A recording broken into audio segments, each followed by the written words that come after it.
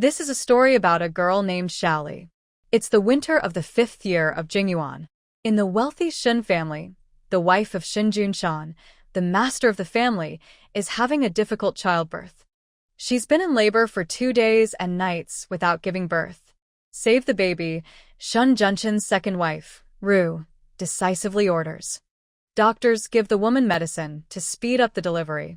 Her painful screams pierce the night air, and despair fills the room. After a while, blood stains the bed. Suddenly, a baby's cry cuts through the silence. "Congratulations, it's a son," the midwife says, handing the baby to Ru. The delivery has finally succeeded, but the first wife has been weak for days, standing outside the room to wait.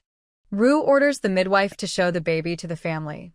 As the midwife walks down the stairs with the baby, snowflakes fall, and the cold wind causes the baby to cry even louder. Shen Junshan's lineage now has an heir, Ru says coldly, her eyes scanning the family members.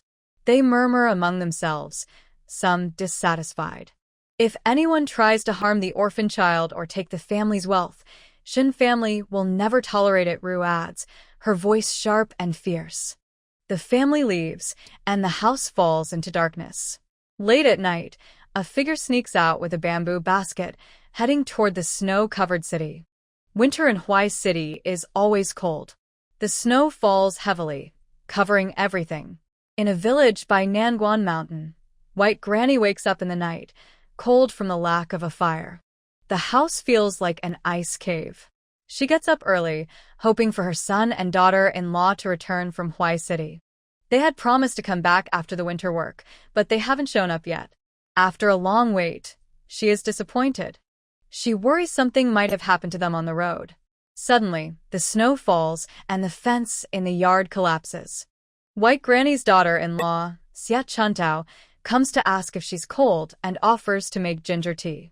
The snow continues to fall, and the children start clearing it away. White Granny calls to her family to start the day's work. Then, a figure appears in the distance.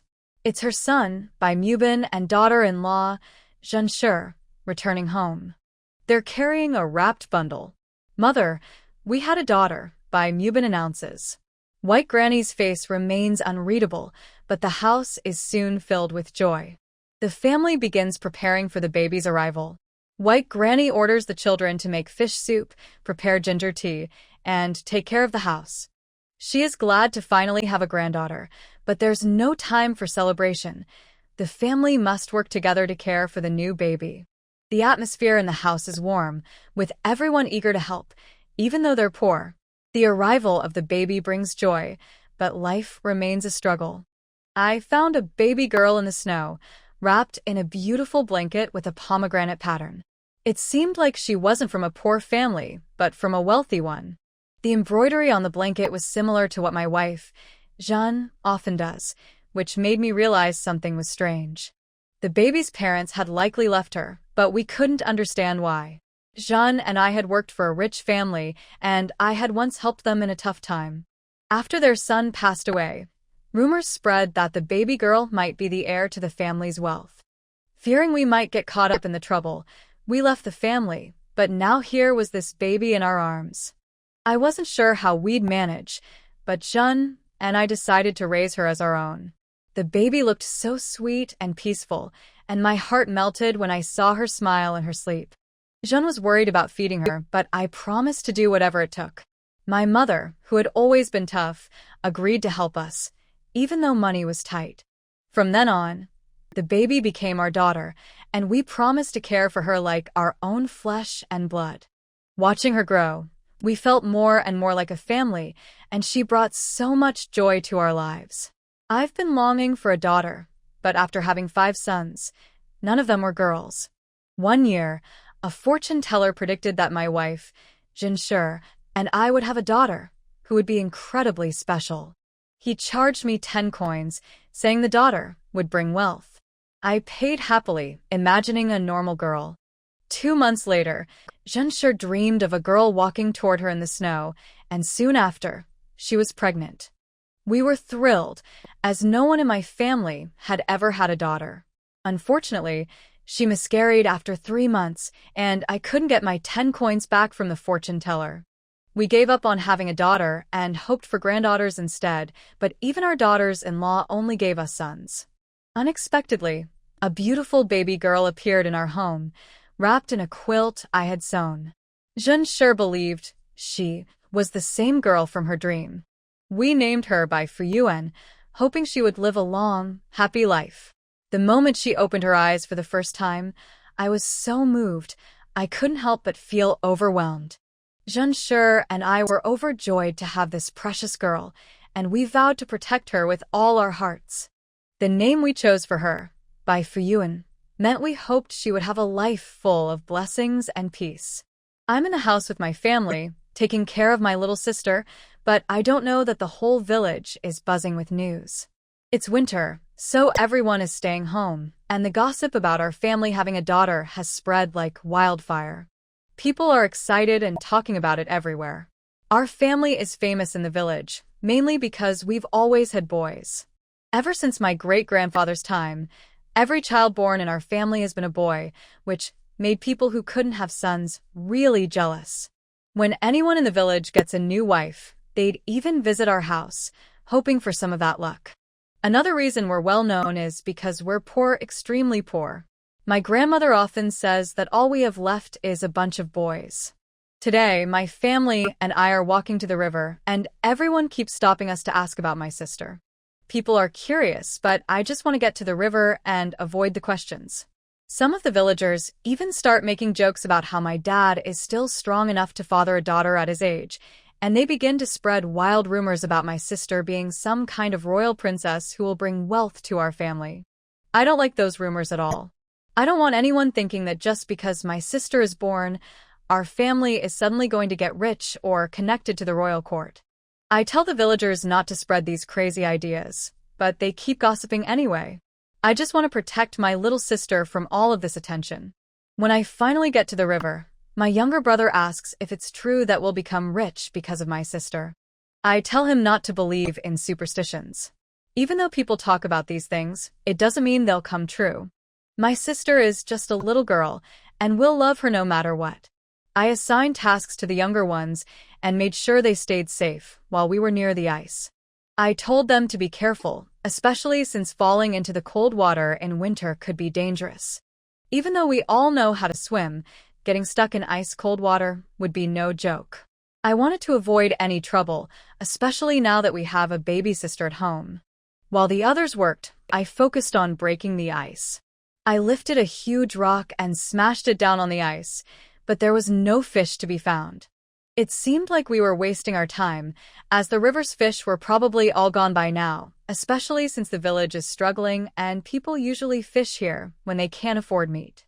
Then, suddenly, White Dalu pointed out bubbles in the water, and before I could stop him, he rushed onto the ice. He called out excitedly about a big fish, and before we knew it, a huge carp jumped out of the water and splashed him. It was a huge surprise. I grabbed the fish and put it in a bucket, and soon we started pulling out more fish, big ones. It felt like luck was on our side. The excitement didn't stop there. More fish kept jumping up, and even my youngest son, White Sandling, was wrestling with a giant fish in his arms. We pulled as many fish as we could and filled up the buckets. I was so shocked and confused.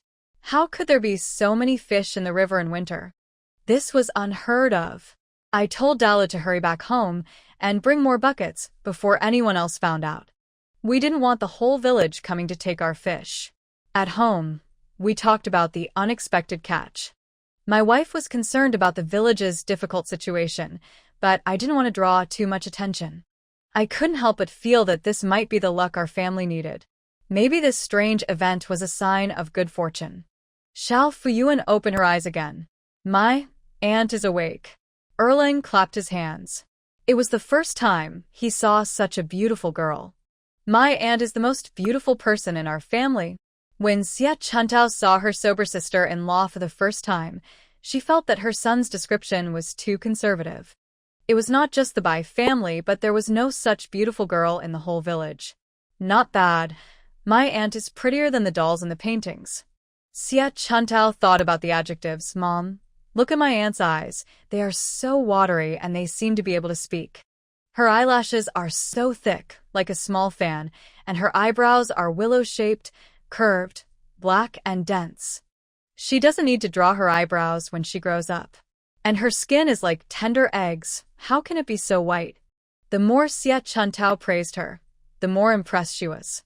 She said her sister-in-law was like a fairy and didn't have the temperament of a country girl at all. She couldn't help but envy her mother-in-law, wishing she could give birth to a daughter in the future. And the fleshy earlobe. Oh, mother. Look, there is a mole on my aunt's right earlobe. The older generation in the village said that people with moles on their earlobes are destined to be rich. Xie Chuntao made a new discovery and boasted about it happily. Wealth or not, that's all empty talk. I just hope she's healthy and safe. If the villagers knew that Xiao Fuyuan's mother died when she was born, they would probably say something different. Zhen thought that she must keep the secret. By the way, Mom, has my aunt been named? Xie Chuntao asked. Yes, my full name is Bai Fuyuan and my nickname is Yuan Yuan. Fuyuan, this is a good name. It means happiness, perfection, and reunion. As Xie Chuntao spoke, she tucked in little Fuyuan's blanket with a smile. Xiao Fuyuan blinked her eyes. The young woman in front of her looked as kind as her mother. She was a good person, and she couldn't help but stick out her tongue. Oh, is little aunt hungry? Erlang asked in surprise. Xie Chuntao asked Jin worriedly, Mother, is it okay to just give my sister-in-law rice soup? When she was borrowing rice and flour in the village, she heard that old lady Bai was selling ewes that had given birth on credit. How could ewes be sold on credit? Only a few families had sheep, and ewes were treasured like their eyes, and they were kept for giving birth and making money. They would not be sold easily, let alone on credit. Zhen sighed and took out the goat milk from the basin of water warmed on the stove beside her. My mother-in-law has been out for a while and hasn't come back yet. I'm afraid she didn't buy the ewe on credit. After finishing this bottle of goat milk, I can only survive on millet porridge. Xiao Fuyuan was not hungry at first, but when he saw Zhen holding the bottle of goat milk, he immediately felt hungry. However, when she heard that she would not be able to drink milk in the future, she felt extremely aggrieved, pursed her lips, and her big grape-like eyes were filled with a layer of mist. Seeing Xiao Fuyuan's delicate and pretty face with an aggrieved expression as if she was about to cry but couldn't, Zhen and Xie Chuantao's hearts almost broke. Who wouldn't feel sad after seeing this?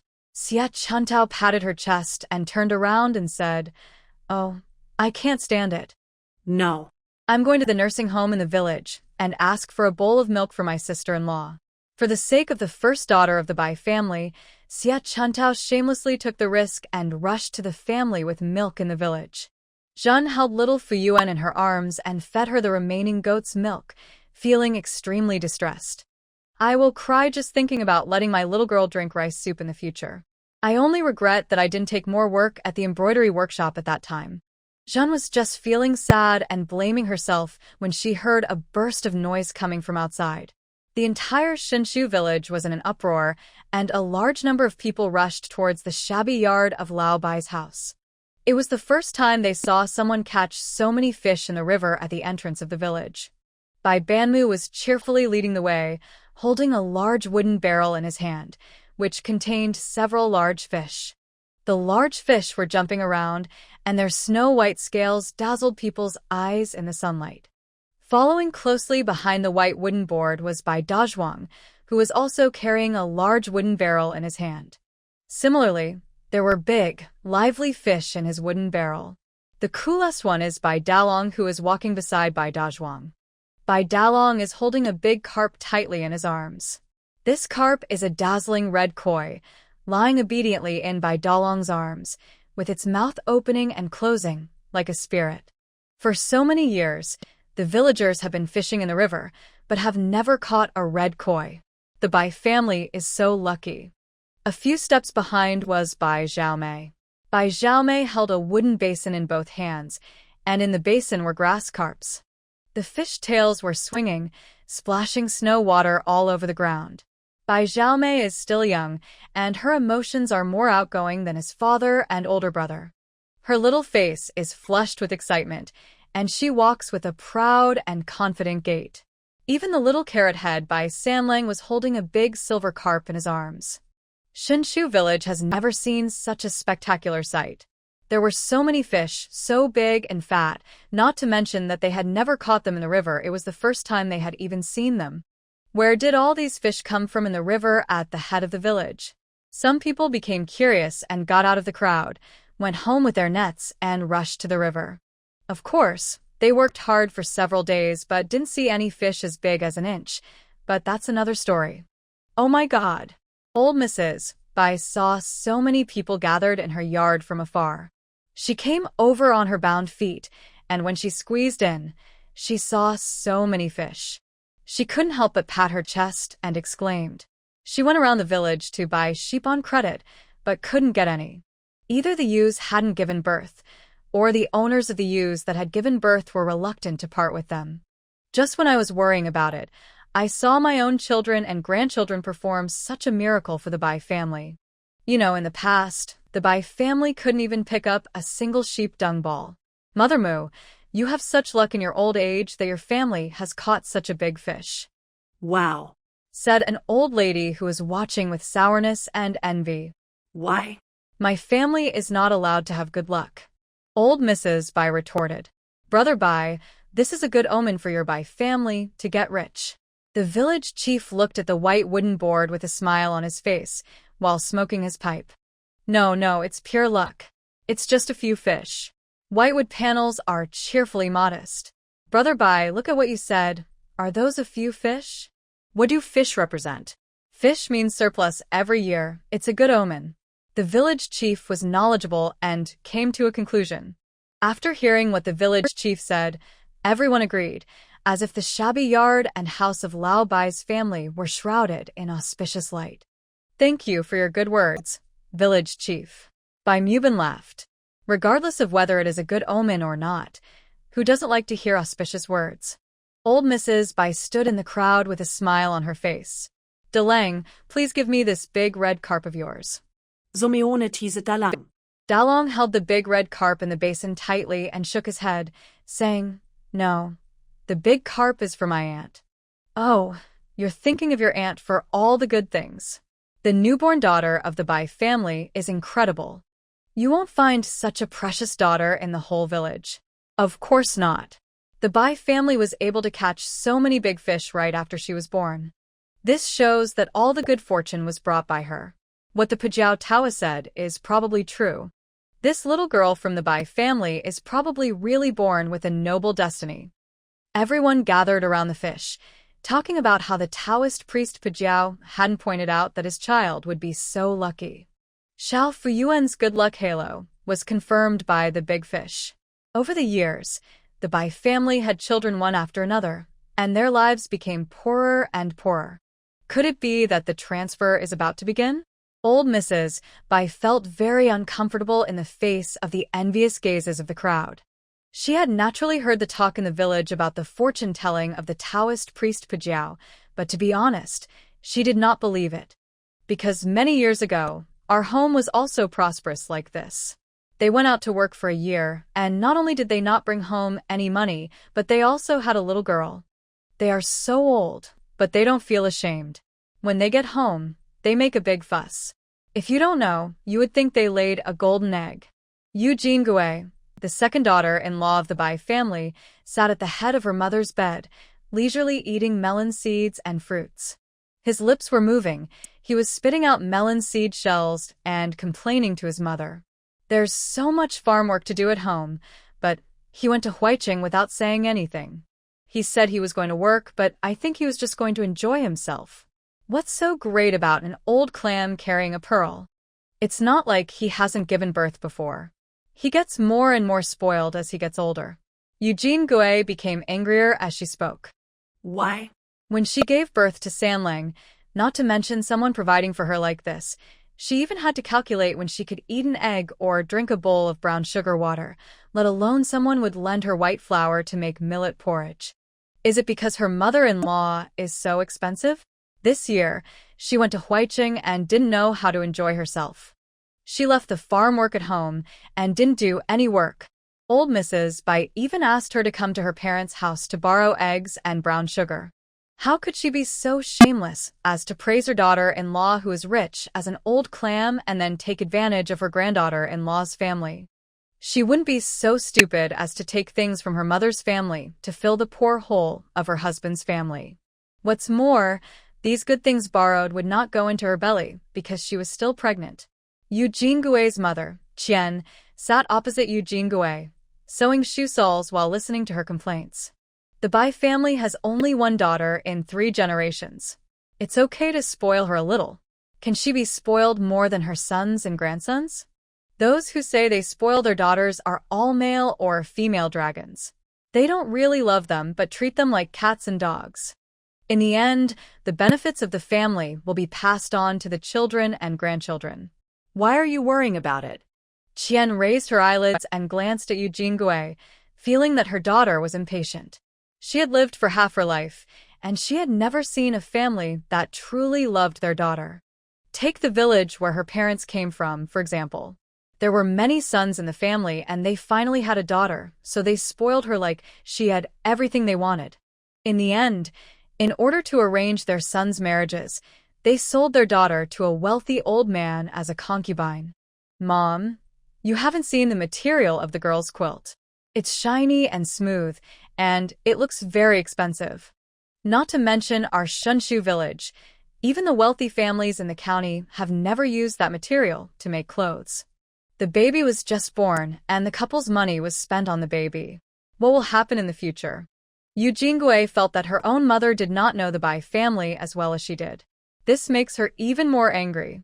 The quilt that Samling was wrapped in when he was born was made from the tattered jacket of her husband Bai Erzwang. Is it because that little girl is so precious? Yes, everyone in the Bai family wants a daughter, but they can't treat a newborn girl like a golden phoenix. In terms of bringing honor to the family in the future, they still have to rely on their sons and grandsons. Eugene Gui felt that her parents-in-law were not smart enough, and even old Mrs. Bai joined in the fun. The family was so poor that they were reluctant to burn firewood in the middle of winter, and the house was like an icy hole. When she was pregnant and wanted to drink a bowl of egg tea with sesame oil, old Lady Bai's eyes were not eyes, and her nose was not a nose. Her parents-in-law were so good that they bought such good material for a maid, but they didn't care about the family's life or death at all. Also, Mother, I thought I could get a girl for my husband, but my mother-in-law got there first without saying anything. So, will the daughter I give birth to in the future be able to surpass my sister-in-law? Eugene Gui touched her belly and was surprised that her belly was still flat 2 months after the diagnosis. She could eat and sleep well and didn't feel sick or uncomfortable. It was not like this when I was pregnant with Samling. Is it possible that being pregnant with a girl is different from being pregnant with a boy? She originally expected that when she gave birth to the first daughter of the Bai family, the whole family would revolve around her and praise her as a great hero. But now, the position of the great hero has been taken away by my mother-in-law. But she doesn't care. When she gives birth to a daughter, she will have to be treated like a mother-in-law.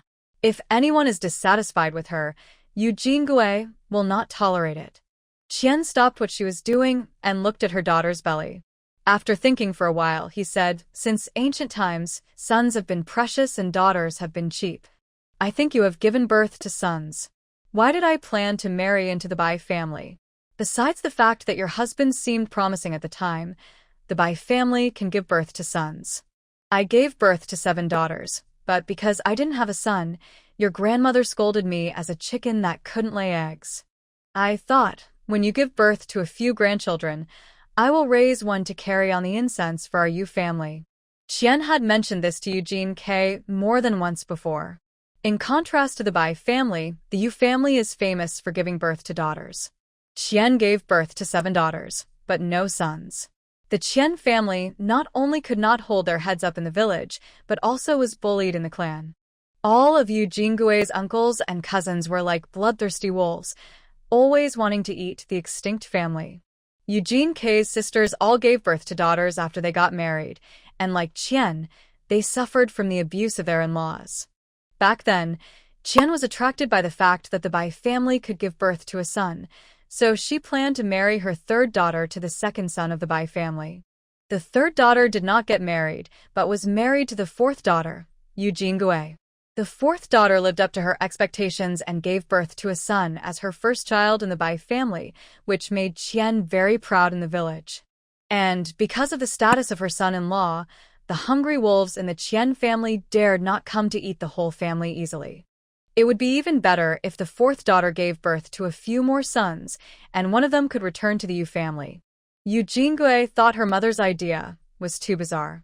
She felt that no matter how many sons the Bai family had, it was impossible for them to be adopted by someone else and give him someone else's surname. Don't even think about it. Mom, you are a toad wanting to eat swan meat.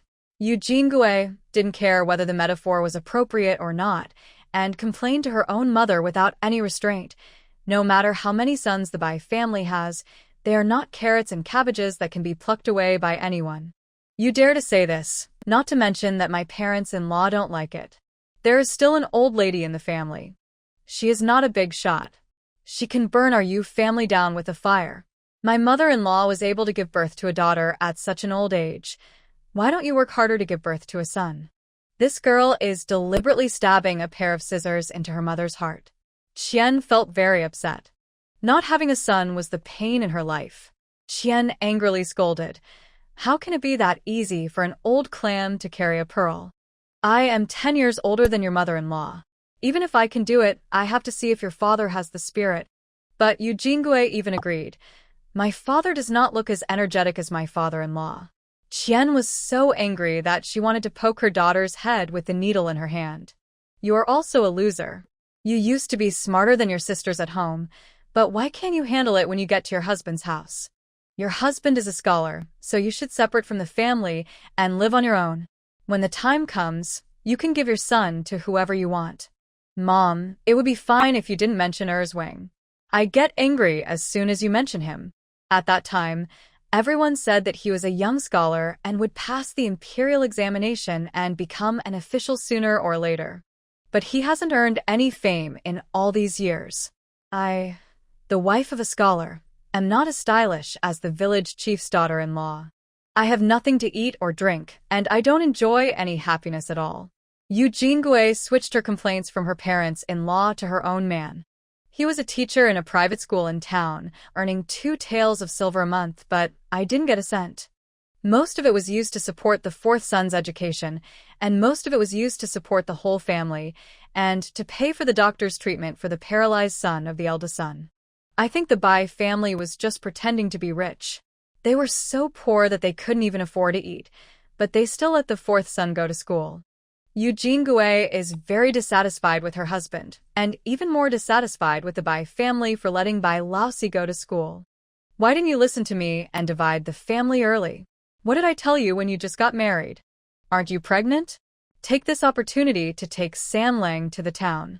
Once you get to the town, don't come back and live your life by yourself. After a long time, the family will naturally be divided. Qian gave advice to Eugene Gui. Eugene Gui glanced at her mother a few times. She had used this method before. It's useless. Her husband always stands against her. Although the scholar is usually very polite, if she insists on separating from the family and living alone, her husband will divorce her without waiting for her parents-in-law to intervene. It's all your fault. If it weren't for your stupid idea, I would have married into a rich family like my third sister. Eugene Gui thought of her third sister who had married into the county as a second wife, living a life of luxury and luxury. Even if the man was as old as her father and set rules every day in her husband's family, it was still better than the plain life of the old Bai family. What's the point of being a scholar's wife? No one praises her at her husband's house, and she is not respected at her own home. People in the village even gossip about her behind her back. She was really out of her mind at that time. She disliked the rich man's age and forced herself to marry the scholar. After all these years, she didn't get any benefits. Qian was exposed by her own daughter, and she felt ashamed. She couldn't help but scold. You girl, you blame me now. Don't forget, I suggested your third sister to marry the scholar from the Bai family. It was you who didn't want to be someone's second wife, so you used tricks on your third sister's behalf to marry into the Bai family. Qian was equally ruthless in exposing her own daughter's shortcomings. Speaking of this, Qian suddenly felt regretful. It's not that easy to find a son-in-law. That's something only rich families do. With a family like ours, how can we compare with others? Who can we recruit? Eugene Gui just thought her mother was daydreaming. The son-in-law who is willing to marry us is either a scoundrel or an incompetent rascal. Eugene Gui snorted coldly. Didn't they say that the third son of your family was going to be someone's son-in-law? Qian thought of the rumors about the third son of the Bai family, and her mind became active. Bai Laosand is not a scoundrel, nor is he an incompetent rascal. He is handsome and capable. Eugene Gui has two younger sisters who are not married yet, so it would be a good idea to marry Bai Laosand to the sixth daughter. That's what they say. He was an apprentice in a lacquerware shop in town. The shop owner, Manager Su, had only one daughter and wanted to marry him. Some time ago, Manager Su came to our house to propose marriage, but she didn't mention it because she was scolded by Erzwang's grandmother, and the fish, meat, cloth, and fruit she brought were thrown away. Eugene Gui grabbed another handful of melon seeds and said as she ate them, Erzwang's grandmother said that if the third son dared to marry into another family, she would just pretend she didn't have this grandson. Qian was surprised and said, since ancient times, marriages have been decided by parents. Erzwang's grandmother doesn't care what your parents-in-law think. 娘，你是不是忘了？老白家谁说了算？二壮他奶。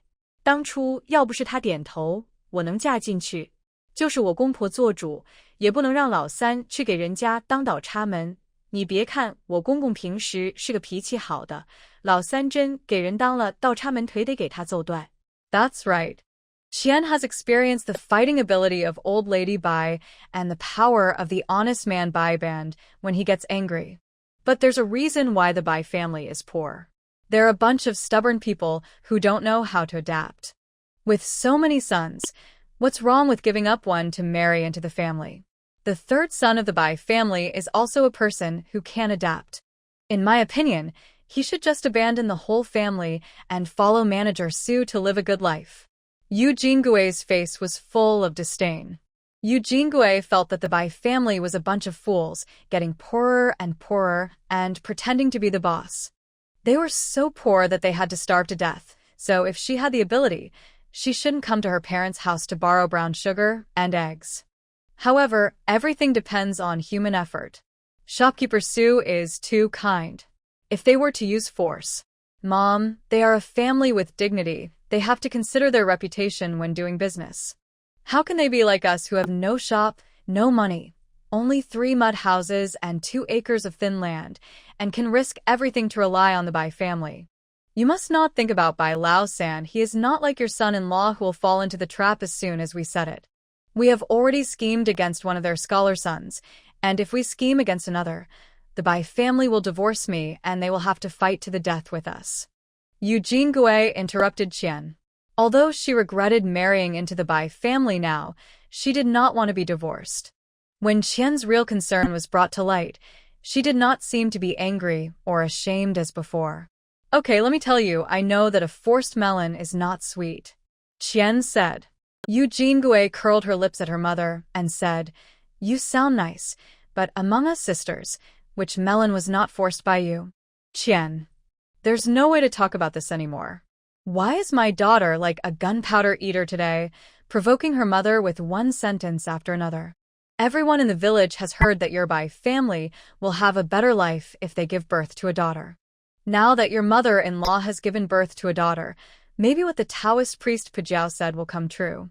You should go back and take care of your mother-in-law, and don't let the old family get there first. Qian felt upset when she looked at Eugene Gui. She stood up, waved her hand, and wanted to drive her daughter away quickly. Mother, do you really believe the nonsense that Taoist Pajiao said? Just relying on a little girl can... Fourth sister. This is incredible. Before Eugene Gui could finish her words, Yu family's 6th daughter, Yu Qingya, ran in startled. Eugene K was startled by her 6th sister. What's up? 4th sister, Uncle Sanlang and Uncle Wu caught a lot of big fish. Yu Qingya panted and described with gestures the feat of the men from the Lao Bai family in catching fish. Eugene Gui was so shocked that she forgot to eat her melon seeds. Qingya, are you serious? Can you really catch fish with the thick ice in the river? Eugene Gui's face was full of disbelief, and her voice rose several degrees. It's true. Yu Qingya nodded desperately. I just came out of your house and saw it clearly. There were 2 or 3 big wooden barrels full of big fish. After saying that, she added dissatisfiedly, I also want to eat fish. I asked Sanlang to get me one, but he refused, saying that all the fish were for my aunt. I am so angry that I, as an aunt, am not as good as a newborn girl. 4th sister, you have to scold Sanlang for me. He is so ungrateful. I was lucky to hold him when he was little. Yu Qingya was so indignant that her face turned red with anger. After hearing what Yu Qingya said, Qian was also surprised. Is the little girl from the Bai family really that useful? Eugene K stood up suddenly and looked around for her shoes. Slow down and take care of yourself. Qian kicked the shoe to Eugene Gui. Eugene Gui touched her belly, put on her shoes, and looked incredulous. Then he looked at Qian and asked in a trembling voice, Mother, could it be that what Taoist Pajia said is true? Without waiting for Qian to speak, Yu Qingya told her the key points of the villagers' discussions.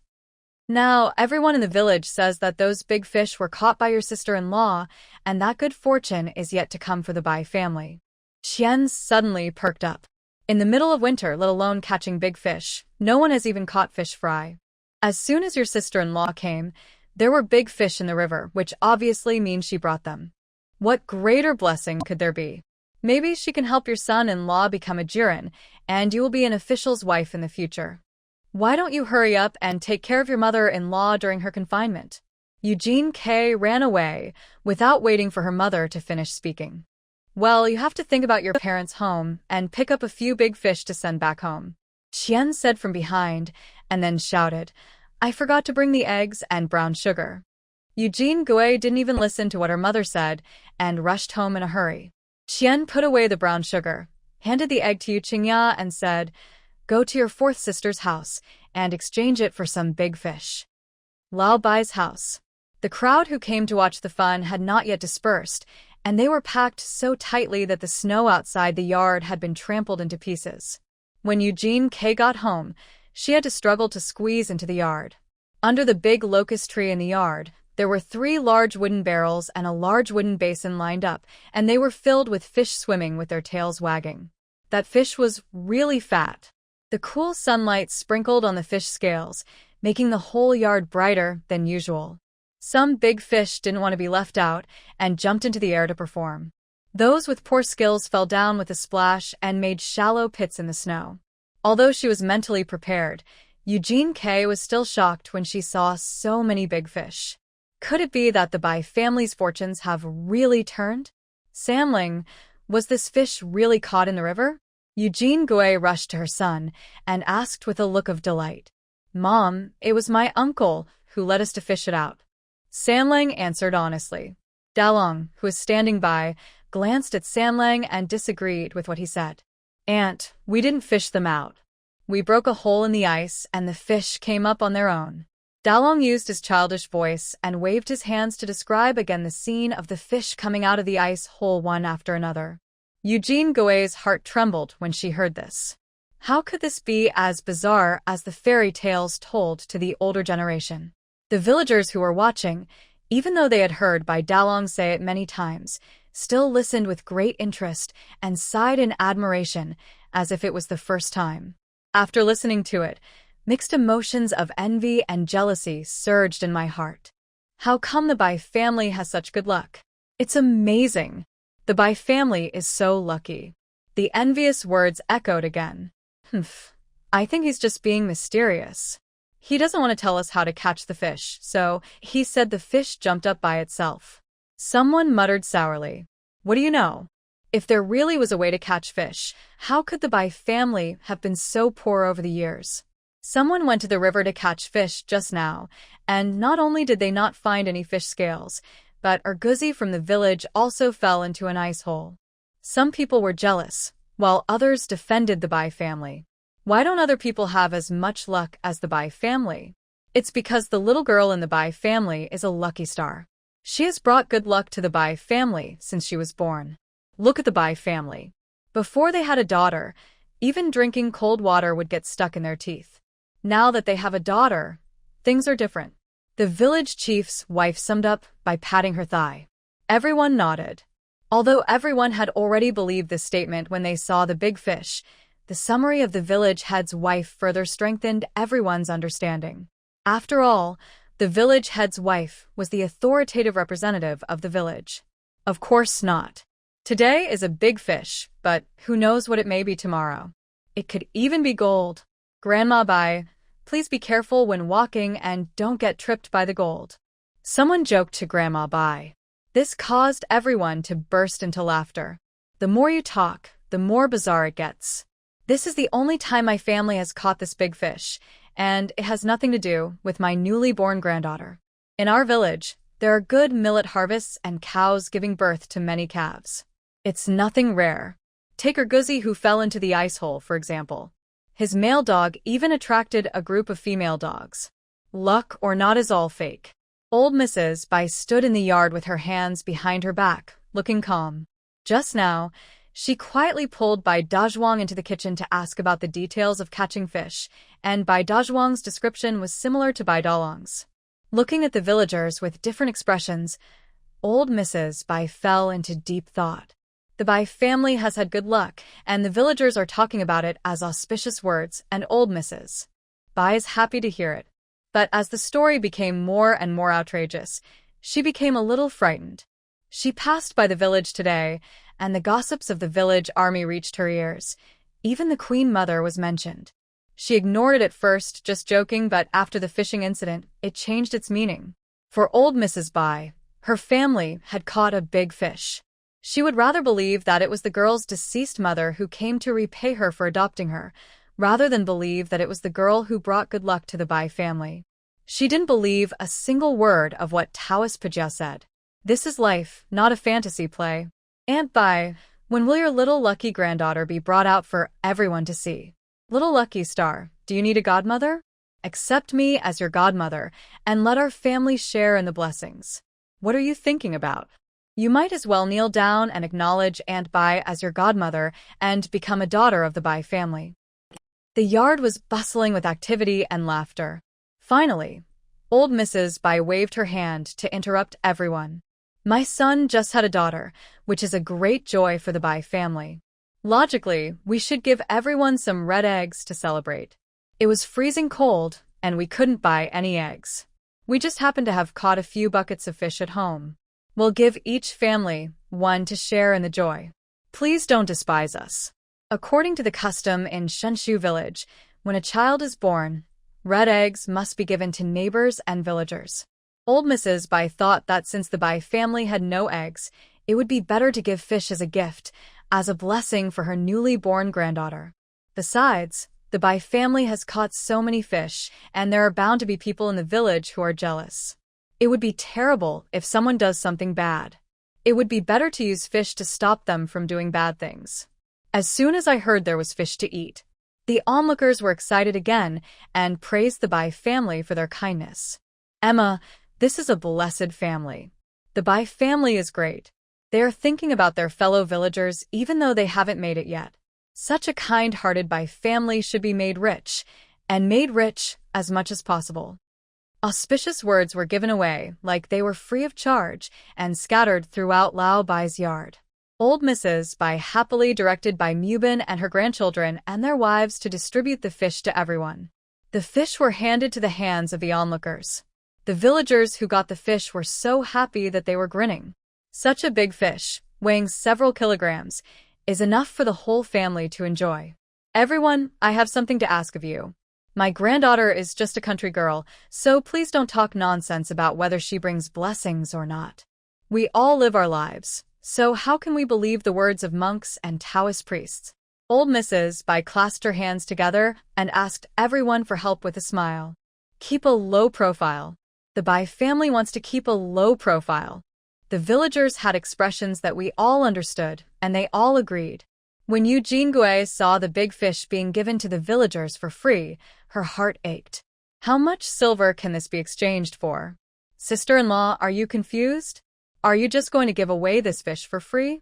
Wouldn't it be better for us to keep it and sell it for money? Let's go and persuade you. Yu Jingui pulled Xie Chuntao and whispered, "We have a new sister-in-law in our family, so what's wrong with sending some fish out? Grandma is happy, so we should be happy too," said Xie Chuntao. "Humph, you are the only one who knows how to please your elders." Yu Jingui was dissatisfied with Xie Chuntao for joining in the fun. "My family is so poor that instead of exchanging the fish for money, I just pretend to be rich."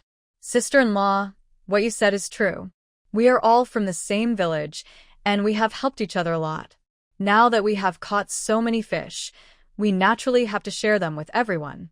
Xie Chuntao looked at Yu Jingui in confusion, paused, and continued, "Don't worry about your sister-in-law who is pregnant. Today is a happy day. We should all be happy." "You are so happy. Xie Chuntao, why are you acting like an elder sister-in-law in front of me? When I give birth to a daughter, I will definitely surpass you." Yu Jingui touched her belly, as if she was injected with strength. "Fish. 6, sister. Take these 2 big ones back to mother." Yu Jingui picked up the 2 largest carps and handed them to Yu Qingya in anger. Most of the villagers in Shenshu village are simple and honest. They know that Lao Bai's family has always had a hard time, and they can't take their fish for free.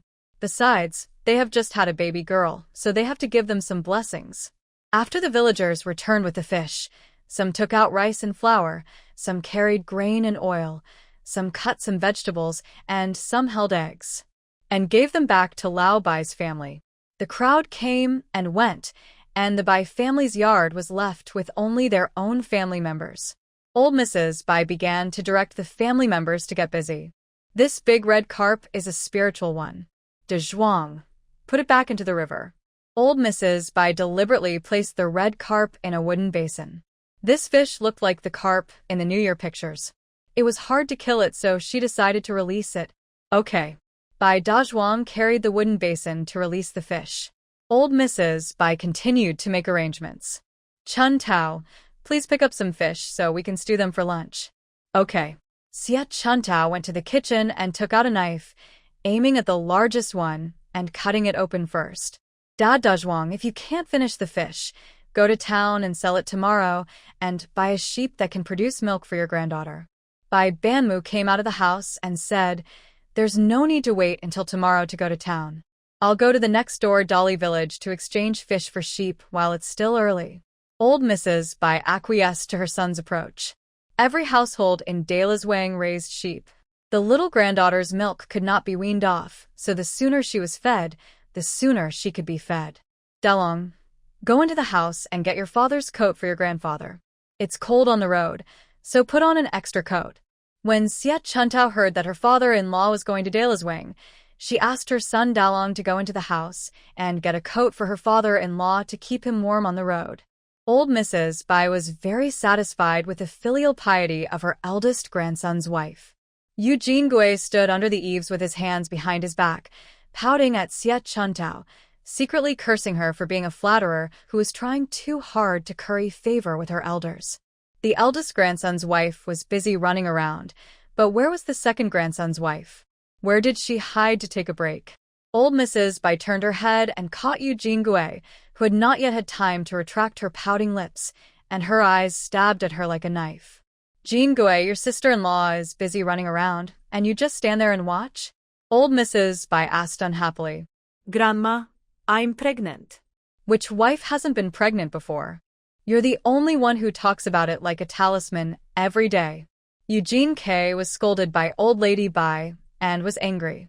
Under normal circumstances, she would not say anything. After all, Old Lady Bai was the one who had the most say in the family. But now she was pregnant, and she had a feeling it was definitely a girl. Eugene touched her belly, and the thought of a girl gave her courage. "Grandma, it's not that I don't want to work. It's that my daughter is too delicate and won't let me work." Eugene Gui straightened her flat belly with confidence. Old Lady Bai's eyes fell on Eugene Gui's belly and sneered. Did you do any heavy work? Would it be tiring for you to pass a ladle to your sister-in-law to scoop a bowl of water? If you really give birth to a daughter, I will go down and ask our ancestors to give you a title. It depends on whether you have that blessing. What does that mean? Are you looking down on Eugene K's belly? The old man is very cruel when he is against people. Eugene Gui was so angry that she had a heart attack and turned around and went into her own room in the side room. There are so many people in the family. Why can't she be missing? The more she is asked to work, the more she refuses to do it. She was pregnant with the daughter of the Bai family, and her mother-in-law gave birth to a daughter and hid in the house. As a daughter-in-law, she followed suit and acted in a pretentious manner. In fact, a farm wife has no right to be spoiled even if she is pregnant. She still cooked, burned firewood, and washed clothes with a big belly. Some women even go back to work in the fields right after giving birth, before they even finish their confinement period. However, Lao Bai's family is different. Although they are poor, they never treat their daughters-in-law harshly. My wife is pregnant, so try to let her rest. Therefore, when Eugene K was being lazy and sly, Old Lady Bai made a few sarcastic remarks, but she was not very angry. Mrs. Bai thought that since the family was so busy, it was not too much for Eugene Gui to hand over some firewood to light a fire. But she was the one who always acted arrogantly and pushed all the work to Xia Chuntao. If she didn't kill Eugene Gui, she might have to ride on the heads of everyone in the Bai family and make trouble. Grandma, just let my sister-in-law take a rest. I can do this little work. Xia Chuntao felt that it was unacceptable that the family had just welcomed a new sister-in-law, and the old and the young were quarreling over work. Mom, let me light the fire. When Zhen heard her daughter-in-law and mother-in-law arguing, she came out and took the initiative to do the job. No, just stay in your room with the kids. Old Mrs. Bai waved her hand and said with a look of disdain, I'm afraid you'll set the kitchen on fire.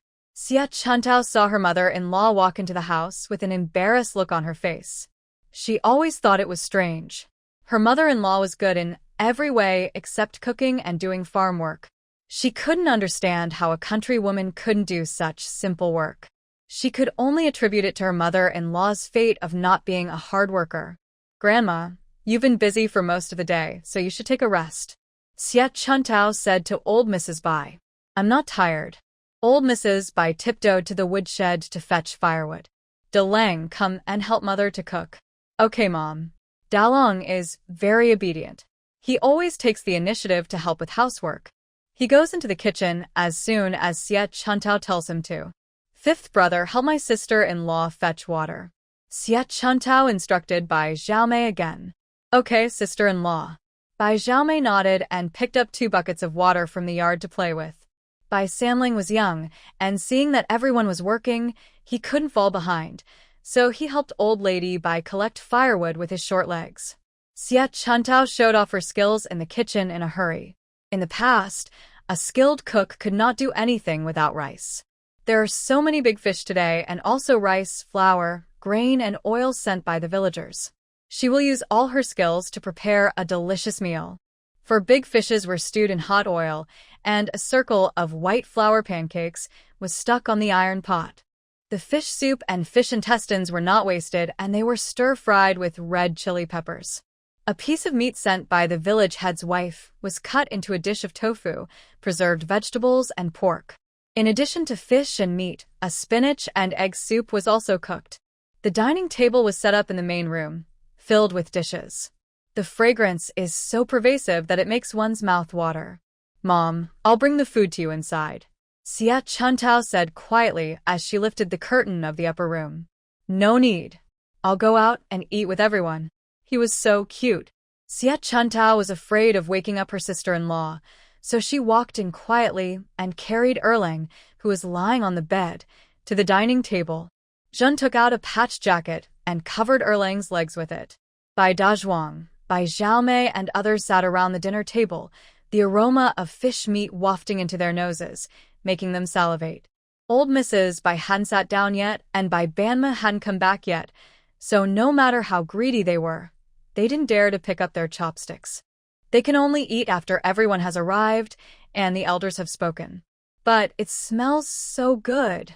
I can't help it. Chun Tao, put some of the vegetables in the bowl for your father. We won't wait for him. Old Mrs. Bai stepped into the main room with a big bowl in her hand. Xia Chuntao took it and carefully picked out a few large pieces of the best fish and put them in a large bowl.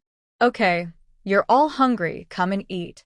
Old Mrs. Bai sat in the seat of honor, raised her chopsticks, and gave the order. Everyone started to move. It's been a long time since the Bai family had any meat. I last ate pork dumplings during the Chinese New Year last year. It's been almost a year, and I've been eating bland food all day long. The adults could still hold back, but the kids were so greedy that they went crazy. Bai Xiaomei, Dalong, and Sanling swung their chopsticks like raindrops, and even Sanling ate fast and anxiously. Eugene K was like a hungry wolf pouncing on its prey, picking out the tenderest meat from the fish's belly. Xia Chuntao and Jin looked at each other and had the same idea. They would eat less and leave the meat for the children. So the mother-in-law and daughter-in-law only picked tofu and vegetables to eat. Old Mrs. Bai raised her eyelids, tapped the table with her chopsticks, and said to the mother-in-law and daughter-in-law, "Who are you doing this for? You don't eat fish? You don't eat meat? Who do you leave it for? For your husband and son?" Zhen and Xia Chuntao paused in their chopsticks. Let me tell you, the women in our family work just as hard as the men. Do they have no hands or legs and need you to help them? If you don't want to eat, just stop working and save food. Old Mrs. Bai was not polite at all. He then blasted the men at the table, led by Bai Dazhuang. Are you the emperor or the government officials? You want your wife and mother to give way? If you want others to give way, see if you have the ability to do so. What? You just caught a few fish and you're already cocky. Bai Dazhuang. Eugene K shouted as if she had received a token. If you don't eat it, I will. I can eat a whole fish in one go. Mrs. Bai didn't give her any face at all. You are a pig, of course you can eat that much. Xia Chuntao and Jin knew that Mrs. Bai had a sharp tongue but a soft heart, and she was worried about them. So under Mrs. Bai's compulsion, they reached out for the fish with their chopsticks. After being scolded by his grandmother, Bai Dazhuang reached out for his chopsticks, first picked up a piece of fish meat from the fish belly and handed it to his mother's bowl, then picked up a piece of fish tail meat and put it in his wife's bowl. Finally, he picked up the fish head and gave it to Mrs. Bai. Grandma, you like fish heads? Mrs. Bai's expression eased a little, but she said disdainfully, your grandma is not old enough to lift the chopsticks, so you don't need to pick them up. Bai Dazhuang. Bai Xiaomei and Dalong followed suit and picked up food for their mother. Sanling glanced at Eugene K and thought his mother might not need it, so he picked up 2 pieces of fish, one for his cousin Erlang and one for old Lady Bai. Old Mrs. Bai was very relieved. Although Eugene K was not sensible, it was fortunate that Sanlang did not grow up astray along with her. The days are short in winter. After lunch and washing up, the sky quickly becomes dark. Zhen sat by the bed and took apart the white satin jacket with a garland pattern.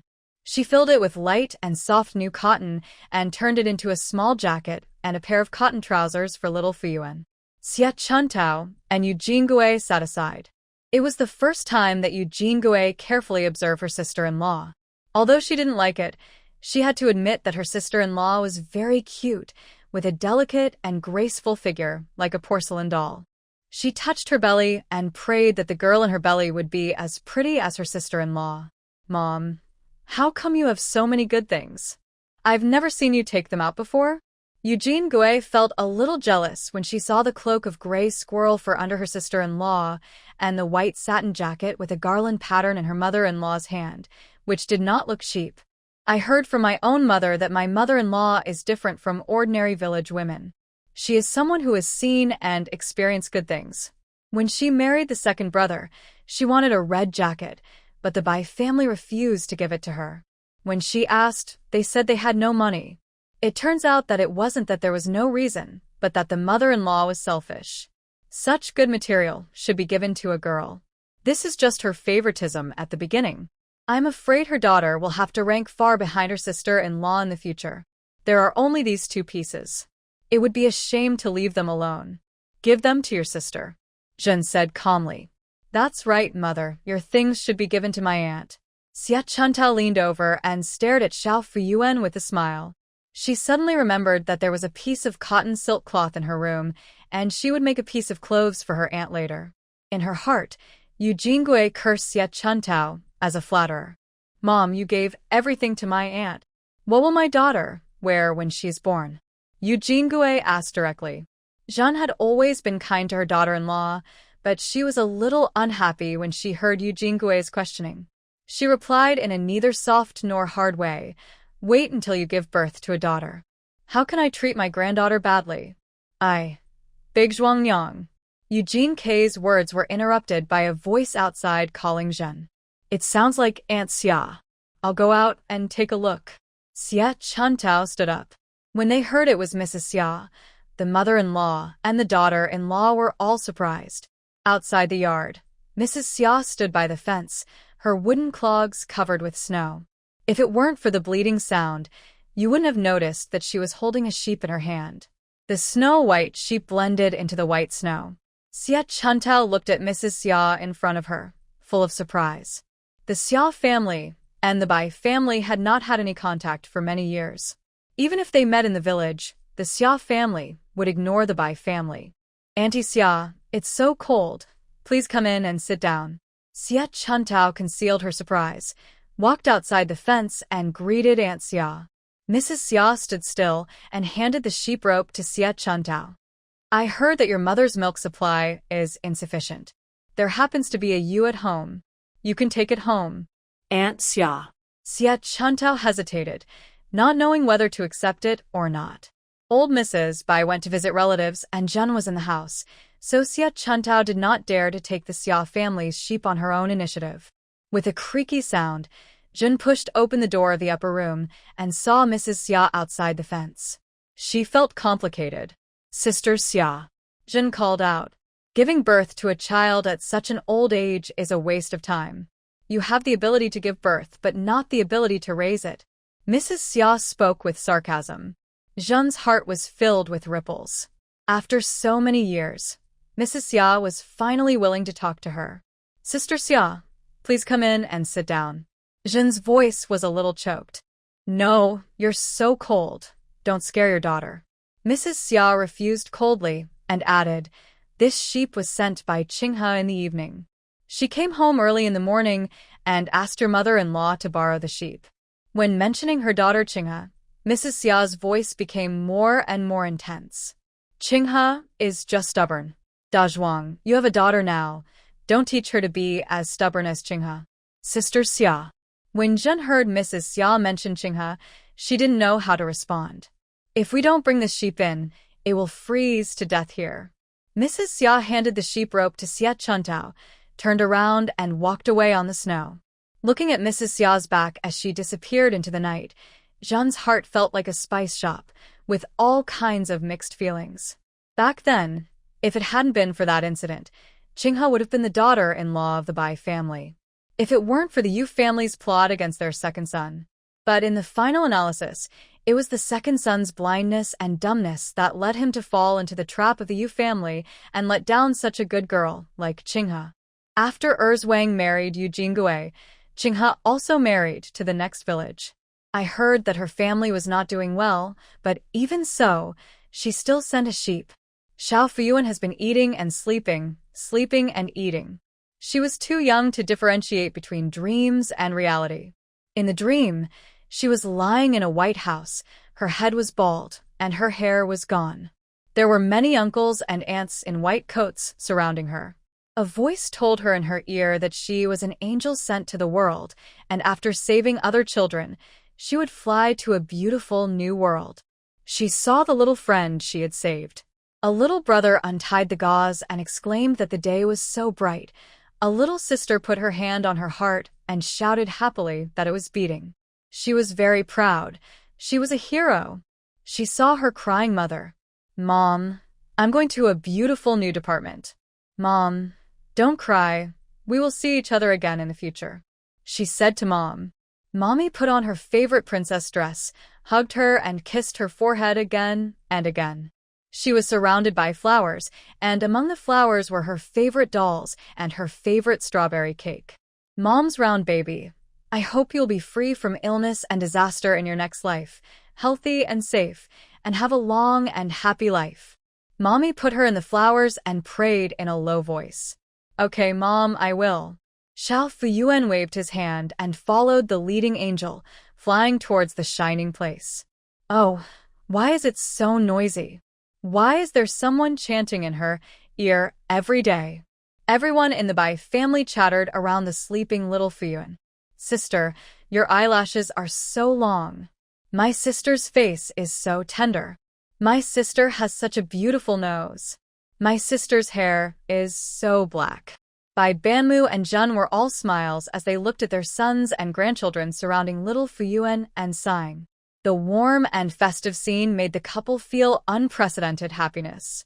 Old Mrs. Bai sat by the bed. She, who usually had a bad face, looked at her grandchildren with a kind face. It's different when you have a girl at home. The whole bare house no longer seems lonely. I think my sister is as bright as spring flowers and as bright as the spring moon. The one who speaks in a very elegant manner is the second son of the Bai family.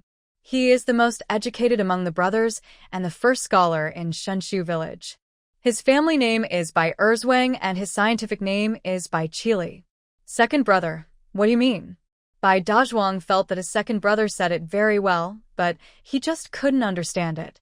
It means that my sister's face is as bright and beautiful as spring flowers, and her fair skin is as bright and pure as the autumn moonlight. Bai Erzwang explained. Second brother, speak properly and stop showing off your knowledge at home. What are you talking about? How can it compare with your sister? Bai Banben coughed and scolded Bai Erzwang with a straight face. What's wrong with being a scholar?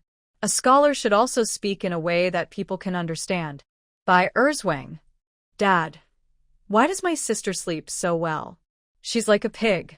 The one who spoke was the third son of the Bai family, Bai Sanjuang. Bai Mubin glared at his third son. Why didn't he notice that the third son spoke so vulgarly before? What did he mean by like a pig? Was that used to describe girls? You are the pig. When you were a child, you slept much more than your sister. You didn't wake up even after you pooped all over the bed. Bai Mubin opened up about the embarrassing things that happened to the third son of the Bai family. Dad, I've already graduated as an apprentice in the lacquerware shop and you still talk about me like that. Bai Sanjuang's face was full of aggrieved. He was now the future shopkeeper who was being trained by the lacquerware shop, but now he was nothing compared to his sister. Even if you are the king, you have to listen to me. Bai Mubin glared. Bai Sanjuang. Yes, Dad, you are right. In return, the white wooden board looked disgusted. Today, except for Bai Lao Si, all the other sons of the Bai family are present. The second, third, and fourth sons of the Bai family are usually in the town. One is a teacher in a private school, one is a clerk in a lacquerware shop, and one is studying in a private school. It snowed heavily in the past few days.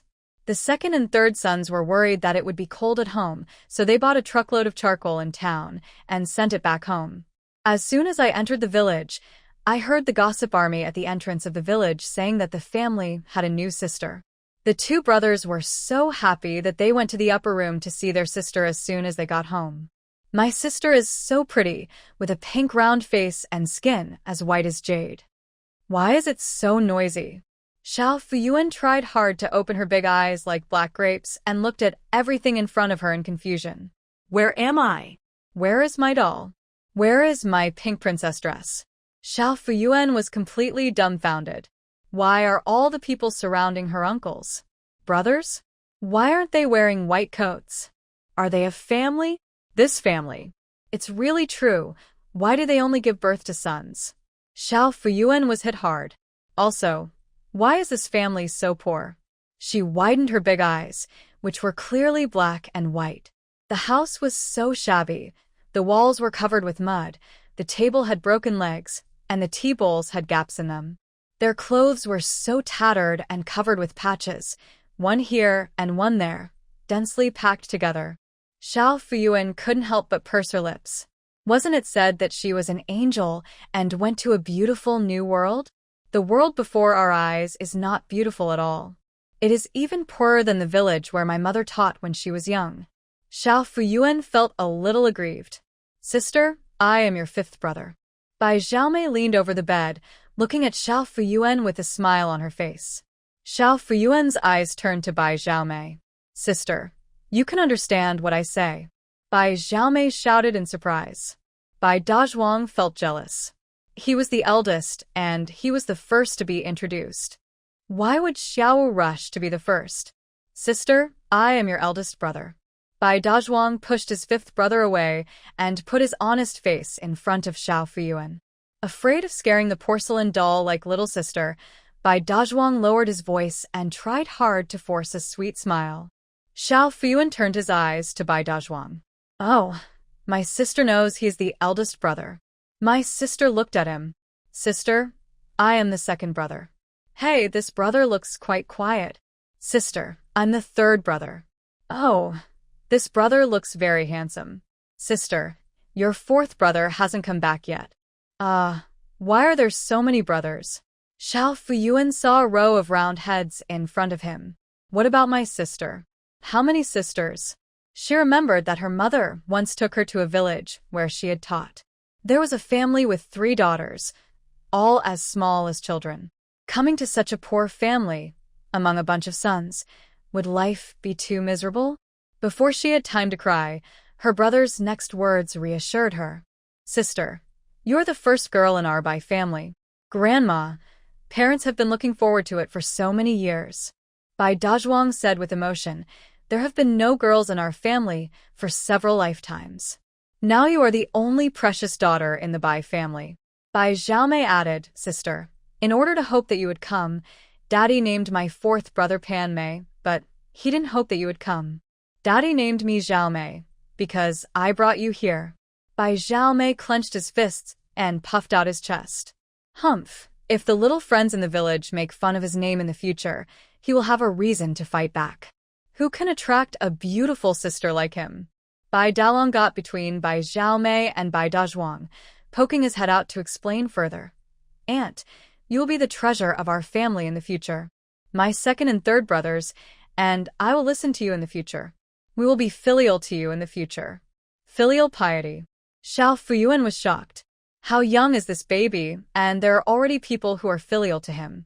After Xiao Fuyuan heard what the 2 men, 1 big and 2 small, said, the miserable scene of working with snowflakes flying in the north wind in her mind disappeared. She is the only daughter in this family. It seems that she is the darling of this family. The new darling of the family, Fu Yuan, rubbed his eyes. Hey, where's the person who sounds like mommy? That's right, she is called Mother. Little Fu Yuan's big round eyes turned, and he saw his mother sitting next to him. My mother looks alike to my mother, with such bright eyes, such white skin, such black hair, and a very gentle smile. The smell on her body is just like that.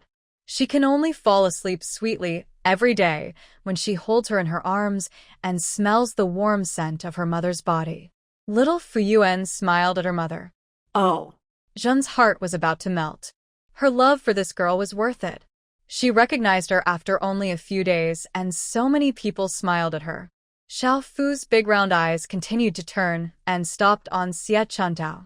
Aunt, I'm the eldest sister-in-law, Xie Chuntao said with a smile. Sister-in-law. Sister-in-law looked so gentle, just like the nurse who gave her injections in the ward. After each injection, the nurse would gently touch her head, praise her for her bravery, and give her chocolates and candies. I'm your father. This father introduces himself to Xiao Fuyuan every day. She has gotten used to it. Oh, and there's Grandma. Grandma looked like someone who was not easy to mess with, but Xiao Fuyuan felt very kind to her when she saw her. Grandma was like a professor who made rounds, scolding people with a stern face in front of the nurses and doctors, but smiled and praised her as a cute little angel behind their backs. This baby is hungry. Xiao Fuyuan twisted her body, looked at Jin eagerly, and pursed her lips. This was her standard action when she was hungry, and Zhen immediately understood. Hey, little darling, I'll give it to you right away. Zhen held little Fuyuan in her arms, feeling extremely distressed.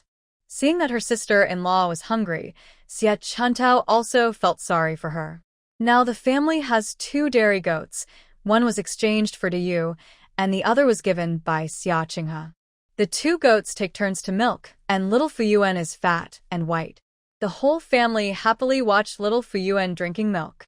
The white wooden board compares the childhood images of the little girl and the boys in front of him. The girl is still better.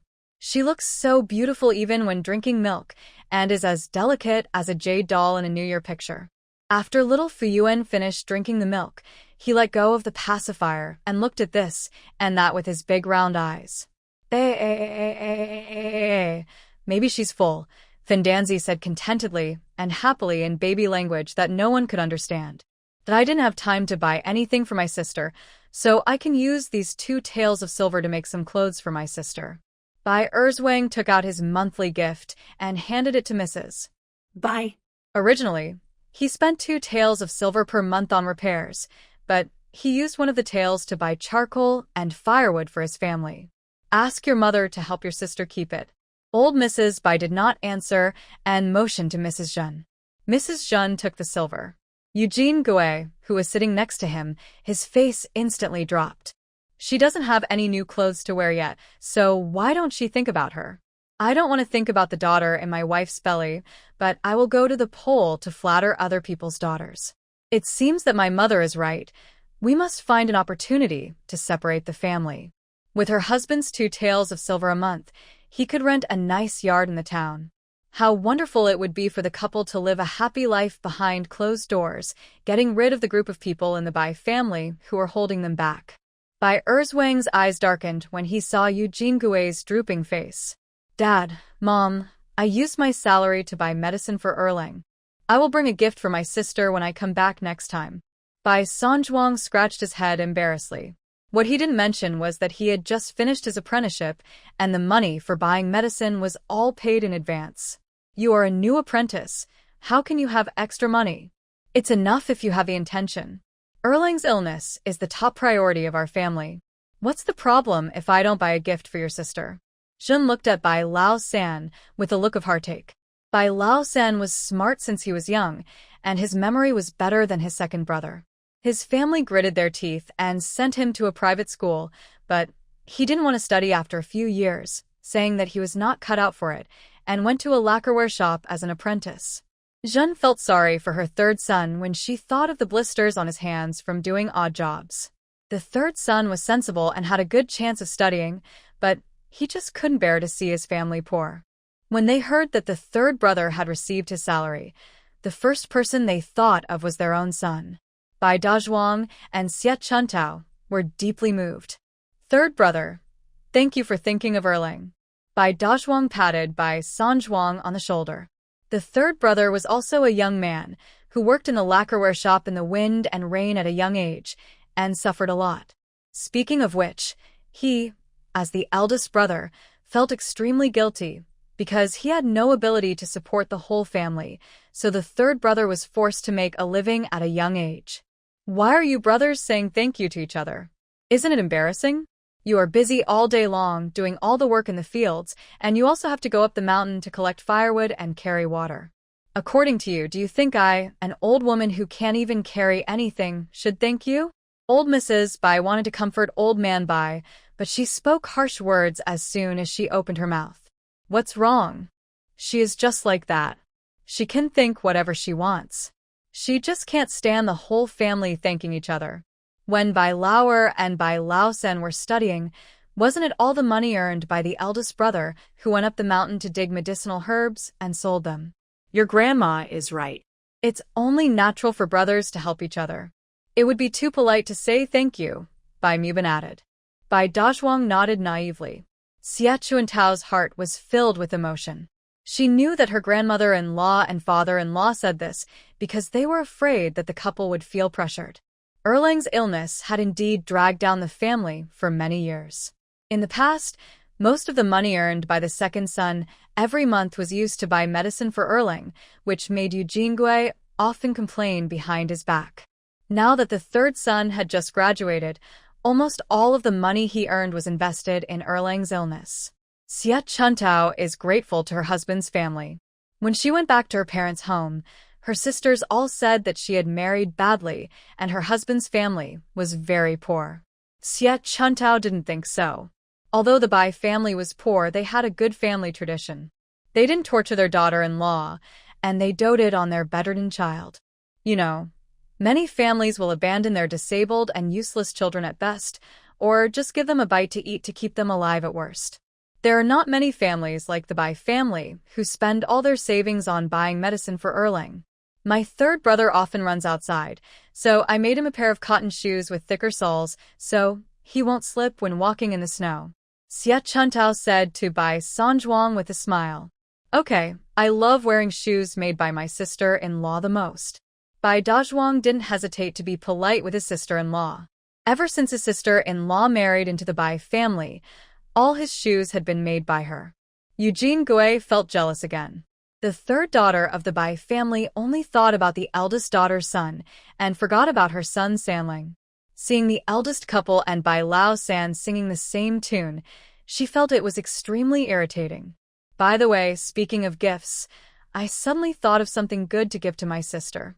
Bai Sanzhuang suddenly thought of something, reached into the lining of his clothes, and took out an emerald green jade pendant.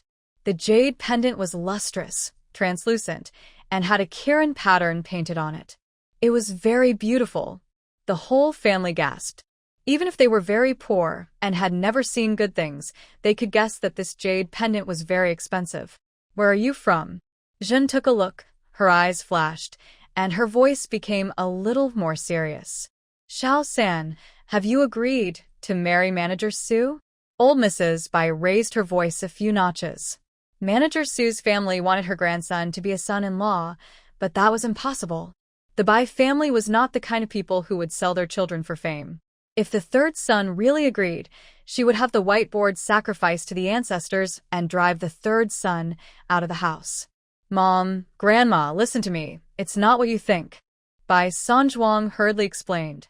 Some time ago, Bai Sanzhuang drove a horse-drawn carriage carrying a batch of lacquerware to a wealthy family in Huicheng. When we came back, it was snowing heavily.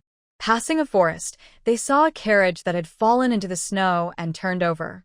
Under the carriage was an old man covered in blood, buried up to his neck in the snow. Bai Dazhuang reached out and found that the old man was still breathing. Since there is energy, we must save people. Bai Sanzhuang took great pains to move the carriage and dragged the old man out from under it. Unexpectedly, the old man was holding a little boy of 3 or 4 years old tightly in his arms. The little boy was wearing a thick brocade cotton coat. He was cute and fair as ice. He stared in the snow without crying or making a fuss. He asked the young master what his surname was, where his home was, where he was going. The young master never said a word, and Bai Sanzhuang felt that the young master was frightened. He couldn't just leave them alone after dragging them out. If he didn't do anything in this snowy place where there was no village or shop nearby, the old man and the child would freeze to death sooner or later. Bai Sanzhuang decided to be a good person to the end. He tore off his clothes and wrapped them around the old man's wound to stop the bleeding. Then he carried the man to the delivery cart, placed him down, picked up the young master, and took them to town together. After arriving in the town, he was in trouble. He lived alone in the shop and had no place to accommodate an old man and a child, and he had no money to put them in a hotel. Fortunately, Tian Mai Miao, the eldest sister of the butcher shop next door, was a kind-hearted girl.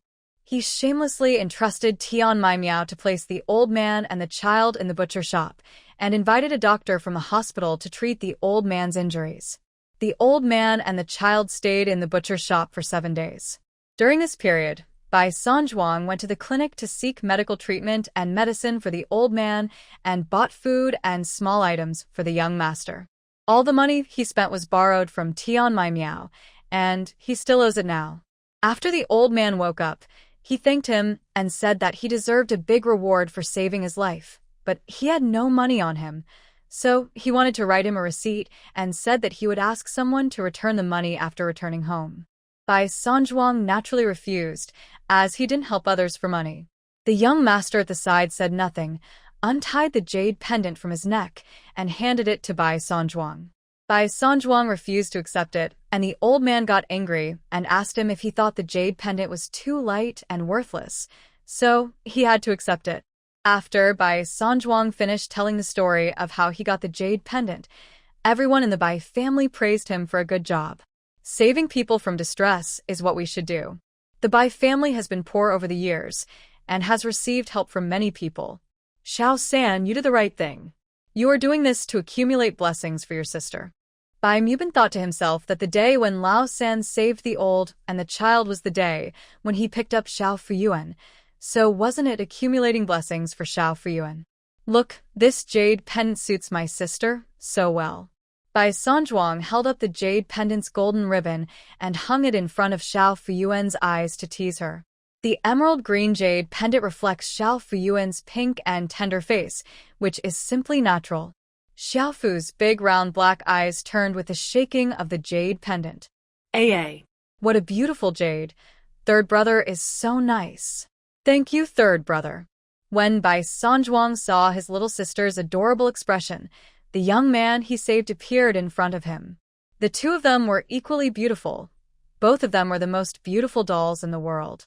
Since this jade pendant suits the young master, it also suits his sister. Zhen took the jade pendant from Bai Sanzhuang and moved towards where old lady Bai was sitting. The mother-in-law and daughter-in-law took the jade pendant and looked at it carefully together. Have you figured out what's going on? Old Mrs. Bai asked Zhen. I can't tell. This is the first time I've seen jade with this kind of pattern. Zhen shook her head. Mrs. Bai thought for a moment and said, since it's a thank you gift for Xiao San's good deed, I don't think there's anything wrong with it. Let's keep it for Xiao Fuyuan to play with. Zhen seemed to want to say something, but stopped herself. Finally, she nodded slightly, put away the jade pendant, and carefully stuffed it under Xiao Fuyuan's mattress. Naturally, everyone in the Bai family didn't know what old lady Bai and Zhen were talking about, but they were used to it. They often talked like this, and just thought it was a unique way for the mother-in-law and daughter-in-law to get along with each other. Dad, Mom, Grandma, my third brother, and I were passing through the village and heard people talking about how our family will become rich if we have a daughter. They also said that my sister attracted a lot of big fish to our family as soon as she was born. Bai Erzwang mentioned the villagers talk about the Bai family having a daughter. Bai Erzwang is a scholar and knows what a person will face once he is labeled as lucky. The previous dynasty liked to recruit people with special abilities from the public. Those who were labeled as lucky were caught to pray for rain and drive away locusts. Even when two countries were at war, the so-called lucky stars were allowed to stand on the city walls to pray for good luck, but they were eventually beaten to a pulp. The lucky stars' families were either killed or exiled. He felt that he needed to discuss with his family the topic of the Bai family's good fortune in having a daughter. Old Mrs. Bai's heart skipped a beat. Although old Mrs. Bai emphasized to the villagers not to mention the fact that the Bai family would be rich and prosperous if they had a daughter, she could not stop the villagers from gossiping. The story of Xiao Fuyuan attracting the big fish is becoming more and more mysterious, dominating the hot search list of Shinshu village almost every day, and he is definitely a new top star.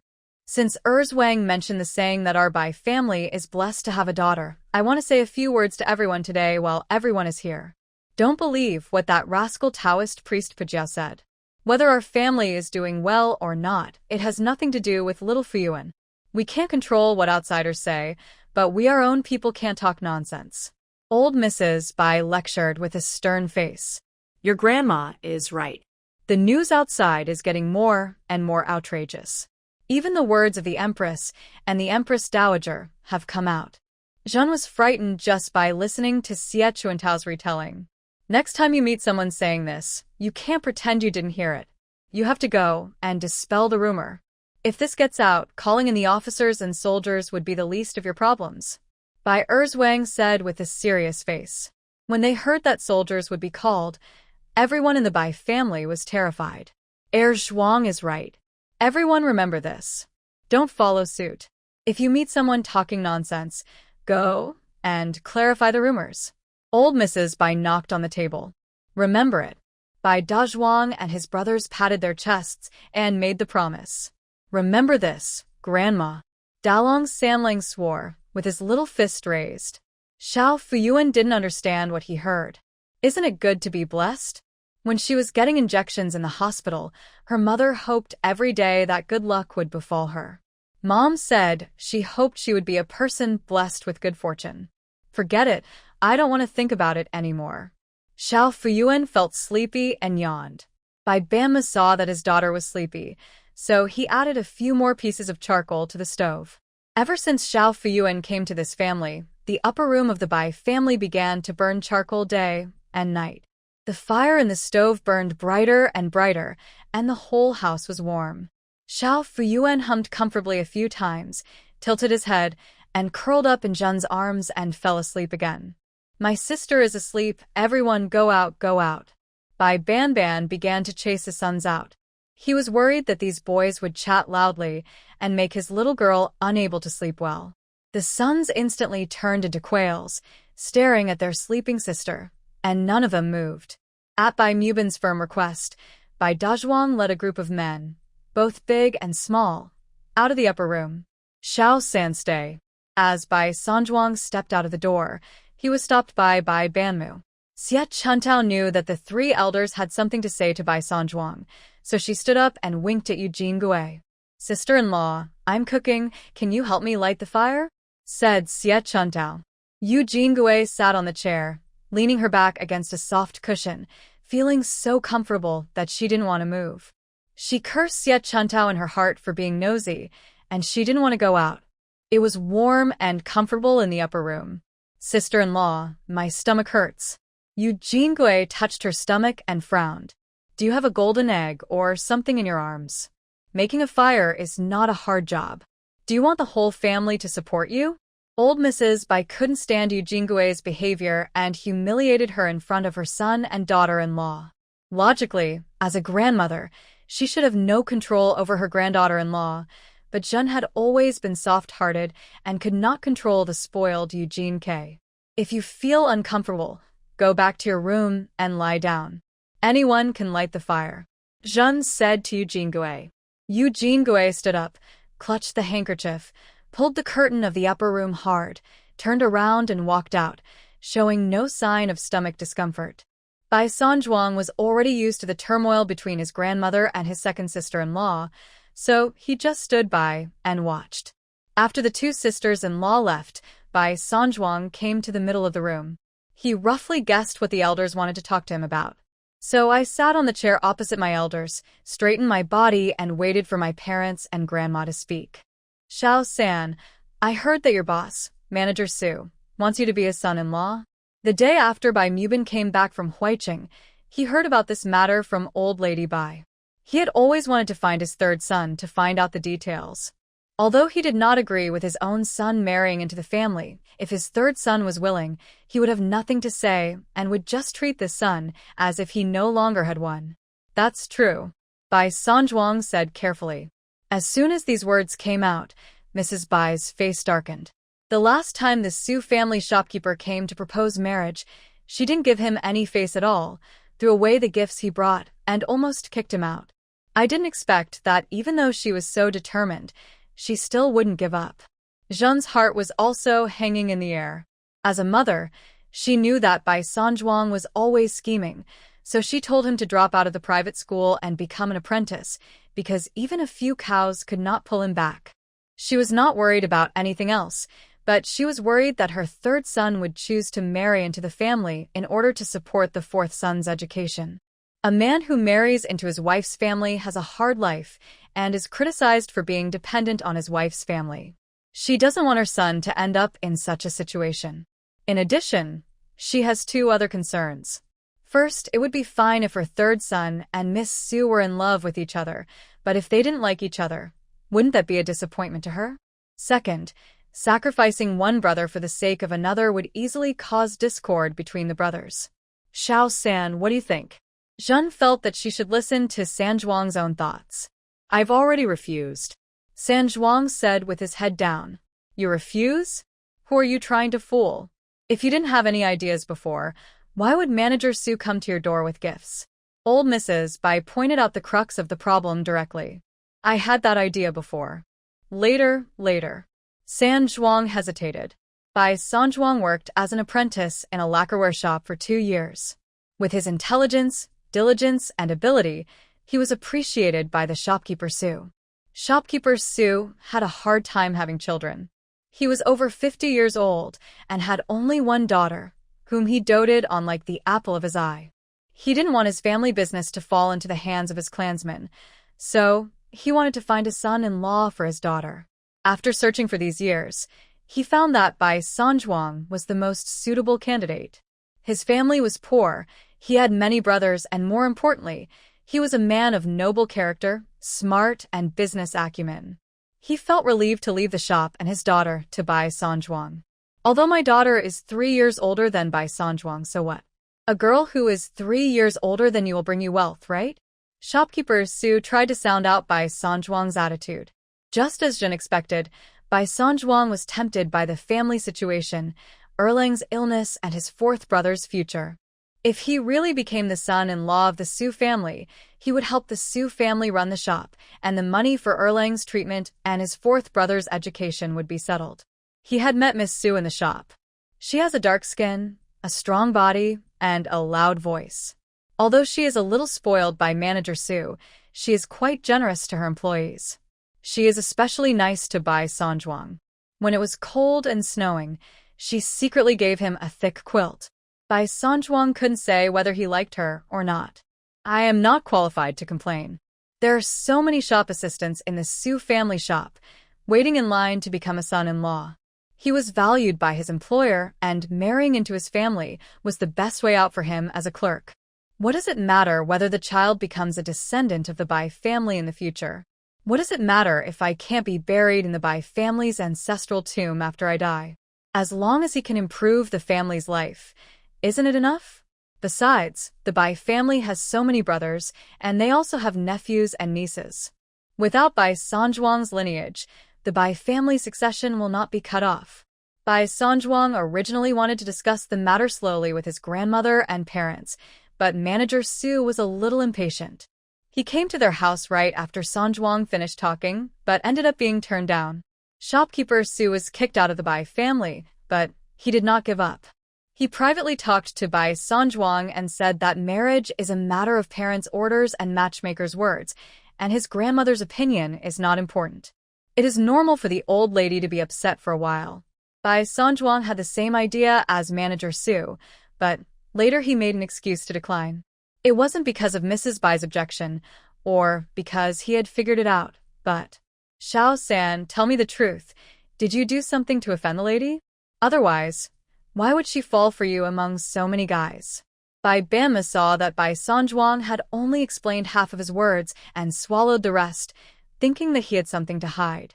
Neither old lady Bai nor Mrs. Zhan liked to hear this, and Bai Mubin received a pair of cold stares from his mother and daughter-in-law.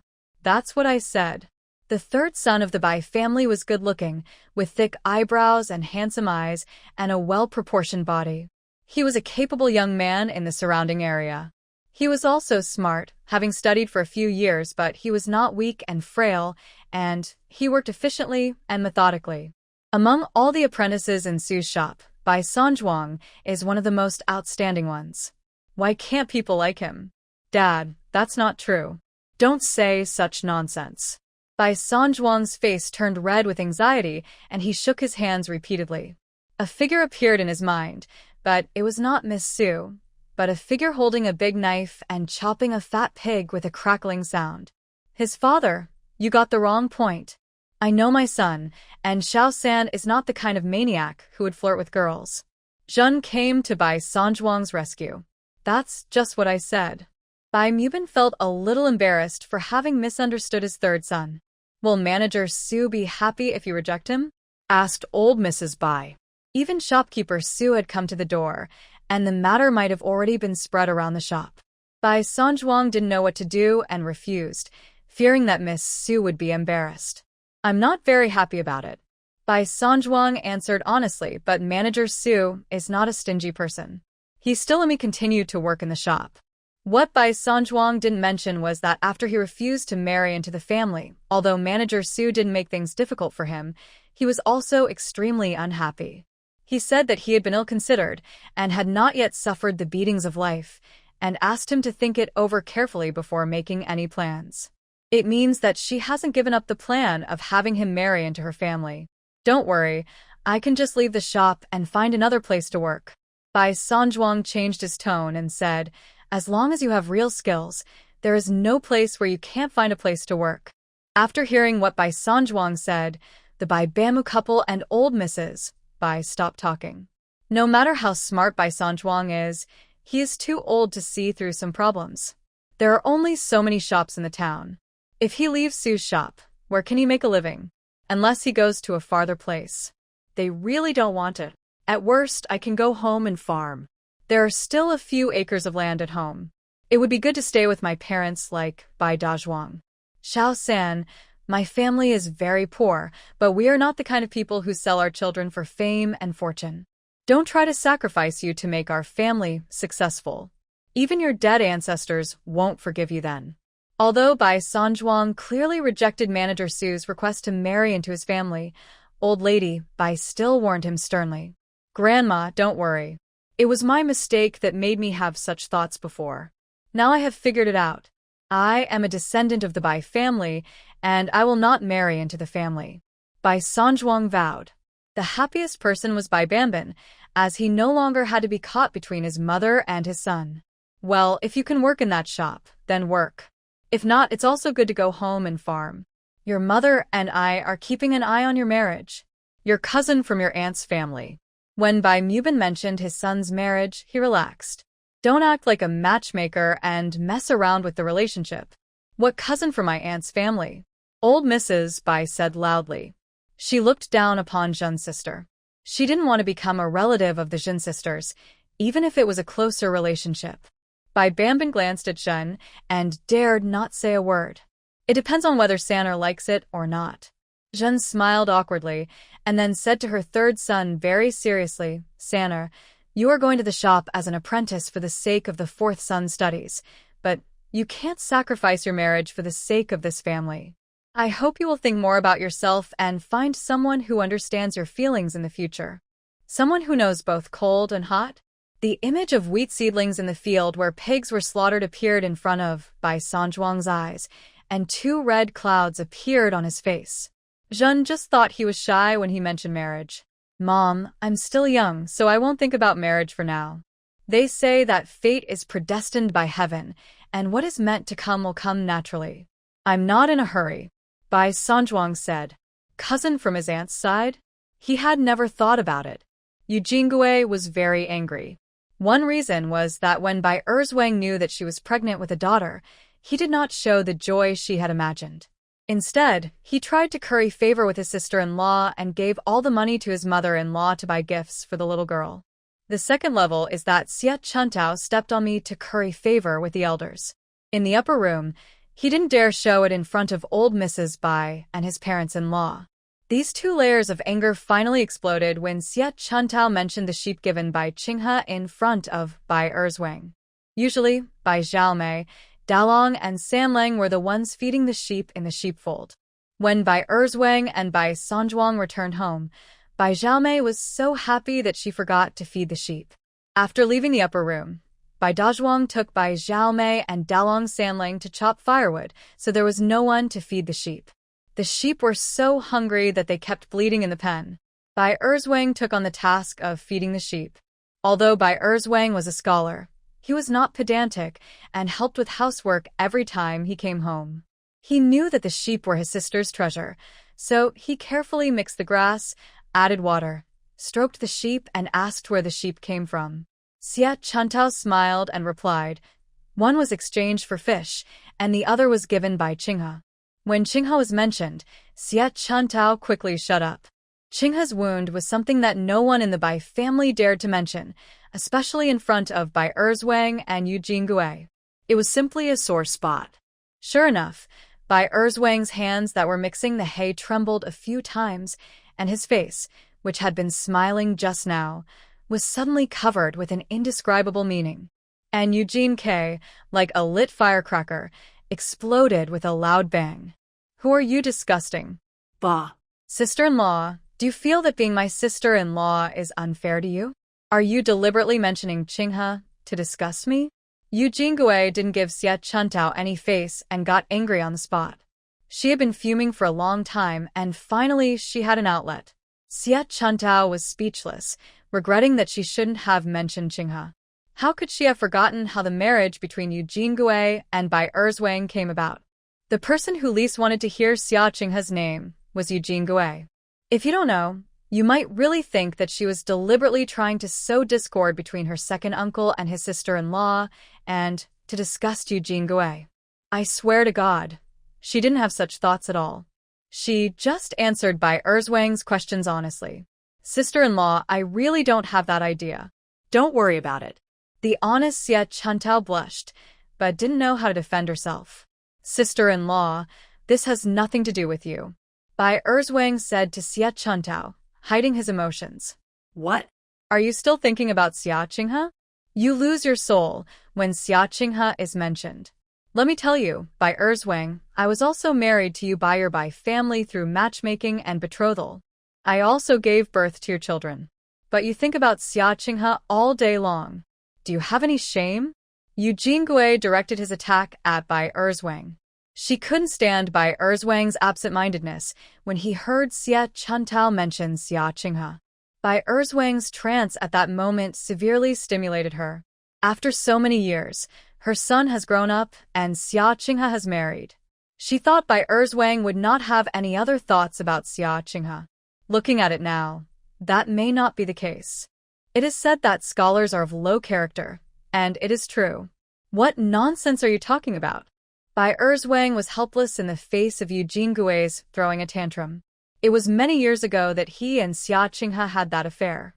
The childhood sweethearts are all gone. I'm not angry that you are angry with me, but why do you mention Qinghe everywhere? And you even slander me for thinking about her? Am I worthy of that? Do you know that you are ruining her reputation? Bai Erzwang was very angry. In the early years, he and Yu Jingui had already hurt Xia Qinghe. Now he was ruining her reputation again, which would make him even more ashamed. You have nothing to hide, so you're not afraid of me mentioning it. I see that you two have already communicated with each other. Otherwise, why would she send a sheep here? Who would she be disgusted by? Seeing that Bai Erzwang was defending Xia Qinghe very much, Yu Jingui became angry and embarrassed. Bai Erzwang felt embarrassed by Yu Jingui's unreasonable behavior, and his words were heartbreaking when he was angry. You are the one who is hiding something. Yu Jingui, don't you forget how we got married in the first place? If your whole family hadn't been plotting against me. As expected, Yu Jingui's heart was immediately pierced with a bloody hole, and her face turned pale with suffocation. The moment Bai Erzwang blurted out the words, he regretted bringing up the past. The entire Shinshu village knew about his marriage to Eugene K, and he was the one being plotted against. That year, he had just passed the imperial examination and was returning home from the provincial capital when he met Yu Jingui, who had fallen into the water at the entrance of the village. Without saying a word, he took off his coat and went down to rescue people. After he pulled Yu Jingui out of the water, he was surrounded by Yu Jingui's parents and their people. He said that he had seen Eugene K's body, and Eugene K had lost her reputation, so he had to marry her. After waking up, Yu Jingui tried to commit suicide by hanging herself at the door of the Bai family with a rope. The Bai family refused to give in, so Yu Jingui took arsenic to the Xia family and forced Xia Qinghe to pity him. Xia Qinghe couldn't stand such humiliation, so she asked the village head's wife to tell Bai Erzwang to cancel the engagement. The Yu family was in turmoil for nearly a month, and the farce finally ended with Bai Erzwang marrying Yu Jingui. Bai Erzwang's heart died when Xia Qinghe broke off their marriage. He did not blame Xia Qinghe or Yu Jingui. He only blamed himself for being too proud of himself after passing the imperial examination and falling into the Yu family scheme. All the mistakes were due to his own stupidity. After he married Yu Jingui, he never mentioned the plot against him by the Yu family. Although he and Yu Jingui occasionally had conflicts, Bai Erzwang would always give in once they started to conflict, and the two of them generally got along well. Although Yu Jingui has the potential to be a troublemaker, once she tries to cause trouble in the Bai family, she is suppressed by old Mrs. Bye. Therefore, it was rare for the two of them to have a heated argument over Xia Qinghe, as happened today. If you had known you were like this, I would have married you out of sheer greed. Is being a scholar so great? Don't you even look at yourself to see if you look like a scholar? When talking about the Yu family's conspiracy back then, Eugene Gui felt guilty, but was unwilling to be confronted by Bai Erzwang, so she started to attack him personally. Yu. Bai Erzwang was pestered by Eugene Gui for a long time but couldn't figure out what was going on. Seeing that the two were arguing more and more fiercely, Xia Chuntao stood aside and came out to smooth things over. She felt that it was her slip of the tongue that caused the quarrel, and if the family dog was disturbed, it would be her fault. Second brother, please stop talking. Sister-in-law, you are pregnant, so go inside and have a rest. I will cook the meal. Xia Chuntao took Eugene Gui and went to the side room. You don't have to be a good person. Eugene Gui sneered at Xia Chuntao. Is it wrong for you to cook? Don't you see whose son my man spends all the money he earns on? Eugene Gui shook off Xia Chuntao's hand and went into the upper room. Xia Chuntao was angry, ashamed, and aggrieved. She couldn't help crying, but she had to hold it back in front of Bai Erzwang. Half of the money Bai Erzwang earned was spent on Erlang's legs. She was always grateful in her heart, so she tried her best to take on the housework and not let Eugene Gui do it. She was extremely upset when Eugene Gui pointed out that her son was spending his second uncle's money. Sister-in-law, she is just like that. Don't care what she says. Erlang is my nephew, and it is my duty to spend money on him. Bai Erzwang comforted Xia Chuntao. He felt that Eugene Gui had gone too far today. First, she dragged Qinghe into this for no reason, and then she stabbed her sister-in-law. He felt it necessary for him to go and have a good talk with Eugene Gui. So Bai Erzwang dropped the fodder in his hand and followed Eugene Gui into the house. I've never seen a family spend all their money on their nephew. He must have no father or mother. Don't you see how your own son is living? It's so cold, his cotton-padded jacket is frayed, but you can't buy him a new one. You don't feel sorry for your own son, but you raise your nephew as your own son. Scholar? Is being a scholar so great? I have never seen such a poor scholar. I didn't get any benefit from being a scholar when I married into your Bai family. Don't think I'm sorry for Xia Qinghe. Xia Qinghe is not having a hard life like me. Whose daughter is not a treasure? Isn't the daughter in my belly Lao Bai's? Now my daughter wants to drink a glass of goat's milk, but no one is buying goat for her. Eugene Gui's shrill voice came from the side room and spread all the way to the upper room. Originally, Old Lady Bai and the Bai Banmu couple pretended not to hear anything, thinking that they should not get involved in the minor conflict between Bai Erzwang and his wife and let them resolve it themselves. But Eugene Gui's words were full of veiled criticism and dragged everyone from the Bai family into it. Bai Dahung, Bai Shanlang, Zhenxi, Xiao Fuyan. They were all implicated, and even Xia Qinghe, who had nothing to do with it, was dragged in. Second sister-in-law is still like this? Bai Sanzhuang muttered in dissatisfaction. He suddenly felt that he was right to refuse the Su family shopkeeper from marrying into the family. A girl who was spoiled like Su Jiaojiao might not necessarily be good to the Bai family. He felt a little sympathy for his second brother. Everyone had said that he was promising since he was a child. When he passed the imperial examination and became a scholar, he caused a sensation in the whole area. But since he married Eugene Gui, the aura of a scholar disappeared, and he became the object of everyone's sympathy. Lao Bai's family is a little poor, but his parents are kind, his brothers are united, and they live a harmonious life. The only troublemaker is his second sister-in-law.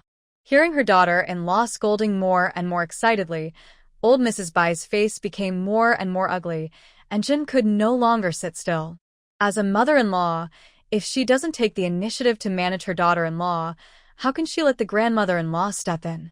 By Mubin as a father-in-law, he should not interfere in his son's room affairs. Only she is suitable to take care of Eugene K. Second wife, why are you scolding me? You are pregnant now. If you have any grievances, just speak up. There are elders at home who can help you, Shen said through the window. Old Mrs. Bai sighed in her heart. Jeanne is a very well-mannered person. She was brought up from a young age, and she has not changed even after going through a lot of hardships. She can't even curse at anyone and doesn't act like a mother-in-law at all. If she wasn't there, she would be controlled by her daughter-in-law sooner or later. When it comes to maintaining the family home, she has to step in to help. What are you talking about? You are talking nonsense. What grievances do you have? When you were a girl, you plotted against my second brother. You should have been drowned. My family married you with 3 matchmakers and 6 betrothals, but you don't express gratitude, but you are making fun of it. Heir Zhuang loves his nephew for a reason. Wasn't it De Zhuang who supported Heir Zhuang to become a scholar? Aren't the food and drink you eat grown by De Zhuang? Aren't the clothes you wear sewn by Chun Tao? If my Heir Zhuang hadn't married you, your family would have given you to an old man as a second wife or shaved your head to become a nun. Do you have me and your parents-in-law in your eyes? You are talking nonsense in front of the elders. I will go to your mother's house tomorrow to ask your mother how she raised her daughter well. It's not enough for you to scold the old family. You even make up stories about your mother-in-law and sister-in-law.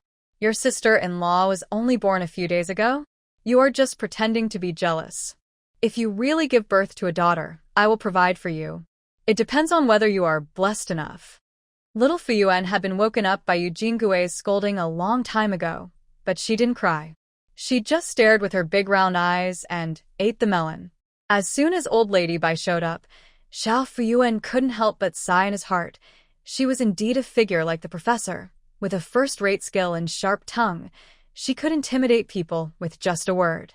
Sure enough, Eugene K was gradually suppressed by old lady Bai until there was no sound anymore. My second brother has had a hard time too. Bai Sanzhuang further made up his mind to marry a virtuous wife in the future. Isn't it easy for him? He was held captive by someone and fell into someone else's trap because he trusted others too easily. This is what he deserves.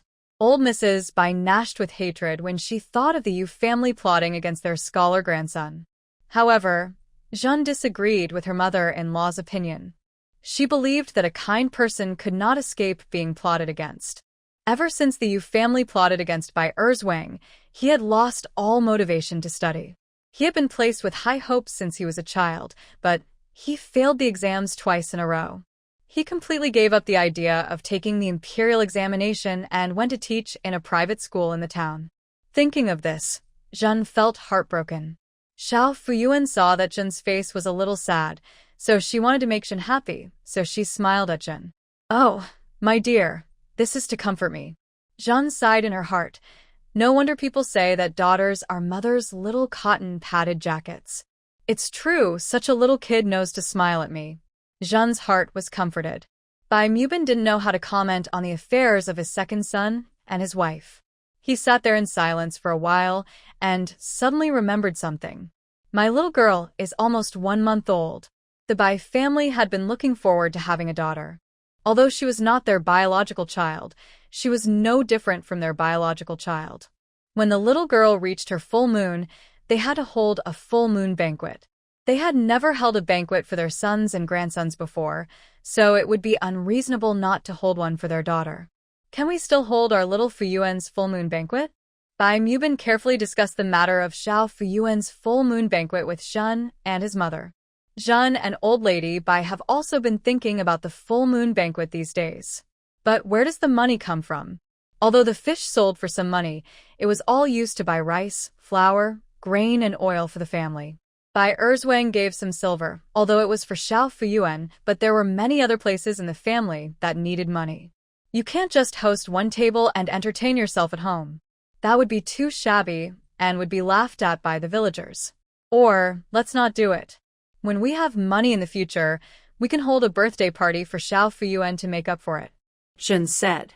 Although it is a pity not to hold a full moon banquet, I am also aware of my family's difficult situation. I won't borrow money to do it.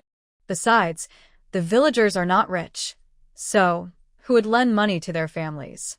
Old Mrs. Bai had not planned to do it at first, but when she saw Xiao Fuyuan smiling at her with his big round eyes, her heart suddenly softened. This little girl was born without a mother and was picked up by her husband, the Bai family, and raised as a daughter.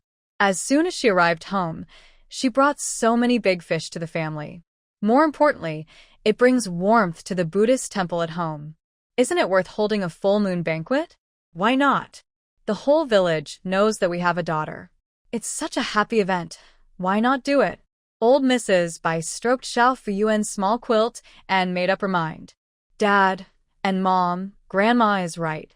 Having a younger sister is a great joy for our family, so we should hold a full-month banquet.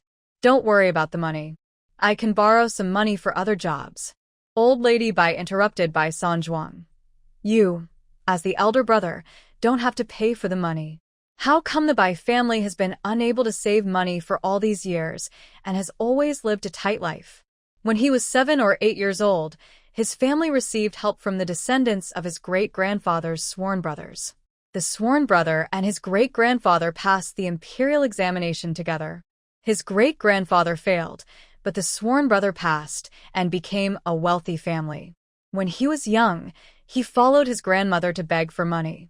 The family gave him 150 taels of silver, clothes, food, gold, and silver jewelry, and hired a car for him before he left.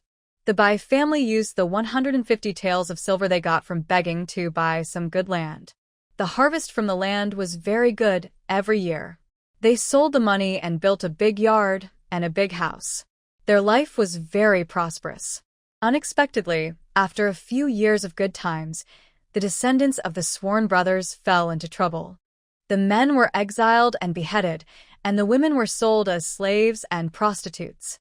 The Bai family was not the kind of ungrateful people. After this incident, the Bai family fell back into poverty. He never got up again. Only the large courtyard and a few blue-tiled houses at home can still show the prosperity of those years. The white wooden board walked along the road in front of the door, wading through the thick snow, thinking as he walked.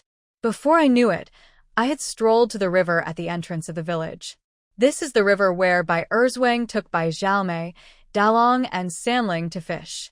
The villagers were envious when they saw the Bai family catch a big fish. Every day someone broke the ice to catch fish, but they caught nothing until someone fell into an ice hole. The holes in the river surface quickly formed new ice, which flashed dazzling light in the setting sun. He wouldn't go and break the ice hole to catch fish again. He walked towards the reed marsh, intending to pick some reed strips and reed flowers to weave nests for his youngest son and 3 grandsons. Of course, the little girl is also indispensable. Mao is a popular shoe in the villages in the Nongguan mountain area in winter. The villagers were too poor to afford cotton shoes, so they invented Mao as a substitute for cotton shoes. The following are wooden clogs, which are woven with reeds and catkins.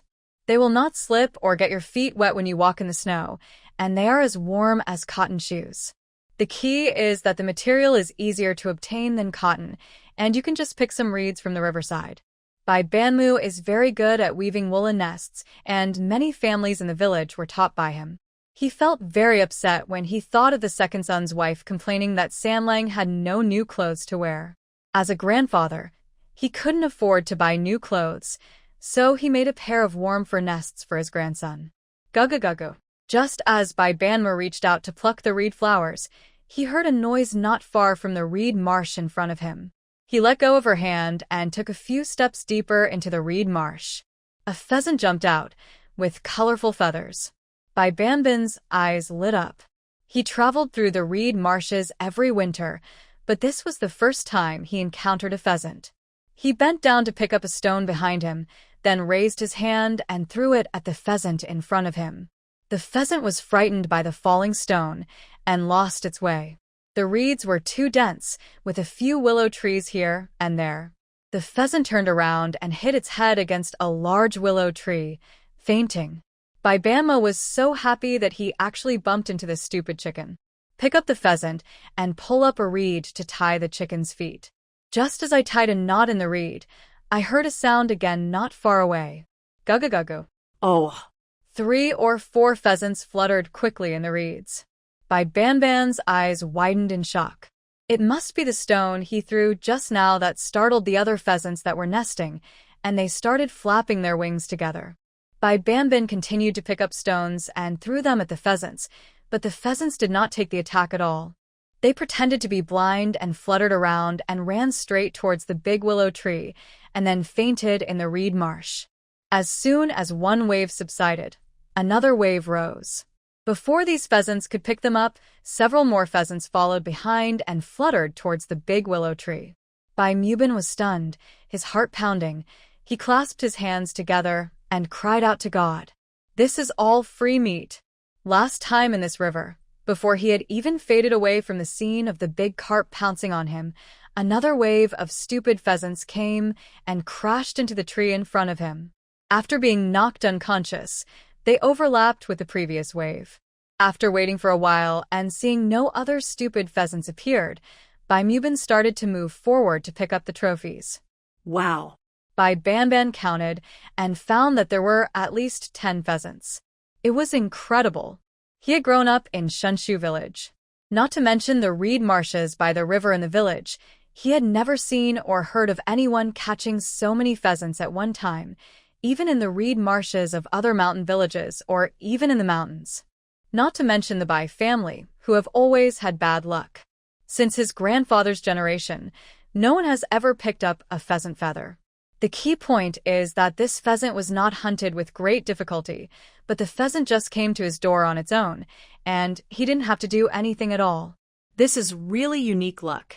All thanks to the little girl. If he hadn't been worried about her full moon banquet, he wouldn't have come out to relax, and it would have been impossible for him to encounter so many pheasants by chance. Bai Banban put all the credit on Xiao Fiyuan. Bai Banma happily pulled some reeds to tie up the chickens. Just as he was about to turn around and leave the reed marsh, he suddenly found a pile of eggs not far ahead. Pheasant eggs. He counted them. There were 30 of them. This harvest is a blessing from heaven. In the Bai family yard, Xia Chuntao was cooking and Bai Sanjuang was helping to light the fire. When the white wooden board appeared at the kitchen door, Xia Chuntao and Bai Sanjuang screamed in surprise. Old Mrs. Bai, Mrs. Zhen, and Mr. and Mrs. Bai Erzwang were led to the yard by the exclamations. When they saw the funny shape of the white wooden board, they were all shocked with their mouths wide open. I saw a whiteboard strung a bunch of pheasants with reeds and hung them around his neck, with a panting pheasant in his arms. His belly was bulging, and I didn't know what was in it. Well, eldest brother's wife, please bring a basin quickly. I have pheasant eggs in my arms. I'm so tired from the journey. Bai Banma chuckled and told Xia Chuntao, who was cutting vegetables in the kitchen, to bring a basin to hold the pheasant eggs. He was exhausted on the way. He carefully put the pheasant eggs in his arms to prevent them from breaking. He had no hands to hold so many pheasants, so he had to hang them around his neck. After the snow accumulated on the road, he took one step at a time to get home. Old Mrs. Bai was quick-witted and walked over to the white wooden board, untied the pheasant, and threw it into the yard. There were so many pheasants. Each one was plump and had shiny fur. It was the first time for the Bai family to see such pheasants. Where do so many pheasants come from? Asked old Mrs. Bai. I picked them up from the reed marsh. Bai Ban unloaded the eggs with a relaxed look on his face. Can you pick so many chickens from the reed marsh? Dad, must be kidding. Bai Sanjuang stood at the kitchen door, a look of disbelief on his face. Bai Erzwang also felt that his father was joking. You little brat. Why would I lie to you? I really picked them up. I just arrived at the reed marsh, and these chickens knocked me unconscious one by one in front of me. I couldn't stop them. The white wooden board depicted the situation truthfully. Bai Erzwang and Bai Sanjuang looked at each other, still not quite believing it, thinking it was too unbelievable. In their lives, they had never heard of a pheasant's self-sacrifice story. It's not their fault, because they have never experienced the scene of fish flying straight into their arms when they are fishing in the river. Old Mrs. Bai, Zhen, and others were very calm. They had experienced the fishing incident before and no longer had any doubts about the pheasant being knocked unconscious in front of them. Dad, second brother, third brother, come out and help quickly. Bai Banmu had just taken a breath and picked up the sugar water handed to him by Xia Chuntao when he heard Bai Dazhuang calling from outside the yard. Listening to the voice, there was a hint of anxiety mixed with a hint of surprise and also heavy breathing. What happened? Mrs. Bai and Zhen had not yet recovered from the pheasant. When they looked up, they saw Bai Dazhuang and Bai Xiaomei pushing a small cart towards the door with difficulty. The wheels of the cart kicked up bursts of white snow. Oh my God! After seeing clearly what was on the cart, old Mrs. Bai stroked her chest and her pupils shrank. Oh my God! There's a wild boar in the cart. The fat body and ferocious pig had shocked everyone in the Bai family again.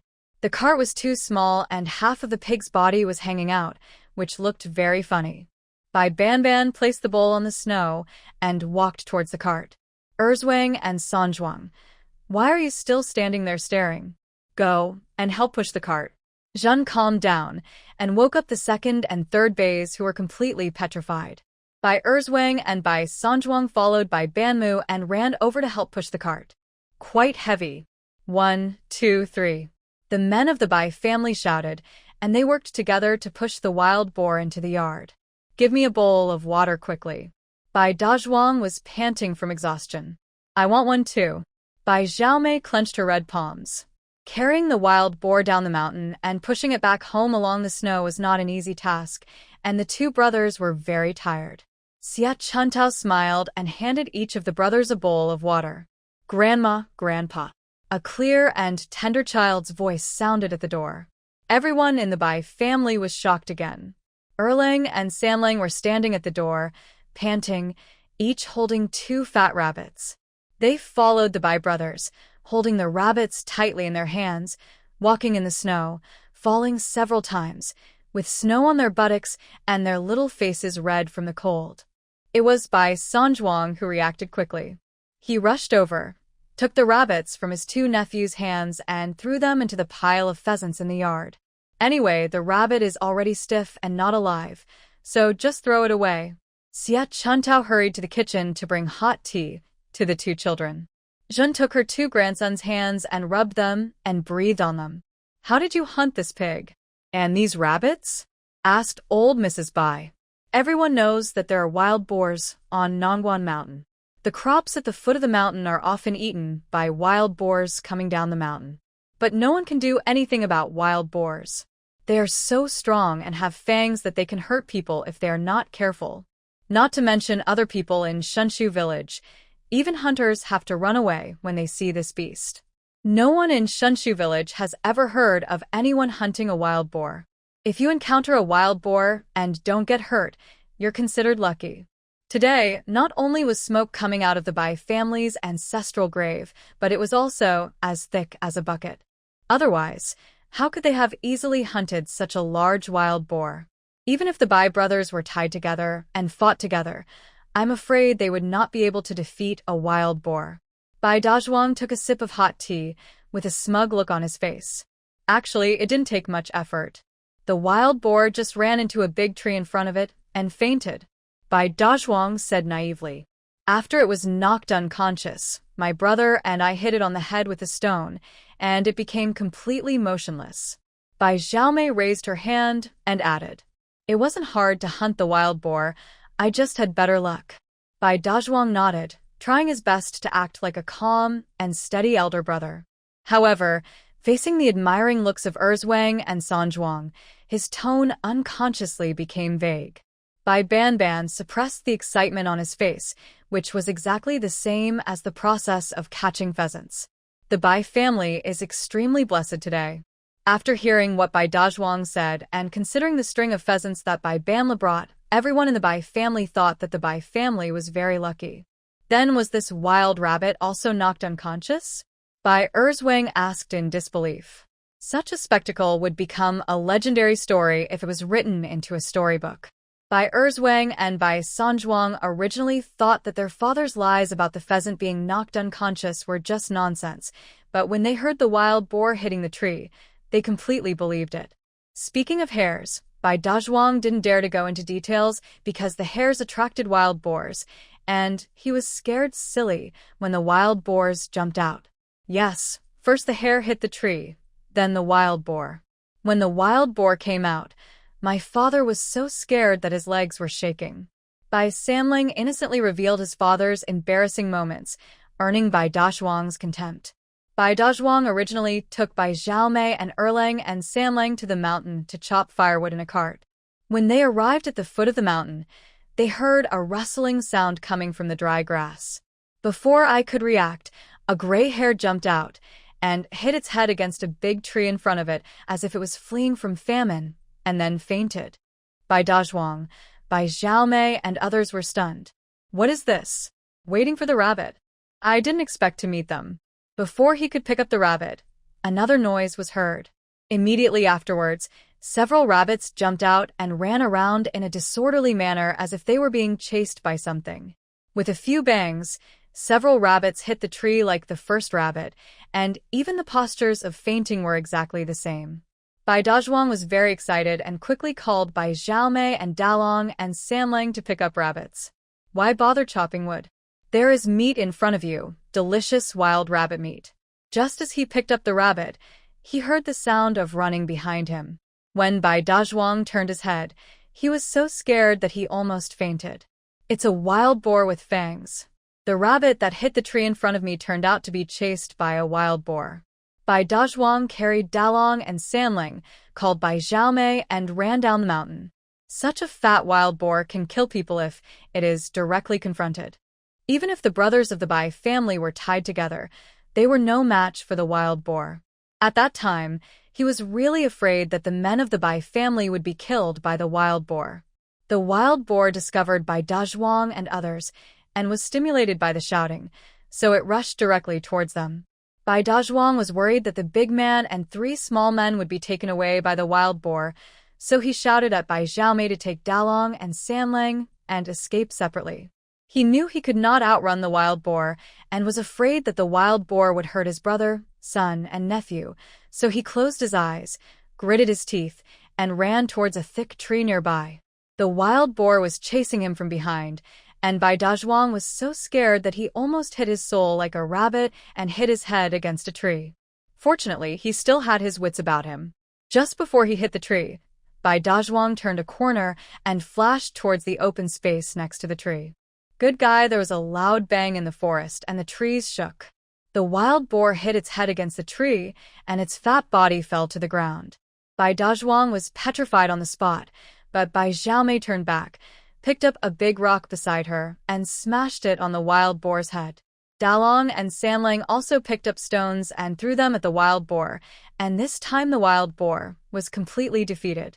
After a short rest, Bai Dazhuang and Bai Xiaomei worked together to lift the wild boar onto the cart. Dalong and Sanling each held 2 rabbits, and the 4 of them ran towards the village in a mighty manner. A dozen pheasants, 4 fat rabbits, a big wild boar, and a bag of pheasant eggs were all placed in the Bai family's yard.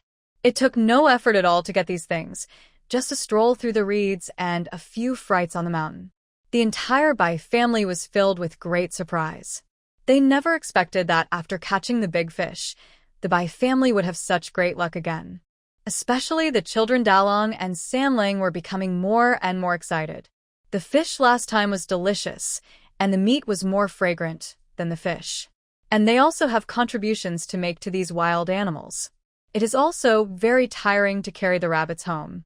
This time they could finally eat their fill of meat. The 2 brothers were so happy that they kept spinning around in circles. They even lifted Erlang out to look at the wild animals on the ground, so that he could also feel the joyful atmosphere. Today I said that Xiao Fuyuan's full-month banquet would not be held, but now there are meat and chicken, so the full-month banquet must be held. Bai Banmu said happily. The cool look of the white wooden board with a pheasant hanging around its neck was noticed by Eugene Gui's mother. After Eugene Gui's mother spread the news, it reached the village chief's house. The village chief's wife couldn't help but go out to old Bai's house to find out some gossip, and saw everyone in the Bai family pushing a wild boar into the yard. Thus, the news that the Bai family had caught a pheasant and hunted a wild boar quickly spread throughout Shinshu village through the mouth of the village chief's wife. Just a few days after the big fish catching incident left the top of Shinshu village's gossip list, the Bai family once again topped the news spotlight in Shinshu village. Shinshu village is boiling again. Before the Bai family could clean up the wild animals in the yard, the whole village swarmed in, as if they were fishing. Outside and inside the yard, there were people watching the fun everywhere. Whether they were jealous of the Bai family's good fortune, envious of the Bai family's good luck, or simply happy for the Bai family, they all flocked to the Bai family to watch the fun. Old Mrs. Bai was worried when she saw the huge crowds of people. The fence that was broken down by people stepping on it last time had just been repaired, and now another wave of people came, and the fence couldn't be helped. Brother Bai, you are amazing. How did you catch these pheasants? The village chief asked Bai Bomban in amazement while helping to chase people off the fence. I didn't do anything, it was pure luck. Bai Mubin smiled modestly and asked the village chief to smoke a pipe. Brother, you won't believe me if I tell you this, but I was just wandering around the reeds and happened to encounter these fainted pheasants. The white wooden board concealed a secret, hiding the spectacle of a pheasant hitting its head against a tree in front of him. Even so, it still attracted a wave of hatred. A fainted pheasant? 10 or so pheasants fainted at once. This was unheard of in the entire Shinshu village. Those young men spent the whole day running around in the reed marshes and could only pick up a pheasant egg at most. No one had ever caught so many pheasants. But everyone knows that Bai Banban is an honest man, and it is impossible for him to lie. Luck, everyone once again pinned the Bai family on luck. What's going on with this wild boar? I heard that it was hunted by 2 nephews? The village chief continued to ask. Yes, compared to pheasants, everyone wants to know more about how Bai Dazhuang hunted wild boars. After all, wild boars are extremely destructive. In recent years, they have often destroyed crops and injured pedestrians. The county organizes people to catch wild boars every spring, but after all the efforts, not even a single pig hair has been caught. No one in Shenshu village has ever heard that Bai Dazhuang has this ability. If he had this ability, he would have taken action long ago when the county offered a reward for catching a wild boar. Uncle Zhao, I'm not that capable of hunting wild boars. I just went up the mountain to collect firewood and encountered a wild boar that had hit itself against a tree. Zhao Mei, and I then pulled it back home. Bai Dazhuang narrated calmly, but he couldn't hide his pride in his heart. To be honest, Bai Dazhuang's understated description attracted more hatred than his father's. If it was Bai Dazhuang who, regardless of the risk to his life, hunted the wild boar after a fierce fight, everyone would only admire Bai Dazhuang's courage and envy that the wild boar belonged to the Bai family. But Bai Dazhuang said that the wild boar hit a tree by itself and was picked up by him. This makes people too jealous and unbalanced. My family often goes to the mountains to collect firewood, so why haven't they encountered wild boars that have fainted by hitting trees? I heard that people can't have 3 chances of luck. Your family has caught a big fish, a pheasant, and a wild boar. Be careful not to miss out on your good fortune. Someone said something untimely. No one in the Bai family liked to hear this. Just as Mrs. Bai was about to retort, the village chief jumped out and scolded the person who was saying the sour words. What nonsense are you talking about? This is what the Bai family deserves. You were not even born when the Bai family's ancestors accumulated virtue. If it weren't for the well that the Bai family dug at the entrance of the village, you would have to run 10 miles along the mountain road to fetch water now. The man who was scolding left in disgrace. The young people watching looked at each other. It was the first time they heard that the well at the entrance of the village was dug by the Bai family. Andy Bai, your family is blessed with good fortune. No one can stop it. Good days are yet to come. The village chief happily congratulated Mrs. Bai. Village chief Zhao Difu and Bai Banmu are childhood friends. He still remembers that when he was a child, the Bai family lived a prosperous life for a few years, which was one of the best in the whole Nangguanshan. The Bai family is not the kind of mean family that ignores their fellow villagers just because they are rich.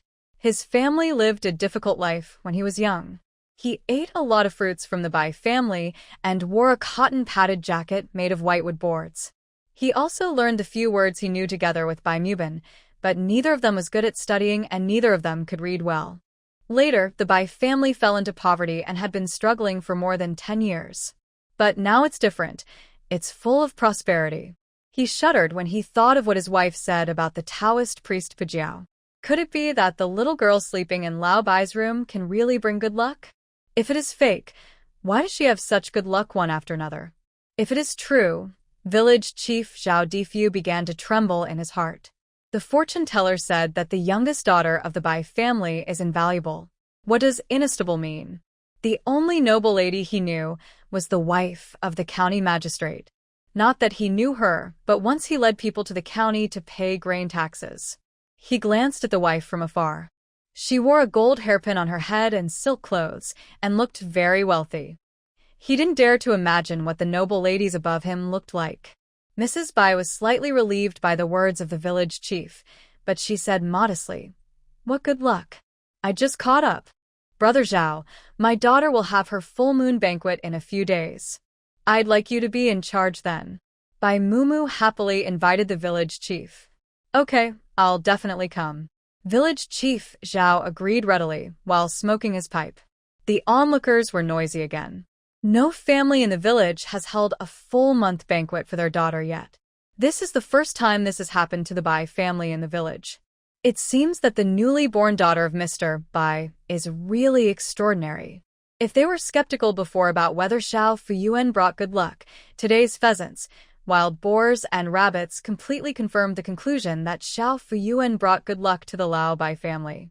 When old Mrs. Bai saw the gossipy looks in everyone's eyes, she knew what everyone was thinking. She had also let it go. She couldn't stop everyone's thoughts, but she had to suppress everyone's unexpected thoughts about Xiao Fuyuan. The village chief has to take care of this matter. After all, he has a certain prestige in the village. If anyone in the village ever links this to my granddaughter, you have to defend us. Just say that Xiao Fuyuan brings good fortune, but don't say anything about wealth and prosperity or queens and princesses. If it gets out and the higher-ups investigate, it will all be your fault, the village chief. Zhao Difu's heart trembled again. The source of the saying wealth and prosperity continue and queen and princess was his own wife. He didn't believe it. He just thought that his wife was busy listening to opera during the new year and didn't take it seriously when she talked to him at night. After hearing what old Lady Bai said, she felt that she needed to interfere. The queen and princess could be anyone, and anyone could be discussed casually. He didn't want to be beheaded. My legs go weak just thinking about it. Aunt Bai, don't worry. Leave this matter to me. I guarantee that no one in the village will ever associate your granddaughter with a queen or a princess again. He didn't believe it in his heart. Even if all the ancestral tombs in Shenshu village were put together, there would not be enough to produce a person of such status. However, it is still possible to consider having a county magistrate's wife. Village Chief Zhao assured Mrs. Bai and looked into the crowd. Yes, his wife was discussing with the people next to her with great enthusiasm. When I go back home at night, I must have a good talk with my wife. I must take her seriously. The sky was soon covered with darkness, and the villagers left in twos and threes after watching the excitement. The direct consequence of watching the fun was that a group of people wandered around in the reed marshes for several days in a row, hoping to encounter the fainted pheasant. However, except for the grandson of village chief Zhao, who picked up 2 pheasant eggs, no one else got anything. On this cold winter night, everyone in the Bai family was excited and cheerful because of the rich harvest of game. Even Yu Jingui, who was dissatisfied with the Bai family and quarreled with Xie Chuntao and Bai Erzwang, restrained his sarcasm and looked happy. He completely forgot about his own mischief. He even took the initiative to go to the kitchen to help Xie Chuntao light the fire. Of course, with Bai Dazuomiai and Bai Dalong helping her, Xie Chuntao didn't let her interfere. There is no bad habit in the Bai family of men not going into the kitchen. The brothers learned how to chop wood and make fire since they were young, and whoever has free time will help in the kitchen. The housekeeper, Mrs. Bai, ordered 2 pheasants and a wild rabbit to be stewed in the evening. This prompted Bai Xiaomei, Dalong, and Sanlang to help Xie Chuntao chop firewood and cook more actively. The fish stewed last time was delicious enough, and the meat was more fragrant than the fish. In the yard, Bai Banmu and his sons bled, removed the hair, and gutted the wild boar. Bai Sanzhuang will lead the way and perform the surgery. It was also his first time to slaughter a pig. He racked his brains to recall the way the butcher Tian Mai Miao slaughtered pigs, but He didn't expect that he missed the target with one stab. Bai Sanzhuang sighed in his heart. It looks easy, but is surprisingly difficult in practice. Tian Mai Miao is a girl, but she is really amazing. She could cut such a big pig with such a fierce and accurate cut. Next time, he will have to learn from her. Seeing that his third brother was a fake, Bai Dazhuang took the knife with disgust and gutted the pig. The wild boar was so big that it took several men, panting and exhausted, to cut up the pork. Old Mrs. Bai brought a large basin of pig blood into the house. She stewed half of it that day and solidified the other half for later consumption. Xia Chantao happily took the pig blood and planned to stew it with tofu. Zhao Mei, come here and take these to your Aunt Xia's house and thank you for the sheep given by your sister Qinghe. Old Mrs. Bai called Bai Zhaomei out of the kitchen and handed her a basin. In the basin was a skinned hare and a pile of pork hind leg meat. Eugene Gui, who was watching the pig slaughtering in the yard, felt uneasy. What a generous old woman. She gave away such a fat rabbit without even blinking an eye. It would be fine to give it to someone else, but why did he specifically give it to Xia Qinghe? Does Xia Qinghe deserve it? She and Xia Qinghe had played together since they were young. Xia Qinghe liked eating roasted rabbit the most. She would always follow by Erzwang and call out, "Brother Erzwang, let's go up the mountain to catch rabbits." Just thinking about her gives me a heart attack. She felt that old Mrs. Bai was deliberately making things difficult for her. I still remember Xia Qinghe's preferences. She also loved to eat. Why didn't Mrs. Bai give her a whole rabbit to eat? Mrs. Bai was open and generous. She was just thanking Xia Qinghe for the sheep she gave to her granddaughter. As the boss of the Bai family, she was in no mood to care about what Eugene Gui thought. Mom, look, this wild boar produces so much meat. We won't have to worry about meat for Fu Yuan's full moon banquet. Add to that the pheasants and rabbits, and I calculated there will be some meat left over after the next banquet. Bai Ban hung the meat in the air vent of the storage room and talked happily to old lady Bai. There are still 7 or 8 days until the full moon banquet. Fortunately, it is winter, and the meat can be preserved. Let's have a meal today to satisfy our cravings, and then we can sell the extra meat. Old Mrs. Bai ordered. Okay, then we just need to buy some vegetables and fruits and a few bottles of wine, and it will be enough to make the event decent. Bai Ban rubbed his hands and thought, since they had decided to hold a full moon banquet, it can't be too shabby. I'll go to town to sell meat tomorrow. Bai Dazhuang volunteered. I will go back to the shop tomorrow, with my brother, said Bai Sanzhuang. Bai Mubin looked at his sons, whose bodies were splattered with blood and whose hands were full of fishy smell, and frowned. You guys should boil some water and take a bath before going into the house, said Bai Mubin. What? Dad, it's so cold. Forget about taking a bath. Just wipe it off. Bai Dazhuang didn't understand why his father was so particular when they were all farmers. Did he catch the city people's habit of being too fussy about cleanliness after going to Huicheng? The other brothers also looked at their father suspiciously. Dad, I'll take a bath when I get to town. Bai Erzwang shuddered at the thought of taking a bath at home in the cold winter. Besides, he was not dirty, because his student's family had a bathhouse, and he often went there to take a bath from time to time. Wash them all, I'll wash too, Dazhuang. Go boil some water. Bai Mubin was unmoved and continued to order. Your sister is so young. Don't let the blood smell disturb her. It's okay if you don't want to wash. Just stay away from your sister, and don't come into the house to eat. Without waiting for Bai Banmu to finish his words, the Bai brothers started fetching water or boiling the pot. It's not okay to not let her see her, and it's even worse to let her get offended by the smell of blood. Such a small and delicate baby is the apple of the eye of all brothers. Compared with her sister, it's just a bath in the cold weather. What's there to be afraid of? Just grit your teeth and get through it.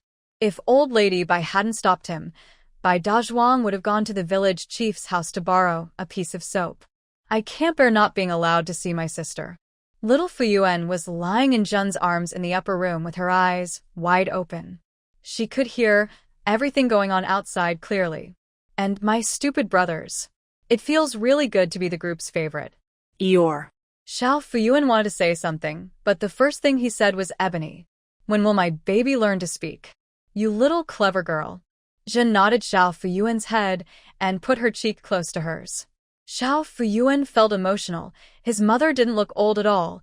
Her skin was white and delicate, yet his brothers were already that old now. Do people here give birth so early? Mom. Eugene Gui lifted the curtain and walked in. Xiao Fuyuan was frightened. This aunt, no, it should be the second sister-in-law, doesn't look like someone who is easy to mess with. Like the mother of a boy in the class who likes to beat people up. Every time her son bullies others, she comes to school to argue but blames the bullied students. Jeanne felt little Fuyuan trembling in her arms and thought she caught a cold, so she tucked her little blanket in and called her little darling.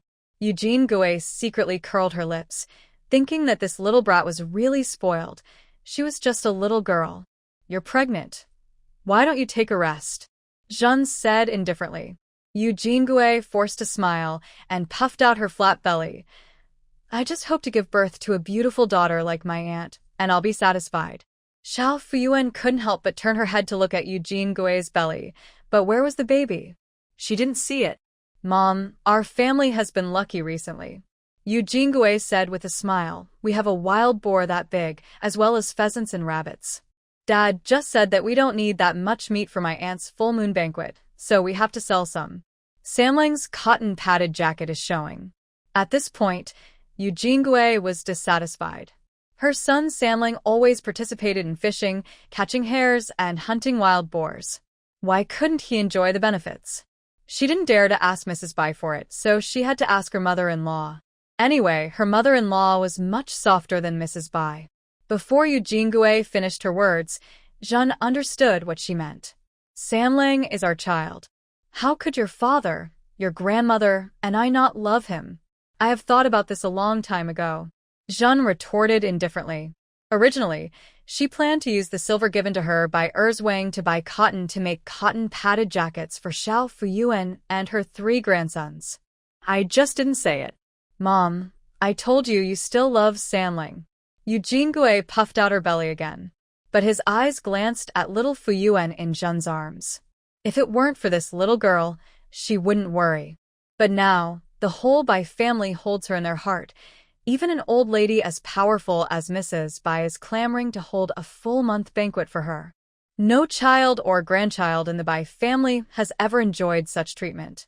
When her 3rd son was born, they just sent 2 red eggs to every household. This baby is not panicking. Wow. Wow. Little Fuyuan howled at Eugene K. This baby can't speak. This baby will express his dissatisfaction by crying. When Xiao Fuyuan cried, Jeanne was completely panicked. What's going on? The last time little Fuyuan cried was when she was lying in the snow at the door. After I picked her up and brought her home, she never cried again. Jeanne had never seen such a well-behaved child. Why did he suddenly start howling out of the blue? He was smiling at her just now. Jeanne always felt that although Xiao Fuyuan was small, she was very smart, and there must be a reason for her crying. He was definitely not hungry, as he had just drunk a bottle of goat's milk an hour ago. Jeanne felt the diaper and found it was dry. He wasn't hungry, hadn't defecated or urinated, and was just crying to Eugene K. I guess the 2 aunts and sisters-in-law have different auras. The second son's wife is someone like her who can't get along with anyone. It's normal for the child to be afraid of her. Second wife, you should go back to your room and rest first, and be careful of the baby in your belly. Jeanne hugged Xiao Fuyuan tightly and tactfully drove Eugene Gui out of the upper room. Eugene Gui stood still, secretly curling her lips and sneering in her heart, but pretending to care about her sister-in-law on her face. Mom, why is my aunt crying all of a sudden? Is she sick? No matter how good-tempered Mrs. Jeanne was, Eugene K's outspokenness still made her furious. What nonsense are you talking about? How can you talk like that? You just come up and chant the curse. Jeanne raised her voice and scolded. Eugene Gui looked very unhappy. She knew that her mother-in-law was annoyed with her for scheming to force Bai Erzwang to marry into the family, but her mother-in-law had never yelled at her or blamed her. Normally, when she was not feeling well or was sulking with Erzwang, her mother-in-law would still persuade her. This is the first time I've spoken such harsh words to her. He simply didn't give her any face at all. Why is Xiao Yuanbao crying? I just heard her howling outside. Old Mrs. Bai asked as she lifted the curtain, but she did not go inside because she was afraid that the coldness from her body would pass on to her granddaughter.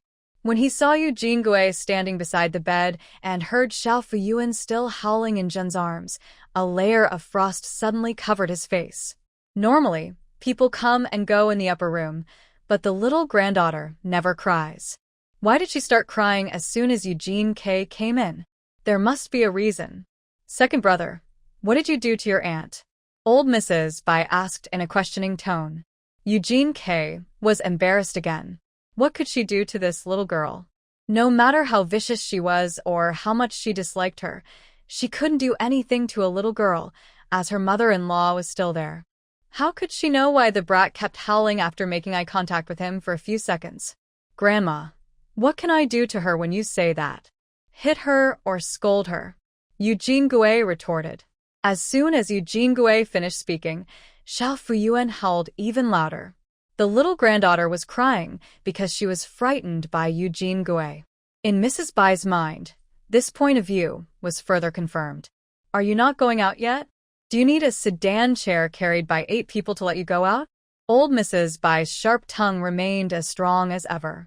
Eugene Gui was not confident enough in the face of Old Lady Bai and did not dare to continue arguing. She angrily twisted her handkerchief, slammed the curtain, and went out. As soon as she left, little Fuyuan stopped crying. Zhen hugged little Fuyuan closer to her chest and said distressfully, "Are you tired of crying, little darling?" Mrs. Bai looked at the little Fuyuan in Zhen's arms. There was not a single tear on her pink face, and she was still smiling at Zhen. She was slightly relieved, and then a thoughtful look flashed through her eyes. Xiao Fuyuan looked at Zhen, and then at Old Lady Bai. My mother is a person without any extra thoughts, but my grandmother is very smart. I wonder if my little trick of howling to express my dislike for my second sister-in-law has been discovered by my grandmother. De Zhuang's mother. Isn't this child a little too smart? She howled at the second brother's family like that, but it was just thunder without rain. Old Mrs. Bai asked casually. Zhen looked down at the little girl in her arms.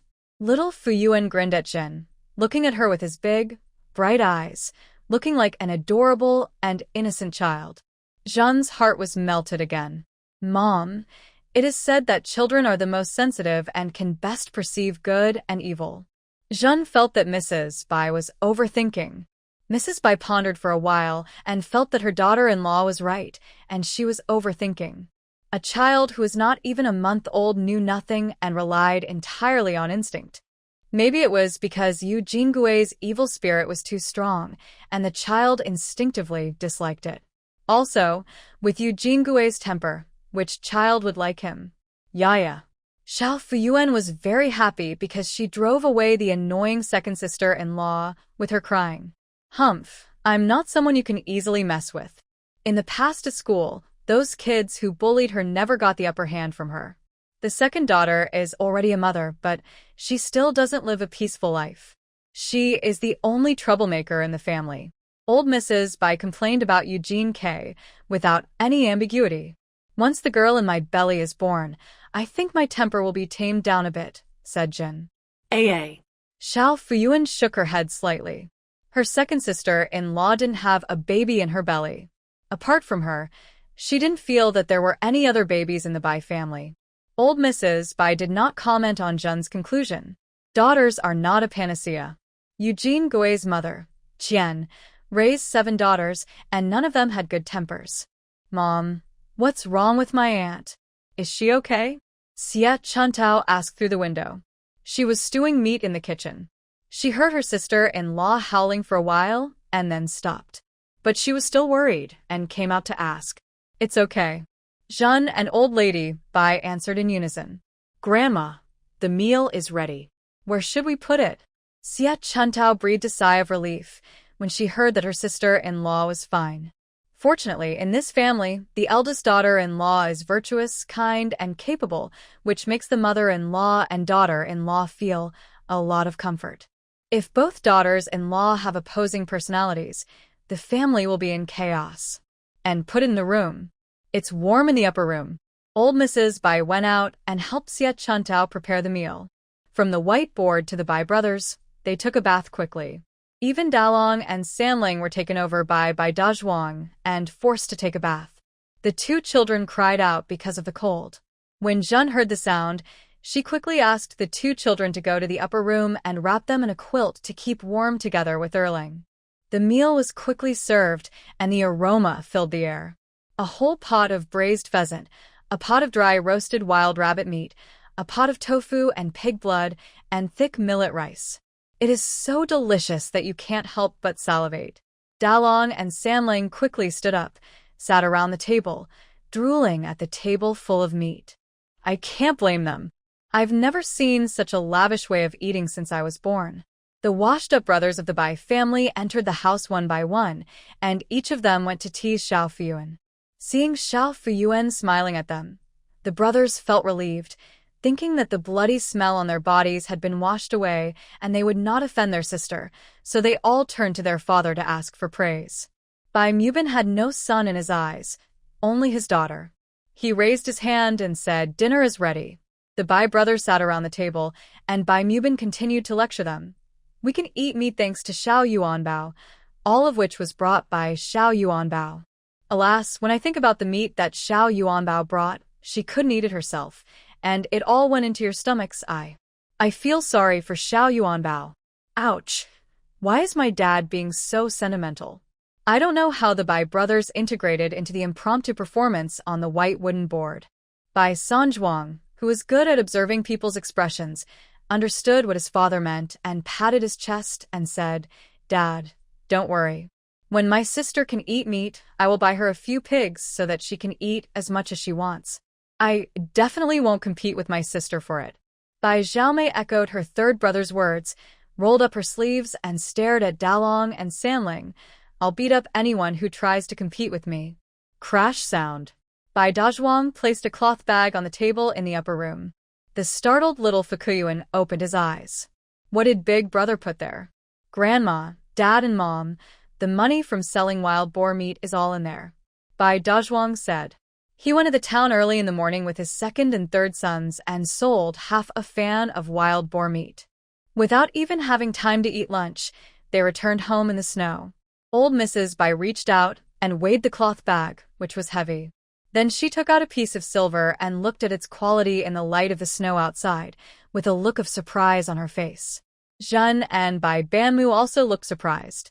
They hadn't seen such a large piece of silver in all those years. On weekdays, Bai Erzwang's repairs were all scraps of silver and copper plates. Bai Erzwang and his wife went to Huiqing to work part-time for a year and earned only scraps of silver, and they had not saved up yet. Bai Xiaomei Erling Sanling surrounded the old lady Bai, staring at the silver together. This was also the first time they had seen such a large silver ingot. "Brother, can you let me touch it?" Bai Xiaomei asked in amazement. "How many taels of silver does this cost?" Mrs. Bai was not stingy and handed it to Bai Xiaomei. Bai Xiaomei took the silver and touched it carefully. After touching it, she was still not satisfied, so she put it in her mouth and bit it. "It's so hard." Bai Xiaomei's tooth hurt. It was so funny that everyone couldn't help but laugh. "I'll touch it too. I want to touch it too." Dalong and Sanling also asked to touch the silver. Bai Xiaomei handed it to the two little guys to touch, and even Erling, who was lying on the bed, touched the silver. The whole upper room was filled with laughter and was extremely warm. "Okay, you guys have already taken away a layer of this silver." Bai Dazhuang looked at his fifth brother, his son and nephew, with disdain. They really were worldly wise. Although it was also the first time for him to see such a large piece of silver. In the town, when he first heard the price offered by the buyer, he thought he had misheard, but when he saw the other person taking out the silver, his hands shook with excitement, and he almost couldn't hold it. He was still in a daze until the day we were on our way back. He held the silver tightly in his arms, and his heart trembled when his hand touched the hard silver in his arms on the way. Of course, he couldn't tell anyone about this. He had to maintain the image of the eldest brother of the Bai family who had seen the world. Bai Mubin looked at the silver happily. He had seen such heavy silver when he was a child. I didn't expect that I would be able to appear in Lao Bai's house in my lifetime. This piece of silver is enough for a farmer to live on for a year. Bai Banma looked at Zhen, who looked calm. Bai Banma's eyes were filled with pity. Such money was nothing to Zhen in the past. The life he, as a daughter-in-law, lived in the Bai family was totally different from before. The mother has suffered a lot over the years. Little Fuyuan snuggled in Zhen's arms, her big eyes blinking as she looked at Yinzi with curiosity. So this is the silver in ancient times. It was the first time she saw it. It was like her lucky money in the past. She could buy candies, bubble machines, and Barbie dolls. Yaya. Little Fuyuan laughed at the silver and made happy sounds. Are you a little money grubber? You're so happy to see the silver. Zhen was at a loss whether to laugh or cry. AA. Xiao Fuyuan wanted to say, yes, yes, how can I not be happy when I see the money? Silver can be exchanged for a lot of delicious and fun things. This silver is for my sister. All the silver in our family was brought by my sister. Bai Xiaomei was brainwashed by her sister's words that she brought good luck to the Bai family. She firmly believed that it was because of her sister's arrival that they had meat to eat and silver. Your sister is still young. How can she need the money? Zhen said while hugging little Fuyuan. Then I will earn more money for my sister in the future. Bai Xiaomei smiled at her sister with a solemn promise. Okay, fifth brother is so nice. Xiao Fuyuan smiled at Bai Xiaomei. How much did it sell for in total? Asked old Mrs. Bai. Bai Dazhuang pointed to the silver, then to the cloth bag on the table, and began to report the bill to his elders. Grandma, Dad and Mom, I sold the half-fan wild boar for a total of 15 taels of silver, and the pheasant for 4 taels of silver. I also bought 100 caddies of corn flour, 50 caddies of white flour, 50 caddies of corn, and 10 caddies of rapeseed oil. Oh, and I also bought 50 caddies of cotton and 2 rolls of cloth as Mom instructed, and bought 5 caddies of fruit for Grandma.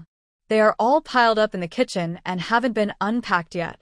After spending all this, I still have 14 taels of silver and 960 coins left. While Bai Dazhuang was reporting the bill, Old Lady Bai and Zhenshi, who is white-skinned, kept nodding their heads. When she heard that he bought 5 kilograms of fruit for her, old Mrs. Bai became angry. Why was she so delicate? How could an old country woman with half her neck buried in the soil eat fruit? I don't like to eat any fruit, Mrs. Bai said unhappily. Seeing Dalong and Erlang swallowing their saliva beside them, she felt sad and said in a slower tone, "Give them to the children." Bai Xiaomei and the others cheered loudly.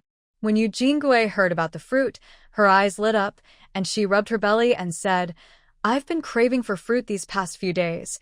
It's all because of the baby in my belly. Old Mrs. Bai glanced at her and said, You can't do without me. I'm going to use the cotton to make a thick quilt for my mother, and the rest will be used to make a new cotton padded jacket for everyone in the family. Zhen smiled at Old Lady Bai. You don't have to tell me everything. This house is yours too. You're thoughtful.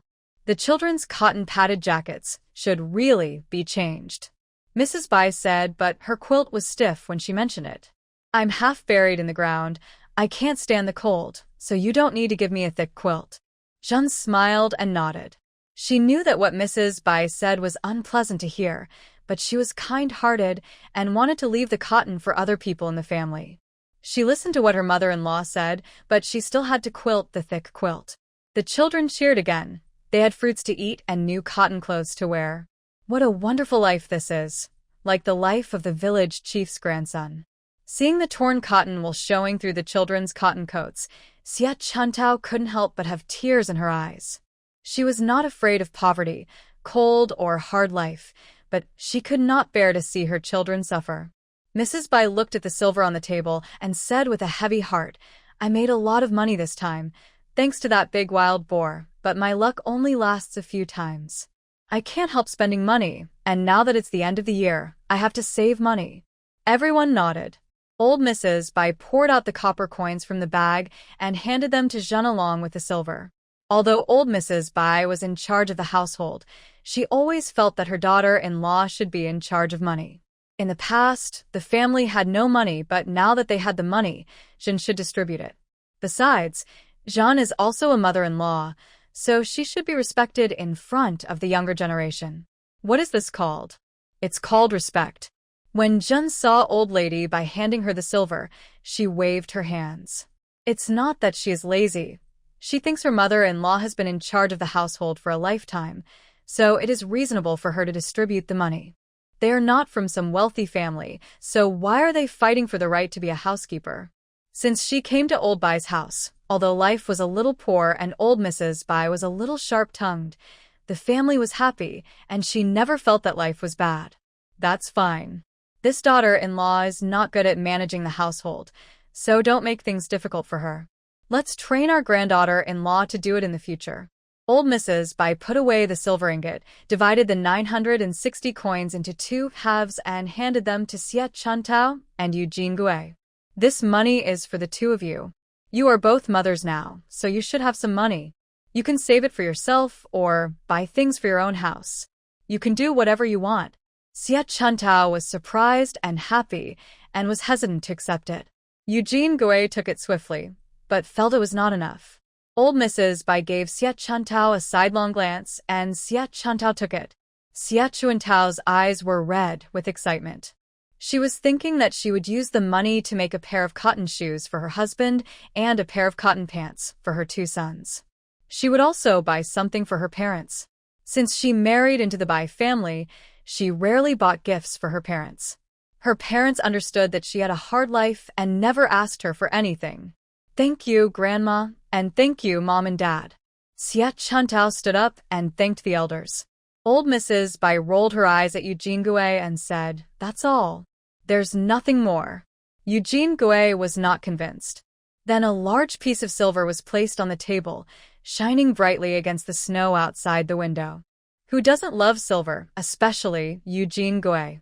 After being a scholar for all these years, her husband has not been able to get any of the money she earned, which makes her angry just thinking about it. "Milk, I am carrying your great-granddaughter in my belly. Please give me more." The old woman is really stingy.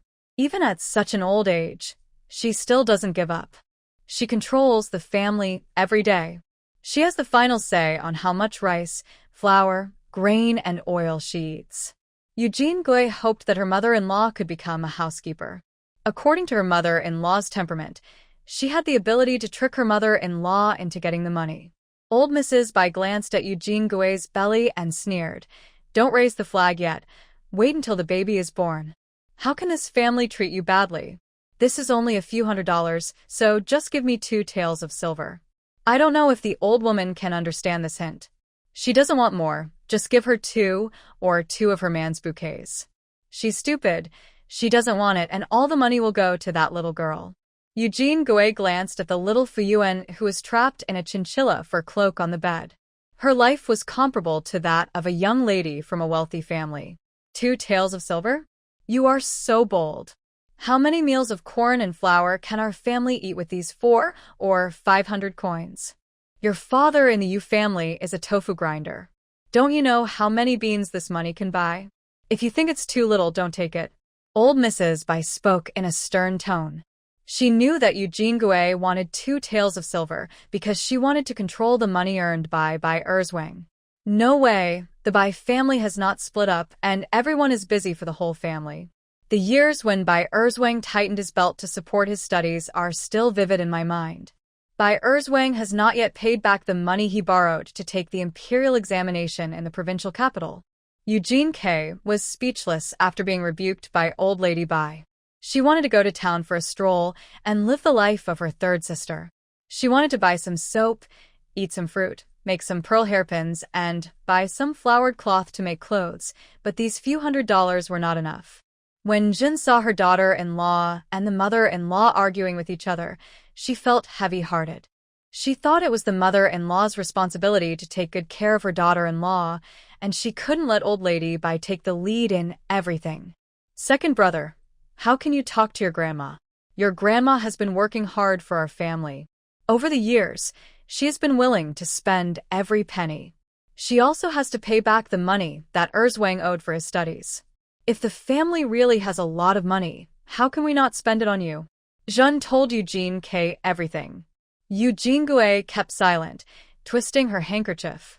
She knew all this, but it had nothing to do with her, and it wasn't the money she owed.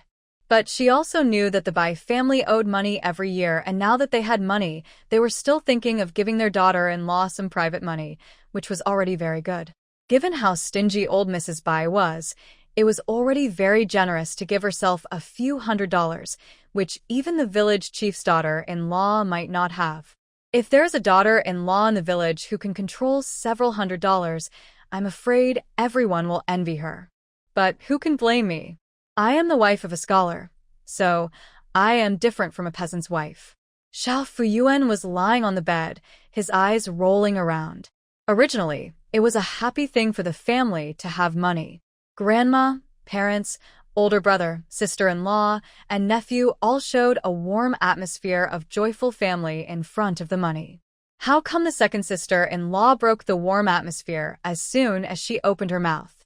This second sister-in-law is the killer of harmonious family relationships. Look how angry grandma is. Even the gentle and kind mother is unhappy. Dad can't control the second sister-in-law, and the eldest brother and the eldest sister-in-law are also difficult to talk to. Isn't it my turn to show my ability? After all, I am also a member of the Bai family. I can't be the group's favorite for nothing. I have to make a contribution to the harmony of the family. Xiao Fuyuan's eyes rolled, her pink face wrinkled, and her mouth flattened. He burst into tears at Eugene Gue. Wow. Wow. Xiao Fuyuan's crying was louder than before, as if it was going to lift the roof off. The key point was that it also contained an emotion that everyone could hear, the emotion of grievance. What's wrong? Why are you crying again? As soon as little Fuyuan started crying, Jin didn't do anything, but Bai Banmu couldn't sit still anymore, so he quickly hugged her in his arms, coaxing her and rocking her. The soft little guy lay in Bai Ban's arms, crying with a red face. Bai Ban felt so distressed that he didn't know what to do. Not only the white wooden board, but the entire Bai family was filled with heartache when little Fuyuan cried. Except for Eugene Gue, of course. What happened to my sister? What's wrong, aunt? Are you hungry, little aunt? Xia Chuntao hurriedly got goat milk for Xiao Fuyuan. Mrs. Zhen and old Madame Bai had just experienced Xiao Fuyuan's crying yesterday. Although they felt heartbroken, they remained relatively calm. Second son's wife. Get out quickly. Old Mrs. Bai didn't give Eugene Gue any face. It's this troublemaker whose aura doesn't match that of my granddaughter. The little girl's crying had nothing to do with her. She was sitting at the door so far away from the kid. How could he get in her way? Just go out. Who wants to stay in the upper room and see Mrs. Bai's face? Her side room is not bad either. Now she also has charcoal fire. With several $100s in her hand, Eugene Gue opened the curtain and went out. As soon as she stepped out of the door, little Fuyuan's crying stopped abruptly. It was amazing. Eugene Gue was so angry that she was really angry. This confirmed what she had done to her sister-in-law. What could she do? She just glared at her sister-in-law. She didn't believe that a little girl was crying because of her. Thinking of this, Eugene Gue opened the curtain again. She just poked her head out but didn't go in. Xiao Fuyuan glanced at the door. Wow. Little Fuyuan burst into tears again, just as loud as before. Eugene Gue didn't know whether to put her hand down or keep it from lifting the curtain. She just stared at Xiao Fuyuan in amazement. Everyone in the upper room looked at Eugene Gue at the same time. Everyone looked unfriendly. Eugene Gue laughed awkwardly. Annie this. Mom, did you pinch my aunt secretly? Samling asked innocently. Samling really believed that his mother had pinched his aunt. Once at his grandmother's house, his aunt and his mother had a quarrel, and his aunt accused his mother of always pinching her when she was a child. His mother has such a bad temper that if she can pinch his aunt, she can also pinch his aunt. Bai Dazhuang and Xie Chuntao looked at each other and felt that Samling asked the questions they wanted to ask. The little brat is just an evil boy. Just wait for me. I will beat him up behind the backs of everyone in the Bai family. Dad, I didn't. Facing the fiery gaze on the white wooden board, Eugene Gue felt aggrieved and wanted to cry. My father-in-law never cares about his daughter-in-law's affairs, but this time he seems to be really angry. Honest people get the most angry, and Eugene Gui is still a little afraid of white wooden boards. Second sister-in-law, you must have done something to my sister. Otherwise, why would she cry when she saw you? Bai Xiaomei said angrily. His second sister-in-law has a criminal record, and she can plot against his second brother, so why can't she do bad things to her younger sister? Xiao Fuyuan gave a thumbs up to Sanlang and Wu Ge in his heart, saying that they said it very nicely. Wow, wow, wow. Xiao Fuyuan continued to cry cooperatively. Eugene Gui gnashed her teeth in anger, feeling like Dou Yi on the stage, with no words to say, but a mouth to express herself. Why don't you go out? Do you want your sister to cry until she passes away? Old Mrs. Bai further confirmed that Xiao Fuyuan was crying because of Eugene Gui. Eugene K felt so wronged that she wanted to jump into the river. I didn't do anything to her, believe it or not. Eugene's voice changed with anger. Wow. Xiao Fuyuan continued to look at her and cry. Eugene Gui felt a mouthful of blood stuck in her chest. She didn't dare to glare at Xiao Fuyuan anymore. She stomped her feet and ran away. Xiao Fuyuan stopped crying immediately, with a GA sound. The Bai family breathed a sigh of relief. Sanlang, go and follow your mother. Zhen instructed her grandson. No matter what, Eugene Gui was pregnant, and even if she disliked her daughter-in-law, she still had to take care of the baby in her belly. Sanlang hesitated because he was afraid that his mother would beat him. Huicheng. The sky cleared up for several days in a row, but the snow on the eaves had not yet melted, and it was falling again. The ground and eaves were covered with snow again. The Shun family mansion was decorated with lights and colors everywhere. Even the dead trees were covered with artificial flowers glued with silk, and a lively full moon banquet was held for Shin Junshin's posthumous child. At the city wall gate, the dock, the temple, just to accumulate blessings for the young master, the Shin family set up porridge stalls everywhere and gave out porridge and money for 3 consecutive days. The whole Huicheng was moved by the fact that Shin Junshan left behind such a huge fortune after his death, and praised Madame Ru for her kindness and generosity. On the same day, Shenshu village. It was snowing heavily within 100 miles of Nongguan Mountain, except for Shenshu village where it was sunny. This amazed the villagers. The Bai family in Shenshu village is bustling with activity as they're holding a full moon banquet for Xiao Fuyuan. Early in the morning, Bai Mubin personally set off a string of firecrackers, and all the villagers came to help amid the sound of firecrackers. The villagers of Shenshu village make a living by farming. Their life is ordinary, and every family can barely make ends meet. Except during the Chinese New Year, they don't have the conditions to eat meat. The chickens, ducks, and geese they raise at home are for eggs and money, but they are reluctant to kill them for food. Now that there is a feast, every family happily comes to attend little Fuyuan's full moon banquet. The children, in particular, heard that there would be meat and candy to eat, so they happily gathered at the door of the Bai family to pick up duds and surrounded Dalong Sanlang. It was the first time that Dalong Sanlang became the focus of the children in the village, and he was quite excited. The villagers were moved that it was the first time in Shenshu village to hold a full moon banquet for a daughter. The Bai family really loved their daughters, and they did not hold a banquet for their sons and grandsons, but only for their little daughter. This is a bit unfair to the Bai family.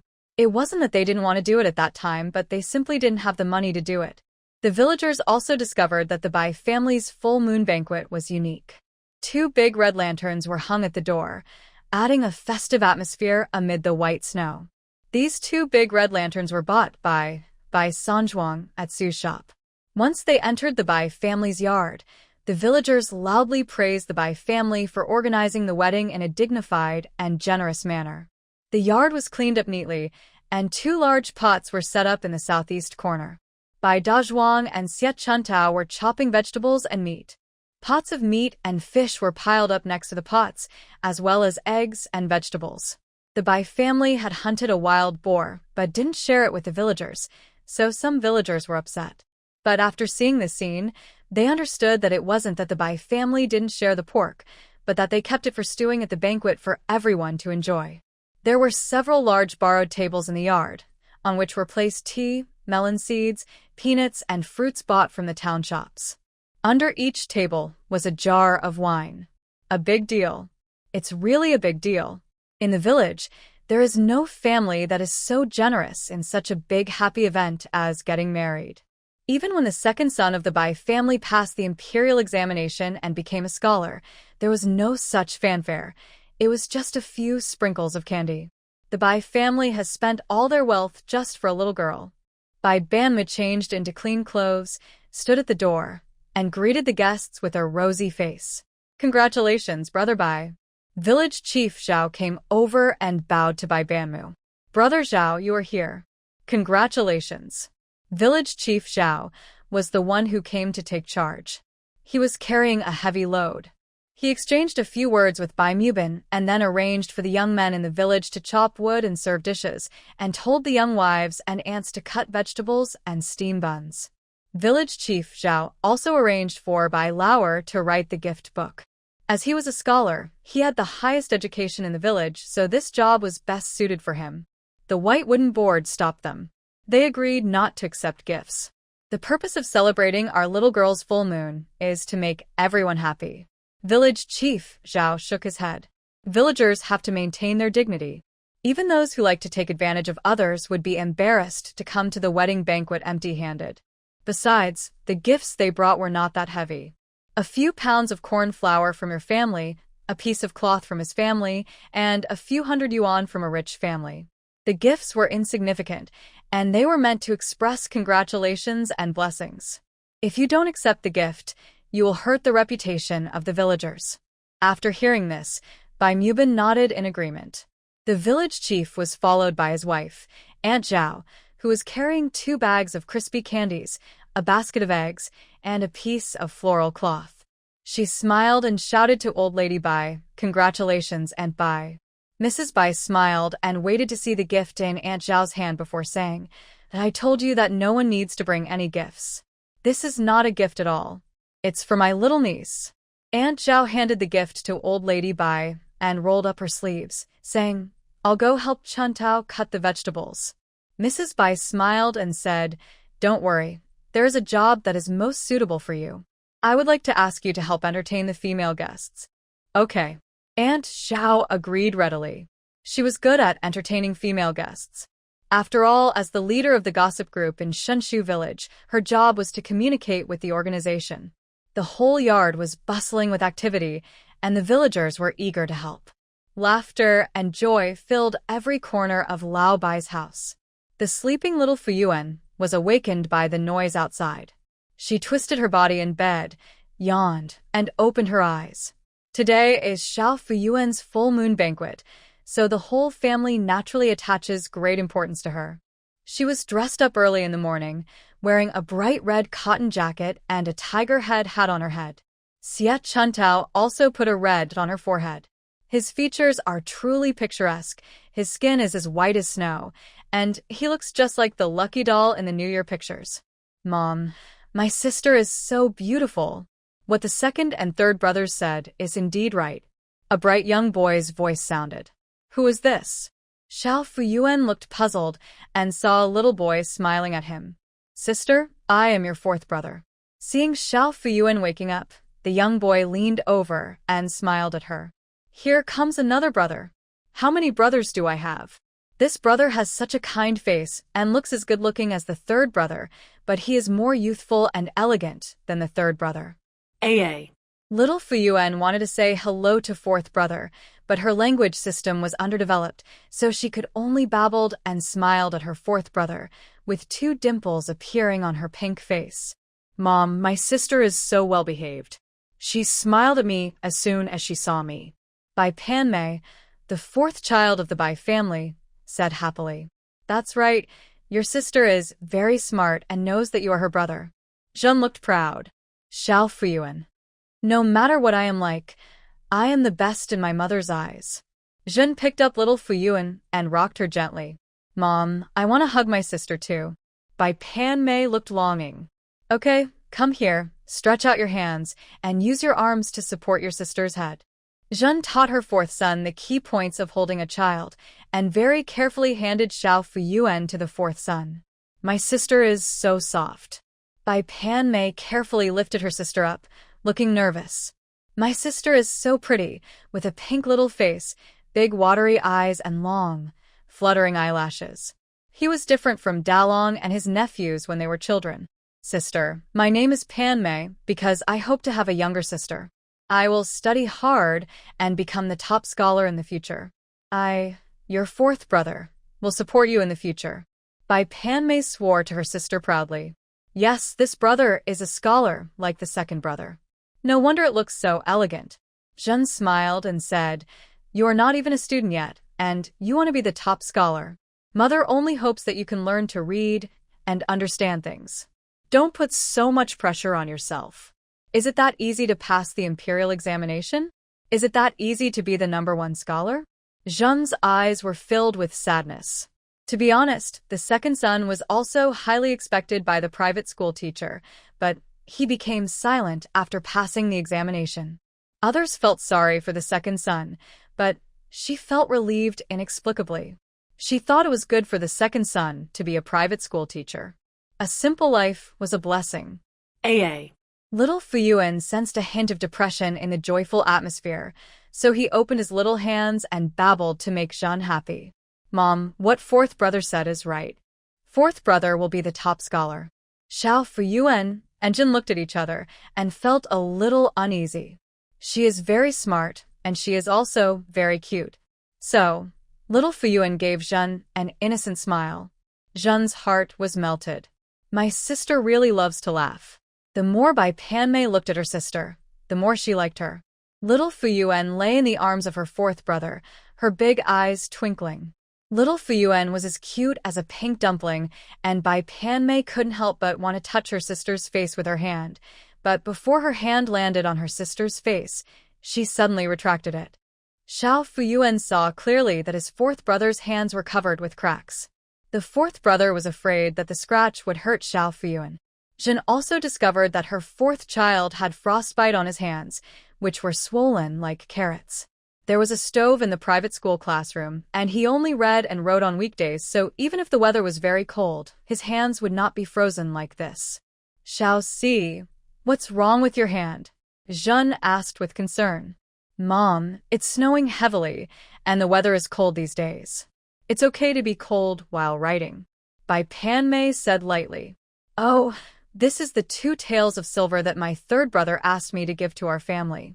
My third brother went to Huiqing to deliver goods and was unable to attend my sister's full moon banquet. Bai Panmei handed Xiao Fuyuan to Zhen's arms and took out silver from her pocket. Zhen didn't answer and looked at Bai Panmei with a sad face. A few days ago, the third son just returned home. Zhen knew clearly how much his monthly salary was. He had just been promoted from an apprentice to a clerk, and his monthly salary was just a few hundred coins. Xiao Si, tell me the truth. Where did this money come from? Bai Panmei lowered her head, knowing that she could not hide anything from her mother, and stammered. I earned it myself? You earned it? How did you earn it? You studied in a private school. How could you make money? Zhen felt that Bai Panmei was not telling the truth. Bai Panmei studied in the private school taught by Bai Erzwang. Bai Erzwang was watching her during the day, and Zhen was afraid that Bai Panmei would run out to do hard labor at night. The chilblains on his hands had cracked and bled, showing that he had done heavy work. Xiao Si, did you run out to do hard labor at night? Why don't you tell your mother the truth? Do you want your grandma to know? Zhen raised her voice, her eyes red. Yeah. Xiao Fuyuan waved her hands. Come on, tell me, fourth brother. Mother is usually such a gentle person. She is so anxious and sad because of you, and you still don't tell the truth. Mom, I didn't run away to do hard labor. Bai Panmei saw that her mother was sad and blamed herself very much. Today is her sister's full moon banquet, and she shouldn't make her mother sad on such a happy day. I earned money from my classmates in the private school. I earned it by washing their clothes and brushing their shoes. Bai Panmei said hesitantly. Zhen understood. It was cold in winter, and some students from well-off families in the private school were unwilling to wash their own clothes, so Bai Panmei took on this job without the teacher's knowledge. How many thick cotton clothes did Xiao Si have to wash for 2 taels of silver? The heat in the private school usually needs to be exchanged for food or money, but Xiao Si was reluctant to do so he had to soak his hands in freezing cold water every day. He doesn't spend the money on himself.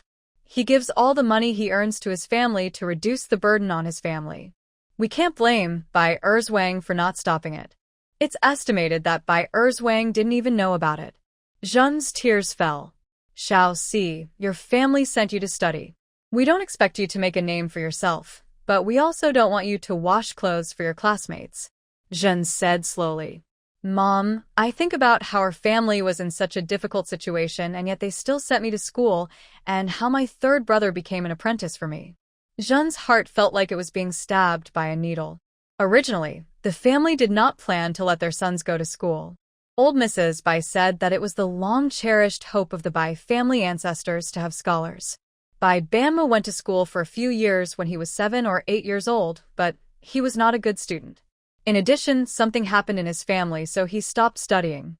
Among Zhen's sons, Erzwang was the first to show his talent for studying, so old lady Bai decided to send him to school. Finally passed the exam and became a scholar.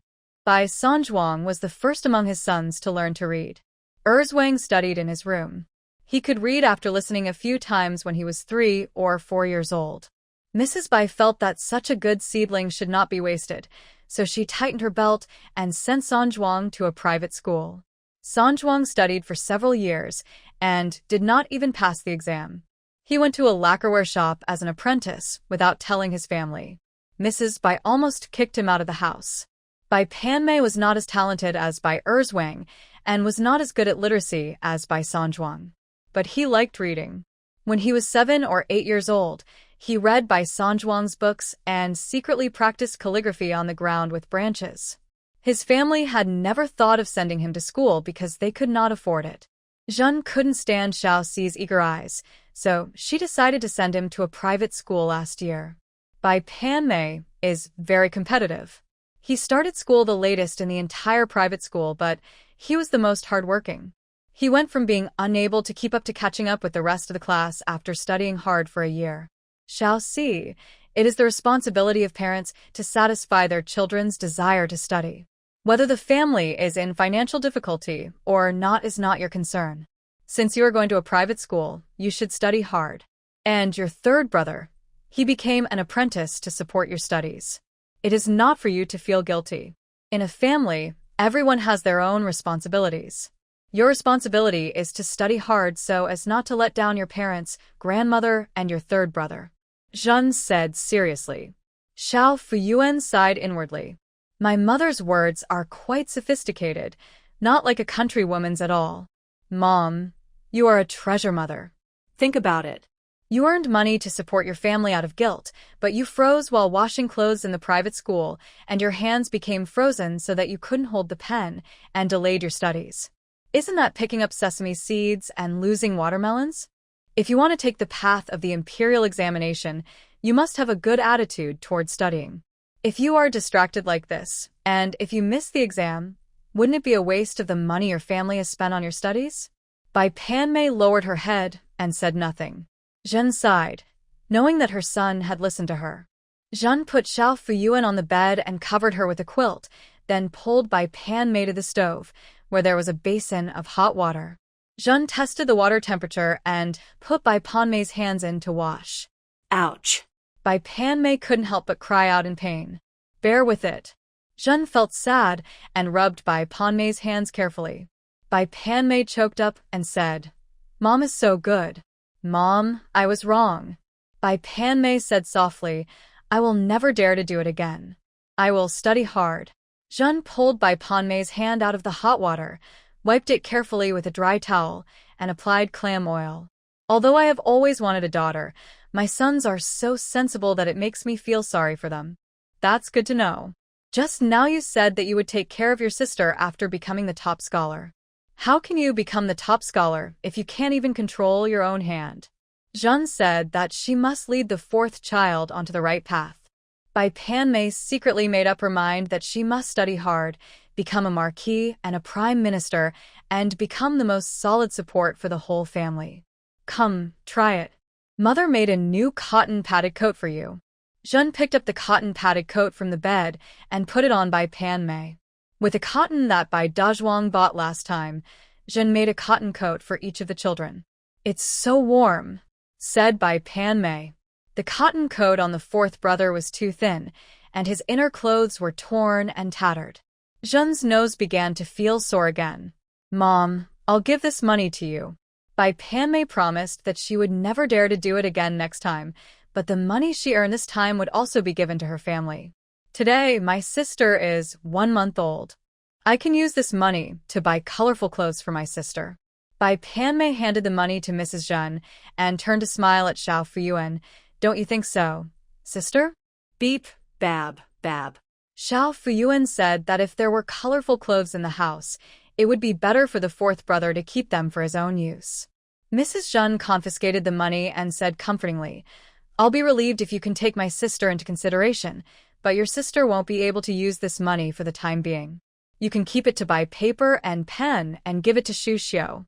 While Mrs. Jun was educating Bai Laosi, the Bai family courtyard was bustling with a banquet. Big, strong lady, you should come out to eat too. Old Mrs. Bai called through the window. Today is the full moon banquet for the only female child in the Bai family. Naturally, Mrs. Jun, the mother-in-law, has to go through the motions. I'll be right there. Jun responded. The yard was bustling with activity. Large pieces of meat were brought to the table and large bowls of wine were poured. The aroma of wild boar meat drifted from the yard into the house. The ancient unpolluted wild boar meat smelled really good. It aroused the gluttony in her stomach. Mom said that eating meat can help you grow taller. She wanted to eat meat now, especially spare ribs. The goat milk she drank every day was also delicious, but it didn't have the aroma of meat. Woohoo. I am too young now, and my teeth are not even out yet, so I cannot chew any meat. Little Fuyuan held his finger in his mouth and babbled greedily. That it's strange today. It's snowing in every village in our Nangguanshan area. Some villages are already experiencing heavy snow, but it's not snowing in our village. The sun is still high in the sky. The Bai family is so lucky. Even the sky cleared up for our little girl's full moon banquet. It's not God's blessing, it's the good fortune that this little girl brings with her. The villagers drank and ate meat while talking about today's weather. In the end, they concluded that the sunny weather in Shunshu village was brought by the little girl of the Bai family. Xiao Fuyuan was lying on the bed. When she heard the discussions about her outside the window, she twisted her body with pride. The nest is indeed a little sun.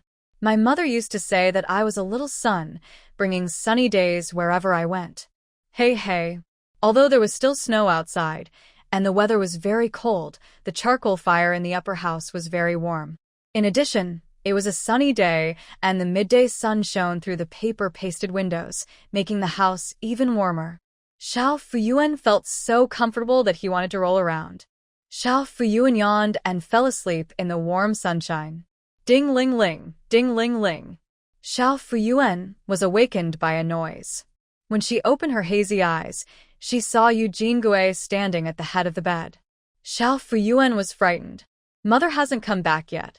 She turned her head to look for Erlang lying in the corner of the bed, only to remember that Erlang had been pushed by Dalong and Silang to attend her full moon banquet early in the morning. What to do? This second sister-in-law looks like someone who is not easy to mess with.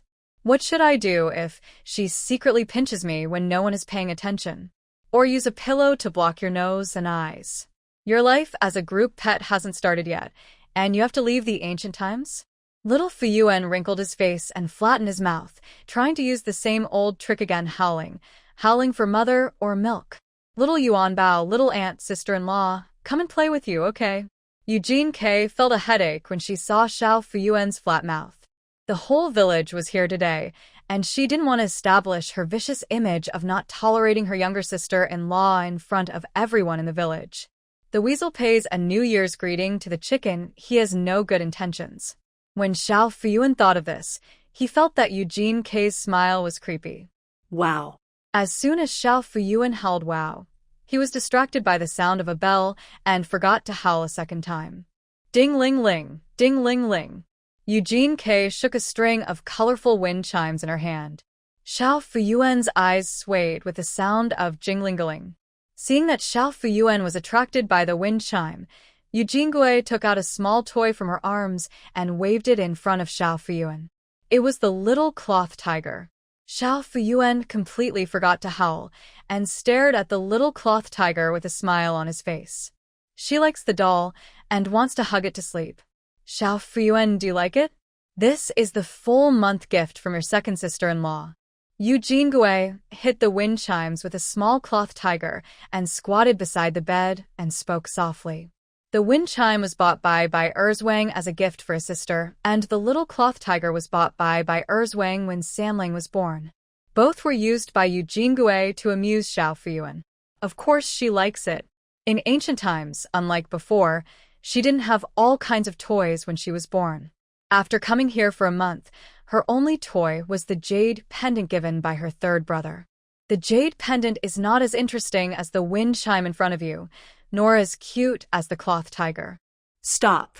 Why is my second sister-in-law so nice to me? What is her intention? Sure enough, the next second Eugene Gui said, Second sister-in-law loves you very much. Can you please stop crying when you see your sister-in-law in the future? Eugene Gui was frightened by her aunt's crying. Had never suffered such a humiliation since she married into the Bai family. Now everyone in the Bai family is extremely worried about her and won't let her get close to her sister-in-law. Although they didn't say it explicitly, the tense atmosphere spread as soon as she approached the upper room. Bai Xiaomei stood at the door like a door god and stopped her, saying that her sister wanted to sleep and eat and couldn't be disturbed. She guessed that the dead old woman must have asked her to stop privately. All my years of hard work were wasted at the hands of a little girl. She complained to her biological mother Qian, who gave her some advice, telling her to try to please her sister-in-law first before thinking about other things. She was reluctant at first. Her mother tapped her forehead to instruct her. Now it seems that your aunt is the apple of the family's eye. If you please your aunt, it's equivalent to pleasing Erzwang's parents and his grandmother. When you mention going to town to open a household with Erzwang in the future, it will be easy. You said that when you were a girl at home, you were smarter than your third sister. You were able to defeat Qinghe and marry a scholar. Why is your brain so watery now that you're married and can't see clearly anything?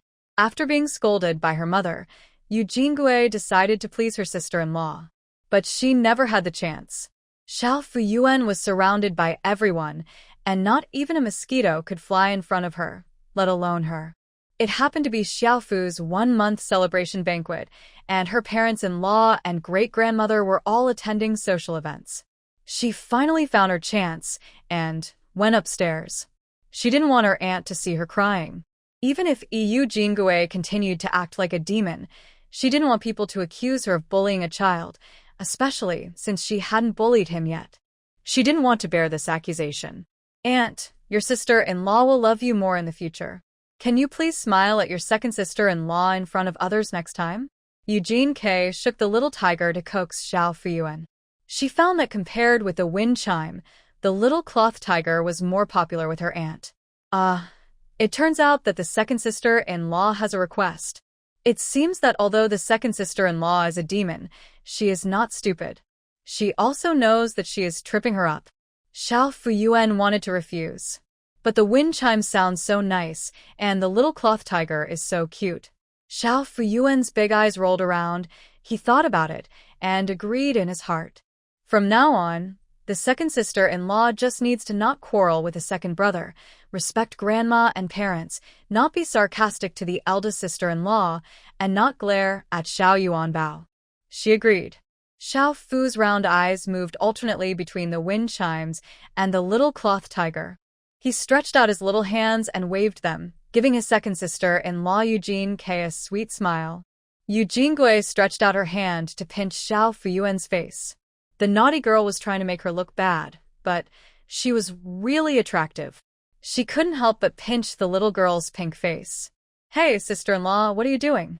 Seeing her mother-in-law entertaining the village aunts and sisters, Xie Chuntao was worried that Xiao Fuyuan was scared in the house, so she quickly ate 2 pieces of meat and went in to take care of her sister-in-law. As soon as I entered the room, I saw Eugene Kwai squatting beside Xiao Fuyuan and holding out her hand. Xia Chuntao took a step forward and pushed Eugene Gui aside. Eugene Gui staggered and almost fell down, then stood up angrily and pointed at Xia Chuntao and said, Xia Chuntao, what are you crazy about? I was just teasing my aunt here, and I won't forgive you for touching the girl in my belly. Xia Chuntao felt relieved when she saw Xiao Fuyuan lying on the bed unharmed, waving his little hands and smiling. When he saw Eugene Gui holding her belly, he realized that she was pregnant. He hurried over to pull Eugene Gui to apologize. Sister-in-law, I'm sorry. Eugene Gui shook her hand off.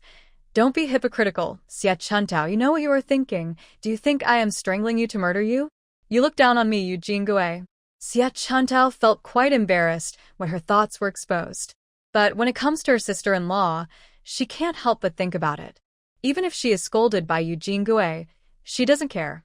Eugene Gui left the wind chimes and the little tiger behind and walked out of the house.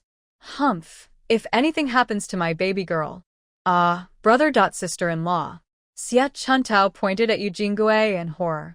Eugene Gui walked out of the house with her back to her. Xia Chuntao saw a pool of blood on her buttocks. Girl. Sister-in-law, there is blood on your pants. The blood on Eugene Gui's pants scared Xia Chuntao to death. She thought she had pushed her sister-in-law into miscarriage. She felt guilty and anxious, and wanted to kneel down and apologize to Eugene Gui on the spot. Eugene Gui had no stomachache and was in good health. If Xia Chuntao hadn't yelled that there was blood on her pants, she wouldn't have noticed it at all. I subconsciously touched my pants and felt blood on my hand. Then I felt the blood flowing down my legs even faster. The blood reminded Eugene Gui that she might not be able to keep the baby in her belly.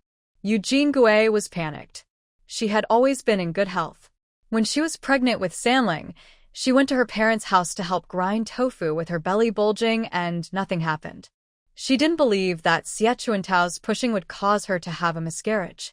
Xia Chuntao, what are you thinking? You knew I was pregnant, yet you still pushed me away. You pushed my daughter away and killed her. You can just wait to be divorced by the Bai family. Eugene Gui shouted at Xia Chuntao. Xia Chuntao was so scared that her face turned pale. She helped Eugene Gui sit on the bed despite Eugene Gui's scolding. My daughter. My poor daughter. Oh.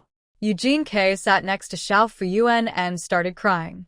Alas, the strong-willed second sister-in-law was not just howling, tears were falling, and she looked really sad. It seems that the second sister-in-law doesn't know that there is no baby in her belly. Little Fuyuan babbled, wanting to tell the two sisters-in-law the truth. Xia Chuntao was so scared that she didn't know what to do. After calming herself down, she remembered to ask for help from the village Dr. Wu. Dr. Wu happened to be attending Xiaofu's full moon banquet, so he didn't have to invite him to his home. Sister-in-law, please sit down first. I'll go get Dr. Wu for you. Xia Chuntao left the howling Eugene Gui and staggered out. Eugene K cried even more sadly. Xiao Fuyuan shook her head, wondering if her second sister-in-law would be even more sad when she found out that there was no baby in her belly. Dr. Wu. Xia Chuntao pulled Dr. Wu away from the table and knocked over the wine in front of him. What's the matter? Old Mrs. Bai was a smart person. She noticed Xia Chuntao when she came out of the upper room in a panic. When she saw her pulling Dr. Wu towards the upper room, she knew something was wrong. The only sick person in the family was Erling, who was being helped by Zhao to eat. If it wasn't Erling, could it be? Old Mrs. Bai didn't dare to think about it. There was only her little granddaughter in the upper room. She was so scared that her heart almost jumped out of her chest. Mother. Xia Chuntao wiped away tears as she spoke. I'm afraid my second sister-in-law had a miscarriage. It's not Xiao Fuyuan. Old Mrs. Bai breathed a sigh of relief. What? The second son's wife had a miscarriage. When she learned that there was something wrong with the baby in Eugene Gui's belly, Mrs. Bai was still heartbroken. She no longer liked Eugene Gui, but the baby in Eugene Gui's belly was Bai's flesh and blood. Xia Chuntao, you are a black-hearted person. You just can't bear to see me pregnant with a daughter, so you have evil intentions and deliberately trick me. Xia Chuntao, You're so proud now. You can't give birth to a daughter yourself, but you take advantage of my daughter. Eugene Gui sat crookedly on the bed, cursing loudly, which made Xiao Fuyuan want to cover her ears. Fortunately, the noise of the banquet outside was so deafening that it drowned out Eugene K's scolding. Otherwise, the stigma of Xie Chuntao cruelly rejecting Eugene Gui's child would spread everywhere. Grandma, it's all my fault. I pushed my second brother's wife, Xie Chuntao said as she was about to kneel down. This is not the time to talk about this. Let the doctor treat your sister-in-law first. Old Mrs. Bai stabilized the situation and pulled Xie Chuntao up. The eldest grandson's wife always acted cautiously and would never push the second grandson's wife without reason. Dr. Wu walked into the upper room, and Xie Chuntao followed behind him, wiping her eyes and supporting old lady Bai. Eugene Gui's eyes were blazing with fire, and she wished she could tear Xie Chuntao to pieces right there. Dr. Wu, can you tell me if I can save the baby girl in my belly? The villagers didn't pay much attention to the separation between men and women, so Eugene Gui stretched out her hand and asked Dr. Wu to take her pulse. Dr. Wu took the patient's pulse once, then again, and remained silent for a long time. Eugene Gui felt that something was wrong and started crying again. Old Mrs. Bai looked nervous. Xie Chuntao felt weak all over. She had killed the second brother's child and didn't know how to apologize. What's going on? Dr. Wu? Old Mrs. Bai asked nervously. Dr. Wu felt the patient's pulse for a while and said, "The baby is not lost." Everyone from Eugene Gui to old Mrs. Bai breathed a sigh of relief, and Xie Chuntao breathed a sigh of relief so much that she almost had a heart attack. I said that my daughter is as blessed as her aunt. Eugene Gui wiped her eyes and put her heart at ease. Even so, she would not forgive Xie Chuntao. I'm afraid this is just a quack doctor? Xiao Fuyuan complained in his heart. The next second, Dr. Wu dropped a bombshell message, my dear scholar. When I said the baby didn't fall out, I meant that you didn't have a baby in your belly at all. Sure enough, Eugene Gui was shocked. What did they mean that there was no baby in her belly at all? Then where did her daughter go? Old Lady Bai and Xie Chuntao also found it incredible and looked at Dr. Wu with suspicion. What do you mean? Where did my daughter go? Eugene Gui's face was full of disbelief. Dr. Wu was very dissatisfied with the suspicious looks of the three people. What do you mean you doubt my medical skills? Then don't come to me. I haven't finished the wine I just drank. What do you mean? Where did the child go? You are not pregnant at all. Dr. Wu was very unhappy. He didn't understand what the scholar's wife said. Eugene Gui was dumbfounded. But last time, you said I seemed to be pregnant. Eugene K paused for a long time before speaking. It looks like it, but it doesn't mean it must be. The last time you met me in the village, you said you were tired and sleepy and didn't want to move. You also felt nauseous in the morning. You stretched out your hand to ask me if I was pregnant. I took a look and said it looked like it. I checked it out through observation, auscultation, and palpation, but it was just observation. You didn't pay me for the consultation, so how could I palpate for you? Dr. Wu was also a man with a bad temper and spoke bluntly. Eugene Gui opened her mouth, but was so shocked that she didn't say anything for a long time. She hasn't had her period in the past few months, so what else could she be but pregnant? Now Dr. Wu says she's not pregnant. What should she do? This was extremely embarrassing, and Xie Chuntao didn't know how to laugh at herself. When she thought about how she had been using her baby girl in her belly as a token of authority to boss people around at home, she felt like dying. If this gets out, she will be even more embarrassed in the village. Wait, tomorrow the hot gossip under the sacred tree at the entrance of the village will definitely be about her. Eugene Gui. Old Mrs. Bai glanced at Eugene Gui and smiled at Dr. Wu. Dr. Wu, I'm sorry to make you laugh. The second son's wife is young and ignorant. I'll let Erzwang toast you a few glasses of wine to calm you down. Chuntao, you take Dr. Wu to the banquet to drink. Dr. Wu is Bai Erzwang's childhood friend. He has always been disgusted by Eugene Gui's plan to marry Erzwang. If it weren't for his childhood friend's face, he would have to give this stupid woman a good talk today. But today is the full moon banquet for the Bai family's little daughter, and he doesn't want to cause trouble for the host family. He also respects old Mrs. Bai, so he goes back up the stairs to the table. Eugene K lay on the bed with her face covered, feeling hopeless. Grandma, I really think I'm pregnant. I've been feeling sleepy recently, and I've gained weight. Dr. Wu's medical skills aren't very good. Why don't we go to town and find another doctor to diagnose me again? Eugene Gui struggled internally and didn't want to believe what Dr. Wu said. Are you sleepy? Are you fat? Why don't you just say that you eat too much? Old Mrs. Bai bluntly revealed the truth about Eugene K's physical changes. Also, if you had a miscarriage, the blood would have made you faint. How could you curse people in the room? Mrs. Bai continued to point out the truth. Your pants are covered with menstrual fluid. Why don't you go to your room and change your pants? Eugene Gui even wanted to die. She herself didn't know when her period came. Before coming to appease her sister-in-law, she was chatting with the village gossip group at the table. She didn't know if there was blood on her ace at that time. Xiao Fuyuan's full moon banquet was lively until the evening. The meat was eaten and the wine was drunk, and the people of Shinshu village poured their blessings to Xiao Fuyuan into the ears of the Bai family without paying. Hearing those auspicious words, old Mrs. Bai was happy, Bai Banmu was happy, Mrs. Zhan was happy, and everyone in the Bai family was happy. Only Eugene K was unhappy.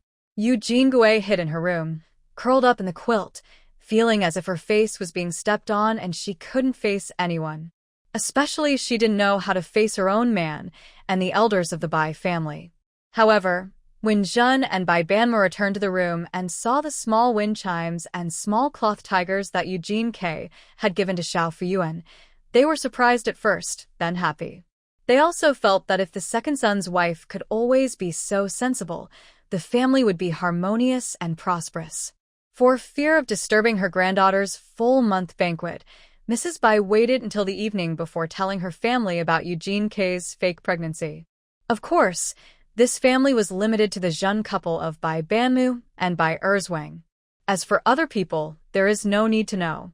The Zhen couple sighed and asked Bai Erzwang to comfort their wife. Bai Erzwang was quite sad. He had always wanted a daughter like his sister, a daughter as soft and cute as a cuddly bun. Although everyone felt sorry for Eugene K's fake pregnancy, no one blamed her. The main thing is that this misunderstanding was not her fault.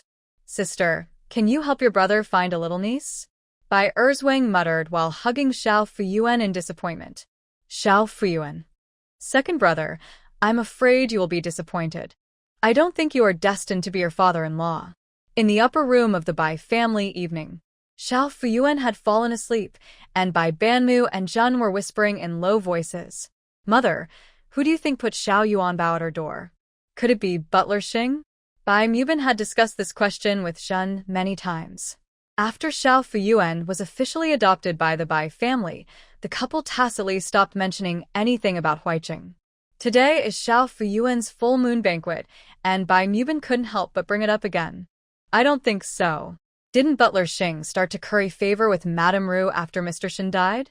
Butler Xing was the butler who was introduced by Bai Mubin to work for the Shin family when he was young. Later, he became attached to Madame Ru.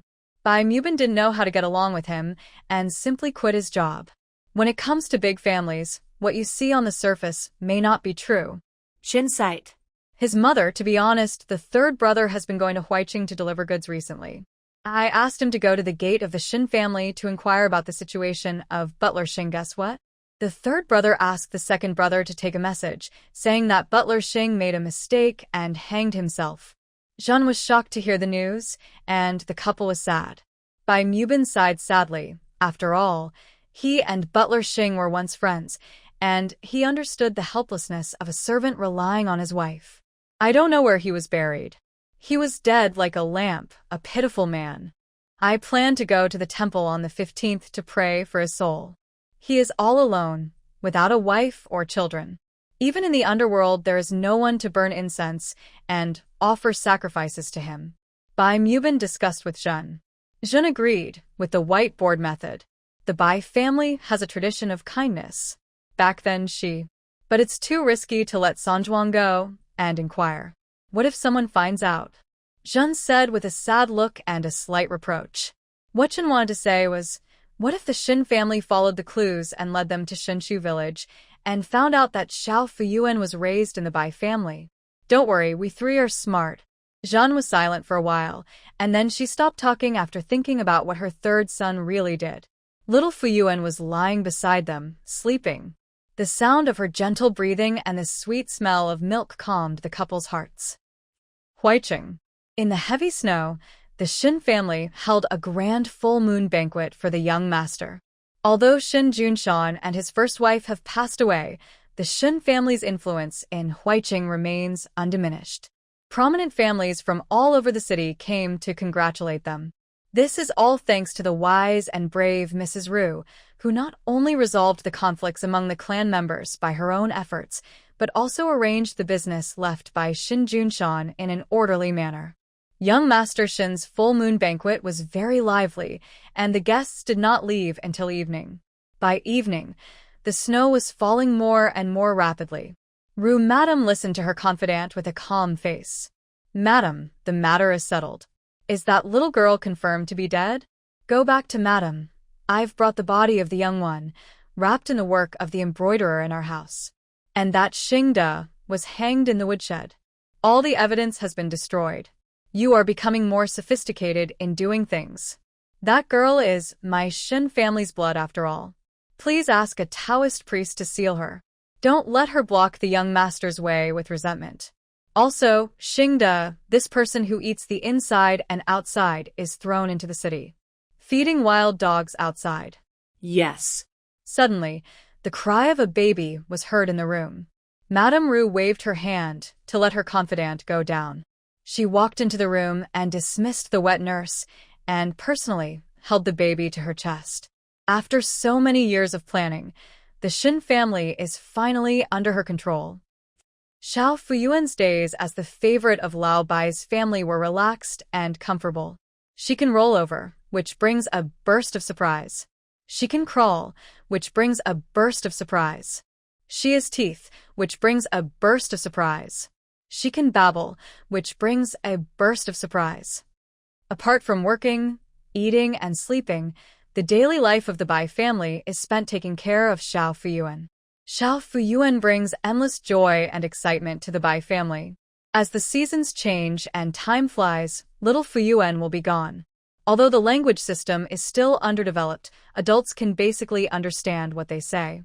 In the 3 or 4 years that Xiao Fuyuan grew up, the Bai family's life became better and better, and they successfully got rid of the label of being a poor household in Shinshu village. The fields have a good harvest of grain year after year, so we can not only have enough food to eat, but also have meat from time to time. Seeing that there was hope for the future, everyone in the Bai family was full of energy every day, and there was constant laughter and joy inside and outside the house. The villagers joked that since the Bai family had a little girl, their lives have become so happy that even the air in the yard has become sweet. Although there were no Barbie dolls, slides, or carousels, Xiao Fuyuan was still very satisfied with life in ancient times. Apart from anything else, the pollution-free air and the spacious yard were things she had never seen when she was a city baby. At this time, she was playing in her own yard and sweating profusely. In the northeast corner of the yard, a bunch of flowers swayed in the wind, attracting many butterflies flying around. This bunch of flowers is also very magical. The year Xie Chuntao got married, she felt that the yard of Lao Bai's house was bare and lifeless, so she scattered a bunch of flower seeds, but they didn't bloom for several years. The next spring, when Xiao Fuyuan came to Lao Bai's house, this bunch of forgotten flower seeds actually sprouted, branched out, and bloomed in the spring breeze. Since then, the flowers have bloomed every year, stretching like a fire, adding vitality to the Bai family compound. Little Fuyuan was attracted by the butterfly, and he ran over to chase it, wobbling along with his little legs. She was wearing a flowery dress, and the butterflies thought she was one of their own kind. They didn't run away when she chased them, but instead circled around her. Hee hee hee hee hee. Xiao Fuyuan's childish and crisp laughter spread throughout the yard. Zhen was attracted by Xiao Fuyuan's laughter and laughed out loud unconsciously. It was spring, the time for sowing. Like in previous years, the family was planting beans. Zhen was picking bean seeds under the eaves. Xiao Yuanbao, run slower, Zhen said with a smile. Okay. Cool dear, wipe it. Seeing that his mother's head was sweating, little Fuyuan stopped chasing butterflies, walked to Zhen's side with small steps, took out a handkerchief from his pocket, and stood on tiptoe to wipe Zhen's sweat. Zhen hugged Xiao Fuyuan and kissed her again and again.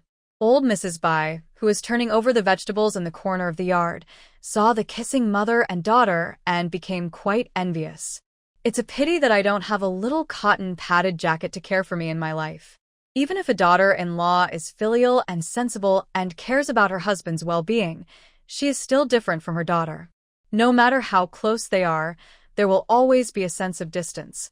At this time, Mrs. Bai, who had always been strong-willed, could no longer hold back. Little Fuyuan lay in Zhen's arms for a while, and when she looked up, she met old Lady Bai's envious gaze, which she couldn't retract in time. Oh, Grandma also needs my sweet kiss. Little Fuyuan smiled at old Mrs. Bai and ran towards her with the clattering steps of his little legs. Slow down, little darling. Old Mrs. Bai threw a weighty in her hand, bent down and opened her arms. Little Fuyuan threw herself into old Lady Bai's arms. Grandma, I'm tired and sweating. Let Yuan baby wipe the sweat for Grandma. Little Fuyuan put a handkerchief on old Lady Bai's forehead and said in a baby voice, Grandma, take a break. Grandma has been working for half a day. She must be tired. Little Fuyuan raised her head and tried hard to wipe the sweat off the old Lady Bai. Just now, she was chasing butterflies in the yard. Her face was flushed, her big, bright eyes were blinking, and her thick eyelashes were fluttering. She was so cute that you wanted to bite her. Grandma, kiss me. Xiao Fuyuan gave old Lady Bai a kiss on the face. Ouch! Who can bear this? Old Mrs. Bai threw away her jealousy towards her daughter-in-law to Java. It doesn't matter if she doesn't have a daughter, her granddaughter is still her little cotton padded jacket, so sweet. Such a little person, seeing her grandmother busy in the vegetable garden, came over to ask her if she was tired. Are those brats so considerate? Old Lady Bai is hypocritical and doesn't recognize any relatives. Nanny, don't be tired. Old Mrs. Bai couldn't help but hug little Fuyuan in her arms and kissed her cute face several times. Her little granddaughter is so adorable. Zhen, who was sitting under the eaves picking beans, couldn't help but smile when she saw the two grandparents kissing each other. Her mother-in-law was well known throughout the Shenshu village for her harsh temper and sharp tongue. Zhen had never seen her being nice to anyone. Old Mrs. Bai rarely shows any maternal affection towards her own son, Bai Mubin. It is said that grandparents are closer to each other, but she has never been seen to dote on her grandsons such as Bai Dazhuang. She treats her great-grandson Dalong and others with the same stern face and scolds them. When it comes to my granddaughter, it's like a completely different person. There was a kind smile on his face, and even his usually rough voice became soft. Little darling, go sit down under the porch and play. Grandma will prepare the vegetable garden and grow melons for you to eat. Old Mrs. Bai coaxed little Fuyuan in a low voice. Xiao Fuyuan shook his head. Grandma, let's go out and play. Little Fuyuan stuck to the old lady like a candy. She wanted to go out and play. There were big white geese, chickens, and birds outside. In the vegetable garden, old Mrs. Bai started to speak and then swallowed it. Who can resist this cuteness? Old Mrs. Bai almost raised her hands in surrender. Okay, I'll take you out to play for a while. The land in the vegetable garden? I can't till it when I want to. I need to play with my granddaughter. Old Lady Bai bent down to hug little Fuyuan, but little Fuyuan broke free and held Old Lady Bai's hand, saying, let's go. When the grandparents and grandchildren arrived in the village, they immediately became the focus of the entire village. Xiao Fuyuan has seen this situation many times. She looked calm. There's nothing I can do. This baby is just loved by everyone. Oh, little Yuanbao is out. Come, let Grandma hold him. Grandma, who is the same age as old Mrs. Bai, picked up little Fuyuan. Come, tell Grandma how many good things you have brought to our family. Grandma gave little Fuyuan a kiss. The gossip army at the entrance of the village followed the words of the grandmother, and the fire of gossip ignited in their eyes. Old Mrs. Bai felt overwhelmed at the sight. Even though the Bai family had refuted the rumor many times in the village and almost sent a lawyer's letter, and even though Xiao Fuyuan had nothing to do with how the Bai family was doing, the villagers still believed that Xiao Fuyuan had made the Bai family's life better. Xiao Yuanbao, you are more handsome today than yesterday. Look at your full forehead, your tall nose, and your full moon face. You look lucky. The village head's wife always said this when she saw Xiao Fuyuan. She smiled and took out a handful of melon seeds from her pocket and stuffed them into Xiao Fuyuan's hand. Xiao Fuyuan, eat the melon seeds. Thank you, Auntie. Xiao Fuyuan bowed sweetly to the village head's wife. How can you tell that he has a blessed face at such a young age? Old Mrs. Bai said this with a smile on her face. Who doesn't like to hear auspicious words? The village chief's wife wanted to continue praising Xiao Fuyuan's abilities, but she held back her words when she thought of her husband's instructions. Her husband said that she was a woman and knew nothing, and would not allow her to mention Xiao Fuyuan's wealth and prosperity, in order to dilute the rumors about Pijiao Taoist in the village. But she always felt that she thought more highly of Xiao Fuyuan's greatest achievement in life than her husband did. Her husband said that Xiao Fuyuan would be lucky to become the wife of a county magistrate when she grew up, and she felt that this was insulting the lucky star Xiao Fuyuan. For example, when Xiao Fuyuan was just 1 month old, heavy snow fell throughout the county for several days, causing a snow disaster, but Shenshu village was the only village that was not affected. Her husband was also received by the county magistrate for the first time as an advanced representative. He trembled as he reported on the work of the village, leaving a name in the county magistrate's heart. Who else could it be if it wasn't Xiao Fuyuan who brought the good fortune? The county magistrate's wife couldn't command the heavens to prevent the whole county from suffering from the snowstorm. Xiao Fuyuan. Aunt Sun walked past everyone and pinched Xiao Fuyuan's cheek. Xiao Fu opened his mouth, and it felt a little painful. Where are you going to pinch with those dirty hands and feet? Old Mrs. Bai slapped Aunt Sun's hand away. What would she do if this inconsiderate old woman, who didn't see the cute little girl who was as cute as a porcelain doll, pinched and hurt her granddaughter? Everyone says that Xiao Fuyuan will bring good luck to people. My wife just got pregnant. I want Xiao Fuyuan to roll around in her arms and pray for her to give birth to a grandson. Aunt Sun looked at Xiao Fuyuan expectantly. What? What is this operation? Xiao Fuyuan was confused for a moment. You are so bold to think like that. My granddaughter is not the goddess of childbirth. Old Mrs. Bai refused bluntly. This is Xiao Fuyuan's daily life in Shenshu village. Everyone who sees her hugs, pinches, and praises her. She is truly the top female star in Shenshu village. She is also a top female star in the training system. Finally breaking away from the fanatical fans of Shenshu village, Xiao Fuyuan walked around the village to amuse himself. He would go into the bushes to pick a flower and put it on his head, chase butterflies, and look up at the little swallows in flowery clothes in the sky. Spring is so beautiful. Old Mrs. Bai was talking to everyone and letting Xiao Fuyuan play on the side. Shenshu village is very safe. It is a remote place where few outsiders enter, so old Mrs. Bai is not worried that her granddaughter might be kidnapped by someone. Suddenly, the sound of horse hooves attracted the attention of the gossip army at the entrance of the village. I saw a tall horse galloping towards Shenshu village, raising a cloud of dust on the village road. Old Mrs. Bai quickly pulled Xiao Fuyuan to her side, as she was afraid that the horse would go crazy when it saw people and hurt her granddaughter. When Xiao Fuyuan saw the big brown horse, his eyes lit up. She had only seen horses in the zoo before, watching them from afar through cages. Now, a galloping horse appeared before his eyes, looking very majestic. Xiao Fuyuan waved his arms excitedly at the person on the horse. It's Shenshu village. The gossip army in the village talked to the man on the horse. The name of Shenshu village sounds very impressive, but I didn't expect it to be just an ordinary village in such a remote mountain area. The man on the horse complained slightly in his heart. The man was dressed in black, with the lower half of his face covered with a black cloth, looking quite mysterious. He had a pair of bright eyes, and the experienced wives and aunts could tell at a glance that he was a young man. Few outsiders come into Shenshu village, let alone a young man riding such a cool horse. I have never heard of anyone having such a relative. Who are you looking for? Someone asked. I'm not looking for anyone.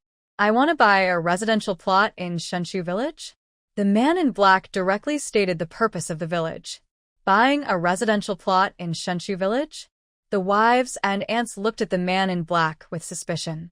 Who would buy a homestead in a strange village for no reason? It's not like he was fleeing famine. The people of Shenshu village have never seen the world, but that doesn't mean they are stupid. This person must be someone with bad intentions, coming into the village to cause damage under the guise of buying residential land. You come here with your face covered to buy a residential plot? If I didn't know you, I would think you were a robber. The village chief's wife said boldly. Man in black. Seeing that everyone's eyes changed from suspicion to hostility, the man in black tore off the black cloth, revealing the beard on the lower half of his face. You'd better cover yourself. The young man is quite energetic, but his image is a bit scary. The young wives and aunties complained in their hearts. He didn't want to cover himself with black cloth either. The mountain road was too dusty and his mouth would be covered with mud. Well, don't get me wrong, auntie. My master's great-grandfather fled to Shenshu village in Ningguanshan when he was young. Thanks to the kind-hearted people in our village who saved his life, he made a great wish that his descendants would come to Shenshu village and buy a residential plot as their second home. The man in black got off his horse, bowed to the Bagua Legion, and told them all the reasons why he wanted to buy a residential plot.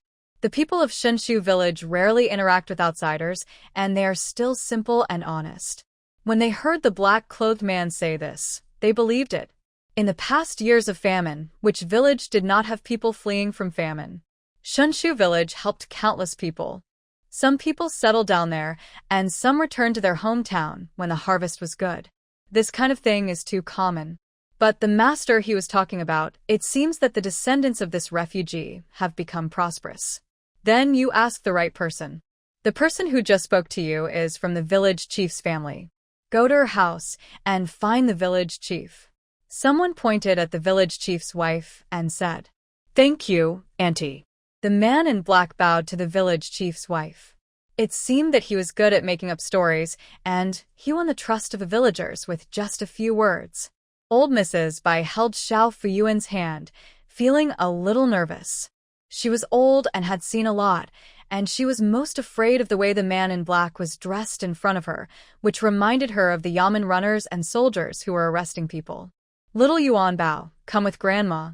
Old Mrs. Bai bent down and wanted to pick up little Fuyuan. Xiao Fuyuan has been staring at the horse since it appeared. With brown mane and 4 snow-white hooves, it looks tall and mighty standing there. Xiao Fuyuan exclaimed in his heart, thinking how great it would be if he could ride on it. She wanted to go over and touch the horse. When she heard that old lady Bai wanted to take her home, she was naturally not happy. When old lady Bai was not paying attention, little Fuyuan waved her hands and ran towards the horse with a giggle. Seeing the little Fuyuan in flowery clothes running towards him, the horse was stimulated and broke free from the reins. It neighed at the sky and raised its front hooves to gallop towards the little Fuyuan. What's wrong with this horse? Why is it like it's been a long time since we last met? Is it sure that I am its relative? The dust raised by the horse was so dirty that Xiao Fuyuan squinted his eyes and stopped by the roadside to wipe them. The horse raised its hooves and flashed to Xiao Fuyuan like the wind. Seeing that Xiao Fuyuan was about to be trampled into a meat pie by the black horse, the old lady Bai fell to the ground and cried miserably, and the villagers who were watching followed suit. The man in black rushed to chase the horse, but as soon as he took a step, the horse stopped beside Xiao Fuyuan and did not move. Under the astonished gaze of the crowd, the horse lowered its head and rubbed Xiao Fuyuan affectionately. Xiao Fuyuan touched its head with curved eyebrows and eyes and said in a baby voice, Li hello, Dama. The horse snorted as if responding to Xiao Fuyuan's greeting. Xiao Fuyuan stroked the horse, and the horse became more docile, exhaling warm air from its nose and bouncing its hooves excitedly. The man in black was stunned and felt that his 3 views had been overturned. This horse of his came from the western regions and had an extremely fierce temper. He had gone to great lengths to tame it, but he had not expected that it could be tamed so easily by a little kid. What's this horse drawing? Is it because this little girl is so pretty and has such a sweet smile? However, you have to admit that this little girl is indeed delicate and doesn't look like a country girl. It seemed more like. Xiao Fuyuan took short steps to the front of the man in black, with the horse following obediently behind him. Uncle, can I ride Li's big horse? Xiaofu asked the man in black with his big, blinking eyes wide open. The man in black was happy. It was rare for him to meet a little girl who was not afraid of him.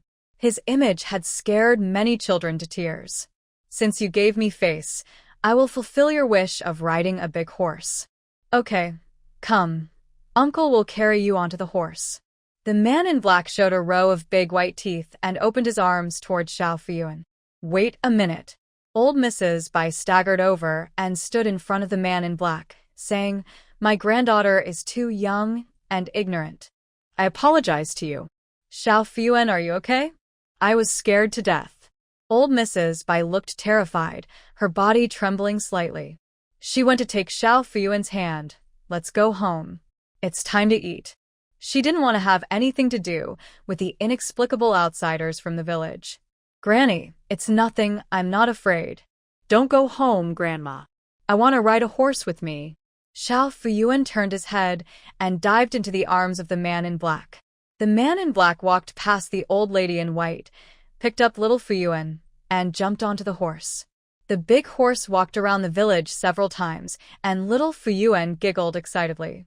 The man in black was also amused by the cute appearance of little Fuyuan, and he felt that this was probably the highlight of the country girl's life. There were only a few horses like this in the whole country, let alone in the country. He was very proud that he had fulfilled a little girl's wish to ride a horse. Xiao Fuyuan didn't get off the horse until Xie Chuntao came out and called for dinner. Old Mrs. Bai carried little Fuyuan and ran home. The villagers were left in a state of confusion. Old Mrs. Bai had always been a particular person, but what happened today? She took her granddaughter for a few rounds of horseback riding, and she was sweating all over, but she didn't even offer to provide a meal. The man in black didn't want to skip meals. He was very happy in his heart, thanks to this cute little girl, who instantly brought him closer to the villagers. Then, the man in black frowned. Last month, the Imperial Astronomical Observatory detected auspicious signs in Shenshu village on Ningguanshan Mountain and said that the signs had been appearing for several years. He was sent to spy on Xiangrui, and it took him a month to arrive after traveling so hard. Looking closely at the Shenshu village, it is so poor and so ordinary, it doesn't look like an auspicious place at all. In Shenshu village, even donkey carts are rare, let alone such a majestic horse. The horseback ride made Fukuyuan the envy of all the children in the village. The boys from the Bai family are no exception. Sister, what does it feel like to ride a horse? Tell me about it. Bai Xiaomei squatted in front of Xiao Fuyuan, her eyes shining. He had heard that the horse had a very fierce temper and his sister could tame it just by touching its head. Sister is really great. Bai Xiaomei is proud of her. It's just like the wind. Xiao Fuyuan had many adjectives in his mind, but because he was young, he could only say them one word at a time. Aunt, can you take me for a ride next time? Dalong looked envious. Xiao Fuyuan tilted her head and thought about it. That was not her horse, so she had to ask the uncle in black. Uncle. If you want it, just ride. Several children were discussing horse riding. Bai Banmu and Bai Dazhuang came back from working in the fields. They had heard about Xiao Fuyuan's feat of taming a wild horse while walking in the village. Bai Muban strode up to Xia Fuyuan and said, "Daughter, do you miss your dad?" Xiao Fuyuan hugged Bai Banban's neck and said, "I miss Daddy." Bai Banmu felt as if he had eaten honey, and all the fatigue from work was swept away. "Sister, do you miss your brother?" Bai Dazhuang wanted to take his sister away from his arms. "I miss my brother." Little Fuyuan struggled out of Bai Ban's arms and threw himself in front of his brother and said. Bai Dazhuang was satisfied. Alas, being too popular is not good. I am forced to perform family business every day. Go away, you just came back from working in the fields. Your hands are covered in dirt and your feet are covered in mud. What should your sister do if you are so dirty? Don't you have any idea? Bai Mubin drove his eldest son away with a look of disgust. Little Fuyuan smiled sweetly at his father. This father is too hypocritical. His hands and feet are not much cleaner than his big brother's. But he can't think his father is dirty. Little Fuyuan took the initiative to hold his father's hand. My daughter, I heard that you rode a big horse. If you want to ride one in the future, just ride Daddy, and Daddy can also turn into a horse. Bai Mubin said as he was about to lie on the ground. Don't tire Dad out, sister. If you want to ride a horse, tell me. I can run faster than you. Bai Dazhuang continued. Xiao Fuyuan's heart. Her father and brothers often played horse riding games with her. But she doesn't like riding very much and always feels uncomfortable. She wanted to ride a real horse. For Xiao Fuyuan, the ancient BMW is really cool to ride. Riding once was not enough. She wanted to ride it a few more times. These days she would sneak out early, hoping to meet the man in black and his tall horse. But I have never encountered it. Oh. Xiao Fuyuan leaned against the door, pouting her little mouth and sighing. It was only a moment of loss, and was soon replaced by another happy thing. After tilling the vegetable garden at home, Bai Mubin planned to go to the town to buy some vegetable seeds. Old Mrs. Bai went with him. She planned to buy some rice, flour, grain and oil for the family, and also to tear off a piece of floral cloth to make a pair of shoes for her granddaughter. When Xiao Fuyuan found out, he also wanted to go. Hasn't she ever visited the ancient market town? I only traveled with my parents and visited antique scenic spots, simulated ancient shops, and merchants dressed in ancient costumes. But I failed in a second when I took out the payment QR code. She wanted to open her eyes and see the real ancient town. Grandma, let's go home and stay with you. Little Fuyuan ran to Old Lady Bai, hugged her thighs, and begged in a baby voice. Old Mrs. Bai was in a dilemma. It would be a nuisance if the child followed her to the town, and what would she do if the child froze on the road during these cold days of spring?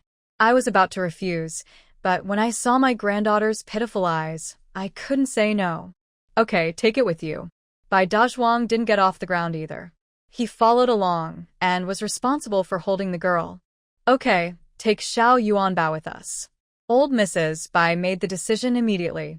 Bai Xiaomei looked envious. He also wanted to go to the town. He had only been there once when he was a child and had forgotten what the town looked like. Dalong and Saburo also wanted to go along. But they also knew that Grandma and Grandpa would definitely not want to take them with them. So, Bai Xiaomei, Dalong and Sanling looked at Xiao Fuyuan eagerly. Xiao Fuyuan looked at the longing eyes of his fifth brother and two nephews and understood immediately. They were also children who also liked the hustle and bustle, so they softened their hearts and waved their hands, saying, Let's all go. Old Mrs. Bai looked helpless. Listen to my aunt. Listen to my aunt.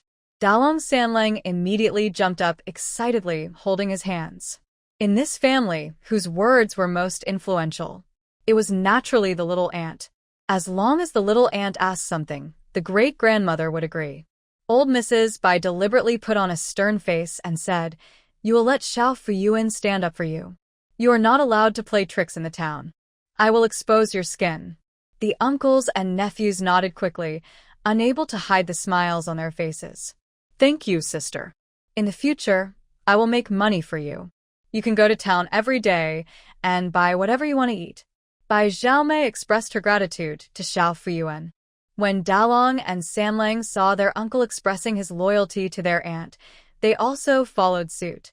One said that he would go to the shop with his uncle to make money to buy flowers for his aunt to wear, and the other said that he would buy a big horse for his aunt to ride. Jean was delighted to hear this. Regardless of whether it can be realized or not, at least the current performance of the son and grandson can indeed support the little girl. Eugene Gouet was leaning against the door of the side room to bask in the sun, and naturally, she wanted to go too. On second thought, I decided not to go to old Mrs. Bai, as it would affect her mood for shopping. Erlang lay on the recliner, looking at his uncle and brother with longing. He wanted to go, but he couldn't walk or run. He could only lie down. He couldn't even go out of the yard, let alone go to town. When Xiao Fuyuan turned around and met Jiro's sad and envious gaze, her heart ached. She ran to him, held her nephew's hand with her little hand and said, "I'll bring you some candy." Jiro nodded, tears in his eyes. Xiao Fuyuan gently touched his face to comfort him. "Don't see our wide, it will be fine." Xia Chuntao just came out of the kitchen and saw the scene, feeling sad. Xiao Fuyuan wanted to comfort Erlang with more words. "Don't be sad. You can stand up. Not only can you stand up, you can also wear red clothes and ride a white horse to parade in the streets." Unfortunately, she is not able to express such complex sentences yet, and people may not believe her even if she says it. Finally, old Mrs. Bai and Mr. Bai went out with their whole family, young and old. Bai Mubin was worried that his mother and little daughter would be tired out, so he wanted to borrow the donkey cart from the village chief. Old Mrs. Bai rejected her. As an old country woman, she was not that pampered. As for Xiao Fuyuan, she was being held by Dazhuang. "What donkey cart do you need?" Nangguanshan town is the only market town in the Nangguanshan mountain area, not far from Shenshu village. The Bai family, young and old, arrived in less than an hour. Little Fuyuan lay in Bai Dazhuang's arms with his eyes wide open. Although the town is not as prosperous as in later generations, it is small but has everything. There are bakery shops, Chinese medicine shops, butcher shops, restaurants, and hotels. Although the town is not crowded with people, it is still quite lively. What a nice smell! Xiao Fuyuan raised his eyes and looked around for the source of the fragrance. It was the aroma coming from the largest pastry shop in town. Their hibiscus cake had just come out of the oven. Seeing Xiao Fuyuan's greedy look, Bai Banmu went to buy a pound of lotus cake for his daughter. Xiao Fuyuan swallowed her saliva. How could she enjoy it alone? She took out the cakes and distributed them to everyone. The adults were unwilling to eat, but the fifth brother and two nephews happily stuffed the cakes into their mouths. "What should we buy first?" asked Bai Dazhuang. "I'll go buy a few pounds of pork first." Old Mrs. Bai counted on her fingers to indicate. "When you come to town, you naturally have to buy some meat. These days of spring planting, everyone in the family is working hard in the fields and eating some meat to reward themselves. I remember that there was a pork shop opposite the lacquer shop where Sanjuang worked, and the meat was very good." Old Mrs. Bai began to assign tasks. She took Xiao Fuyuan to buy meat. After buying the meat, the grandfather and grandson went to the shop where Sanjuang worked to rest. Bai Dazhuang went to buy vegetable seeds while Bai Dazhuang took his younger brother, son, and nephew to buy rice, noodles, and oil. After that, we met at the lacquerware shop. Next door to the lacquerware shop was a cloth seller. I happened to pull a piece of cloth for Xiao Fuyuan, and then the family went to the private school to give spring clothes to the fourth child. The beautiful sister was wielding a machete and was skillfully cutting up the meat. The posture of chopping the ribs is extremely cool. That is, the machete and the cute little girl form a strong contrast. Old Mrs. Bai was wandering in front of the stalls of meat, and suddenly her eyes lit up. "This is it. This piece of meat has 5 layers of fat and lean meat. The lean part is used for cooking, and the fat part is used for oil. Half of the lard residue is used for making dumplings, and the other half is used as snacks for grandchildren. Old man, you have a keen eye and you like this piece at first sight. How many pounds do you want?" 5 pounds. Old Mrs. Bai was quite proud of her ability to judge meat with her own eyes. After determining the weight, Old Mrs. Bai continued to use her skills and began to bargain with the girl selling pork. Suddenly, a bright light flashed in Xiao Fuyuan's eyes. "Knife, sister, the knife is going to fall." Little Fuyuan pointed at a corner of the counter and shouted at the pretty sister who was selling butchery in a baby voice. Old Mrs. Bai and the beautiful sister were having a lively exchange when they were suddenly interrupted by Xiao Fuyuan. Following the direction of Xiao Fuyuan's finger, the beautiful sister saw the large machete for chopping ribs, which she had casually placed next to the table at some point. It was shaking and about to fall. If such a big knife rolled down and hit a customer, they would have to close their shop and stop doing business. The beautiful sister felt like she was walking on a cliff and her heart almost flew out. After pulling out the knife and putting it away, the beautiful sister, who had recovered from her shock, smiled at Xiao Fuyuan and said as if thanking her lifesaver, "Thank you very much, little girl." He bowed to old lady Bai again and said, "Thank you, old lady. You saved my butcher shop." Mrs. Bai was frightened for a moment and patted her chest and said, "Why be polite? Anyone who sees this should be reminded." The two of them put aside the bargaining and started chatting, and the beautiful sister praised Xiao Fuyuan a lot. There was no such pretty child in the whole town. Although she was wearing farm cloth, she was still delicate and cute. And she just reminded herself of the knife. The beautiful sister wanted to wash her hands and hold the little girl in her arms. Pretty sister. Xiao Fuyuan praised her pretty sister sweetly. She has a sweet mouth and a thoughtful heart. Oh, old man, why is your little girl so cute? The beautiful sister was overjoyed by the compliment. Old man, I'll give you a piece of pork belly to thank your little girl. The beautiful sister rolled up her sleeves, picked up the best piece of pork belly with a smile, tied it up with a rope, and also added 2 pig livers for pig trotters and a few ribs. He forced it on old Mrs. Bai with an expression that showed no refusal. Old Mrs. Bai declined again and again. She really felt that her granddaughter's reminder that the knife fell was nothing, just a casual thing. She couldn't take advantage of others because of this. It was not easy to do business from dawn to dusk. One was pushing, and the other was pushing.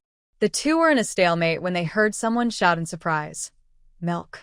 Old Mrs. Bai and her beautiful sister looked up together and saw Bai Sanjuang running towards the butcher shop. "Oh, my sister is here too. Did you miss your brother?" Little Fuyuan was too young and had just hidden behind old Mrs. Bai. Bai Sanjuang didn't see her. When he saw his sister was there too, he was extremely happy. "I miss my brother. This is not a routine business. This is sincere." She really missed her third brother after not seeing him for many days. "Oh, you are Brother Sanjuang's grandmother. What a coincidence. I was blind and didn't recognize you." The beautiful sister apologized to Mrs. Bai. No, this is just a coincidence," old Mrs. Bai said with a smile. Bai Sanjuang picked up little Fuyuan, stood beside old lady Bai, and smiled at the beautiful sister. "Oh, so you are this kind of third brother.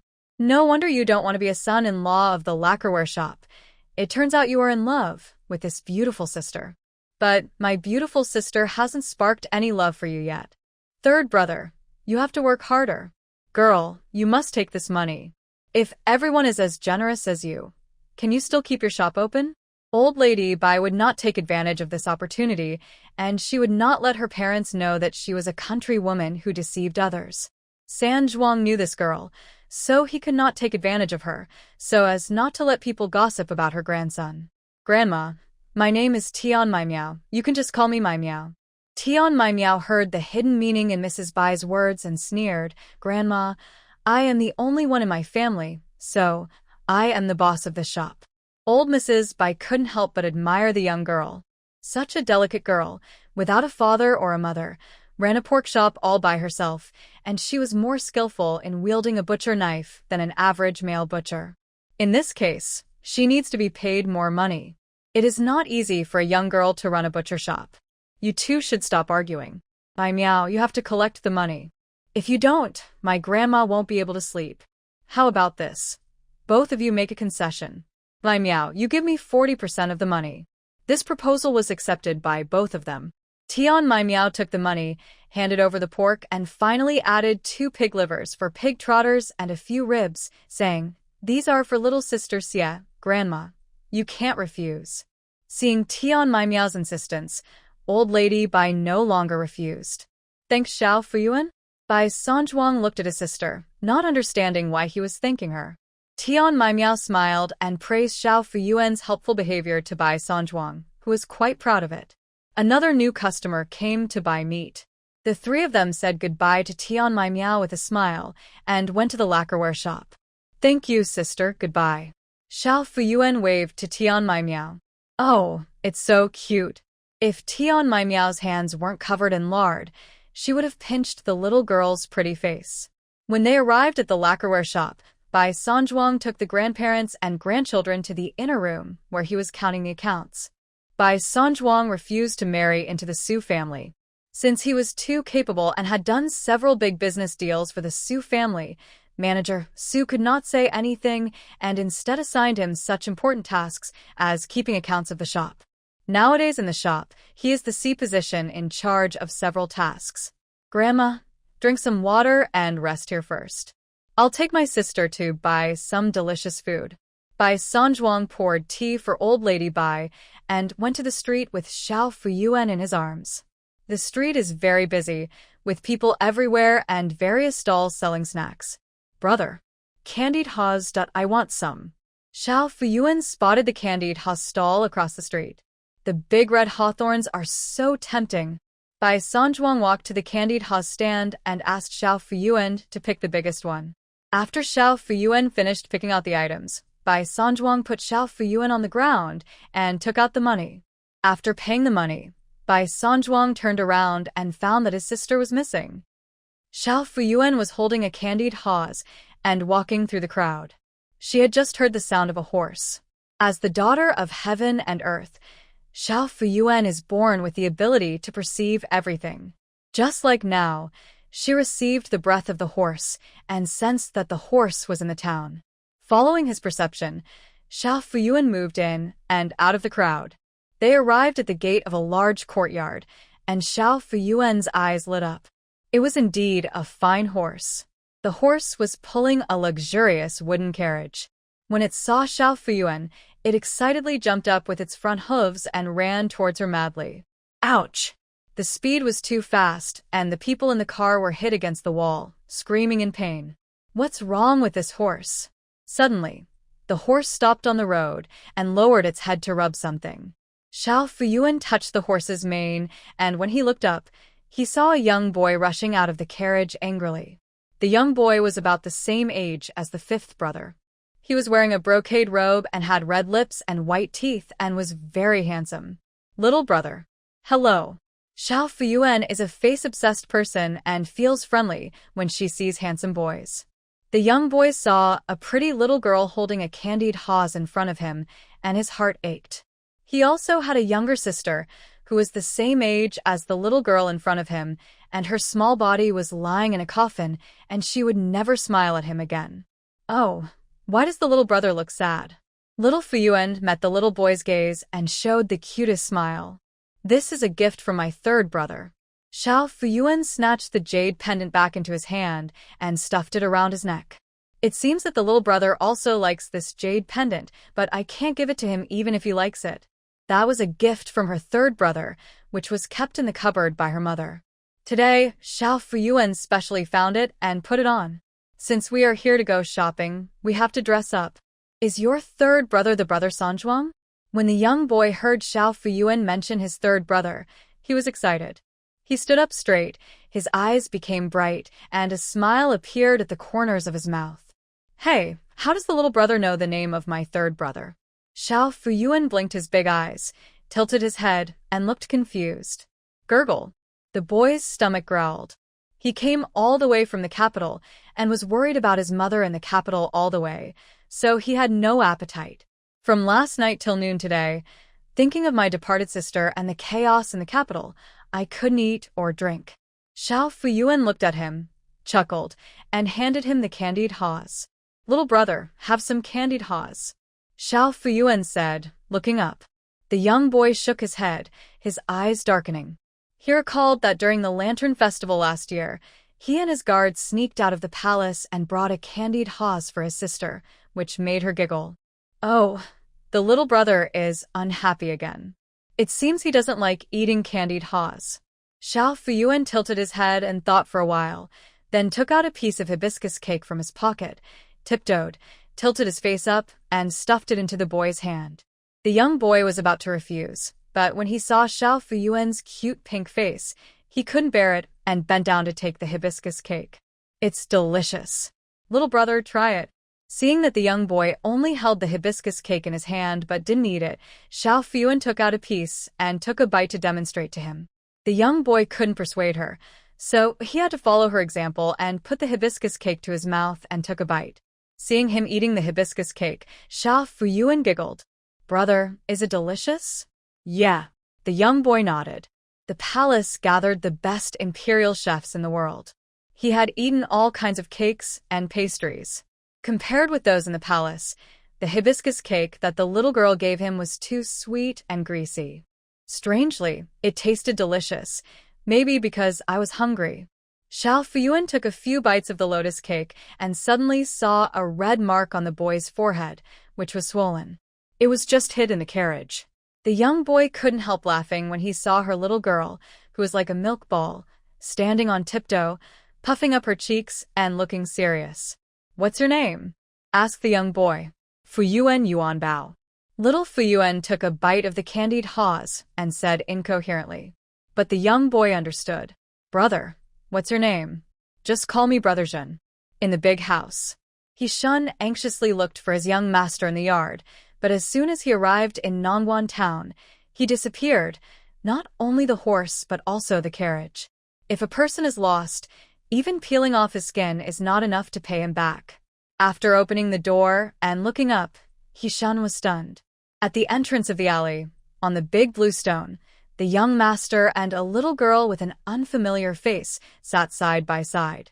The little girl handed the candied haws to the young master's mouth, and the young master actually took a bite. When he looked closely, he saw that the young master was still holding half a piece of lotus cake in his hand. It was a perfect spring day, and the two of them were enveloped in the warm sunlight, creating a warm and harmonious scene. Oh, his young master has always been cold and aloof. It took him nearly 2 months to walk from the capital to Nongguan town, and he didn't even say 10 words. That's great.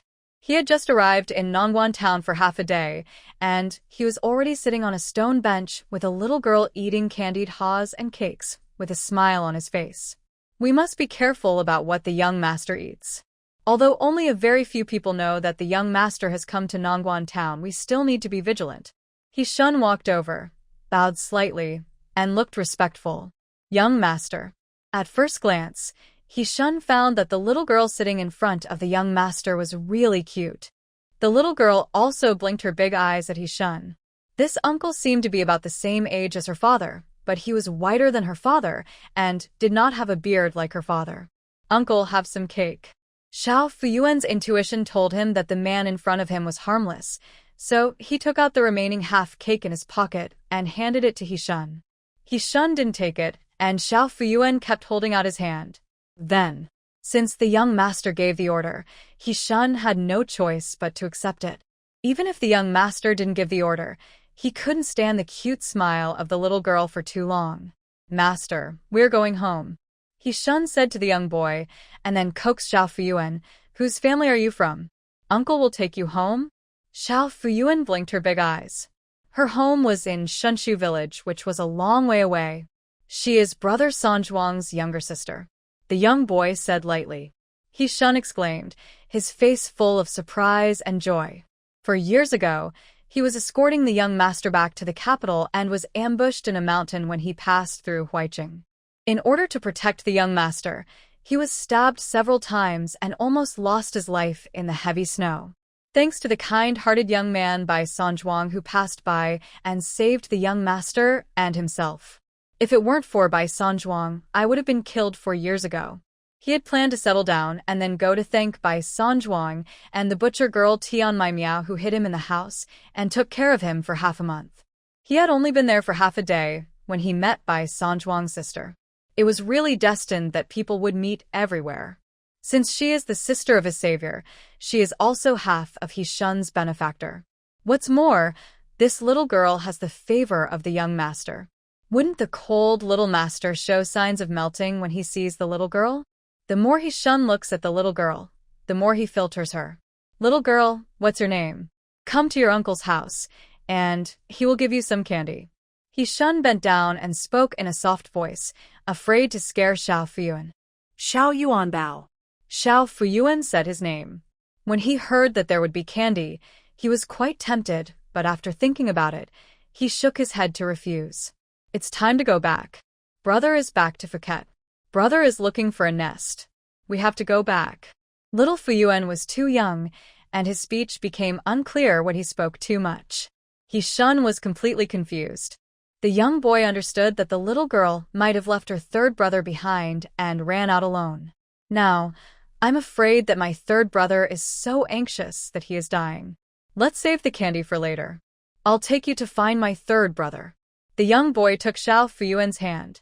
He knew that the shop where Bai Sanzhuang worked was not far from here. Just cross the street and turn right. After discovering that his sister was missing, Bai Sanzhuang was so anxious that he almost cried.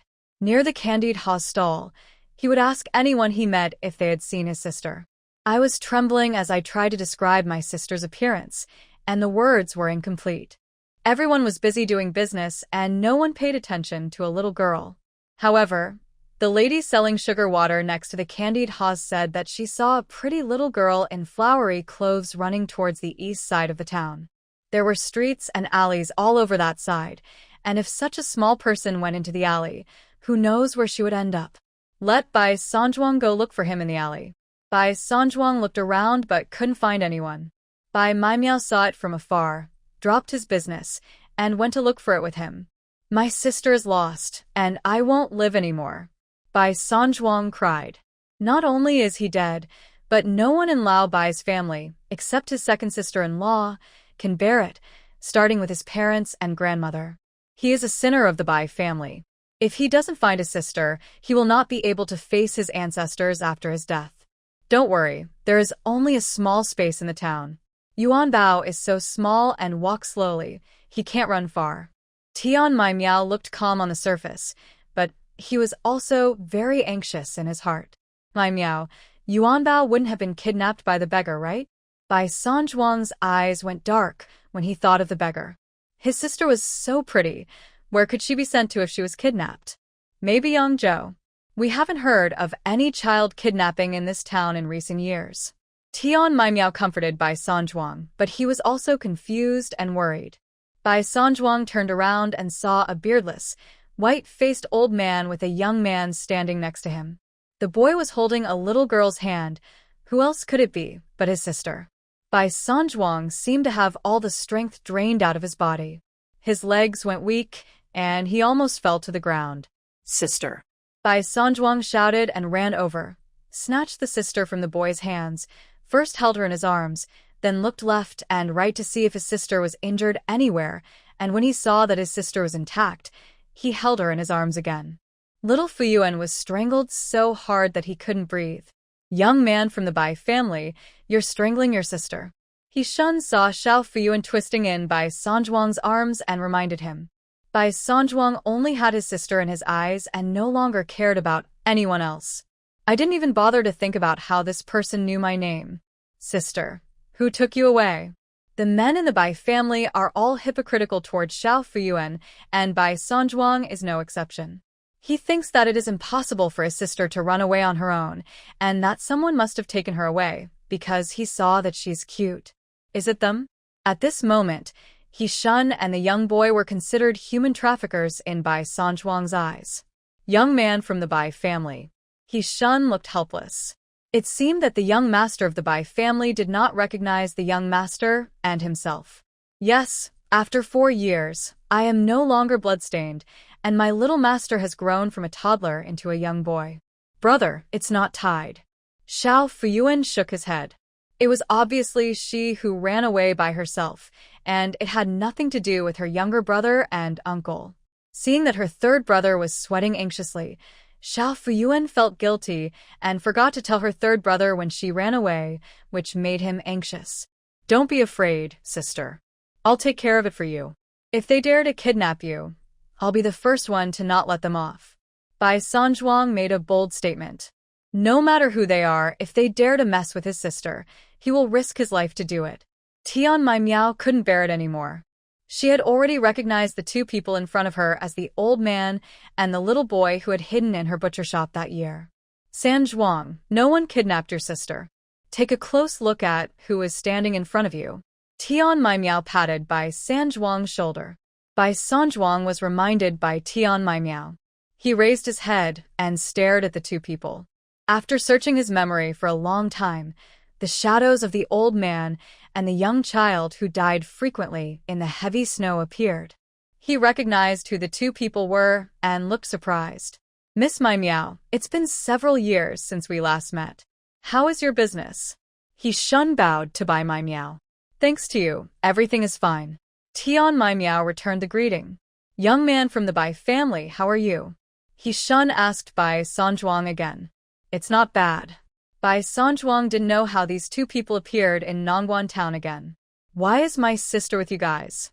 Bai Sanjuang hugged his sister tightly, like an eagle protecting his cub. He shook his head and smiled as he told Bai Sanjuang about Xiao Fuyuan's visit to Malaysia and the young boy he met. Bai Sanjuang felt quite embarrassed as he was too excited just now.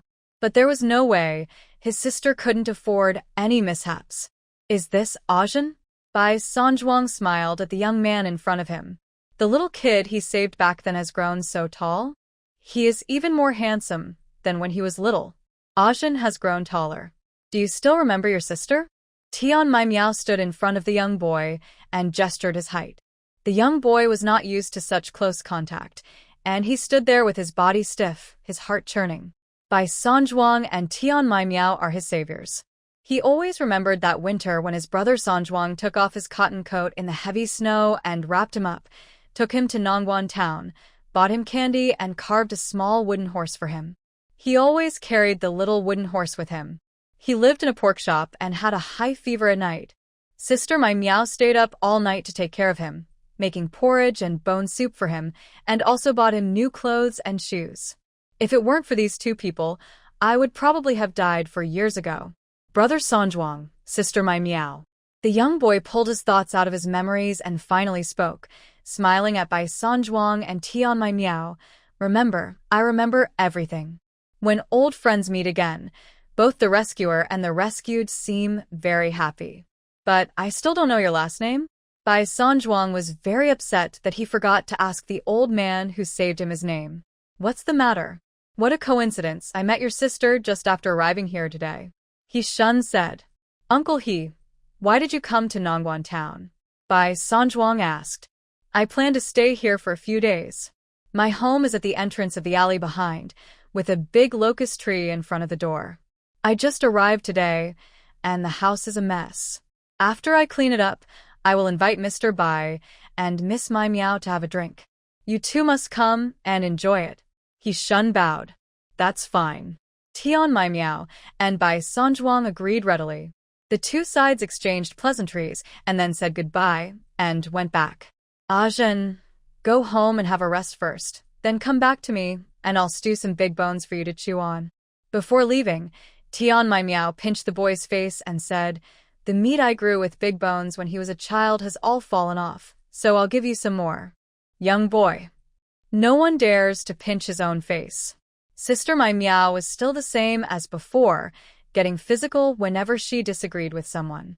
During the days when she lived in the butcher shop, she liked to pinch her face. Forget it. I had chewed a lot of bones from her back then anyway.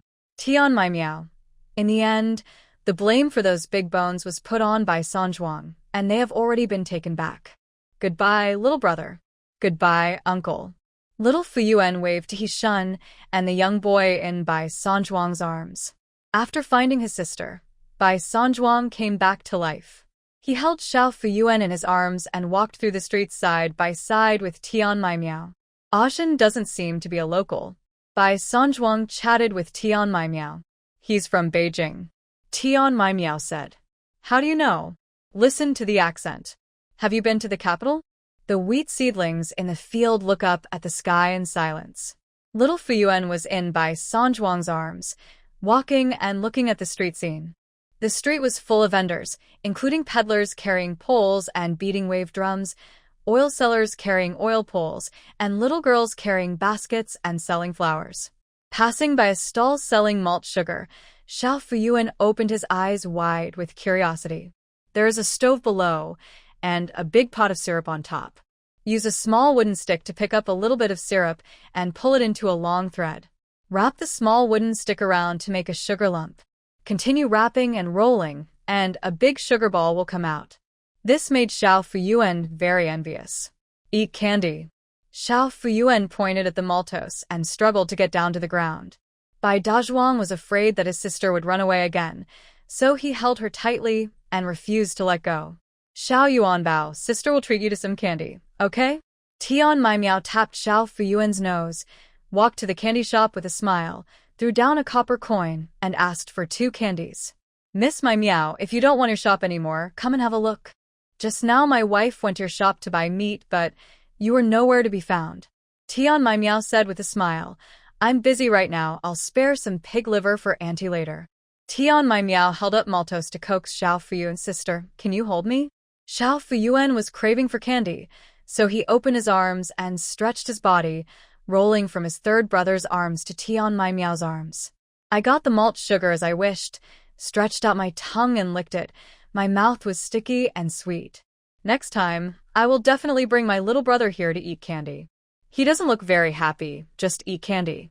If Bai Sanzhuang knew that the girl was only thinking about the boy she just met, he would probably be sad again. When I arrived at the door of the lacquerware shop, I heard people on the other side asking why there was no one in the pork shop. Tian Maimiao called out come over while hugging Xiao Fuyuan tightly and was unwilling to let go. I'm sorry for delaying your business today. I'll help you close the stall in the evening. Bai Sanzhuang thanked Tian Maimiao for helping him find his sister and delaying her business for so long. Okay. Tian Maimiao agreed readily. Xiao Fuyuan saw that the tips of his third brother's ears turned red. Xiao Fuyuan turned her head away. They saw a sister in a pink dress standing at the door of the lacquerware shop, with her arms folded, eyebrows raised, a sneer on her lips, staring at them arrogantly. This sister is so fierce, not as pretty and amiable as Tian Maimiao. She has a round face, slightly dark skin and thick lips, and the pink skirt makes her skin look even darker. The hairpin on her head was beautiful, made of jade, with a unique peach blossom shape carved into it. As she cursed, the tassel on the hairpin swayed. Mississippi Bai Sanzhuang bowed reluctantly. Humph. Miss Su rolled her eyes. This domineering girl is Su Jiaojiao, the apple of the eye of shopkeeper Su. Shopkeeper Su had a daughter when he was over 30 years old. He treated her like the apple of his eye since she was a baby and allowed her to do whatever the family wanted. Therefore, he developed a spoiled personality. Today, as usual, Su Jiaojiao slept until noon before getting up, dressing up and going to the largest silk shop on the street to buy spring clothes. As soon as I came out of the shop, I saw Bai Dazhuang holding a little baby in his arms and chatting and laughing with Tian Maimiao. The fire in her heart was rising. She started to utter sarcastic words. Su Jiaojiao had never liked Bai Sanzhuang in the first place. When her father first proposed to recruit Bai Sanzhuang as her son-in-law, she refused no matter what. To be honest, Bai Sanzhuang is the most outstanding among the guys in terms of appearance and ability, but so what? He is still not worthy of Su Jiaojiao. She had inquired and found out that Bai Sanzhuang's hometown was in Shenshu village, a famous poor village in the Nangguanshan area, and his family was the poorest family in the poorest village. He had many brothers, but only a few acres of land and a few roofs over his head. With the evil grandmother in charge of the house, my second sister-in-law is always causing trouble. She doesn't want to marry into such a difficult family to get along with, so as not to humiliate herself. Shopkeeper Su told his daughter that it was not marriage, but marrying into the family. His family's situation was just right. Who would sell their son to someone else if the family could get by? If you are happy, treat him as a relative, but if you are not happy, just ignore him. Su Jiaojiao retorted that she was afraid that after she married into the family, the entire Bai family would come to the Su family to ask for money. Su Jiaojiao wanted to find an opportunity to scare Bai Sanzhuang away, but before she could take action, Bai Sanzhuang refused to marry into the family before her, and his evil grandmother even beat her father out. This time, Su Jiaojiao was unhappy. From childhood to adulthood, she was the only one who rejected others, and no one had ever rejected her. If anyone was going to refuse, it should be Su Jiaojiao, who would refuse first. Why would it be you, Bai Sanzhuang? Because your family is poor, and because you have many children? Once Su Jiaojiao gets angry, no one can stop her. She often came to the shop from time to time, acting like a young lady and causing trouble for Bai Sanjuang. As time goes by, Su Jiaojiao discovers that she has developed indescribable feelings for Bai Sanjuang. She was straightforward and spoiled, never hiding anything, and told Bai Sanjuang directly. Originally, she thought Bai Sanjuang liked her, but he didn't want to marry into her family because of his ambition. The result of making it clear to her was that she found out that Bai Sanjuang had no feelings for her at all. Su Jiaojiao's self-esteem was shattered. From then on, he never looked happy when he saw Bai Sanjuang. I won't feel happy if I don't say a few words. Bai Sanjuang, don't think that you can be the owner of Su's shop just because you have won a few big deals. My shop is named Su, not Bai. You should know your position clearly. You are just a clerk. These words pierced Bai Sanjuang's heart. Bai Sanjuang was embarrassed to be scolded by the boss's daughter, like a grandson in front of his sister. Su Jiaojiao, have you eaten gunpowder or firecrackers? He earns money for your family, and your family pays him a monthly salary. It's an equal transaction. How come you say that your servant has sold himself to your family? Do you dare to say this in front of your father and other servants? Tian Maimiao understood Bai Sanjuang's difficulties. He was just a waiter, and it was better for him to endure the questioning from the boss's eldest daughter. If he tried to defend himself and exacerbated the conflict, it would be a bad ending. He still has to work in Su's shop. She doesn't have this concern, as she doesn't rely on the Su family for her livelihood. In addition, she couldn't stand Su Jiaojiao's arrogance and couldn't help but retort to Su Jiaojiao. Xiao Fuyuan gave Sister Mai Miao a thumbs up in his heart, saying that she was really a substitute for him. Su Jiaojiao felt dizzy from anger. Tian Mai Miao was very sharp-tongued, and he had the upper hand over her with every word she said. She really didn't dare to say this in front of her father and the clerk. No matter how much her father doted on her, she couldn't let herself disappoint the clerk. She had already felt uncomfortable when she saw Bai Sanjuang and Tian Mai Miao chatting and laughing just now. When she saw Tian Mai Miao helping Bai Sanjuang to refute her, she became even more furious. What does it have to do with you, Tian Mai Miao? You're just a butcher. Su Jiaojiao became angry and started to attack him personally. What's wrong with selling meat? We are all merchants. Why should we be divided into high and low? Who on this street is not a merchant? Is your lacquerware shop the only one that is noble? Tian Mai Miao said loudly. It's just a quarrel. Everyone can do that. The vendors around clapped their hands, thinking that Tian Mai Miao's words were well said. Originally, among the lower classes of scholars, farmers, merchants, and artisans, merchants were of the lower class. However, Miss Su relied on the fact that her shop was bigger and looked down on other merchants. They thought that since they were all at the lower class, they should not harm each other. Su Jiaojiao felt uncomfortable being stared at, and her face turned purple with anger.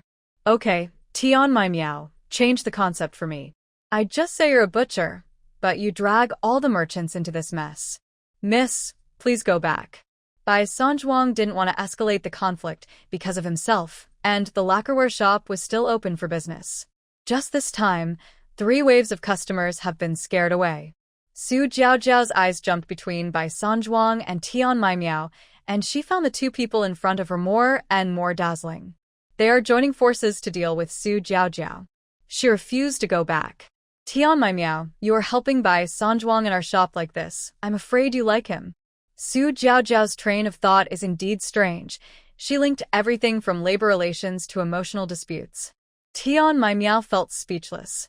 Bai Sanjuang couldn't take it anymore. Tian Mai Miao was an innocent little girl, and Su Jiaojiao said this in public. The street was full of people, and she was alone. Was she going to do business? Su Jiaojiao, why are you gossiping? You can scold me, but why did you drag Mai Miao into this? Do you think she is just a little girl, not like you who have parents to support you so you can bully her at will? Bai Shanzong scolet Su Ziadia Hasi. For fear of scaring his sister, Bai Sanjuang covered Xiao Fuyuan's ears with his hands. As expected, she was guessed right.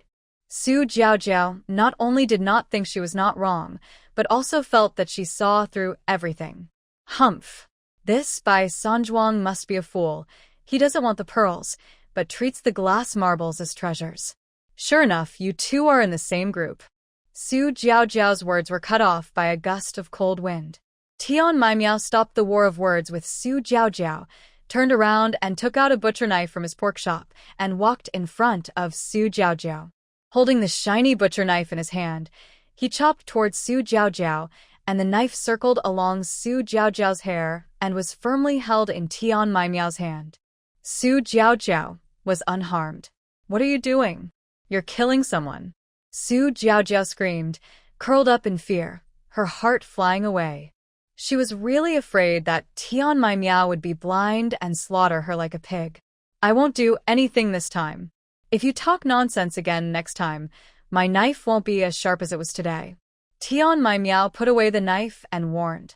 When Xiao Fuyuan saw Tian Maimiao swinging a big knife and making a clicking sound, he clapped his hands to applaud her. "So cool, so handsome. It's just that the soft and cute image is a bit different from the big sword." Su Jiaojiao was so frightened that she was trembling and almost couldn't stand. She was supported by the maid, who came over. "Miss, it took me a long time to find you." Su Jiaojiao's maid Xiaomei smiled apologetically. "Xiaomei, go home and call my dad and tell him someone is trying to kill me," Su Jiaojiao said in a trembling voice. Tian Maimiao had already returned to the pork shop to solicit customers.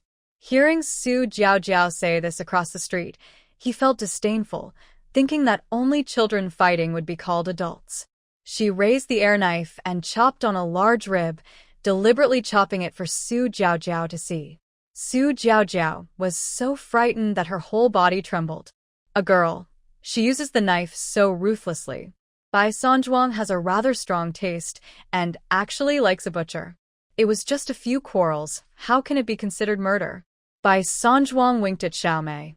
Su Jiaojiao was standing in front of the shop. If she continued to make a scene like this, it would be difficult to resolve. "It's just a small matter. There's no need to send out Manager Su." Xiaomei understood what Bai Sanzhuang meant. She smiled and whispered into Su Jiaojiao's ear, "Miss, didn't you say you were going to the private school to see Mr. Li? Look, Zui Qingfeng's roast chicken is here." Xiaomei took Zui Qingfeng's lunchbox and held it up for Su Jiaojiao to see. The anger on Su Jiaojiao's face faded a bit. They were so busy standing here arguing that they forgot about their business. Su Jiaojiao and private school student Li Jin fell in love with each other.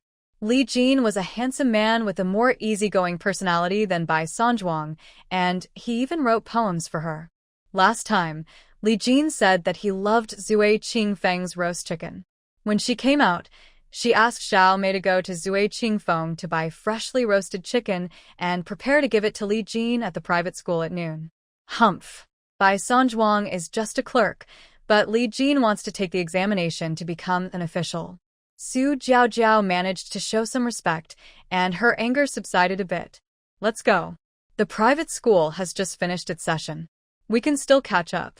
Xiaomei persuaded Su Jiaojiao to leave successfully. Bai Sanzhuang held Xiao Fuyuan in his arms, and his mind thought of Mr. Li, the private school teacher mentioned by Xiaomei.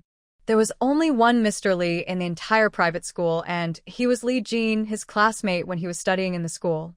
This person looks honest, but actually he has evil intentions.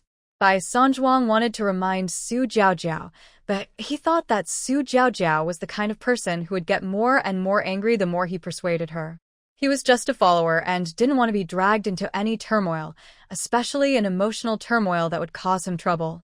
Thinking of this, he put Li Jin out of his mind and hugged Xiao Fuyuan to play with her. He wondered if Su Jiaojiao had scared her sister just now. Xiao Fuyuan lay in Bai Sanzhuang's arms, obviously a little unhappy. The third brother was bullied. "Third brother, don't be afraid." Xiao Fuyuan clenched her little pink fists, her chubby face full of seriousness. "Yuan Bao, protect third brother." Bai Sanzhuang couldn't help laughing when he saw his sister's serious look. After laughing, I felt sad.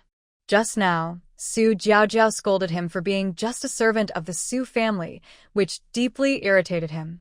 In the past, he thought that being a clerk in a lacquerware shop and earning money to support his family was a good way out. Now that he often goes out to do business and has gained experience and is scolded by Su Jiaojiao, he suddenly feels that the clerks in Nongguan town are not good enough for him to play his role. So how can he support his sister in the future? Third brother, be happy. Seeing that his third brother was unhappy, little Fuyuan comforted him in a baby voice. Bai Sanzhuang shook little Fuyuan and coaxed him. Third brother is not unhappy. Little Yuanbao, you must be hungry. How about third brother buy you a roast chicken from Zui Qingfeng? Zui Qingfeng's roast chicken is the most famous, but Bai Sanzhuang has never been willing to eat it, and he gave all the money he earned to his family. Since my sister is here, I might as well spend some money. Third brother is the best. Thank you, third brother. Xiao Fuyuan smiled sweetly and kissed third brother on the face. Zui Qingfeng's roast chicken sounds delicious and should be as delicious as the fried chicken at McDonald's. This baby is looking forward to it. Third brother. Oh, my sister is here. Bai Panmei, the fourth child of the Bai family, was standing across the street. When she saw clearly that her third brother was holding her sister in his arms, she ran over in surprise. Fourth brother. Xiao Fuyuan was very happy to see his fourth brother. My fourth brother studied hard in a private school and has not returned home since the new year as he is preparing for the examination for the status of a scholar. The last time I saw him was during the Chinese New Year. Hey, weren't you in the private school? Why did you run out? Bai Sanzhuang asked with a stern face. When I looked again, Bai Laosi was still holding the oil paper bag of Zui Qingfeng in his hand, and the fragrance rushed straight to my head. Where did it come from? Bai Sanzhuang asked. How could fourth brother have the money to buy Zui Qingfeng's roast chicken? When Bai Panmei saw that her third brother had a stern face, she knew that he was worried that she would skip classes. Third brother, I came out to buy paper and pen. This roast chicken was given to me by Tan Yen. I didn't take it for nothing. I'm helping him review his lessons. Bai Xiaomei explained, holding up the roast chicken in her hand. Bai Sanzhuang's expression eased slightly. He knew Tan Yen, the young owner of Zui Qingfeng restaurant. He was Bai Xiaomei's classmate, and they had a very good relationship. Xiao Fuyuan smiled and winked at his fourth brother. Fourth brother lied. The roast chicken was indeed sent by Zui Qingfeng, but it was sent by Zui Qingfeng's boss, and the fourth brother didn't come out to buy paper and pen. However, Xiao Fuyuan would never expose the fourth brother. Well, the lie that fourth brother told was called a white lie. Bai Xiaomei didn't know why, but she felt weak when her sister looked at her. He always felt that his sister was more intelligent than ordinary people. Bai Xiaomei came out this time to deliver a storybook to Zui Qingfeng. He and Tan Yen, the young master of Zui Qingfeng, were classmates and friends. Zui Qingfeng not only sold food, but also had storytellers to entertain the crowds, and its popularity in the town had always been enduring. After the Spring Festival, a new restaurant opened in the town, and half of Zui Qingfeng's customers were diverted away, with most of them coming to visit the new restaurant and its new storyteller. The stories told by Zui Qingfeng's storyteller are too old-fashioned. They are the same ones repeated over and over again. I didn't feel that way before there was a new restaurant to compare it to, but once it was built, the storytellers at Zui Qingfeng lost their appeal. When Bai Xiaomei heard Tan Yin mention this, she had an idea and wrote a storybook and handed it to him. Unexpectedly, the story in Bai Xiaomei's storybook was full of ups and downs and was extremely exciting, which brought back the lost customers of Zui Qingfeng. Tan Yan's father, Boss Tan, was so happy that he signed a writer's contract with Bai Xiaomei. According to the agreement, Bai Xiaomei would write 2 storybooks for Zui Qingfeng every month. Just now, his latest script was put on the shelves and was well received by customers. He even became a top storyteller in Nongguan town and was almost dragged to go on tour by Boss Tan. Boss Tan was a very honest man and gave him a generous fee for writing. The money he had now was enough for him to take the examinations for the status of a scholar in the county and the prefecture. The 3 siblings walked into the inner room of the lacquerware shop. Bai Xiaomei greeted Old Lady Bai, and fearing that Old Lady Bai would scold him for not being in school, he took the initiative to report that he had come out to buy paper and pen and happened to run into Xiao Yuanbao. Then he tore the roast chicken and handed the 2 chicken legs to Old Lady Bai and her sister. Old Mrs. Bai took the chicken leg and suppressed her sadness. Originally, Bai Sanjuang took Xiao Fuyuan to buy candied haws, but Old Mrs. Bai waited and waited, but they didn't come back. Just as I was about to stand up and go out to see what was going on, I heard Su Jiaojiao swearing at the door. She heard it all clearly, and the insults against Bai Sanjuang made her feel uncomfortable. According to Mrs. Bai's cold and hard personality, if someone scolded her grandson like this, she would have gone out to fight. She could have kicked shopkeeper Su out, let alone shopkeeper Su's little girl. But she knew she couldn't go out because this was the Su family's territory. Su Jiaojiao was right. The owner of the shop was Su, not Bai, and her grandson was just a clerk there. If you depend on others for a living, you have to endure their anger.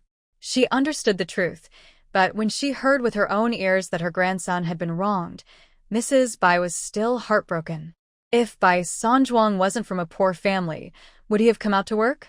Fortunately, Bai Sanjuang realized the Su family girl's personality early and did not become a son-in-law. Daddy, Big Brother, Fifth Brother, Dalong, and Sanling eat chicken. Little Fuyuan poked the roast chicken and muttered to himself. Old Mrs.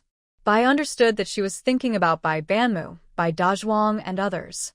No wonder everyone loved Xiao Fuyuan. She cared about everyone.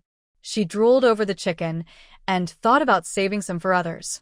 Fourth brother, go buy 2 baskets of meat buns and a big pork elbow. Dad and eldest brother and fifth brother will come and eat them. Bai Sanjuang took out a copper coin and handed it to Bai Xiaomei. Dad and elder brother are here too. Bai Xiaomei was very happy. Old Mrs. Bai fed Xiao Fuyuan roast chicken while waving her hands to stop him. Stop working so hard. Eat this roast chicken and go home. It's a waste of time to keep you from working. Old Mrs. Bai felt as if there were nails stuck in her ace when she sat in the Su family shop. She never wants to come to this shop again. Bai Sanjuang saw that Old Lady Bai looked unhappy and knew that she had heard the words Su Jiaojiao said to her. Grandma, don't be angry. Bai Sanjuang forced a smile. He was afraid that Mrs. Bai would be angry and call him back home to farm. He didn't want to farm, he just wanted to do business. Old Mrs. Bai said, when you work for someone, you will get scolded by the boss. It's not worth it. I'm sitting here and wasting your time. There's a steamed bun shop next to me. I'll take your sister there for lunch. Your father and brother will be able to see it if they pass by. As he spoke, he picked up the pork and the spring clothes of the 4th son of the Bai family and stood up. Bai Sanjuang knew that he couldn't keep Grandma, so he took the silver and sent them out. 4th brother, this silver is for you. You will need it when you go to the provincial capital to take the exam. Bai Sanjuang handed the silver to Bai Panmei.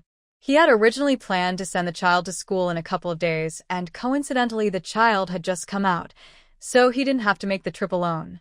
3rd brother, I haven't spent all the money you gave me last time. 2nd brother also gave me some. Bai Panmei held the fee for writing the storybook in her arms and didn't want any money from her 3rd brother. Bai Sanjuang then handed the silver to Old Lady Bai. After leaving the lacquerware shop, Old Lady Bai said to Bai Sanjuang, Xiao San, you can look after the shop. We have been delayed for most of the day. The steamed bun shop is not far away. Xiao Si, just accompany me and your sister there. Bai Sanjuang was about to send his grandmother and sister over. Xiao Fuyuan clasped his hands together and bowed to his 4th brother, saying, Good 4th brother, take care of the shop. Bai Sizhuang's depression was relieved a lot by this joke. Too milky. 4th brother. 4th uncle. Sister/aunt. Bai Bama bought vegetable seeds and ran into Bai Dazhuang, who was coming out of the rice shop. Then several men of the Bai family came to the lacquerware shop together, carrying the things they had bought. Grandma, why are you standing at the door instead of taking my sister in? Bai Dazhuang asked. We have already had tea and eaten cakes. We won't delay the 3rd brother from watching the shop. It's noon now. Let's go to the bun shop to eat. That's fine. Bai Banmu had also worked as a shop assistant, and he knew that every shop had its own rules, so he didn't dare to delay his son. He told Bai Sanjuang to take good care of the shop and not to be lazy, and then the group went to the steamed bun shop. When they heard about eating big meat buns, Dalong and Sanling jumped for joy. The two of them were already starving, and all the food made them drool. Knowing that their family was poor, they didn't dare ask Bai Dazhuang for money to buy any. They just swallowed their saliva and endured it all the way. Shao Si, why did you leave school? Bai Banmu asked Bai Pan Mei as usual. I came out to buy paper and pen and came to see my third brother. Bai Pan Mei said. As for writing a storybook, I won't talk about it for now. I'll tell his family after he passes the exam to become a student. The bun shop was not far away, and we arrived there in a short walk. Xiao Fuyuan took a look and saw the steaming buns just out of the oven placed in the steamer. They looked very tempting with large fillings and thin skins. Please come in and take a seat. How many baskets of freshly baked buns with pork and green onion filling would you like? And how many bowls of sha tang would you like? The boss greeted her cheerfully. When he looked up and saw Xiao Fuyuan, he smiled and said, Oh, what a pretty girl. 3 baskets of steamed buns and a bowl of sand soup for each person, replied old Mrs. Bai. Okay, old man, please come in. There are many of you, so I'll give you 2 more buns. The boss deftly put the buns on the plate. Old Mrs. Bai and others entered the store and sat down at a table against the wall. Roast chicken. Xiao Fuyuan pointed at the oil paper bag in Bai Panmei's hand. I brought this roast chicken for my sister, and she specially left it for everyone. Bai Panmei put the roast chicken on the table and reminded everyone that it was Xiao Fuyuan who left it for everyone. Roast chicken. It smells so good. Bai Xiaomei and uncle and nephew Dalong and Sanling were so excited that their eyes sparkled. They each tore off a piece. The first bite was so delicious that it made them cry. Xiao Fuyuan had just eaten a big chicken leg and was not hungry at all. She sat on the chair for a while, then stood up to look at the paintings on the wall of the bun shop. Apart from their table, there were no other customers. It was safe in the store anyway, so old Mrs. Bai and the others ignored her. Xiao Fuyuan looked at the painting for a while and then moved to the back door of the bun shop. There is a thick curtain hanging on the back door, and behind the curtain is a small courtyard. The owner of the bun shop opens the door for business during the day and lives in the backyard. She lifted the curtain and looked out to see a big yellow dog lying in the sun in the yard. Feeling playful, she walked over to see the dog. Woof woof woof, woof woof woof. Little Fuyuan squatted beside the big yellow dog and stretched out her hand. The big yellow dog licked her hand with its tongue, making little Fuyuan giggle. Suddenly, Xiao Fuyuan shuddered all over. She sensed approaching danger. He turned around suddenly and saw a boy about the same age as Dalong lying on a recliner in the middle of the yard. He was holding a half-eaten meat bun in his hand, and 2 hungry cats were standing beside him, staring at the bun with green eyes. The boy was sleeping when he was awakened by the shrill cry. He saw the 2 cats hunched over with their fur standing on end, and he was so frightened that he opened his eyes wide and dared not move. Meow woo. The 2 tabby cats suddenly stretched out their sharp claws and pounced on the boy's face. The boy was so scared that he rolled off his chair, and his voice became distorted. The big yellow dog jumped up, but it was tied and couldn't run away, so it stretched its neck and barked at the 2 cats. This further irritated the 2 cats. The cats roared and stretched out their claws again, about to grab the boy's eyes. Xiao Fuyuan ran over with his short legs to protect the boy and stared at the 2 big tabby cats. The owner of the steamed bun shop heard the dogs barking, the cats howling, and his son crying, so he dropped a basket of hot steamed buns and ran to the backyard. When Old Lady Bai Banmu and others turned around and saw that Xiao Fuyuan was missing, they also ran to the backyard, fearing that the cats and dogs would hurt her. A group of people came to the backyard gate and were scared out of their wits. First, he saw 2 raccoons with their backs arched and their fur standing on end, growling. The boy was so scared that he was shaking all over. Xiao Fuyuan stood by him, holding a broom in his hand, and swept at the raccoons. The 2 raccoons let out a howl and jumped onto the wall and ran away. The shop owner was so scared that he almost fell down and choked when he shouted stone. Dad, woo woo. Sure go.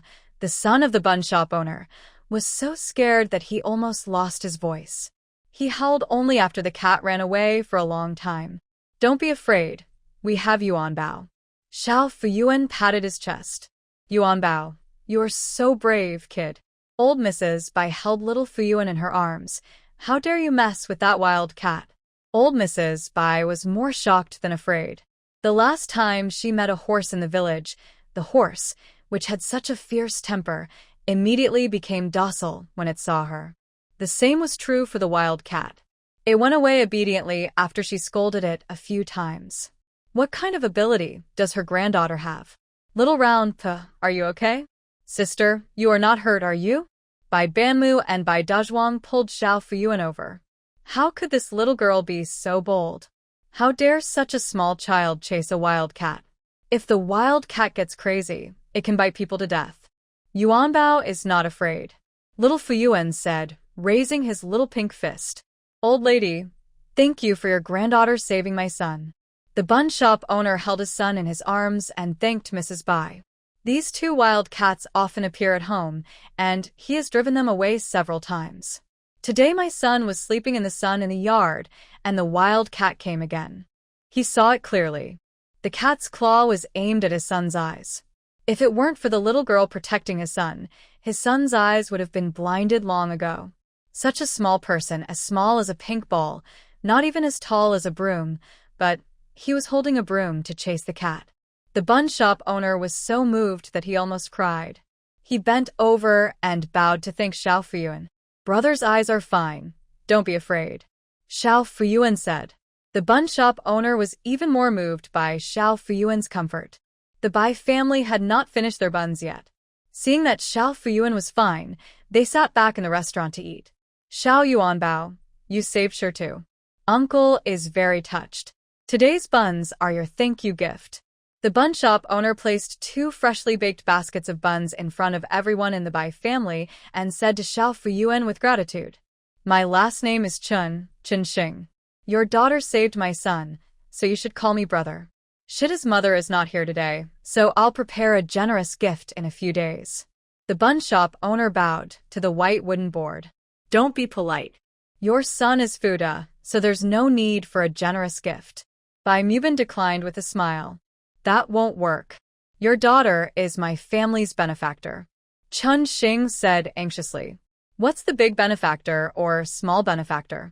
She was just a child and had no idea of being afraid, so she accidentally drove the cat away. Boss, we accept the buns, but there's no need for a thank you gift. Old Mrs. Bai said with a smile. The two sides declined each other for a while and chatted for a while. Chun Xing learned that Bai Sanzhuang, the owner of the lacquerware shop, was also the son of this family. He felt that they were destined to be together. Finish eating the buns and drinking the soup.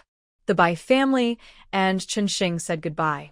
Chun Xing had quietly ordered his son to go to the room and get a bag of crispy candies and a piece of floral cloth to give to Xiao Fuyuan. Old Mrs. Bai declined, but Chun Xing said it was a thank you gift to Xiao Fuyuan, so old Mrs. Bai had no choice but to accept it. Not only that, when Chun Xing heard that they were going back to Shenshu village, he hired a carriage for them, which no one in the Bai family could push away. They got on the carriage and left the bun shop, passing by Mo Zhai. Xiao Fuyuan wanted to go down to buy a gift for Erling, so she pulled Bai Dazhuang into Mo Zhai to buy pens, ink, and a tracing book for Erling. Bai Dazhuang wondered what he wanted to buy those things for, but he couldn't persuade his sister. It seems that the elder brother doesn't understand Jilong. Xiao Fuyuan knew that Jilong wanted to study very much. After buying pen and ink, they passed by a jewelry store, and Xiao Fuyuan insisted on going down to buy hair flowers for Zhen and her 2 sisters-in-law. Old Mrs. Bai also weighed a few pounds of fruit. After buying these, the family went home. When they reached the intersection, Bai Panmei got off the carriage and went back to the private school. The family came on foot and left in a carriage. Although that short distance was nothing for people who were used to walking on mountain roads, it was still nice to have a carriage to ride in. Especially for Bai Panmei, Dalong, and Sanlang, 3 younger uncle and nephews, it was the first time for them to ride in a carriage in their lives. Even though it was bumpy, it was more comfortable and faster than walking. Everyone in the Bai family was very happy. Thanks to Xiao Fuyuan for saving manager Chen Sun, they were able to ride in a carriage. They themselves are reluctant to waste this money. A horse carriage is better than a donkey cart. Zhao Xiaogui always takes a donkey cart when he goes to the market. He also makes fun of us for not being able to afford a donkey cart. This time I took a horse carriage. I wonder what he will say about me in the future. Bai Panmei said with a smile. Zhao Xiaogui is the eldest grandson of Zhao Food, the second-generation official of Shenshu village. Bai Panmei looked around the carriage with a proud look on her face. This horse-drawn carriage is indeed better than a donkey-drawn carriage. It is well covered on all sides, so there is no need to worry about rain. Bai Dalong agreed with his fifth uncle. It would be even better if I could ride a horse. I want to ride a horse like my aunt in the future. Bai Sanling thought of the horse and thought of little Fukyuan riding a horse, with envy on his face. Xiao Fuyuan smiled as he watched his fifth brother and his nephews talking about the carriage. Is this horse still so cool? That's because Dalong and Sanling have never seen a fine horse. Thinking of the horse, Xiao Fuyuan thought of the little brother he met today. Touching the jade pendant on his neck, the young man said that this jade pendant was a gift from him to his third brother, and now it was equivalent to a gift to her. Since the little brother has given me a gift, I haven't given him one yet. Candied haws and hibiscus cake do not count. Old Mrs. Bai sat in the car, listening to the chattering of the boys. I couldn't help but give those guys some brainwashing education again. You guys also know how comfortable it is to ride in a carriage. We can ride in this carriage thanks to your sister. Old Lady Bai said to Bai Xiaomei, then looked at her two great-grandsons. You too should remember your aunt's kindness. Bai Xiaomei naturally knew that if Xiao Fuyuan had not saved manager Chen Sun, they would not have been able to ride in the carriage. Not only did they ride in the carriage, they also had free buns to eat, and even the crispy candies they were eating were made by Xie Zia Fuyuan. Bai Xiaomei's eyes turned and she said seriously, Grandma, I'll make money in the future and give you a better carriage than this one. Bai Xiaomei always says similar words about being good to her sister, and every time she says it, it comes from the heart. Bai Xiaomei is a weather vane. As soon as he opened his mouth, his two nephews followed suit and expressed their opinions. Grandma, I also want to make money and be filial to my aunt. I want it too. I also want to be filial to my aunt. Old Mrs. Bai was very satisfied with the performance of her two great-grandchildren. Xiao Fuyuan's mouth twitched. Every time she heard Dalong and Sanling yelling that they wanted to be filial to her, she felt that they had a tendency to harm children, even though she herself was still a child. Old Mrs. Bai looked at Bai Dazhuang. Bai Dazhuang immediately followed up with a statement. Grandma, you don't have to look at me. If I don't treat my sister well, who will I treat well? From now on, whoever doesn't treat my sister well at home, I will beat him up. Bai Dazhuang's joints were cracking as he glanced at Bai Xiaomei and her two uncles and nephews. Old Mrs. Bai was very satisfied with the results of her brainwashing. There is no way. Jean is soft-hearted and Bai Ban is tough. As long as she is alive, she can suppress everyone in the Bai family. She can only live for a few years, and now she is beginning to worry about Xiao Fuyuan. Although she believed that none of these descendants, except Eugene Gui, would dare to treat Xiao Fuyuan badly, but there were exceptions to everything. When she was alive, she had to remind them from time to time to let everyone always remember the importance of the little granddaughter to the old Bai family. Bai Banban sat in a corner of the carriage, holding little Fuyuan in his arms, looking at his son and grandson with a smile. He understood what my mother meant. These brats are tough and should be beaten up from time to time. Xiao Fuyuan wanted to tell Mrs. Bai that you don't have to keep criticizing them. I don't need my brother and nephew to support me. And you, old man, will live 100 years. Just watch me grow up. But she couldn't say this now, for fear that old Mrs. Bai would think too much. How can my sister be so amazing? She can ride a fierce horse and chase away raccoons. The raccoons are so scary that even adults are afraid of them, not to mention children. Bai Dazhuang has always been honest, but today he rarely has the time to think divergently. Since my younger sister was born, Not only has our family's life been getting better and better, but my younger sister herself seems to be possessed by a koi fish. All good things come to her, and all bad luck goes away when she encounters it. Luck alone can't explain it. I've told you before, the child doesn't know what fear is, so he just rushed over with a broom in hand. The catfish had never seen such a scene before, so it was scared away. Old Mrs. Bai explained impatiently. Bai Dazhuang was half believing and half doubting. How do you explain the fierce horse? Old Mrs. Bai was a little worried, as her little granddaughter was indeed luckier than other children. But can you say such things to others? No, a tall tree attracts the wind. If Xia Fuyuan's reputation spreads, there might be people who are jealous and are trying to do bad things behind her back. Old Mrs. Bai's eyes flickered. When the Bai family returned to Shenshu village, the sun had just set. The carriage dropped them off at the entrance of the village and then turned back. Little Fuyuan was young and had fallen asleep in the arms of the white wooden board. She only woke up after getting off the carriage. It was dinner time, and the gossip hordes in the village had all gone home to cook, so the whole village was very quiet. The family was walking on the road and met Xia Qinghe, who was coming towards them. From Old Lady Bai to Bai Mubin, they all felt that the Bai family had let Xia Qinghe down. They felt uncomfortable when they met the Xia family, especially when they saw Xia Qinghe herself. They felt even more guilty. The country roads are so narrow that there is no way to avoid them. Uncle, Grandma, Brother Dazhuang, are you going to town? Xia Qinghe took the initiative to come forward and greet them. Yes, let's go to the town to buy some vegetable seeds and rice and flour. Bai Mubin pointed at the things Bai Dazhuang was carrying and spoke with a stiff upper lip. Ever since Bai Erzwang and Xia Qinghe broke off their engagement, the Bai and Xia families no longer had any contact with each other, and they tried their best to avoid meeting each other in the village to avoid embarrassment. Qinghe, it's so late. Why don't you go home and stay at your mother's house for one night? Old Mrs. Bai was calm and asked Xia Qinghe with a smile as usual. The family Xia Qinghe married into lived in Xiashan village, not far from Shenshu village. However, the road was difficult to travel on, as one had to walk along a mountain road through a mass grave. I can't live here anymore. There's too much work to do at home. Xia Qinghe saw Bai Mubin holding a little girl in his hand and smiled at Xiao Fuyuan. This is Xiao Yuanbao's sister. She has grown up like this. She is so pretty. When Xiaofu had just completed her first month of pregnancy, Jin held her in her arms in the village to bask in the sun. Xia Qinghe saw this once.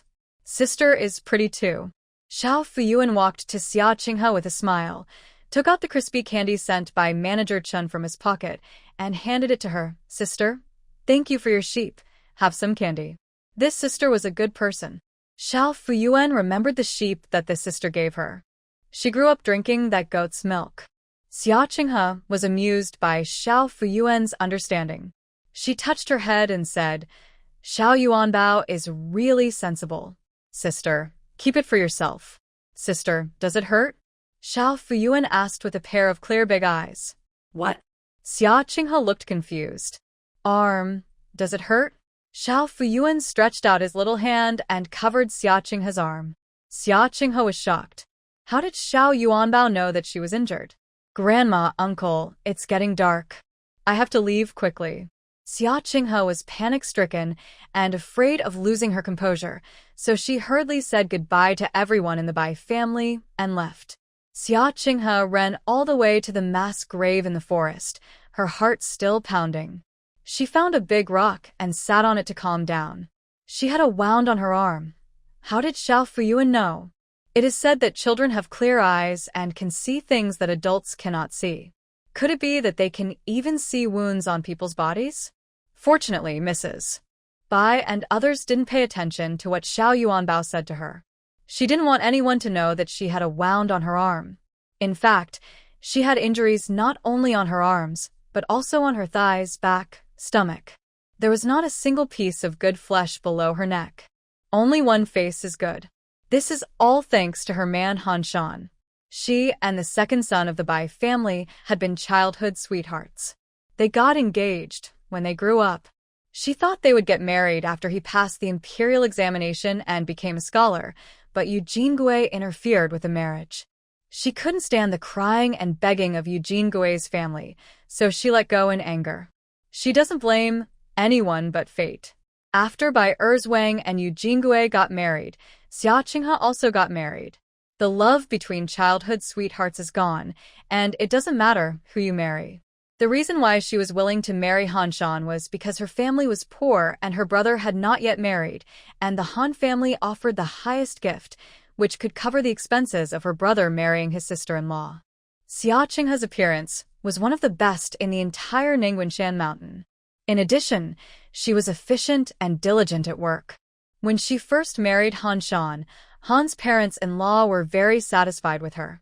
Xia Qinghe also gradually got over her emotional pain and planned to have a child and live a stable life in the Han family. 2 years after getting married, her belly was still not moving. I saw a doctor and took some medicine, but it still didn't work. The Han family suddenly changed their attitude. The mother-in-law went from secretly saying that she had betrayed the Han family to openly pointing at her and calling her a hen that didn't lay eggs. In the past 2 years, she even instigated Han Shan to beat her. Han Shan has 5 older sisters who are spoiled to the point of not knowing the difference between grains and having very bad tempers. Slightly instigated by his mother, he got angry and beat Qinghe. Not only her mother-in-law, but Qinghe's 5 aunts were like a mountain of gloom, one coming today and the other tomorrow, interfering with her brother and sister-in-law's household affairs. They were jealous of Qinghe's beauty, and they had raised the money for Han Shan to marry Qinghe, so they had a natural hostility towards her brother and sister-in-law. When she learned that she had used the money her family had saved to marry a hen that didn't lay eggs, she started to make trouble in front of Han Shan all day long, causing chaos in the family. Qinghe's life in the Han family became increasingly difficult. The wound on her arm was caused by her eldest and third aunts who came to their house yesterday. The eldest and third aunts heard gossip from someone, saying that she was not self-disciplined when she was a girl and secretly promised to spend her life with Bai Xiucai from Shenshu village and married the Han family after being abandoned by the scholar. They also said that the scholar knew that she could not have children, so he married the Yu family, and she concealed the fact that the Han family could not have children, and she is still in love with Bai Xiucai. The eldest aunt even scolded her for making Han Shan a cuckold. Han Shan was provoked by his 2 sisters. He smashed the pots and pans, pointed at her nose and scolded her, and beat her. Qinghe is not a soft-hearted person, but she hid her temper after breaking off the engagement with Bai Erzwang, so the Han family thought she was an easy target to bully. She was so angry after being beaten yesterday that she slapped Han Shan in the face and ran to her parents' home overnight to seek a divorce. Seeing his father lying on the hospital bed, his mother wiping tears, and his sister-in-law who was difficult to get along with, he could not bring himself to say the words of divorce, and even forgot about the beating he had received at the Han family. Xia Qinghe sat on a big rock, and the more she thought about it, the sadder she became. It was completely dark all around, and there was a crescent moon in the sky, making the graveyard look even more deserted and eerie. Xia Qinghe remembered that when she was young, she and Bai Erzwang often went to the mountains to pick wild fruits and catch grasshoppers. Every time they passed by the graveyard, she would scream in fear, and Bai Erzwang would hold her hand and ask her to follow him with her eyes closed. Later, Bai Erzwang went to a private school in the town to study. The Bai family was poor and often owed shushio. Xia Qinghe came to the mountains to collect medicinal materials, catch scorpions, and sell them to Chinese medicine shops. She saved the money to buy paper and pen for Bai Erzwang. Bai Erzwang didn't eat well in private school. Every time it was time for him to go home, Xia Qinghe would stand guard at the intersection in advance and hand him white flour steamed buns. Bai Erzwang once swore to her that he would study hard and go to the Jinluan Palace to earn a life for her. She had forced herself to forget these past events when she and Bai Erzwang broke off their engagement, but meeting the Bai family today revived her sadness. If Eugene Gui had not interfered, she would have married into the Bai family smoothly and would have lived a happy life. Xia Qinghe cried for a while, wiped her tears, stood up, and continued on her way. It was dark and she couldn't see the road clearly, but fortunately Xia Qinghe was very familiar with this road. She knew where the rocks and water were, so she didn't need to use her eyes to see. After turning around a solitary grave, Xia Qinghe was tripped by something and almost fell down. A groaning sound came from the ground, which scared Xia Qinghe, who would have nothing better to do than lie in a cemetery and scare people in the middle of the night. In the moonlight, Xia Xiaolian, who was lying in the cemetery because of a leg injury, looked carefully at the person who stepped on her wound. Judging from her hairstyle and appearance, she is a married woman. She looks quite young, so there's nothing wrong with calling her a girl. Who are you? Xia Qinghe felt a little frightened when a living person suddenly appeared in the middle of the night. Girl, my leg is injured. He didn't want to lie in the cemetery with the dead. Xia Qinghe suppressed the fear in her heart. With the help of moonlight, she saw a man in black lying on the ground. Half of his face was covered with untidy beard. His age could not be seen, but from his voice, he was a young man. How did you get your leg injured? Xia Qinghe squatted down and saw that the black-clothed man's left leg was half rolled up, revealing a part of his calf with a large black wound on it, mixed with stones. Xia Xiaolian was so ashamed to say that he, the best master in the palace, actually died in Nongguan Mountain. He was looking for auspicious signs in the Nangguanshan area and found Shenshu village. He had just bought a piece of residential land and planned to build a yard so that he could fish and search slowly here. Today, the young master arrived from the capital. When I walked to the nearby valley, I accidentally stepped on a piece of gravel, slipped, and was stabbed by a branch, injuring my leg. He supported himself and walked to the cemetery, but was too tired to walk anymore, so he lay down. I don't know whether these charlatans from the Imperial Observatory are capable of fortune-telling. Not only did they fail to find any auspicious sign, they almost broke their legs. Xia Qinghe used the moonlight to see that the blood from Xia Xiaolian's legs had flowed onto the grass. If it continued like this, it would be fatal. Bear with it. Xia Qinghe tore off Xia Xiaolian's shirt and wrapped it around the wound a few times. Hiss. Xia Xiaolian groaned. Girl, do you know how to bandage it? He is not married yet. Is it okay to tear his clothes like this? Xia Qinghe was silent. Maybe she didn't need to talk nonsense. She had experience in treating wounds.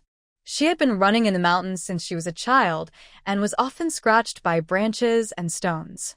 She always helped everyone treat the wounds. Everyone said that she bandaged better than Dr. Wu. You wait.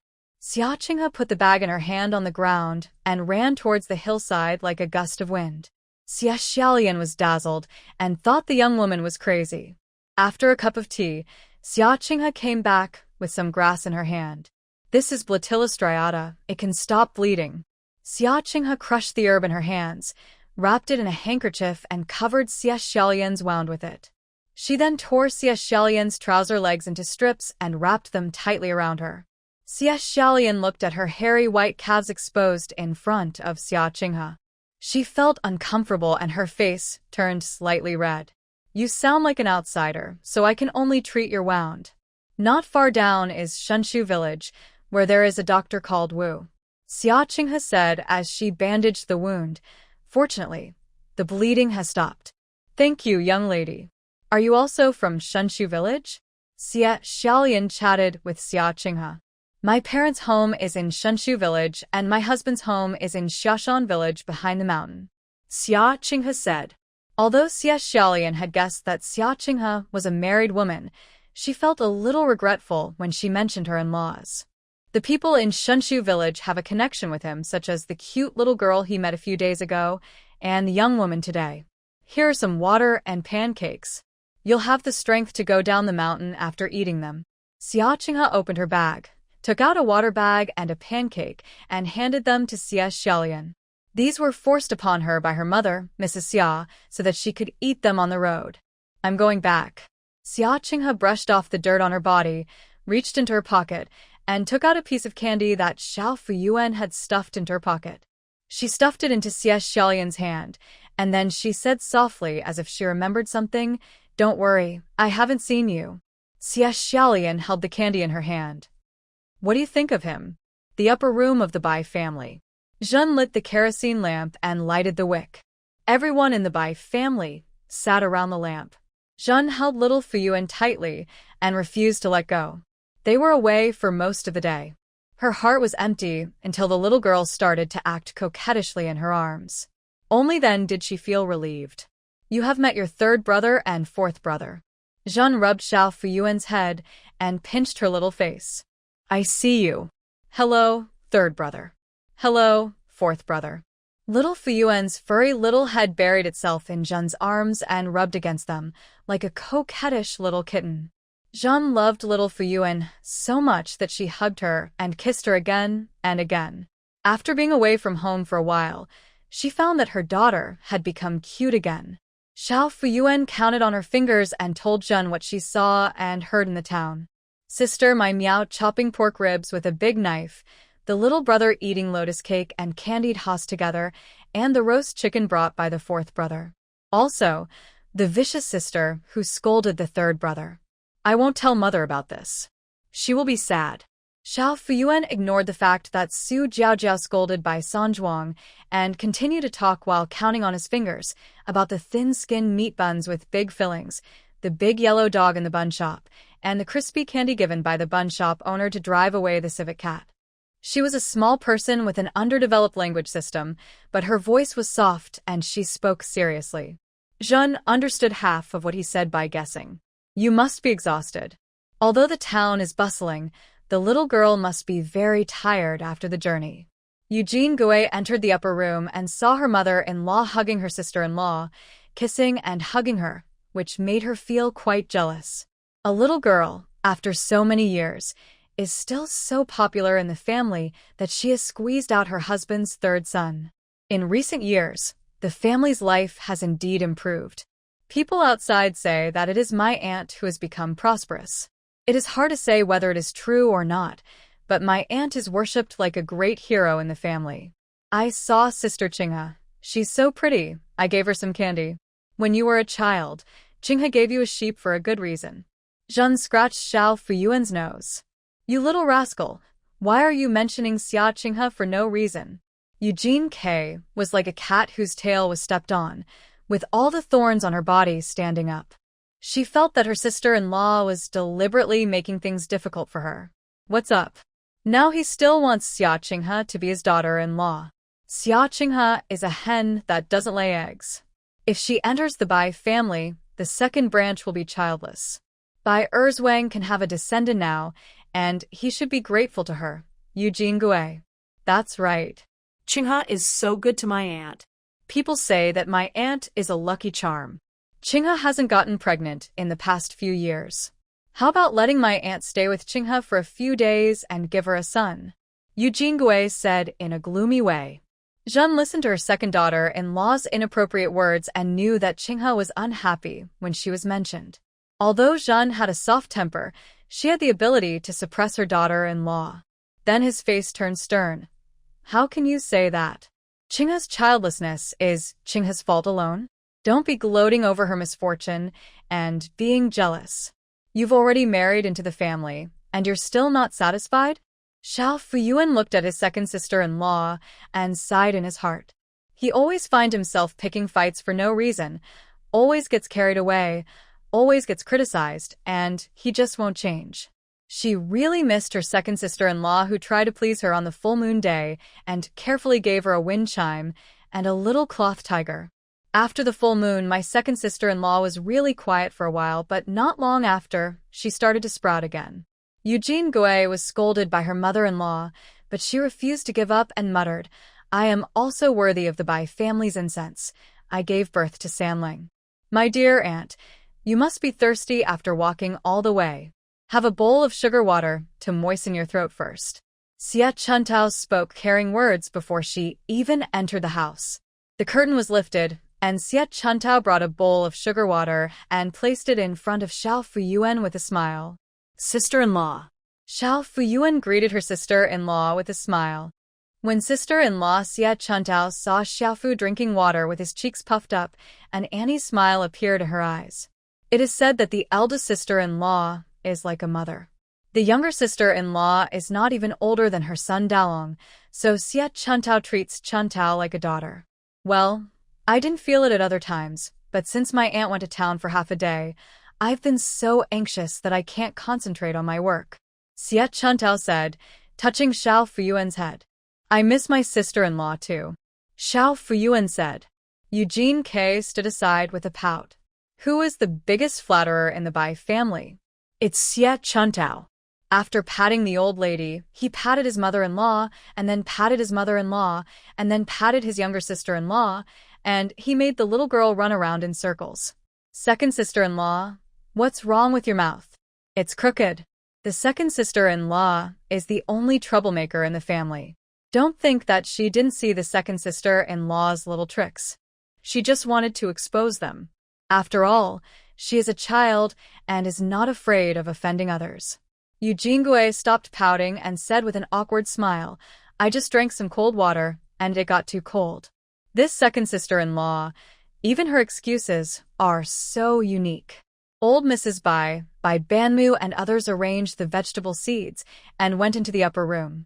Bai Banmu took out the things he bought in town and said, these are the things that Xiao Yuanbao wants to bring back for his family. Zhen nodded aside. The Zhen couple and old lady Bai were of the same mind. They must not miss the opportunity to make Xiao Fuyuan feel present and show his merit in front of the family. It is important to emphasize Xiao Fuyuan's status in the family and his selfless love for his family, especially in front of my daughter-in-law.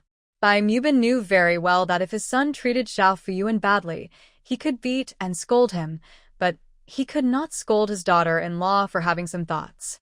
He had to let his daughter-in-law know clearly how good his little girl was.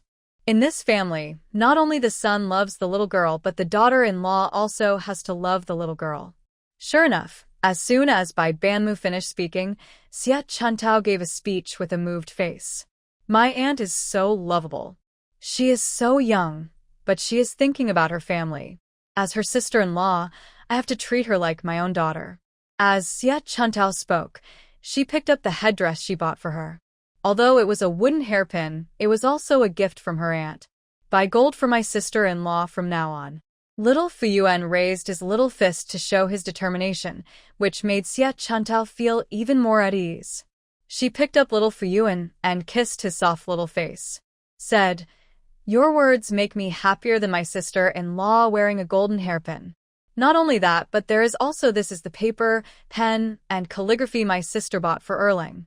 Bai Dazhuang handed a box to Erling, who is lying in the corner of the bed.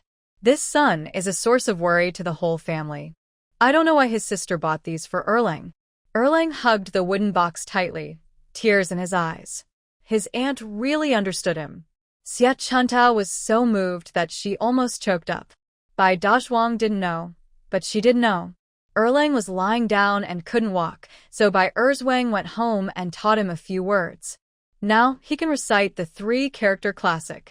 Erling wanted to study, but due to the family's conditions and Erling's own situation, she had never mentioned it to Dazhuang. Unexpectedly, my sister-in-law noticed it, and not only noticed it, but also kept it in mind. Xie Chuantao's eyes turned red. No wonder even the grandmother-in-law, who always has a bad temper, lost her temper with my sister-in-law. My sister-in-law is so caring and lovable. Whose piece of flowered cloth is this? Eugene K saw a piece of cloth in the bundle, stretched out her hand and took it out, shaking her hands, and said, I just want to make a skirt, and this cloth will set me off. She was not satisfied with the wooden hairpin. She was a scholar's wife, and wanted to wear a gold one. If she couldn't wear gold, a silver one would do. Since you don't have anything, you might as well make a new dress. Don't worry about it. It was a gift from someone to your aunt. Old Mrs. Bai snatched it away unhappily. At the beginning of the conversation, old Mrs. Bai and Bai Mubin sang in unison and told the story of Xiao Fuyuan chasing away the cat to save the son from the bun shop. Little Yuan Bao is really amazing. He's so young, yet he can save people. Zhen was surprised and happy, and she pulled Xiao Fuyuan to praise him. Xie Chuntao also joined in the fun, and the atmosphere became lively. Isn't there a big bag? What's wrong with me grabbing a few? Aren't these gifts from my aunt to her family? Isn't my second sister-in-law a member of the Bai family? Eugene Gue forced a smile on Xiao Fuyuan's face. Right, aunt? Xiao Fuyuan. Can she say no? Second sister-in-law, is there a baby in your belly? Xiao Fuyuan opened her big round eyes with an innocent look on her face. Of course she knew that her second sister-in-law was not pregnant, and she deliberately exposed her scars. A look of joy appeared on Eugene Gui's face. It was said that whatever her aunt said came true. Could it be that she was pregnant again? Ever since the last fake pregnancy incident, there has been no movement in her belly for the past 3 years. She longs for a daughter day and night. When the other members of the Bai family heard Xiao Fuyuan say this, they all looked at Eugene Gui, thinking that this couldn't be true this time. If it is true, it would be a happy event for the Bai family. Is what my aunt said true? Eugene Gui asked Xiao Fuyuan. Everyone. Is it true or not? You don't know it yourself, but you ask a child. I thought it was the baby in my second sister-in-law's belly that wanted to eat candy. Eugene Gui. I cursed in my heart, you girl, you actually tricked me. I wanted to get angry at Xiao Fuyuan, but I didn't dare to do it in front of everyone.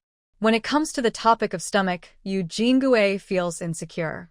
I originally thought that I could give birth to a daughter and be proud and arrogant in the Bai family. As a result, a fake pregnancy scandal occurred, which caused both loss of reputation and face. Enough, you're already a grown-up and you're still stealing things from children. How shameless. Old Mrs. Bai was never polite to Eugene K. It's just a candy. Who hasn't eaten it? Eugene K. muttered. She was afraid of Old Lady Bai, but she also discovered from several confrontations with her over the years that although the old woman had a sharp tongue, she had a kind heart. As long as she did not cross the line, no one could take away her position as the scholar's wife. That's why she kept causing trouble. There was no other way. The family was poor, there were many people, and she had a little sister-in-law who was doted on by everyone. If she didn't fight for herself, she would get nothing. Second brother, you snatched a handful of candy from your aunt. You got angry when your grandma said a few words to you. Isn't the candy in your room enough for you to eat? Zhen looked surprised. Eugene Gui said nothing. She was struck in the heart. Since my aunt came to our house a few years ago, Bai Erzwang would bring 2 large bags of candy as snacks for Xiao Fuyuan and other children every time he went home. Eugene Gui would keep 1 bag for herself without telling her family. She thought no one knew about this, but her mother-in-law found out. There was a layer of ice in Zhen's eyes, and Eugene Gui felt frightened by her look. An honest man's anger is more frightening than that of Old Lady Bai. It's just a bag of candy, is that a big deal? Originally, the younger sister-in-law went to the town to bring gifts for the family, and the family was happy, but Eugene Gui was angry with her mother-in-law and great-grandmother. Xia Chuntao felt that Eugene Gui was ungrateful. She is the eldest daughter-in-law of the Bai family. She has always been steady and dignified in her work and takes it as her responsibility to do everything for the harmony of the Bai family. At this time, the atmosphere at home needs her to soothe and adjust. Grandma, you guys have been in town for most of the day. You must be hungry. The meal is ready. Do you want to serve it now or later? Xia Chuntao jumped out and shifted the focus to dinner. Set the table now and heat up the big meat buns left over from lunch, old Mrs. Bai ordered. As soon as Dalong's father came back, he sent it to the kitchen to heat it up. Xia Chuntao said, he also steamed a bowl of egg custard for my sister-in-law. Old Mrs. Bai nodded, very satisfied with Xia Chuntao's understanding. Soon, the family took action. Some carried the table, some served the rice. Zhen sat there without moving, hugging Xiao Fuyuan and thinking about her things. Just now Eugene Gui said, it's just a bag of candy.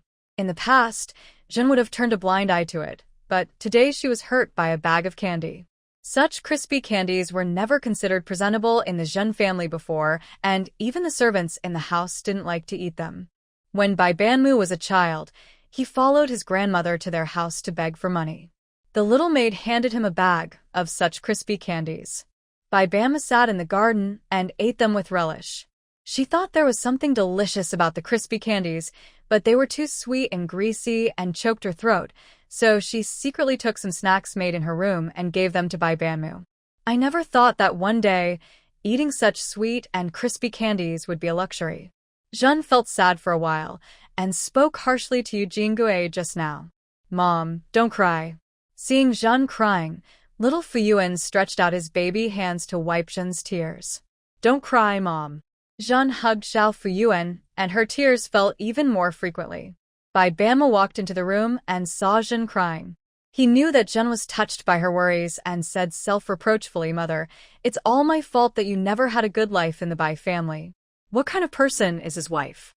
She is the noble eldest daughter of the Jin family, but she followed a country bumpkin like him and never complained no matter how hard or poor her life was.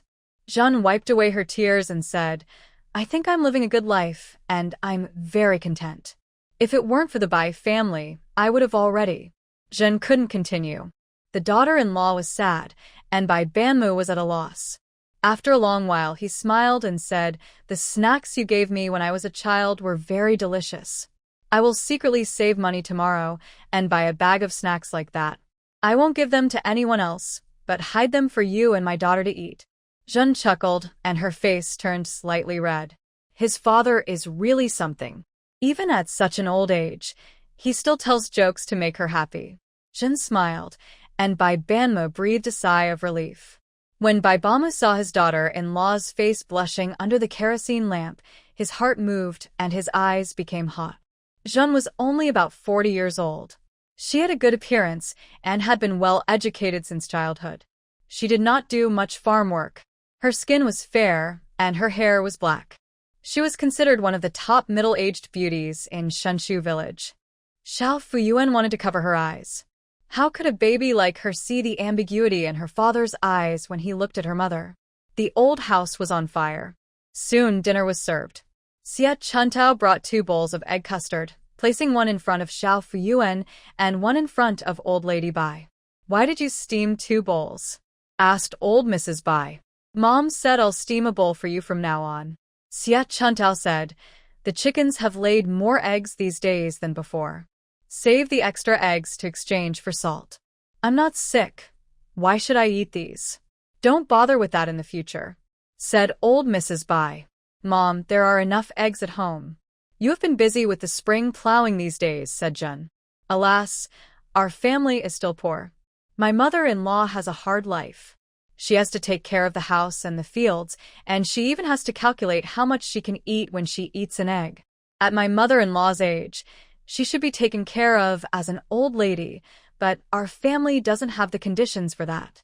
Jin even started to think about selling her embroidery work again. You're not that delicate. Farming and working is the life of us country people.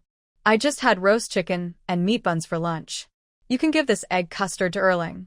Old Mrs. Bai handed the egg to Xia Chuntao. I don't want to eat it. I'm leaving it for Grandma and little aunt, Erling said loudly while lying on the bed. Yu Jingui held 2 big meat buns in her hands and felt unhappy. Why did she have Erlings but not Sanlings? Erling is a paraplegic who can only go in and not out, but her Sanling can still help with housework. Except for my aunt, Sanling is the youngest among these children. My cousin's second boy is 1 month younger than Sanling, but he is taller than Sanling. If Sanling eats an egg every day, he won't be so short. Yu Jingui said dissatisfiedly. The whole family understood what was said. They were complaining that old lady Bai favored Erling. Since you feel sorry for Sanling, then don't hide the candy bought by Erzwang and eat it all by yourself. And don't be lazy when working in the fields. Take good care of the crops and use the money from selling them to buy eggs for your son. Old Mrs. Bai glanced at Eugene K. This troublemaker fights for a handful of candy and even an egg. Grandma, I'm not being lazy. My hands are broken from pulling weeds. Shut up. Are you pulling weeds? You're grinding tofu for your father. You work so hard for your mother's family, but you never see them give Sanling a bowl of soy milk. Old Mrs. Bai poked at Yu Jingui's heart. When talking about her mother's family, Yu Jingui felt guilty.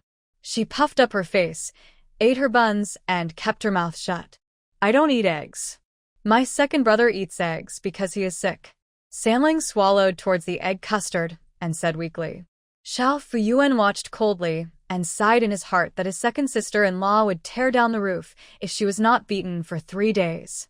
Every time she was knocked down by old lady Bai, she would get up and continue to fight. What is she after? Is it because life is too boring these days, with no mobile phones to browse and no stars to chase? However, good things come out of bad bamboo, and fortunately Sanlang is a good boy with good morals and virtues. It's a bit sad that an egg can cause such a storm. Feed your milk, and Xiao Yuanbao will eat too. Old Mrs. Bai said Ah Wu, pretended to take a bite, and then put on a smiling face to Xiao Fuyuan. I was so angry at Eugene Gui that I felt choked up in my chest, and I breathed a sigh of relief. Not to mention that she was an old woman who favored her little granddaughter. How could she not be loved? Knowing that she was mad at Eugene Gui, he hurried to comfort her and eagerly gave her a bite of egg first. Mom, eat too. Dad, eat too. Xiao Fuyuan scooped 2 more spoonfuls and handed them to Bai Banmu and Zhen respectively. Dad doesn't eat. Mom doesn't eat. Bai Mubin and Zhen said in unison. Although he knew that his grandmother and parents would definitely react this way, Xiao Fuyuan would still give the delicious food to his elders first. After all, in the whole family, she is the only one who can enjoy a life that exceeds the Bai family standard. She didn't want her family to see it, but she didn't want to. She was not a selfish baby, and she wanted to share her good things. 5th brother, Dalong, Sanling, eat them all. Xiao Fuyuan stood on tiptoe and pushed the bowl of eggs to the middle, meaning to share it with several children. Sister, I don't want to eat. I just had a big meat bun at noon, and I'm still full. Bai Xiaomei turned her head away from the eggs. No, it's not. Xiao Fuyuan knew that 5th brother's stomach was rumbling. 5th brother was strong and ate a lot, so he got hungry quickly. Usually, the family's meals were not oily enough. He could eat 2 baskets of big meat buns at noon, but considering that they had to be left for Zhen and others, Bai Xiaomei did not dare to eat as much as she wanted. Give it to Aunt. Dalong and Sanling swallowed their saliva together. Eggs are a luxury in the Bai family, and they rarely get to eat them on normal days. The big meat bun I had at noon had been digested and my stomach was empty, but I knew that the good things at home should be left for my aunt. Dalong Sanling swallowed his saliva hard. The aroma of the egg custard with sesame oil aroused the appetite in his stomach. No one can be wronged except my sister-in-law. Eat. Eat together. Xiao Fuyuan put on a stern face and acted like an ant, giving orders to Dalong and Sanling. Although his nephews were older than him, they were still children. Xiao Fuyuan felt it was a bit cruel to eat the delicious eggs in front of them. Alas, although the family's life has improved a little and we have enough cornmeal steamed buns to eat, we still cannot reach the well-off level of meat, eggs, and milk. Half of the money the family saved by tightening their belts was given to Erlang for medical treatment and medicine, and the other half was given to the 4th brother for his studies. If this goes on, how can the 5th brother develop good physical fitness to become a general, and how can the eldest and 3rd brothers grow taller? Xiao Fuyuan looked worried. She had to think of a way to create conditions for her family. Seeing Xiao Fuyuan's seriousness, Zhen felt both relieved and sad. Little Fuyuan is so young, but she knows how to save the delicious food for her 5th brother and nephew. Jin said, and emphasized Dalong and Sanling. You too must remember your aunt's kindness. When you grow up, you must be filial to your aunt and think of her for everything. Zhen's thoughts were the same as old Lady Bai's, who always remembered to show off Xiao Fuyuan's good points in front of her children and grandchildren. There is no need to emphasize this about Bai Xiaomei. She is already at an age where she is sensible and knows to put her sister at the top of her heart without any reminder. Bai Mu Ban followed up. Remember them all. As soon as Bai Banmu finished speaking, Bai Dazhuang and Xie Chuntao hurriedly spoke up for their son. Please rest assured, Dad and Mom, Dalong will definitely be filial to his aunt, and even if Erlang is dead, he will never hold his aunt back. Bai Dazhuang even said that if any young person was unfilial to Xiao Fuyuan, breaking his legs would be the least of his punishment. Eugene Gui thought that this also included her Sanling. Xie Chuntao divided the bowl of eggs that old lady Bai handed to Erlang into 4 portions and gave each one to Bai Xiaomei's uncle and nephew. Mrs. Bai took a bite of the cornmeal steamed bread, raised her head and told Xie Chuntao, what the second elder said just now is right. Sanling and his friends are growing up. Cook 2 more eggs every day and give half to each of them. Dalong won't have to eat it. Xiaogu and Samlang are the youngest, so give them one each, and the remaining one to fifth brother, who does the most work," said Xie Chuntao. Yu Jingui cursed Xie Chuntao in her heart, saying that she was always a hindrance, not caring about her own child but pushing the hard work onto others. In order to please the elders and sister-in-law, he did everything he could. "This makes me look selfish and stingy." Xie Chuntao was a mean person at heart. She always tried to save face in front of her parents-in-law and other mother-in-law, and embarrassed Yu Jingui. "Sister-in-law, Grandma has arranged it, so just go along with it. Don't you feel sorry for your two sons as a mother?" "I don't care. I listened to Grandma. My Samling has to eat, and the money his father earns every month." Yu Jingui took a bite of the meat bun and swallowed the rest of the words. "What do you want to say?" Old Mrs. Bai glanced with her sharp eyes. "Are you trying to say that the money that Erzwang's father earns every month is lost by giving it to the family, and it delays your enjoyment of life? If you feel wronged, next time Erzwang comes back, let's talk about it. You want to start your own business, and as long as Erzwang agrees, I will decide to divide the family." "Dividing the family?" Eugene Gui's face showed joy, but she said insincerely, "Grandma, how could I have such an intention?" Xiao Fuyuan looked at the troublemaker second sister-in-law. "Second sister-in-law, don't you know that your expression betrays you?" Eugene Gui was happy for a while, but then she became worried again. As long as Erzwang agreed? This is a big problem. My husband definitely doesn't want to split up the family. He was a scholar who valued filial piety and propriety the most. When his parents were still alive, he arranged to separate the family business. In Shunshu village, he was scolded and pointed at. However, Eugene Gui didn't care. At most, she could go to Nongguan town, close the door, and live her own life. She wouldn't need to care about the wind and rain in Shunshu village. Even if Erzwang agrees, the family cannot be divided.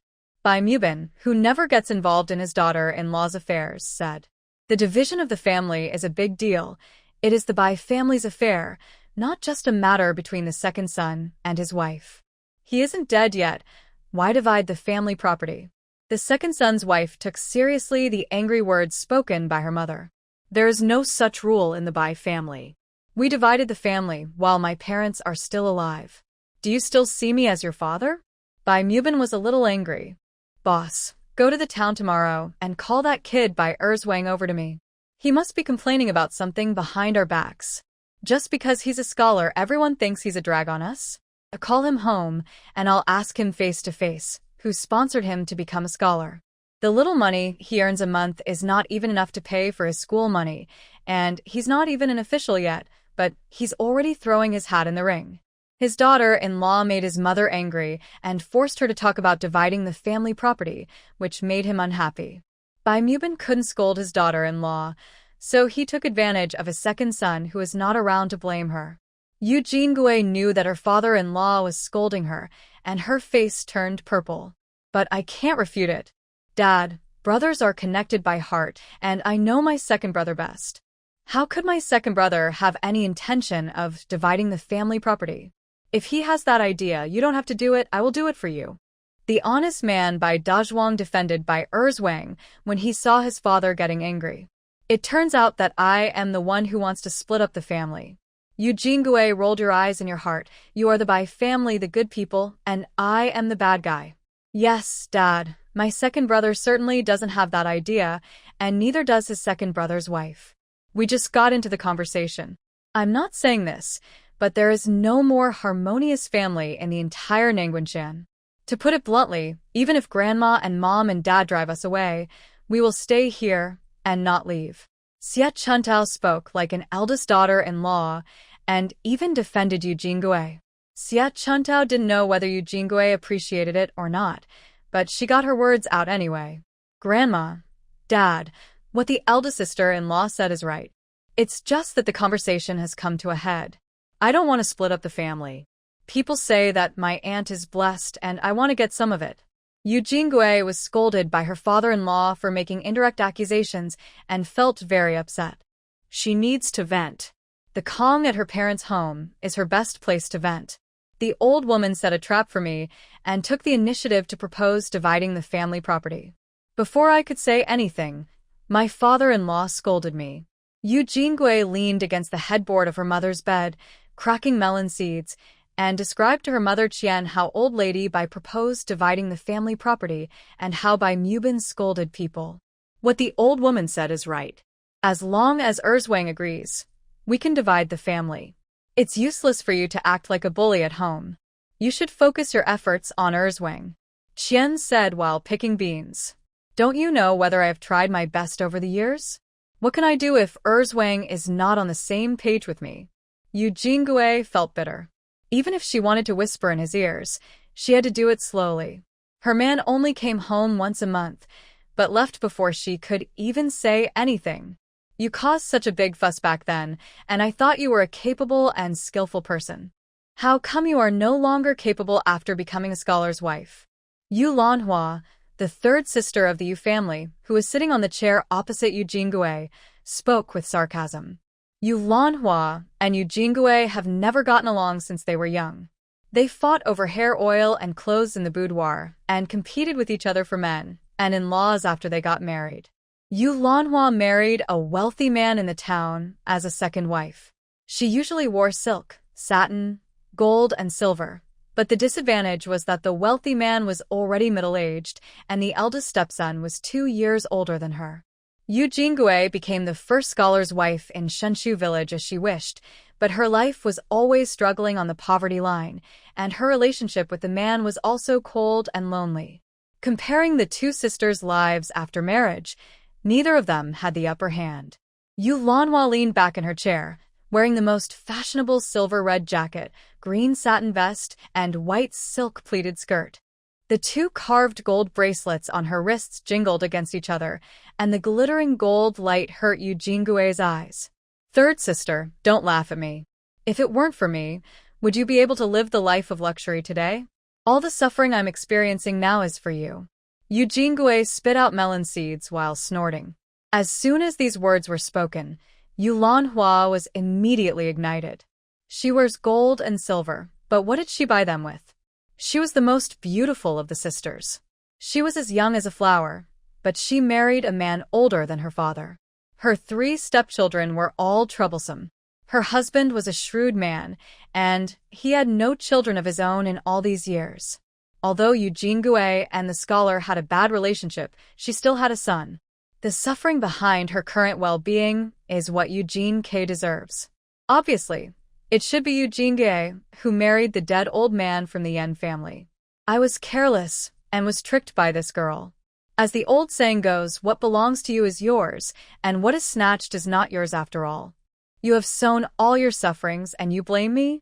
Yu Lanhua flicked the pearl flowers on her head and spoke harshly. If she had married the second son of the Bai family, she would have been able to stabilize the Bai family with her looks and scheming. It was all her fault that she was too thin-skinned and unwilling to use dirty tricks. She had originally planned to slowly approach Bai Erzwang, but she didn't expect that her own stupid sister would get ahead of her with dirty tricks. Okay, let's not talk about the past. When Qian mentioned the method used by Yu Jingui to marry Bai Xiuzai, she felt like her heart was stabbed. After all, she was the mastermind back then. She scolded her 2 daughters with a stern face. Third girl, the life you are living now is the envy of the whole Shenshu village. Your son-in-law is a little older, but he loves you. Look at the bracelet on your wrist. You are the only one in the whole Nongguan town who wears it. Fourth girl, don't be so sharp-tongued. Not everyone can be the wife of a scholar. Neither of you blames the other. Anyway, the 2 sons-in-law are one rich and the other a scholar. The fat water doesn't flow to other people's fields. After this conversation, Yu Jingui and Yu Lanhua stared at each other in silence. Lanhua, how is your search going when I asked you to find a young man for Qingya? I want to find a husband for her, and your father wants her to marry out. Qian turned the topic to the marriage of Lu's daughter Yu Qingya. Yu Qingya was chopping pig grass under the eaves and could hear everything that was said in the house clearly. She felt ashamed of her 3rd and 4th sisters. Suddenly, she heard Qian and Yu Lanhua talking about her marriage. She put down her sword, opened the curtain and said to the people in the room, "I'm not getting married. Stop messing around." Yu Lanhua joked, "Sixth sister is embarrassed to mention marriage." Ashamed? No girl in the entire Shenshu village is as ashamed as ours. Fourth sister used all her tricks to marry fourth brother-in-law. Third sister, what you just said means that fourth sister stole your scholar wife. Have you two forgotten Sister Qinghe? Fourth brother-in-law and Sister Qinghe are a couple. What does it have to do with you two? Yu Qingya was so angry that she exposed her two sisters' reputations with her words. Qian was so angry that she picked up a stick and hit her. Yu Qingya dodged and ran away. Yu Qingya ran to the entrance of the village in one breath. Thinking about her marriage, she felt uncomfortable. Because of Yu Jingui, the girls of the Yu family had been criticized by so many people behind their backs. She and the third son of the Bai family were childhood sweethearts when they were young. Since her fourth sister married the second son of the Bai family, she and the third son of the Bai family have never spoken to each other again. When they met in the village, she was too embarrassed to say hello to the third son of the Bai family. Even so, her mother still wanted to recruit the third son of the Bai family to be her son-in-law. If the old lady of the Bai family knew what her mother was thinking, it would be strange if she didn't tear the Yu family apart. Yu Qingya was squatting in front of a tree stump by the river at the entrance of the village, thinking secretly about her own things, when she saw the little girl of the Bai family walking coolly on the village road with two big geese, followed by her nephew Bai Sanling. When she looked closely, she realized that it was her own goose. She chopped vegetables and fed the goose every day. "Sanling, where are you going? Take your aunt home quickly. If she gets bitten by a goose, you'll be beaten." Yu Qingya reminded his nephew. The two geese she raised were good at guarding the house and were as ferocious as village bullies. Most people don't dare to get close. Yu Qingya forgot her troubles for the moment. She knew that Xiao Fuyuan was the favorite of the Bai family. If anything went wrong, Sanlang would not be able to escape. Although she blamed her fourth sister for breaking up her childhood sweetheart relationship, Sanlang was a good boy. She didn't want Sanlang to be beaten, and she didn't want the goose to bite Sanzhuang's sister. Yu Qingya stood up and was about to chase the goose home. "Sister Qingya, it's okay, the goose won't bite me." Xiao Fuyuan patted his chest and said to Yu Qingya, "Fifth aunt, geese really don't bite ants." Sanlang waved at Yu Qingya. Yes, Sanlang's aunt has been blessed with good fortune since she was young. But Yu Qingya still found it amazing that a little girl like her could actually train the village bully Big Goose to be so obedient. Since the goose listened to Xiao Fuyuan so much, she couldn't chase it away forcefully. Moreover, when she chased it away just now, the goose she raised suddenly became like an ungrateful geese that could never be tamed. It walked past her expressionlessly and didn't respond to her call. Since she couldn't drive them away, she wanted to see what these two ungrateful people were going to do by following Xiao Fuyuan. Little Fuyuan and the big goose walked towards the river in a proud and confident manner. Saburo followed behind, feeling extremely proud. These two big geese are like bullies in the village. Not to mention people. Even vicious dogs dare not approach them. Sanling saw with his own eyes that Dr. Wu's dog had one eye blinded by the goose. Every time Sanlang went to his grandmother's house, he would be so scared when he saw the two big geese that he would walk close to the wall. Everyone in the village, whether adults or children, would take a detour when they saw these two geese. Just now, his aunt took him out to play, and they encountered these two big geese blocking the way. He thought the big geese would come up and strangle him, but he didn't expect that when his aunt waved her hand, the two geese just stuck to her like stupid people and circled around her. Every time little Fuyuan took a step, the two big geese followed. At first, Sanling only dared to stand far away, sweating with anxiety, for he was afraid that the goose would go crazy and bite his aunt. So should he go up or not? If he went up, he would not be able to beat the goose, but if he didn't go back home, he would be beaten by the adults. In a dilemma, he could only follow from a distance. As they followed, they found that the geese were extremely docile to Xiao Fuyuan. Xiao Fuyuan commanded them to go east, but not west. Only then did Sanling dare to walk closely behind the goose. Even though the goose turned around, it scared him. Xiao Fuyuan said, "Geese must be obedient," and the two geese lowered their heads to Saburo. Wow, she is worthy of being his aunt. She is more useful than his fifth aunt. Little Fuyuan puffed out his chest, clenched his fists, and walked towards the river with the big goose. Samling, you have to take good care of your aunt. Yu Qingya was a little worried. Where was she going with her goose? Fifth aunt, look at how powerful my aunt is. Last time she rode someone's fine horse. What's a goose? Samling said to Yu Qingya with a proud face, the geese you raised are more obedient to aunt than to you. Yu Qingya. These two beasts are impossible to tame, so she started raising them right after they hatched. Her hands were swollen from chopping vegetables, and yet they actually ran in front of others to act cute and curry favor. The way he lowered his head and swayed was unbearable to look at. He didn't have the temperament of a village bully at all. Tell anyone who would disgrace Yu Qingya. Hey, Xiao Yuanbao, don't go down. Hurry up and stop him. Yu Qingya kicked Samling on the ace. Samling ran towards Xiao Fuyuan and even jumped when he passed the big goose for fear of being bitten. Sister Qingya, your goose will be fine if I don't go down to the river. Xiao Fuyuan waved at Yu Qingya and said, I'm just borrowing the goose for a while, and she will return it. The second sister-in-law's younger sister is a good person and is not mean to her. She will return the favor later. Little Fukuyuan held Saburo's hand and walked towards the river, turning back from time to time to call the big goose. Yu Qingya looked at the big goose behind Xiao Fuyuan. The big goose didn't even have her as its owner in its eyes.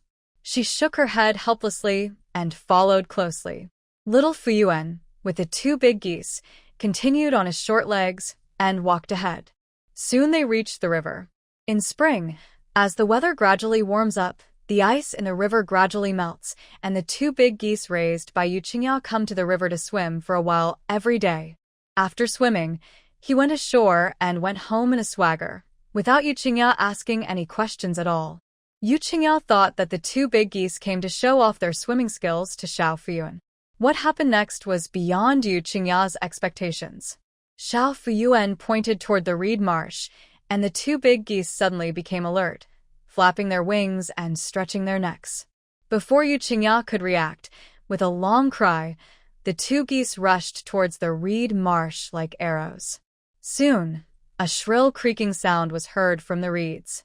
Yu Qingya was certain that the cry definitely did not come from the two geese in their village, but must be from other geese.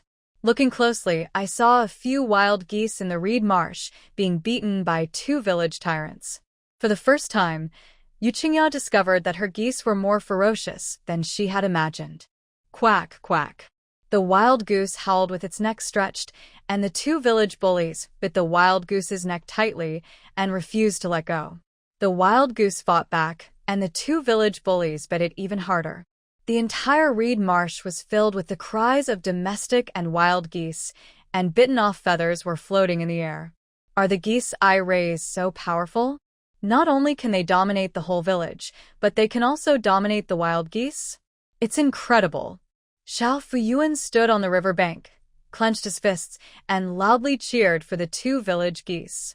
When the two village geese heard Xiao Fuyuan's cheers, they bit even more vigorously, and in a few bites, they pinned several wild geese to the ground and surrendered.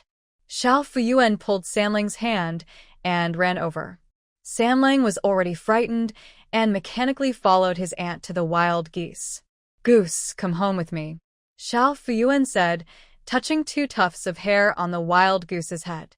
The wild goose raised its neck with great effort, quacked at Xiao Fuyuan, rubbed its long beak against Xiao Fuyuan's hand, stood up, and quietly walked behind Xiao Fuyuan.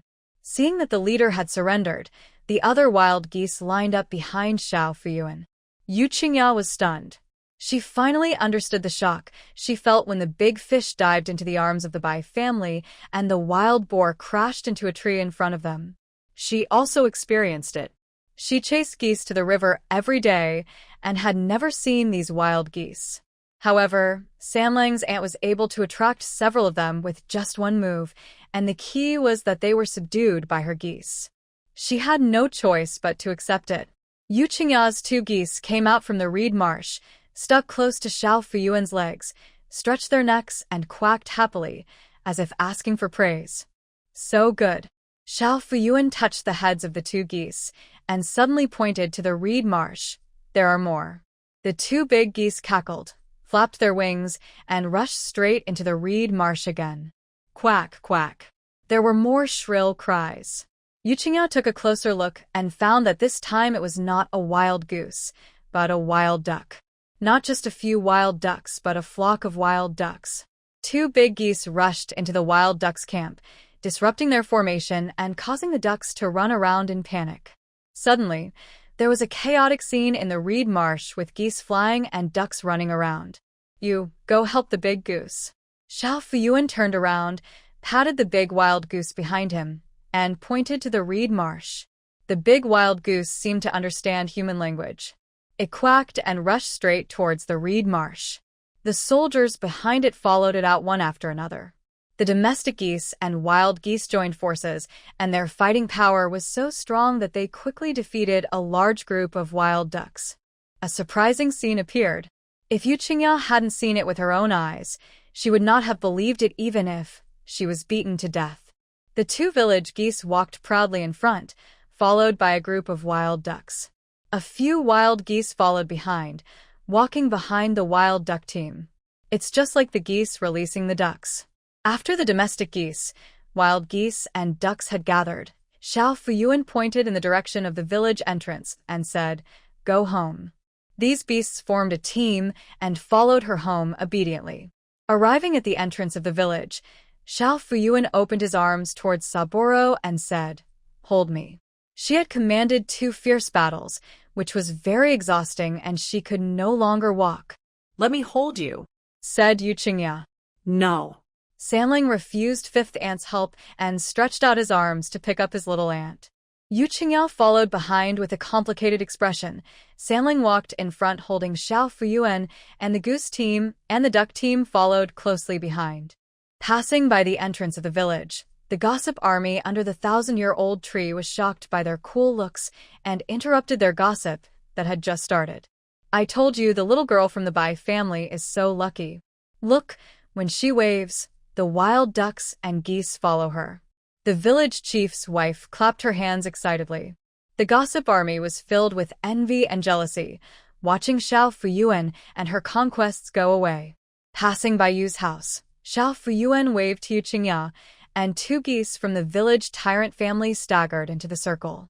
Xiao Fuyuan casually ordered 2 wild geese, and the 2 ordered wild geese left the team and walked towards Yu's house. "Sister Qingyao, this is for you," Xiao Fuyuan said in a baby voice. There was no way to deal with Yu Qingyao. It turned out that he had borrowed her goose and had to pay it back with interest. It happened that Yu Jingui came out of her mother's house and saw her son holding his little sister in his arms, with a group of pheasants and geese following behind them. She snatched Xiao Fuyuan from Sanling's arms with a cry and ran home without stopping. Xiao Fuyuan was confused. "Mom, Grandma, my aunt brought home a flock of wild ducks and geese." Old Mrs. Bai and Mrs. Zhen were raising seedlings in the vegetable garden. They were talking about the commotion caused by eggs yesterday. The mother-in-law and daughter-in-law were discussing where to save and where to earn money to ensure that the children could have eggs, when they were interrupted by Eugene K's startled shout. When they turned around, they saw Eugene Gui holding Xiao Fuyuan in her arms, with a group of wild ducks and geese following behind her. Even though he knew that Xiao Fuyuan was somewhat lucky and had witnessed it many times, he was still shocked when he saw this large group of people. "Where did this come from?" asked old Mrs. Bai. Eugene K couldn't explain it, but luckily her son caught up and told Mrs. Bai and Mrs. Jin everything. "Well, since it is wild and was brought here by Xiao Fuyuan, it must belong to the Bai family." Quack. The wild goose and duck team once again gave everyone a surprise performance. Several geese and a group of ducks rushed into the yard in a hurry, squatted down in different places, and then stood up. A dozen white eggs were lying on the ground. "From now on, we'll eat all the eggs we have." Xiao Fuyuan waved to the geese and ducks that were laying eggs. Little Fuyuan struggled to slide down from Eugene Gui's arms, clenched his pink fists, held his head high, and looked very proud. She brought so many big geese and fat ducks into her home, and most of them were female. Spring is the season of reproduction, and the geese and ducks are holding back their eggs. As the group's favorite, eating alone is not Xiao Yuanbao style. Not only the fifth brother and 3 nephews need to eat eggs, but also grandma, father, mother, eldest sister-in-law, eldest brother, and others need to eat eggs. Jeanne held little Fuyuan in her arms and wiped her sweat carefully with a handkerchief. Oh, she was so tired, looking at the dense beads of sweat. Yuanbao eats eggs, his mother eats them, and he eats milk. He eats everything, little Fuyuan said while hugging Jeanne's neck. Jeanne's heart was about to melt. Old Mrs. Bai tiptoed to the kitchen and took out a large basin to pick up eggs. She soon picked up a basin of wild duck eggs. There were not as many goose eggs as wild duck eggs, but they were just as big. 1 goose egg was equivalent to 2 wild duck eggs. The basin was also full. This is a great thing. If each person in the family has one, there will be a lot left over. The rest can be used to exchange for oil, salt, sauce, vinegar, needles, and thread. The family saved some money. These are wild duck and goose eggs, which are rare. If they are brought to town, they will definitely be sold at a higher price than domestic chicken, duck, and goose eggs. Old Mrs. Bai was so happy that she couldn't stop smiling and walked even more cheerfully. Samling followed behind Old Lady Bai, picking up eggs excitedly. It was the first time he had seen goose eggs that big. Such a big goose egg must be delicious. He picked up a big one, smiled, and went into the house to show Erling the new one. Grandma, just leave it there, and I'll pick it up. Eugene Gouet took the initiative to roll up her sleeves and get to work with a rare cheerful look on her face. She also wants to eat goose eggs that big. Her parents' home did have goose eggs, but Yu Qingyao looked at them like eyeballs and didn't let her eat them. Aren't you planting beans in the field? Why did you come back so early? Old Mrs. Bai was quite dissatisfied with Eugene Gouet's lazy behavior. At this stage, every household is busy with spring plowing. The land waits for no one. If you miss it, you will never get it again. Even Jeanne, who doesn't know how to do farm work, is squatting in the vegetable garden to grow seedlings, but Eugene Gouet comes back from the field in a swagger. Grandma, I saw my aunt bringing a group of geese and ducks by herself. The big geese are better at fighting than dogs. I was afraid that my aunt would be bullied, so I brought her back. Eugene Gouet bent down to pick up the duck eggs. She felt very happy and lied without blushing or beating her heart. Our land is not near the river or the road. Do you have the ability to see what your aunt is doing from afar? I have never seen you care about your aunt so much. Old Mrs. Bai exposed Eugene Gouet mercilessly. As expected, nothing can be hidden from old Mrs. Bai. Eugene Gouet felt a little guilty. She had been working in the fields with the Bai family since the beginning of the morning. She and Bai Dazhuang and Xie Chuntao worked on the same field. Bai Dazhuang dug the pit while she and Xie Chuntao, the sisters-in-law, planted the beans. She was unhappy, so she lit the sun at its highest point in the sky, lied about having a stomachache, and went to her parents' home to gossip. Xie Chuntao, as the eldest sister-in-law, knew that Xie Chuntao was lazy, but it was difficult for her to control her. Bai Dazhuang is an uncle, so it is even more difficult for him to manage his brother's wife. She felt that her husband was the main source of income for the family, and if Xie Chuntao and his wife could not make money, they should do more work in the fields. Therefore, Eugene K. felt very comfortable being lazy and stealing. Grandma, I'm a dumb person and I don't usually say nice things, but I love my aunt very much in my heart. I will treat my aunt as my ancestor in the future. Eugene Gouet didn't dare to continue to defend her laziness, for fear of causing Mrs. Bai to go crazy. She changed the topic to Xiao Fuyuan and swore with her hands raised. Xiao Fuyuan. This second sister-in-law is really something. If you want to eat the goose eggs or duck eggs, just say so. Why do you have to worship me as your ancestor? Quite scary. If you think of me as your ancestor, just keep it in your heart. There is no need to say it out loud. Aunt, I'll get you some water to wash your feet tonight. I'll take care of whatever you want. Eugene Gouet patted her chest towards Xiao Fuyuan. Aunt is amazing. This move is a big one. You can bring some more gold and silver treasures to the family tomorrow. This young aunt is really amazing. She just got angry about eggs the other day, and she attracted so many wild ducks and geese. There is no other explanation except luck. As for the child, you should comfort her more and instill in her the good qualities of your second sister-in-law. This may bring greater benefits. What are you talking about? What gold, silver, and treasures? Your sister is not a fairy. Old Mrs. Bai turned around and scolded Eugene not to talk nonsense. Grandma, how about we fry some big goose eggs for lunch and boil a few duck eggs and mix them with mashed garlic? Dad likes to eat eggs with garlic, and duck eggs with garlic are the same. Eugene was scolded, but she was not angry. She brought a basin of goose eggs into the kitchen, rolled up her sleeves, and volunteered to cook lunch. We can have a good meal at noon. Why are you angry? Mrs. Bai also thought so. Just as she was about to nod in agreement, Eugene Gui's next words made her so angry that she wanted to pick up the stick beside her and throw it at him. Grandma, let's kill 2 more geese and stew them for lunch. I love goose meat, and I've never eaten wild goose before. It must be delicious. Eugene held the goose-killing knife in her hand and stared at the 2 fattest wild geese with shining eyes. Eat, eat, eat. Just eat. This wild goose is for laying eggs, not for you to eat meat. I noticed that my aunt has lost weight in the past 2 days. The flesh on her cheeks is almost gone. Didn't I think of giving her some nourishment? Eugene kicked the grindstone under her feet angrily. Xiao Fuyuan pinched her cheeks, and her apple cheeks were bulging, and the pink and plump flesh was all flesh. She didn't need to replenish it. Spring plowing is not an easy job. Bai Banmu and others have worked very hard in the fields.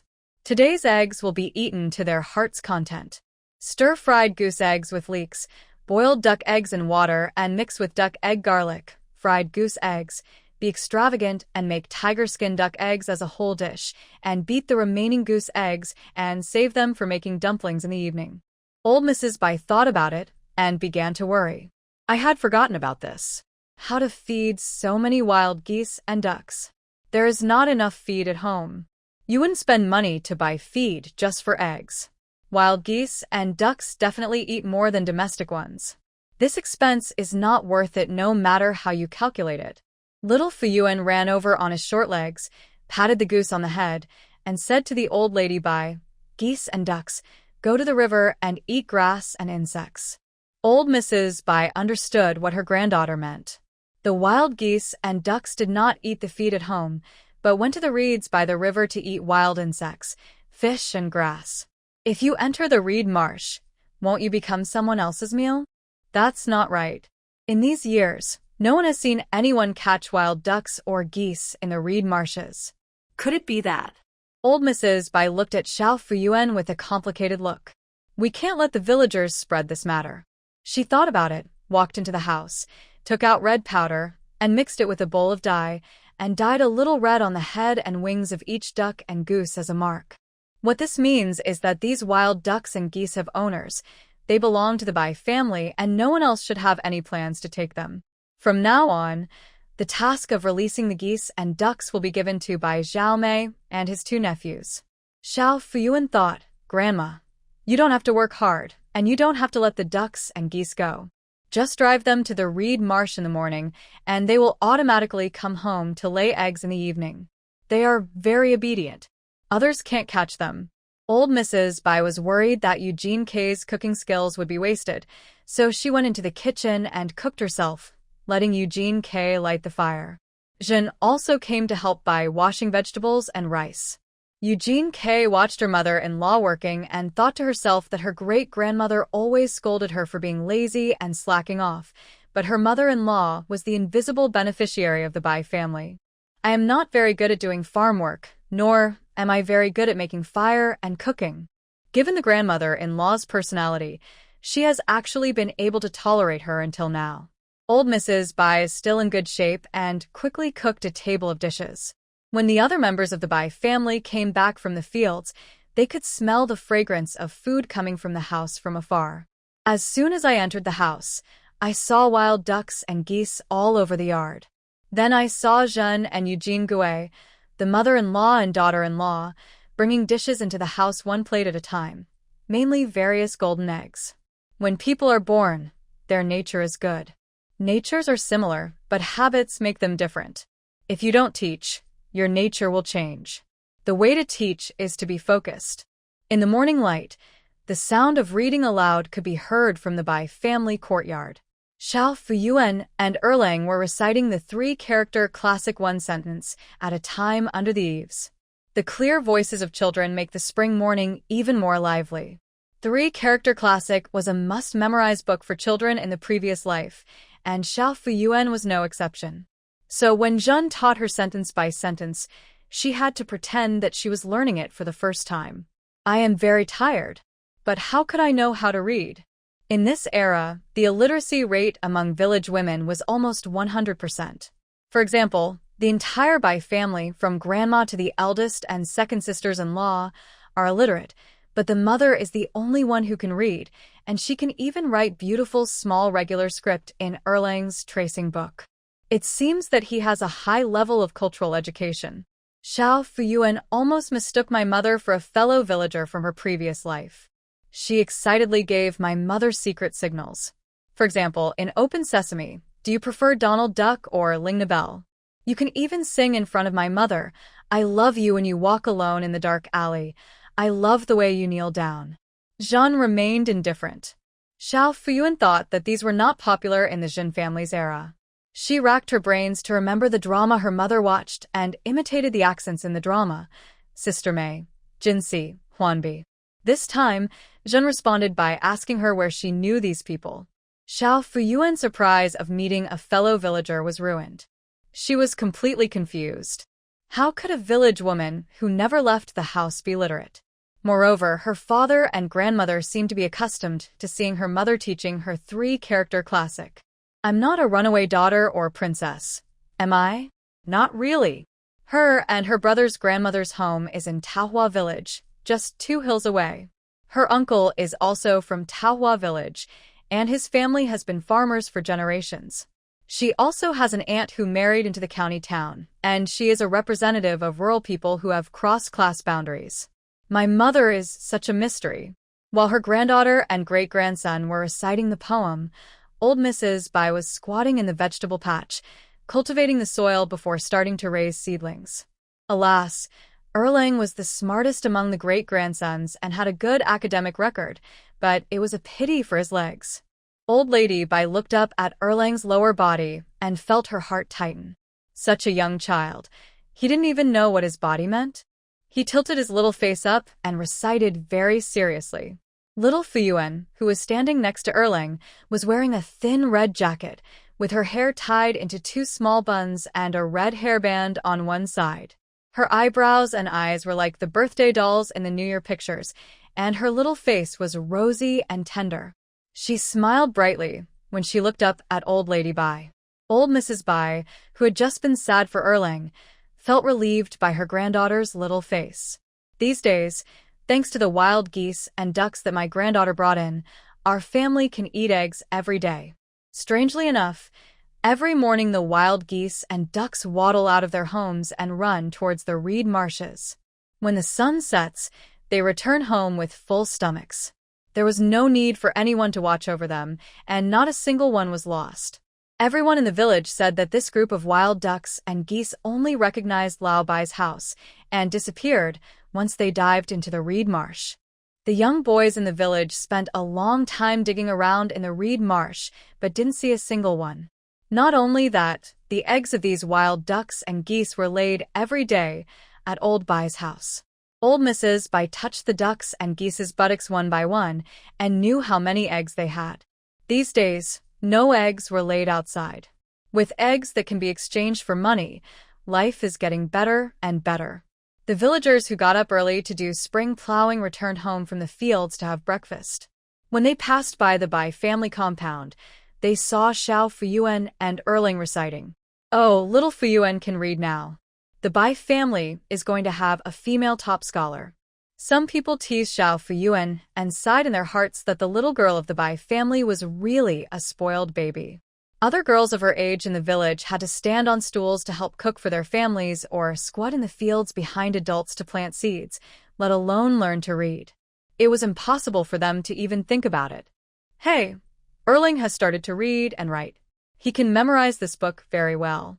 It sounds to me much smoother than when your second uncle memorized it when he was a child. An old man, carrying A, praised Erlang with a smile, although he couldn't understand what Erlang was reciting. What? The imperial court doesn't choose female officials, so what's the use of girls studying? Also, when the emperor chooses the top pick, he doesn't even choose a paralyzed person, which affects the image of the imperial court.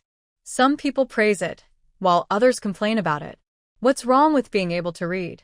Lao Bai's family tightened their belts and only produced a scholar. He could repair two bundles in January, which was not as profitable as his father-in-law grinding tofu. I also want to cross the class and become an heirloom of farming and reading. There is no such miracle in the entire Nongguan mountain area. Old Mrs. Bai didn't like the sour words, and the one who said them was Yu Jinggui's cousin Yumatsi, so she didn't like it even more. She started to scold him through the fence.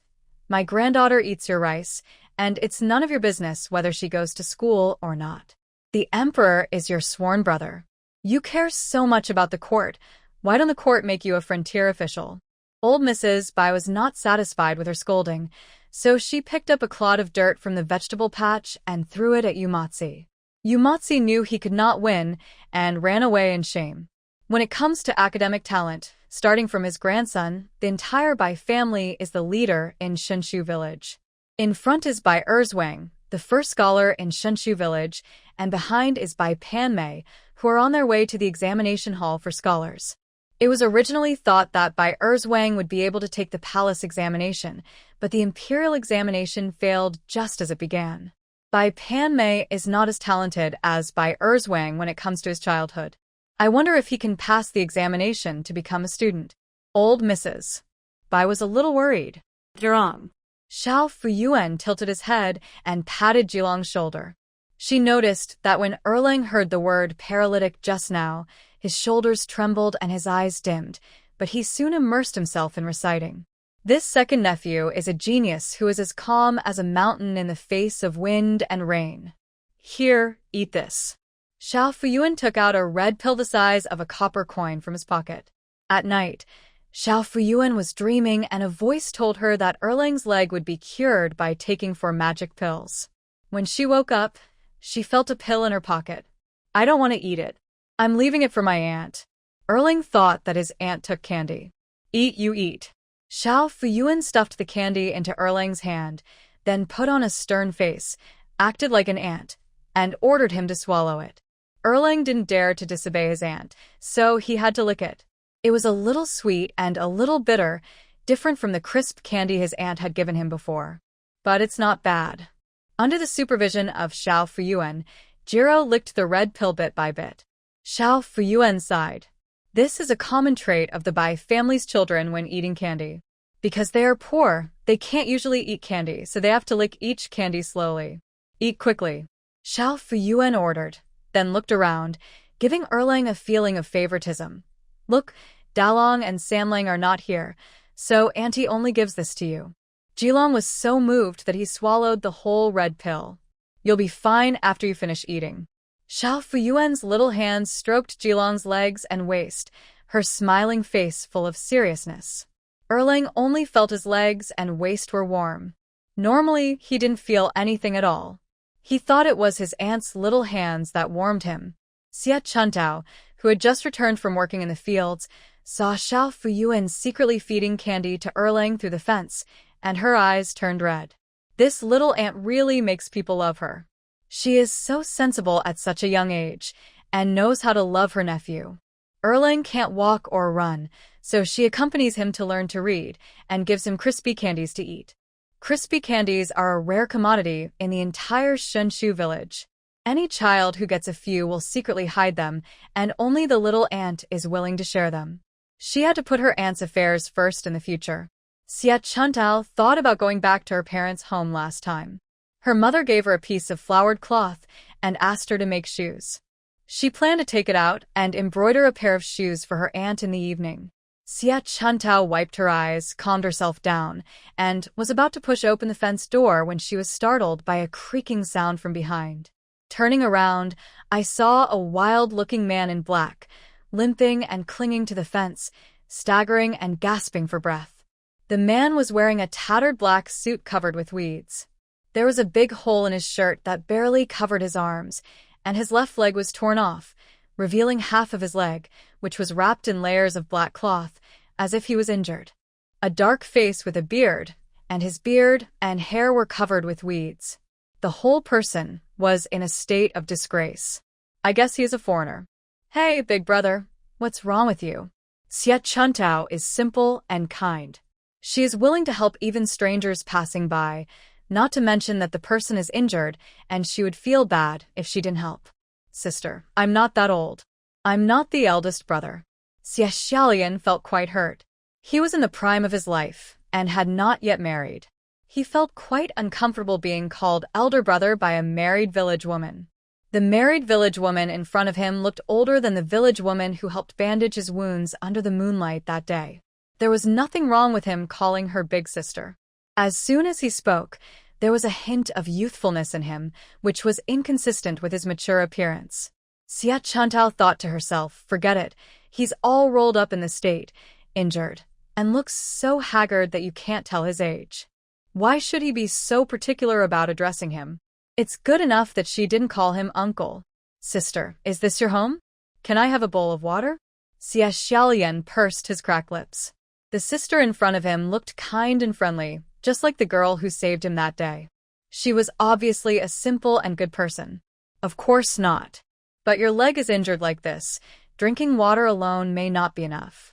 Xia Chuntao stared at the half-exposed leg of Xia Xiaolian. Xia Xiaolian blushed. Her bare legs, even before she got married, had already been seen by 2 village women. It's all the fault of those charlatans in the Imperial Observatory. They have families and children, but they left him a miserable single dog wandering around outside. It happened that Bai Dazhuang came back from the field carrying A and saw his wife talking to a stranger with a leg injury. He went up to them to find out more about what was going on. Then he dropped the and started to carry Xia Xiaolian home without saying anything. After Xia Xiaolian struggled desperately to refuse, Bai Dazhuang helped him sit on the big rock at the door. Brother, you are injured like this, but you are still acting like a grown girl. We are all decent people in my family, and we won't do anything to you when we get home. Bai Dazhuang is a down-to-earth man, and he speaks frankly. Xia Xiaolian. Xia Chuntao brought a bowl of sugar water from the kitchen, took a few steamed buns, thought for a while, then picked up 2 goose eggs left over from the morning and handed them to Xia Xiaolian. I just need a bowl of water. Xia Xiaolian picked up the water in front of her and drank it in one gulp. Are the people in Shunshu village so welcoming? It seemed that this family lived an ordinary life. He felt embarrassed to eat the steamed buns and goose eggs. Brother, I wonder if you are married? Bai Dazhuang asked suddenly. Xia Xiaolian shook her head. No. Just a bowl of water, but you have to understand my marital status before I can drink it? Xia Xiaolian was confused. Then why are you so stubborn? It would be fine if you were to get married, but now you are not married. Your leg injury is quite serious. You can't just drink a bowl of water. If you don't heal it well and become lame, it will affect your chances of finding a wife. Bai Dazhuang looked sincere and handed the big goose egg to Xia Xiaolian's mouth. Xia Chuntao nodded beside him. That's right, you can eat these steamed buns and goose eggs. You are injured and hungry. Don't leave any sequelae. Xia Xiaolian.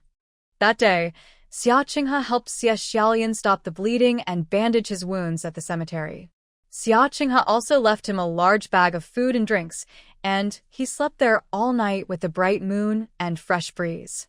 After daybreak, he felt fine and continued to limp in the mountains looking for signs of auspiciousness. After searching for 2 days, my leg injury relapsed, so I had to force myself to go down the mountain and come to Shinshu village. At first, he wanted to look for Dr. Wu, that Xia Qinghe had mentioned. A few children showed him the way, but he found that the door of Dr. Wu's house was locked, so he had to leave. When he arrived at the door of Lao Bai's house, he could not walk any further. After Xia Xiaolian drank the Bai family's steamed buns and goose eggs and the Bai family's water, she felt refreshed. She sat on a big rock and thanked Bai Dazhuang and Xie Chuntao. Steamed buns and water are worthless. Everyone has difficulties when going out, Xie Chuntao said. Bai Dazhuang nodded and enthusiastically pulled the other person's hand. They introduced themselves to each other and got to know each other's names. We are relatives. My last name is also Xie. After Xie Xiaolian said her name, Xie Chuntao was surprised. Then it's really fate. I was saying that the more I look at you, the more friendly you feel. Xie Xiaolian thanked Xie Chuntao again. Uncle in black. Uncle in black. When Xiao Fuyuan saw the man in black who took her horseback riding that day appear at the door, she ran over excitedly. She wanted to ride the horse again. But why is the uncle so miserable? Is it because the horse is not around? Hey, Xiao Yuanbao, is this your home? What kind of fate is this? It's such a coincidence. Xie Xiaolian was very surprised to see Xiao Fuyuan's cute little face. What? This guy is the one who rode a horse to the village to buy a homestead a while ago? The village chief was talking about this guy a while ago. He said that the black-faced young man who came to buy a homestead was not satisfied with several plots of land he found and asked about many things in the village. Then he disappeared in a flash that day. I don't know if he is a liar. They also beat drums and gongs to warn villagers to keep an eye on their children and to prevent beggars from outside the village from kidnapping them. Recently, there have been incidents of children being lost in many villages in Nongguan town. Bai Dazhuang remembered the village chief's warning and evacuated his sister away from Xie Xiaolian and held her in his arms. Brother, uncle is a good person, Xiao Fuyuan said while lying in Bai Dazhuang's arms. Bai Dazhuang is hugging his sister. Even a good man cannot do that because his sister is not someone who can be hugged by anyone who wants. He couldn't stand it. His sister was apparently enthusiastic towards outsiders, but he was her biological brother. Xie Xiaolian felt that the big brother in front of her, who was so enthusiastic at the beginning, suddenly became a little cold. Little brother, I see the cloth around your leg is dirty. I'll replace it with a new one for you. Xie Chuntao saw that the bandages on Xie Xiaolian's legs were tied stiffly around her legs. They must have been covered in blood, but the black cloth made it hard to see the blood. Since they are all from the same family, Xie Chuntao consciously put on the role of an older sister and started calling him a younger brother. She has 2 younger brothers, and she plays the role of the eldest sister with ease. Xie Xiaolian shook his head to refuse. Standing in front of him was Xie Chuantao's man Bai Dazhuang. But Xie Xiaolian may not know that the people of Xinshu village are not bound by the restriction of physical contact between men and women. As for Xie Chuantao's initiative to re-bandage his wound, Bai Dazhuang felt that his wife did the right thing. Do you help others? Try to help in any way you can. It's not like we have to remove his legs. We're just changing the bandages. It's no big deal. Xie Chuntao didn't care what Xie Xiaolian thought. She quickly brought a basin of hot water and put a piece of cloth on her arm. Bai Dazhuang helped hold Xie Xiaolian's legs and was about to untie his bandages. While Xie Xiaolian was struggling, old Mrs. Bai heard the noise of tearing at the door from the woodshed and came out. The person in front of him was the man in black who rode the horse with Xiao Yuanbao that day. I was stunned. Hello, old lady. While struggling, Xie Xiaolian did not forget to say hello. He knew Xiao Yuanbao's grandmother.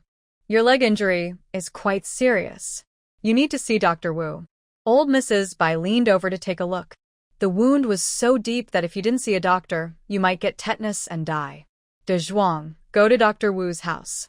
Old Mrs. Bai ordered by De Zhuang. Dr. Wu is not at home. Tinia's wife at the west end of the village gave birth to a child and asked him to leave.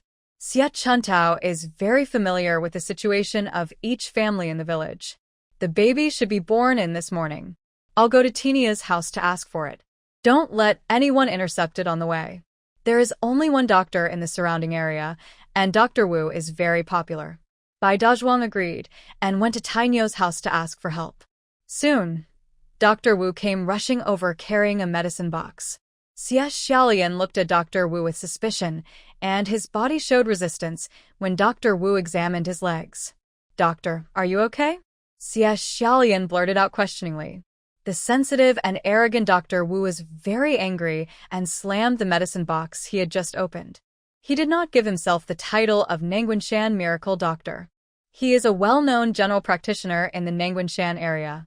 He can deliver babies, treat external and internal injuries, and even saved the drowning child of a woman who drank pesticides. Anyone coming from outside the fourth row dares to question him casually. It's not up to you to decide whether I can do it or not. What's that expression of yours? Do you mean I can't do it? If you have the ability, ask the imperial physician Zhang Yangjing to treat you, instead of coming to a country doctor like me. Zhang Yangjing was the most famous doctor of this dynasty and the idol of countless doctors. Xie Xiaolian. His temper was worse than that of the imperial physician in the palace. But the doctor was right. He really had the ability to let Zhang Yangjing treat him. After all, Zhang Yangjing was now the young master's personal imperial physician. Dr. Wu was angry and was about to leave with the medicine box on his shoulder. Xie Chuntao stopped him and said, "Dr. Wu, he is young and doesn't know the severity of his words. He has been dizzy from starvation for a few days. Please take a look at him. He is bleeding again." Dr. Wu had a stern face. "Dr. Wu, if you feel so angry, just press on his wound. He is young and can bear it." Old Mrs. Bai said rudely. "Dr. Wu." Bai Dazhuang. Xie Xiaolian. This old country lady is a tough character. Uncle, Dr. Wu, is a miracle doctor. The bleeding will stop with him. Xiao Fuyuan pulled the rope on Dr. Wu's medicine box, staring at Dr. Wu with his big eyes blinking. Really, this injured guy in front of me can't even speak as well as the little girl. This miracle doctor's words made him feel as if he had drunk a bowl of iced mung bean soup on a hot summer day, and he felt comfortable from head to toe. Okay, for Xiao Fuyuan's sake, give this guy treatment. Dr. Wu opened the medicine box again and took out the ointment and tools. He quickly helped Xie Xiaolian stop the bleeding, changed the bandage, and put on a new bandage. "Thank you, Dr. Wu. It is said that great people come from the common people. Today I have witnessed it. After your treatment, my wound doesn't hurt at all." Xie Xiaolian thanked Dr. Wu. This young man is quite good at talking.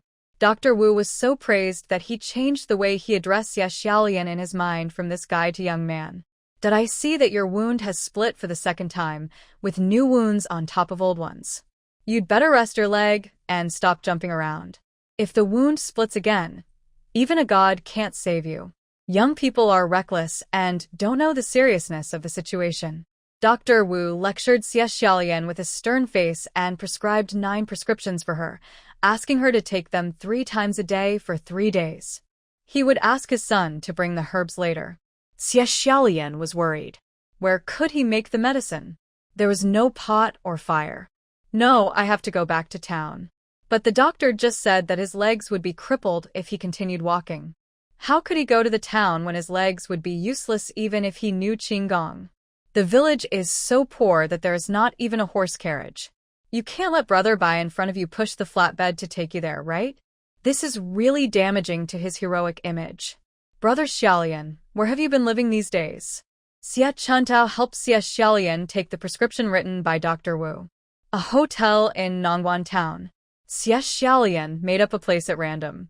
In fact, he had been wandering around the mountains and forests of Nangguan recently. "Can you still walk to town with your legs like this? It's spring plowing these days and farm work doesn't wait for anyone. It's better to borrow the village chief's donkey cart, otherwise I can use it to take you to town." Bai Dazhuang looked at Xie Xiaolian in front of him. He was quite big and he couldn't carry him without a donkey cart. Old Mrs. Bai stood aside and watched coldly, without saying a word. "How about little brother Lian stay at our house for the time being?"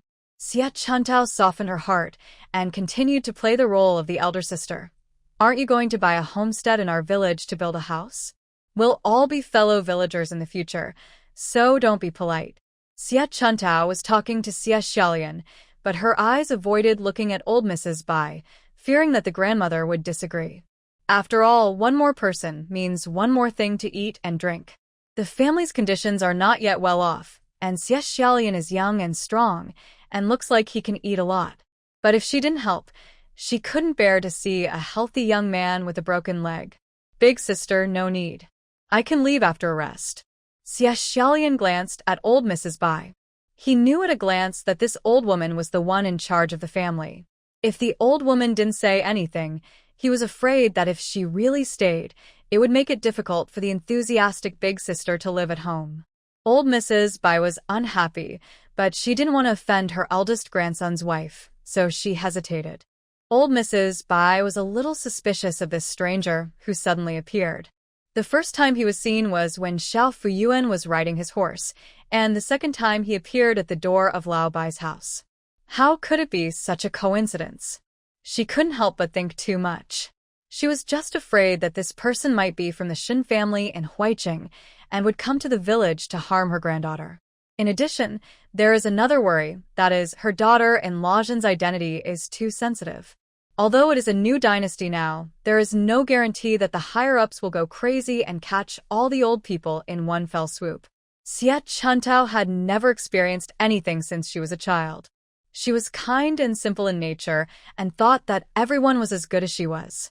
Grandma, Yuanbao wants to ride a horse, so let uncle stay. Little Fuyuan hugged old Lady Bai's legs, raised his little face, and spoke softly. Well, I couldn't refuse my granddaughter's request. Her smile was like a flower, full of pleading. Anyone who refused would feel guilty. There is no choice but to surrender. Who is the head of this family? Mrs. Bai wanted to put on a stern face, but she managed to smile. Okay, I'll listen to Xiao Fuyuan.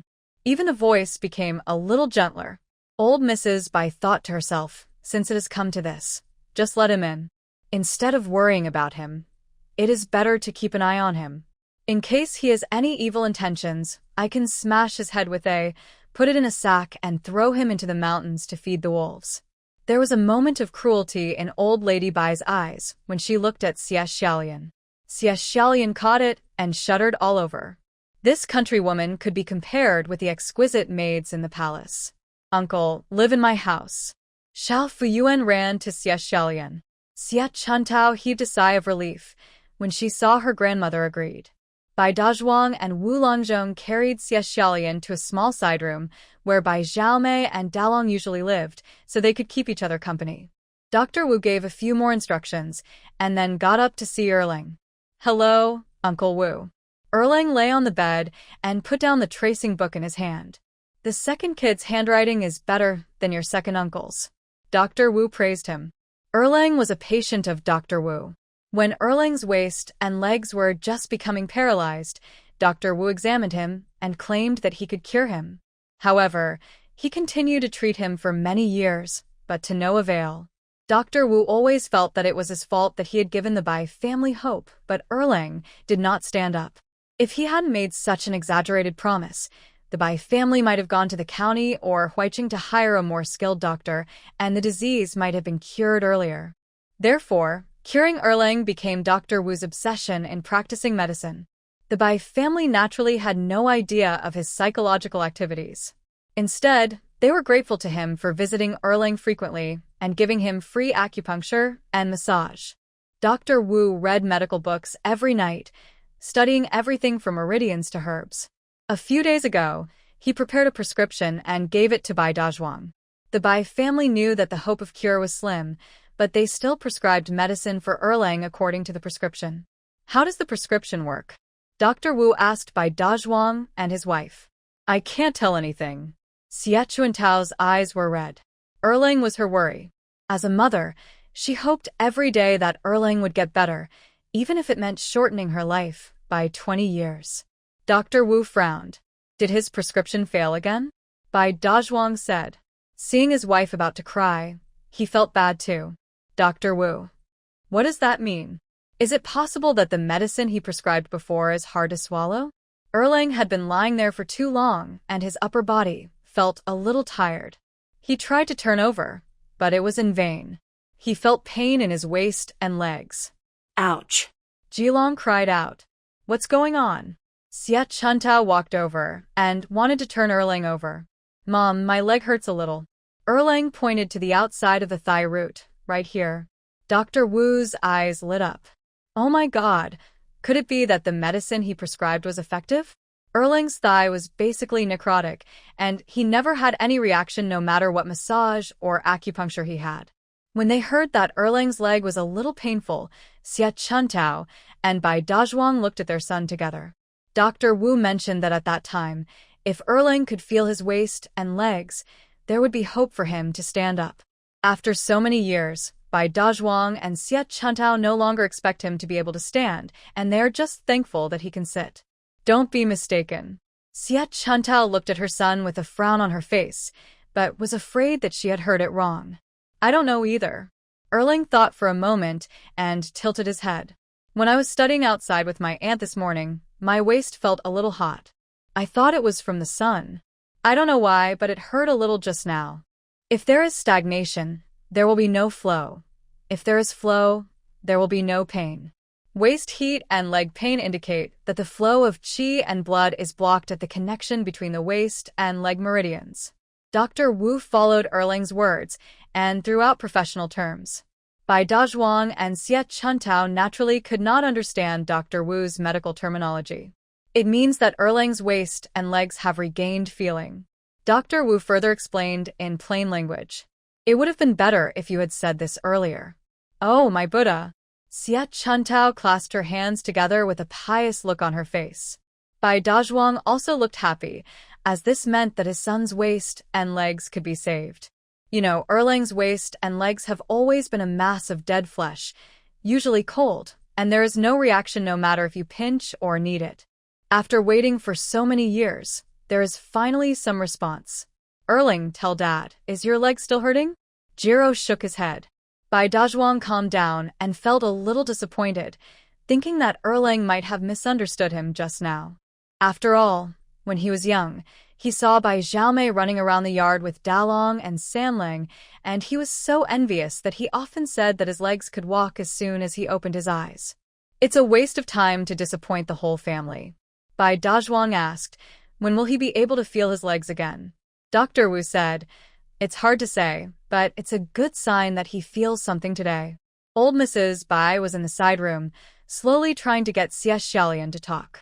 After asking Mrs. Bai everything from her age to her hometown to her parents, brothers and sisters, Xie Xiaolian thought that it was a country woman who wanted to introduce him to a girl because she saw that he was good-looking, so she told Mrs. Bai everything with a blushing face. Of course, except for name, age, hometown, and parents, everything else is made up. His parents died when he was young, and his sister got lost while fleeing famine, so he became a security guard for a wealthy family. These are all true. After listening to his story, old Mrs. Bai showed sympathy on her face. The reason I named me Xiaolian was so that I would be easier to raise. As expected, I was tall and strong, ha ha ha ha. Xie Xiaolian even revealed the origin of her name. As for the specific work of guarding the house and what it protects, there is no need to disclose it as it is confidential. In my family, I have a son and a daughter-in-law, 5 grandsons, 1 granddaughter, and 3 great-grandsons. Only the eldest grandson and the second grandson are married. The one you saw just now was my eldest grandson and his wife. The second one is a scholar. Old Mrs. Bai also introduced the family's population structure to Xie Xiaolian. He is a pretty energetic person, but he has too many sons. No wonder he dotes on his only granddaughter so much. Xie Xiaolian felt emotional. After Mrs. Bai finished talking with Xie Xiaolian, she had some idea in her mind. She believed it, but not completely. Just can't find the flaw. Uncle, when will your horse arrive? Xiao Fuyuan took out a handful of crispy candies from his pocket, stuffed them into the hands of Xie Xiaolian, and asked in a flattering manner. In the hotel in town. Xie Xiaolian said. You are lying. No, I am at my brother's house. The horse is at my little brother's house.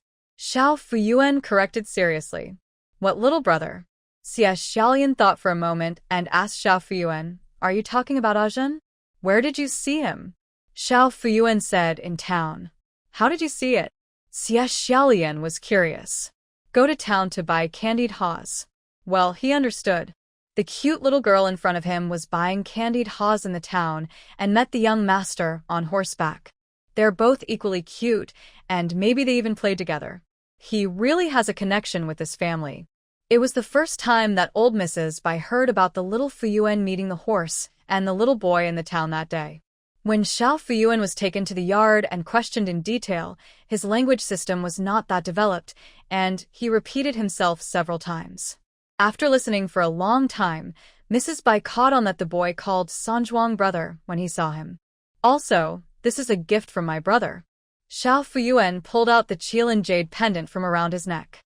Old Mrs. Bai forced a smile, but she was still in doubt. She gave the jade pendant to Xiao Fuyuan and told her not to show it to anyone. First, when Xiao Fuyuan was born, Bai Sanjuang saved the original owner of the jade pendant. Now a man in black came to the village to buy a homestead for his master. Xiao Fuyuan met the original owner of the jade pendant in the town. The man in black was injured and lived in Lao Bai's house. So many coincidences, one after another, all revolved around the Bai family. Old Mrs. Bai connected all these things together, trying to find the clue, but she was at a loss. She was not afraid of anything else, but that something might happen to her granddaughter. To be honest, even if her granddaughter's closest relatives came to look for her, she would not be willing to give her away. Forget it, forget it. I'll send a message to Sanjuang tomorrow and ask him about the origins of the little boy in the town. I'll know whether he recognizes Xie Xiaolian once he gets home. Seeing that it was noon, Mrs. Bai took Xiao Fuyuan's hand and went upstairs. Thinking that she had been busy picking duck eggs and had little breakfast in the morning, she made her some noodles and tea to fill her stomach. When they entered the upper room, Da Zhuang and his wife were talking to Dr. Wu about Erlang's leg. They were just saying that when Erlang's leg felt better, he should go and call Dr. Wu. Xiao Fuyuan understood that the red pill she gave Erlang really worked. So she walked to Erlang's bed and pinched his leg with her little hand. Erlang cried out in pain. Dr. Wu opened his eyes wide. If one pill works, then the second one will help you sit up. It seemed that everyone thought that Dr. Wu's new prescription was effective. Well, considering that he worked diligently to treat Erlang, let everyone believe that it was him. Hey, Xiao Yuanbao is really great. We have been talking here for a long time, but you didn't even use your hands to pinch Erlang's legs. Dr. Wu felt that he was really stupid just now. Bai Dazhuang and Xie Chuntao looked incredulous. They ran to Erlang's bed and, imitating Xiao Fuyuan's behavior, pinched Erlang's waist and legs hard. Xiao Fuyuan's mouth twitched. My elder brother and his wife are too kind. That boy is their own son, yet they are so cruel to him. Erlang only felt the pain spreading from his thigh to his waist, and then to his forehead, with stars appearing on his head. Bai Dazhuang and his wife didn't care about losing their composure and hugged each other excitedly, crying and laughing. Mrs. Bai chanted the Buddha's name, and in her heart attributed the credit to Xiao Fuyuan. Although she did not see the red pills that Xiao Fuyuan fed to Erlang, she firmly believed that all the good changes in the family were brought about by Xiao Fuyuan. Dr. Wu looked at the excited family in front of him and felt proud of being a benevolent doctor. If he wasn't trying to maintain his image as a cool and aloof country doctor, he would have wanted to hug Zhuang and cry. Curing Erlang's leg was another peak in his medical career.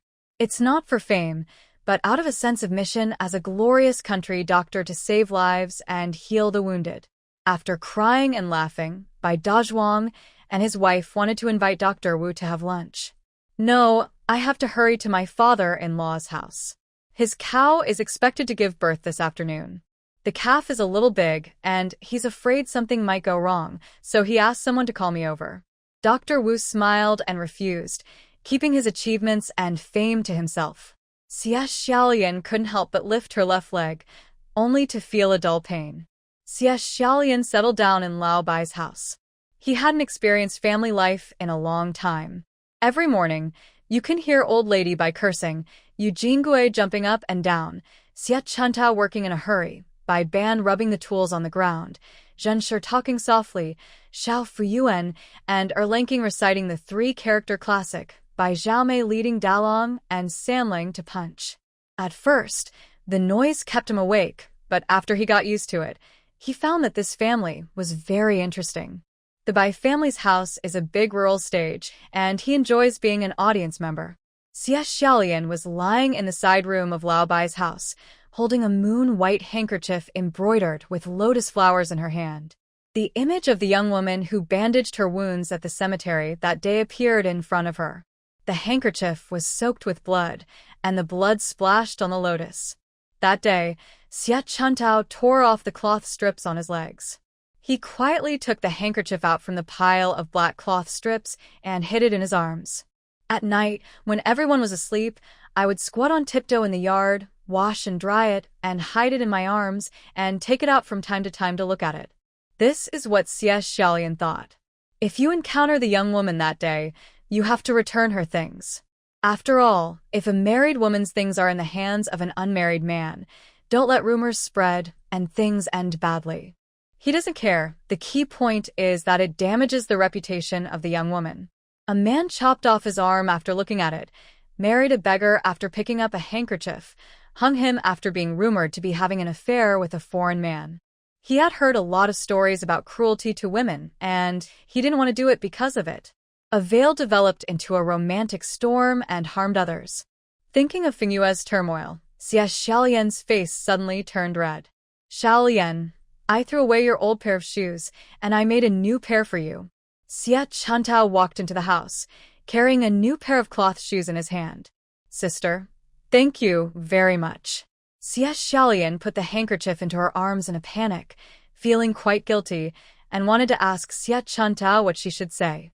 Are you being polite? I think your feet are similar to my de Zhuang's. They were made according to his specifications. You can try it later. If it doesn't work, I'll change it for you. Xie Chuntao put the shoes on Xie Xiaolian's bedside, and simply she didn't see Xie Xiaolian's handkerchief, and even if she saw it, she couldn't think of anything. Xie Xiaolian's drama is a bit too much. Xie Xiaolian was wearing Bai Dazhuang's clothes, and they were new clothes that Bai Dazhuang usually didn't wear and only wore during the Chinese New Year. He also made a pair of new shoes for her. He has no shortage of money or fine clothes. She had been through thick and thin over the years, been plotted against by the living, and rolled among the dead, but no one had ever been so kind to her. Xie Chuntao always reminded him of his own sister. The elder sister who got lost while fleeing famine is about the same age as Xie Chuntao in front of her. Thinking of her sister, Xie Xiaolian's heart tightened. Big sister. She called Xie Chuntao's sister more eagerly. I don't know how to thank you. You take care of my food, shelter, and clothes. It's not worth much. Everyone has difficulties when going out. Xie Chuntao said, it's human nature to help. You call me sister. Why don't I make you a pair of shoes? Okay then, big sister, if you don't mind, I will treat you as my real sister from now on. I also have an elder sister, but she got lost while fleeing from famine. Xie Xiaolian told Xie Chuntao all her sad stories. Xie Chuntao sighed and felt more and more sympathetic towards Xie Xiaolian. I have 2 younger brothers, so one won't make a difference. Xie Chuntao said with a smile. The 2 of them recognized each other as siblings and started chatting for a while. By the way, sister, are there any strange people or things in our Nangguanshan area? Xie Xiaolian thought of the auspicious incident and asked Xie Chuntao. Strange people and things? And Xiaocai from Xiaoshan village is one of them. He was said to have topped the exam, but when the results were announced, he went crazy for some reason. There was a drought in those years, and it never rained in the Nangguanshan area. The Dragon King in the Dragon King Temple was taken out to dry for half a month, and then it rained. Xie Chuntao said as she thought. Xie Xiaolian, sister, it's not like that. What is going on? Both the Dragon King is exposed to the sun, and he is being struck by lightning. This has nothing to do with auspiciousness, but I can't tell Xie Chuntao about auspiciousness directly, so I can only continue to guide her. Then what is considered weird? Xie Chuntao was puzzled. It's like someone was born in unusual weather, or someone's family got something and things got better and better. Yes, according to this standard, her sister-in-law can be considered a good one. According to parents, when my sister-in-law was born, a dead old plum blossom suddenly burst into bloom behind the house she rented in Huaicheng. During the full moon feast, there was heavy snow in the Nongguan mountain area, and only the weather cleared in Shenshu village. The lack of eggs in the house attracted a group of wild geese and ducks just a few days ago. But can this be said? Cannot. Xia Chuntao is not stupid. This kind of thing can only be kept at home. If it spreads, it will not be good for my sister-in-law or the Lao Bai family. I've never heard of it. How could such a thing happen? It's not like a deity coming down to earth. Xia Chuntao pondered for a while, then asked with squinting eyes, Xiao Lian, why are you asking these questions? It's nothing. It's just that my little master likes to hear such weird stories and collects them everywhere. I thought of it and asked about it. Xi Xiao Lian lied casually. Then go to the town and buy some storybooks. I heard from the village chief that the storybooks about fox demons sold in Nongguan town have been very popular recently. Even the storytellers in tea houses and restaurants tell stories based on those stories. Xia Chuntao said. My young master is illiterate and can't understand. Xia Xiaolian made fun of Ajun. In the study of the mansion in Nongguan town, Ajun, who was sitting upright and listening to the teacher's lecture, sneezed. By the way, sister, you mentioned Xiaoshan village just now. Is there any girl in your village who married into Xiaoshan village? Xia Xiaolian suddenly remembered that the young woman who stopped his bleeding and bandaged him at the mass grave that day was the one who married into Xiaoshan village. There are quite a few. Xiaoshan village is better than our Shenshu village, with more fertile fields. Many families in the village want to send their daughters there to marry. My second son's wife's elder sister married there. Xia Xiaolian had witnessed Yu Jinggui's troublemaking nature in the past few days, and felt that the young woman and Yu Jinggui were completely different people. When she wanted to ask which other girls were there, she felt embarrassed. The handkerchief covered my heart, making it slightly hot. I'm just asking. Last time I was in the mountains, an older sister gave me a bowl of water and said she was from a village down the mountain. I forgot to ask her where she lived, so I wanted to say thank you. Xia Xiaolian explained guiltily. A bowl of water is not worth much. Xia Chuntao said. Sister, there is something else I want to ask you. Am I not buying a residential plot? I see there is a shabby yard opposite your house, and it is quite big. Where is that family? Xia Xiaolian turned the topic to buying a residential plot. To be honest, I've never seen that family. The house opposite was like this when I got married. It said that their surname is Jiang. They used to be the biggest landlord in the village. Their descendants became successful and moved to Huicheng. They sold all their land and haven't been back for more than 10 years. The yard is now in such a dilapidated state. If you want to buy it, you have to ask the village chief. Xia Chuntao passed on the information she knew to Xia Xiaolian. Under the fence of the Bai family, Mrs. Xia was chatting with Zhen with her hands folded behind her back. Ever since Bai Erzwang and Xia Qinghe broke off their engagement, the two families have had no contact with each other. When Xiao Fuyuan was born, the two families exchanged sheep and fish twice. Later, the Xia family returned the meat sent by the Bai family, and the two families returned to being strangers to each other again. That I am also risking my old face to come to you. Qinghe doesn't know about this, and she would definitely not agree if she knew. But she is my daughter, and I have to consider it for her. I want to give it a try, whether it works or not. Mrs. Xia folded her hands, leaning against the fence, crying as she spoke. Zhen was a little panicked. She didn't know what Mrs. Xia wanted to talk to her about Qinghe. Xia Qinghe grew up under her care. She had no daughter before, so she treated Qinghe like a half-daughter. After Qinghe and Bai Erzwang got engaged, Zhen was looking forward to Qinghe marrying into her family as her daughter-in-law. Later, the two families did not get married, and Jin still feels regretful about it. Big sister, please be more careful. What happened to Qinghe? Zhan addressed Mrs. Xia as she used to address them in the boudoir. You know Qinghe has been married to the Han family in Xiaoshan village and has not had a child for all these years. She has seen a doctor and prayed to Buddha, but there has been no result. Zhen knew that Qinghe had no children after getting married for so many years and was secretly worried. However, due to the collapse of the relationship between the Bai and Xia families, it was difficult to go to the door to ask about the details. Now Mrs. Xia took the initiative to mention it. Giving birth to a child cannot be Qinghe's job alone. Has your son-in-law seen it? Zhen asked. Giving birth to children has been a woman's business since ancient times. If we involve the son-in-law, will the Han family still be respected in the village? Said Mrs. Xia. Big sister told me all this. Because you want my family to help find a doctor? Zhen thought simply. Her second son Zhuang was in a private school in the town, and his students were spread all over the Nangguanshan area, so he could help inquire. Her third son Zhuang often transported goods to Huiqing, so he could also help look for one in Huiqing. For Qinghe, she was willing to let her son help. Sister, I'm not asking her family to help find a doctor. I want to ask you to lend your little girl to me. Mrs. Xia stammered and looked towards the fenced yard. There was a small red figure chasing butterflies just now, but it disappeared in a flash. Borrow Xiao Yuanbao? Zhen was confused. What did the little girl have to do with this child? I've been thinking about it for a few days, but I really can't think of a way to help Qinghe. People in the village say that your little girl is blessed, and whoever comes into contact with her will be blessed. I want Qinghe to get some of that too. If I let your little girl stay with Qinghe for a while, maybe she'll get pregnant.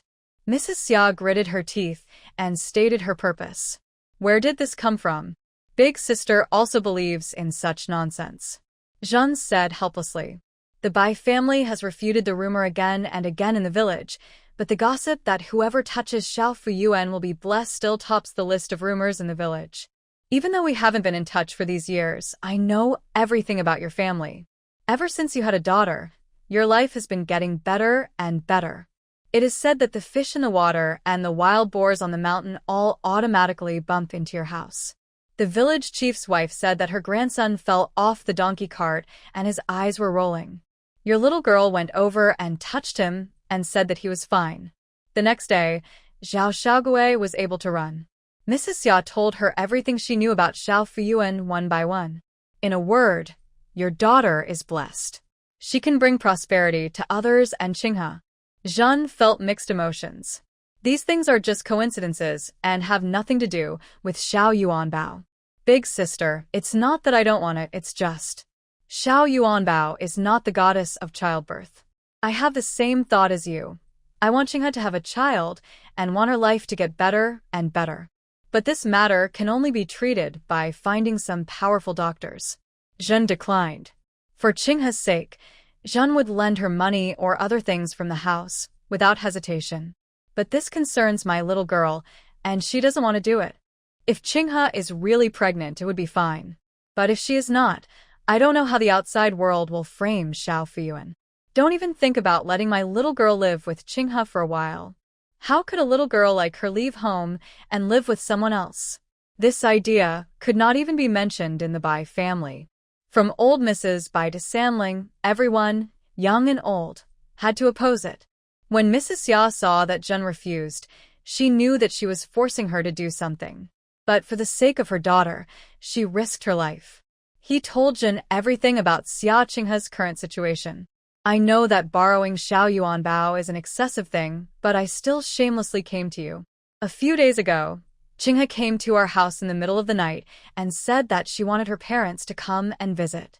I knew she was not telling the truth. She must have been wronged in the Han family, otherwise who would cross the mountain to run to her parents' home in the middle of the night. Mrs. Xia wiped her eyes and said, I asked Qingpi to go to Xiashan village to ask around yesterday.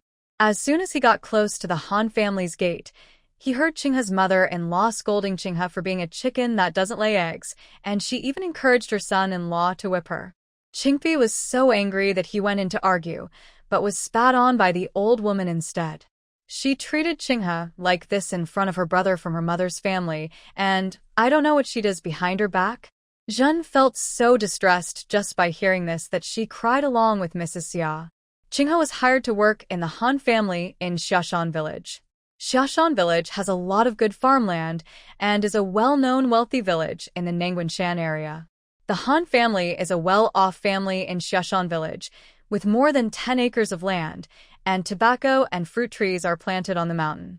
When Zhen was offering the betrothal gift, she secretly took a look at the boy from the Han family. He had a white face, thick eyebrows, big eyes, long arms and legs, and was a very outstanding country boy. The village is rich, the family is well off, and the boy is not bad either. Jeanne was relieved at that time and was pleased that Qinghe had a good home.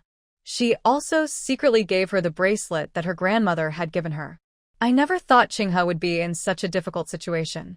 When she heard from Mrs. Xia that Qinghe was scolded by her mother-in-law as a hen that couldn't lay eggs, her heart ached. But she couldn't bear to part with her daughter even more. Big sister, you're a mother, and so am I. Mothers have the same feelings for their daughters. Just pity Qinghe. How did Qinghe treat your Erzwang back then?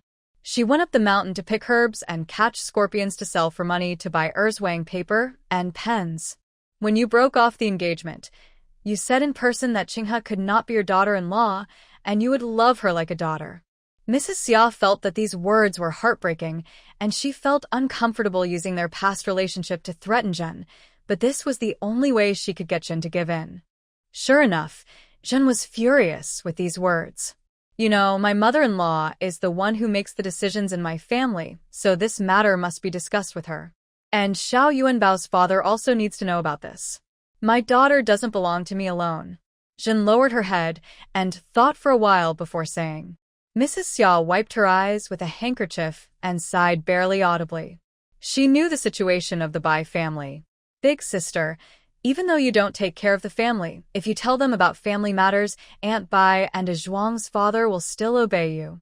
Mrs. Xia knew very well that she and Jeanne were both child brides. Old Lady Bai had a sharp tongue but a kind heart. Although she often complained that Jeanne didn't know how to grow crops or cook, she never ordered Jeanne to work, but she would listen carefully to everything Jeanne said. Unlike herself, the mother-in-law was kind on the outside but cruel on the inside. The life of her child bride was miserable and filled with bitterness. Xiao Fuyuan saw Mrs. Xia and her mother hiding under the fence and talking. She hid in the corner and listened for a while and found that the central topic revolved around her. It's not good to have too much reputation, even a look for her to give birth to a child. My mother couldn't argue with Mrs. Xia, so she felt it necessary to rescue my mother. So, he crawled out from the wall, ran to Jeanne with clattering legs, rubbed his eyes, and reached out to hug her. Mom, I'm sleepy. Jeanne held little Fuyuan in her arms, rocked her back, and said to Mrs. Xia, Big sister, I know about this. Let's go back and discuss it. Little Yuanbao is sleepy.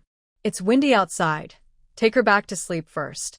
Just now, when she was chasing butterflies, her little face was rosy, and she looked as delicate as the dragon girl in the New Year pictures. Xiao Fuyuan just felt that Mrs. Xia was looking at her as if she were a piece of fat meat.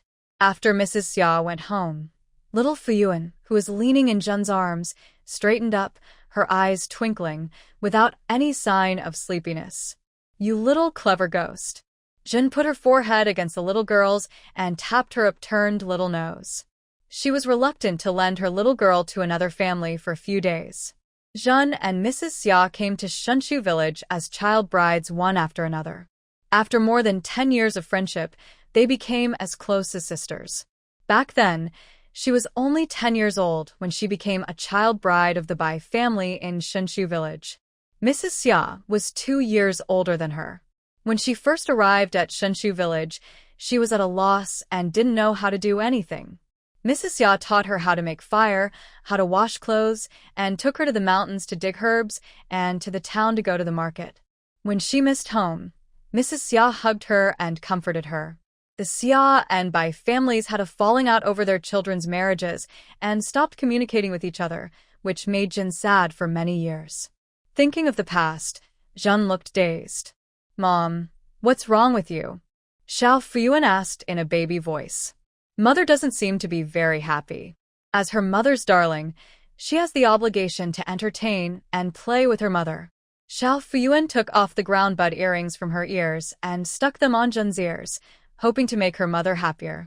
Mom is beautiful, and Yuan Bao is beautiful too. Jeanne's expression relaxed as she was amused by the little girl. Mom, I'm fine. I was just talking to your Aunt Xia. Jeanne said with a smile. Although this matter concerned Xiao Fuyuan, my daughter is too young to understand such things, nor is it appropriate for her to understand them. Aunt Xia, Qinghe's mother, Xiao Fuyuan knew about it. She was eavesdropping just now and heard everything. Sister Qinghe had no children and was not welcomed by her husband's family. She lived a very hard life. Aunt Xia wanted to borrow her to live with Sister Qinghe for a few days to have a child. It is true that she is the most powerful lucky baby between heaven and earth, with many functions to protect the house and bring prosperity to the family. She couldn't say this, because if she did, people would think she was cursing the Han family. Xiao Yuanbao, can I take you to Sister Qinghe's house? Zhen asked Xiao Fuyuan tentatively. Lend it to me. If I don't go, it won't be prosperous and there won't be a baby. Xiao Fuyuan turned her head away and snorted. Her words were not very coherent, but Zhen understood her daughter's language. The little girl in my family is very smart and clever. She must have heard what Mrs. Xia said just now while hiding behind the fence. The little girl knows everything. Zhen turned little Fuyuan's little face around, stared at her clear eyes, and was startled. My daughter, do you think Sister Qinghe will have a child? Somehow, Zhen blurted out this question. There will be. Xiao Fuyuan nodded. Zhen felt relieved and was willing to believe her daughter's words. It's not from the Han family. Xiao Fuyuan continued. This sentence scared Zhen's heart out. Whatever is not the Han family's. If it gets out, Qinghe's reputation will be ruined. In the countryside, a woman's reputation can be fatal. Zhen suddenly grabbed Xiao Fuyuan's mouth, looked around, and felt relieved when she saw that there was no one around, but her heart was still pounding. Don't say that casually. Zhen warned Xiao Fuyuan, pretending to be angry. If you say that again, I won't give you any candy. Xiao Fuyuan shook Zhen's hand and nodded obediently. She only said this to her mother and would not tell anyone else if they asked her. She would not utter a single word. Zhen was relieved to see that her little girl had listened to her. Suddenly, she thought that since Qinghe could have a child, it meant that Qinghe could give birth. Could it be that it was the Han family? Zhen's eyes flashed. She believed what her little girl said. Sister Qinghe, you have injuries on your body. You were beaten. Xiao Fuyuan hugged Zhen's neck, lifted her sleeves to reveal her lotus-like arms, and pointed with a knife. Here, there is blood. My dear, how did you know that? Zhen was no longer surprised by her daughter's perception ability. Go to the market and meet Sister Qinghe. Yes, the last time they came back from the town, Bai Mubin mentioned in casual conversation that he met Qinghe at the entrance of the village. Qinghe held Xiao Fuyuan in her arms, and Xiao Fuyuan gave her candy. Because of this, the second son's wife even turned her face away. Did you see the wound on Sister Qinghe's arm? Asked Zhen. Xiao Fuyuan nodded. In fact, it was not what she saw, but what she felt. Not only on the arms, but also on the body. Zhen felt a piercing pain in her heart. Qinghe has never liked to reveal her grievances since she was a child. She definitely didn't tell Mrs. Xia about the injury on her arm. Her life in the Han family was probably even more miserable than what Qingpi saw. Zhen treated Qinghe as her own daughter, and Qinghe was always very close to her. When she was little, she rolled around in her arms, and when she was a little older, she would whisper girlish things in her ear. Even Mrs. Xia was jealous and said Qinghe treated her better than her own mother. If Qinghe marries Bai Erzwang, she will treat Qinghe well even if they don't have children. The Han family is such a coward that they actually treated their daughter-in-law so cruelly. Zhen sighed and cursed in her heart. The heavy little girl leaned against her arms, and Zhen hugged her tightly. Zhen carried little Fuyuan into the yard. Little Fuyuan twisted her body and slipped out of her mother's arms, chased butterflies for a while, and picked a few flowers. Zhen looked at Xiao Fuyuan for a while and went into the upper room. Old Mrs. Bai was sitting cross-legged on the bed counting money, with a big smile on her face. When she saw Zhen coming, she took out a piece of silver and handed it to Zhen. Buy some good material from the south to make a skirt for you to wear, and the rest can be used to make clothes for Xiao Yuanbao. I'm already this old and have grandchildren, so it doesn't matter what I wear. You can keep this money for household expenses. Zhen refused to take it. So, what if you have a grandson? You're not old. You still have to dress up. Our family didn't have money before, but now that we have some change, it's not right for me to buy you some clothes. Old Mrs. Bai said unhappily. Zhen was touched. She thought that what Mrs. Xia said was right. Although she was also a child bride, her life was not hard at all. Old Mrs. Bai continued to count the change. She was in a very happy mood these days. The wild geese and ducks that Xiao Fuyuan attracted lay about 20 to 30 eggs every day, and those eggs have double yolks. Since they couldn't finish the food at home, they carried it on white wooden boards to the town to sell, and it was snapped up. Boss Tan of Zui Qingfeng was also eager to learn. When he saw the white board picking out so many big goose and duck eggs, his eyes lit up. During the bargaining, he found out that the man was actually the father of his son's classmate, the young man from the Bai family. He bought all the eggs from the Bai family and gave them away, as many as he could get. The price he offered was even higher than the market price. Boss Tan lamented that the son of the Bai family exclusively supplies storybooks to his restaurant, and the father of the Bai family exclusively supplies eggs to his restaurant. What kind of fate is this? The Bai family made some money from selling eggs, and old Mrs. Bai felt more energetic just by hearing the sound of silver. Seeing that her mother-in-law was in high spirits, Zhen boldly told her everything that Mrs. Xia had asked her to do. No, I won't let Xiao Yuanbao live with Qinghe for a while. Regardless of whether it's prosperous or not, Xiao Yuanbao is not even as tall as a table egg. I won't feel at ease letting him live with anyone. Sure enough, Mrs. Bai flatly refused before she even heard what Chen said. What is Mrs. Xia thinking? Xia Qinghe had no children, so she asked Buddha or doctors for help, but they just couldn't find Xiao Yuanbao. In the village, all the smallest matters will be leaked. If this thing starts, then this family will borrow from that family. Xiao Yuanbao is the living treasure of the Bai family, not an object to be borrowed here and there. Old Mrs. Bai was so angry that her liver hurt. It's true that you and Mrs. Xia have a relationship, and it's true that the second brother hurt Qinghe. But to be fair, our second brother didn't hurt Qinghe intentionally. It was because of many things that happened together, and there was nothing he could do about it. Mrs. Xia shouldn't use the matter between Erzwang and Qinghe as an excuse to drag Xiao Yuanbao into it. Xiao Yuanbao has nothing to do with this matter. Old Mrs. Bai complained to Mrs. Xia in a very rude manner. If I were Mrs. Xia, I would ask the Han family who can't have children, who should take medicine, who should divorce. Why drag Xiao Yuanbao into this? Old Mrs. Bai was getting angry as she spoke. Qinghe had called her grandma for so many years and grew up under her nose, so she felt it was a pity that she didn't get married. Qinghe's life is not easy, and she feels distressed, but she can't drag Xiao Yuanbao into it. Lending children is not a new thing in Nongguan village. Generally, on the first day of the wedding, a well-dressed and festive-looking boy from the village will be invited to dress up like the Fua in the New Year pictures, brought to the couple's home, and allowed to sit on the bed. The boy will roll around on the couple's bed and sleep there for one night, in the hope that the newlyweds will have a baby soon.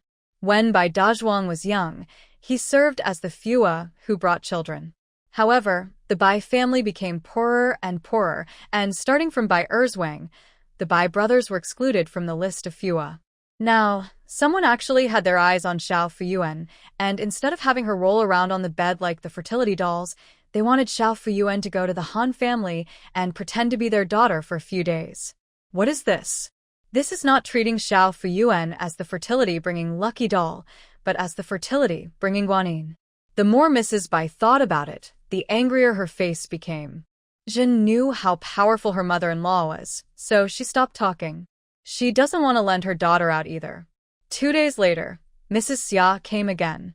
This time he didn't stand outside the fence, but came to the door carrying a chicken and 4 kinds of cakes. This was the first time the Xia family came to visit after the Bai and Xia families had a falling out over their children's marriages. Big sister, what are you doing? Zhen was sitting in the corridor sewing shoe soles. She hurriedly stood up and invited Mrs. Xia into the house. Yesterday, Zhen had already told Mrs. Xia that she did not agree to lend Xiao Fuyuan. Today she came again, without giving up. Old Mrs. Bai was feeding the chickens in the chicken coop. When she heard the noise, she dropped her food bowl and came out of the chicken coop. Auntie Bai. Mrs. Xia forced a smile, but her eyes were filled with sadness.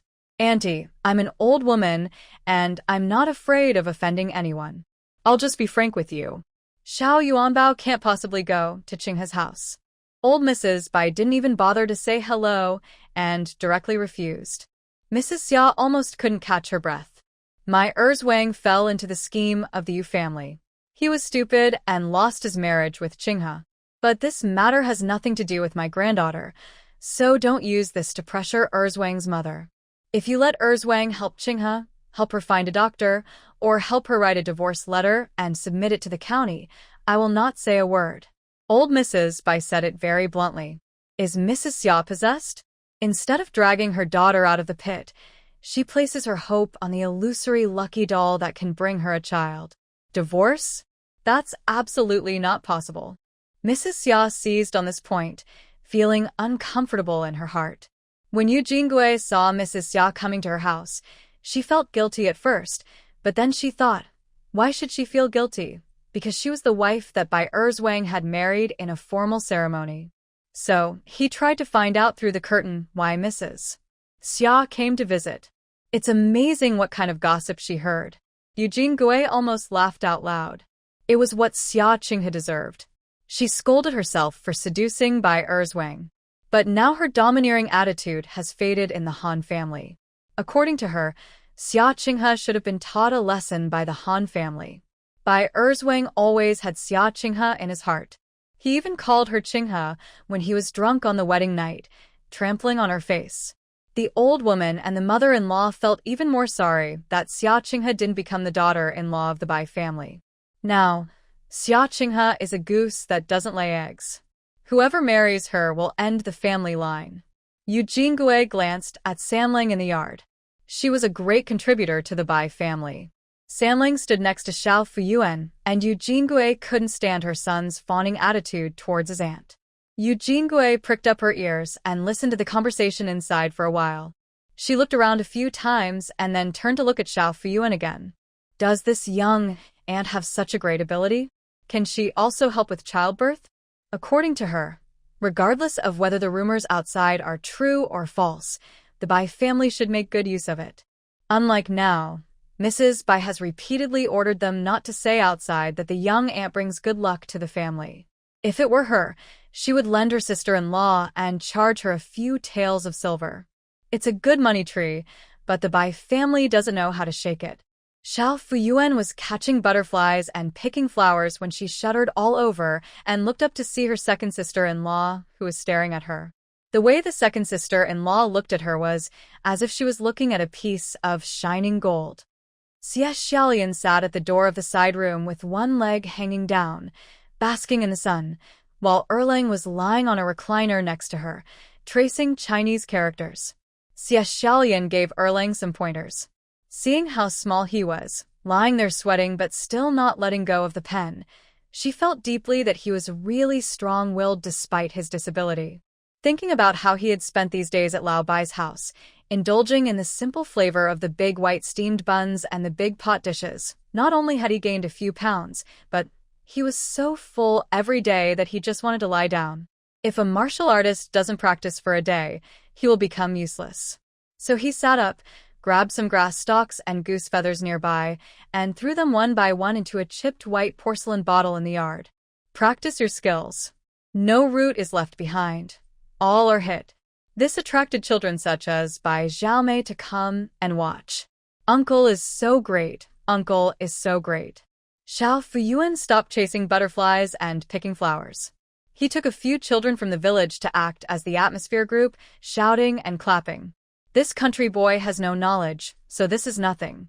In order to let the country children have a good experience, Xie Xiaolian threw even harder.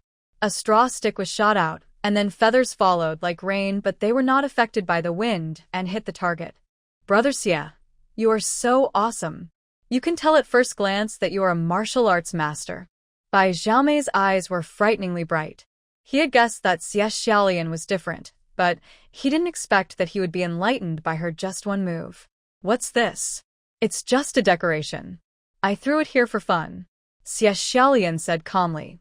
Why don't you show us someone more powerful? Bai Xiaomei said with admiration. I'll show you guys after my leg heals. Xie Xiaolian waved his hands, looking as steady as a clock. Xiao Fuyuan squeezed in front of Bai Xiaomei and asked with a smile, "Uncle, you are so strong. How did you hurt your leg?" A face full of innocence. Xie Xiaolian. This is just a matter of conversation. The very cute girl's words stabbed him right in the heart. Sister, brother Xie must have been injured because he was chased by a more powerful martial arts master. That's what is written in the notebook. Bai Xiaomei had an expression that said, "I've seen through everything." Xie Xiaolian. He suddenly discovered a problem. He recognized Xie Chuntao as a sister, Bai Xiaomei called him brother, and Xiao Fuyuan called him uncle. The generations were quite confusing. "Thank you, brother. I'll take you as my master," Bai Xiaomei said with a turn of her eyes. "I don't accept disciples." Xie Xiaolian waved her hand. Xiao Fuyuan and Bai Xiaomei were both disappointed. Alas, it was unbearable. He was still living in someone else's house. Bai Xiaomei even carried the chamber pot for him at night. A direct rejection is too hurtful. "Well, Bai Xiaowu, it's not that I don't want to accept you as my apprentice, but practicing martial arts also requires aptitude. Otherwise, no matter how powerful the masters are, they won't be able to lead you. Look at that big rock at the door. If you can lift it up, I will accept you as my apprentice," Xie Xiaolian said, pointing at the big rock at the door. This excuse for rejection is quite good. It is well-founded and not hurtful. Sure enough, a look of frustration flashed across Bai Xiaomei's eyes. "Fifth brother, you can do it." Xiao Fuyuan patted Bai Xiaomei's hand, clenched his fist, and said to Bai Xiaomei, "Fifth brother, you can do it. Come on, fifth brother." Alas, I can't let my sister down, right? Bai Xiaomei was pulled to a big rock by Xiao Fuyuan, while Xie Xiaolian was eating melons quietly beside her. "It's useless, boy. Come on, Uncle Wu," Dalong shouted. Come on, Uncle Five. Come on, Uncle Five. Erlang and Samling echoed loudly. "Bai Xiaomei, can you do it? Don't embarrass the people of Shunshu village." The speaker was Zhao Xiaogui, the grandson of the village chief. As a third-generation official, he looked at things from a high-level perspective. "For the sake of our Shunshu village, you have to work hard. If you raise it up, I will give you a bag of crispy candies," said Zhao Xiaogui. Bai Xiaomei looked at the children surrounding her and she couldn't retreat, so she had to go ahead. He squatted in a horse stance and stretched out his hands to hug the stone. "Come on, come on." Xiao Fuyuan led a group of children to cheer for the fifth brother. Ah-da-da, Xie Xiaolian's eyes widened. This country boy actually lifted up the big stone. Bai Xiaomei hugged the stone, looking confused. What's going on? He is stronger than other children, but he can only move the big rock at the door and has never lifted it. Fifth brother has raised it. Xiao Fuyuan jumped and danced excitedly in the atmosphere group. The other children were inspired by Xiao Fuyuan and the atmosphere became increasingly lively. Uncle Wu raised it. Uncle Wu raised it. Bai Xiaomei raised it up. Well done, Bai Xiao. You didn't bring shame to our Shinshu village. Zhao Xiaogui made a summary speech. Bai Xiaomei was holding the big stone. Her head was in a daze. Where was I? How could I lift this stone so easily? What should I do next? My arms are already stiff. Bai Xiaowu, put the stone down. Xie Xiaolian saw Bai Xiaomei holding the big stone and grinning foolishly, and reminded her. The boy was so excited that he was stupid. He was afraid that the stone would fall and break the boy's foot, and Mrs. Bai would definitely pick up a knife and chop off her own leg without saying a word. After being reminded by Xie Xiaolian, Bai Xiaomei put down the big rock and smashed a hole in the ground with a bang. Zhao Xiaogui, are the crispy candies you mentioned real? Give me a whole bag. Bai Xiaomei stretched out her hand to Zhao Xiaogui. My grandfather is the village chief. How can I go back on my word? That would be a disgrace to my grandfather. Just wait, I will definitely bring you a whole bag. After saying this, Zhao Xiaogui rushed home. Xie Xiaolian shook his head. Bai Xiaomei lifted the big stone.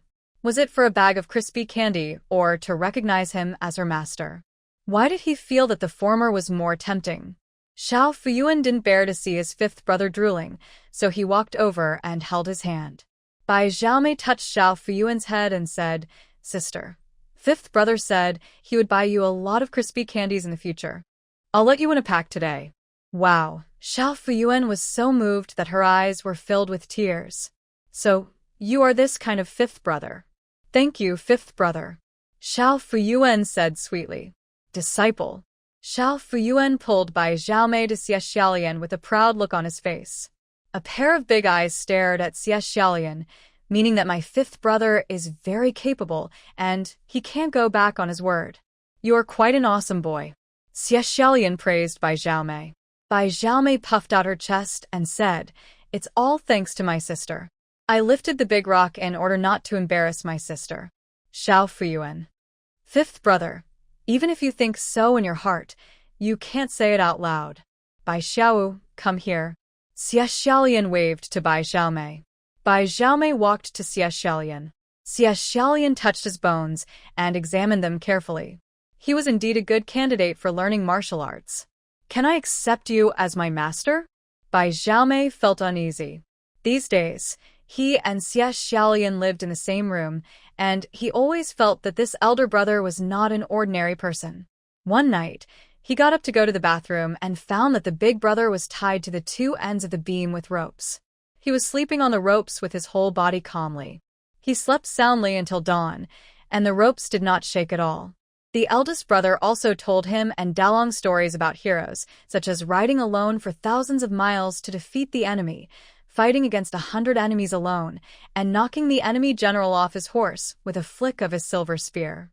Although Brother Xie didn't say who the hero was, Bai Xiaomei knew that the hero must be Brother Xie himself. Okay, 2 conditions. Xie Xiaolian rubbed Bai Xiaomei's head. Which 2? Bai Xiaomei's eyes lit up with excitement, and her little face turned red. First, give me a bag of the crispy candies you won. Second, starting from tomorrow at 3:15 a.m., you must get up and do horse stance for 2 hours each time for 3 months.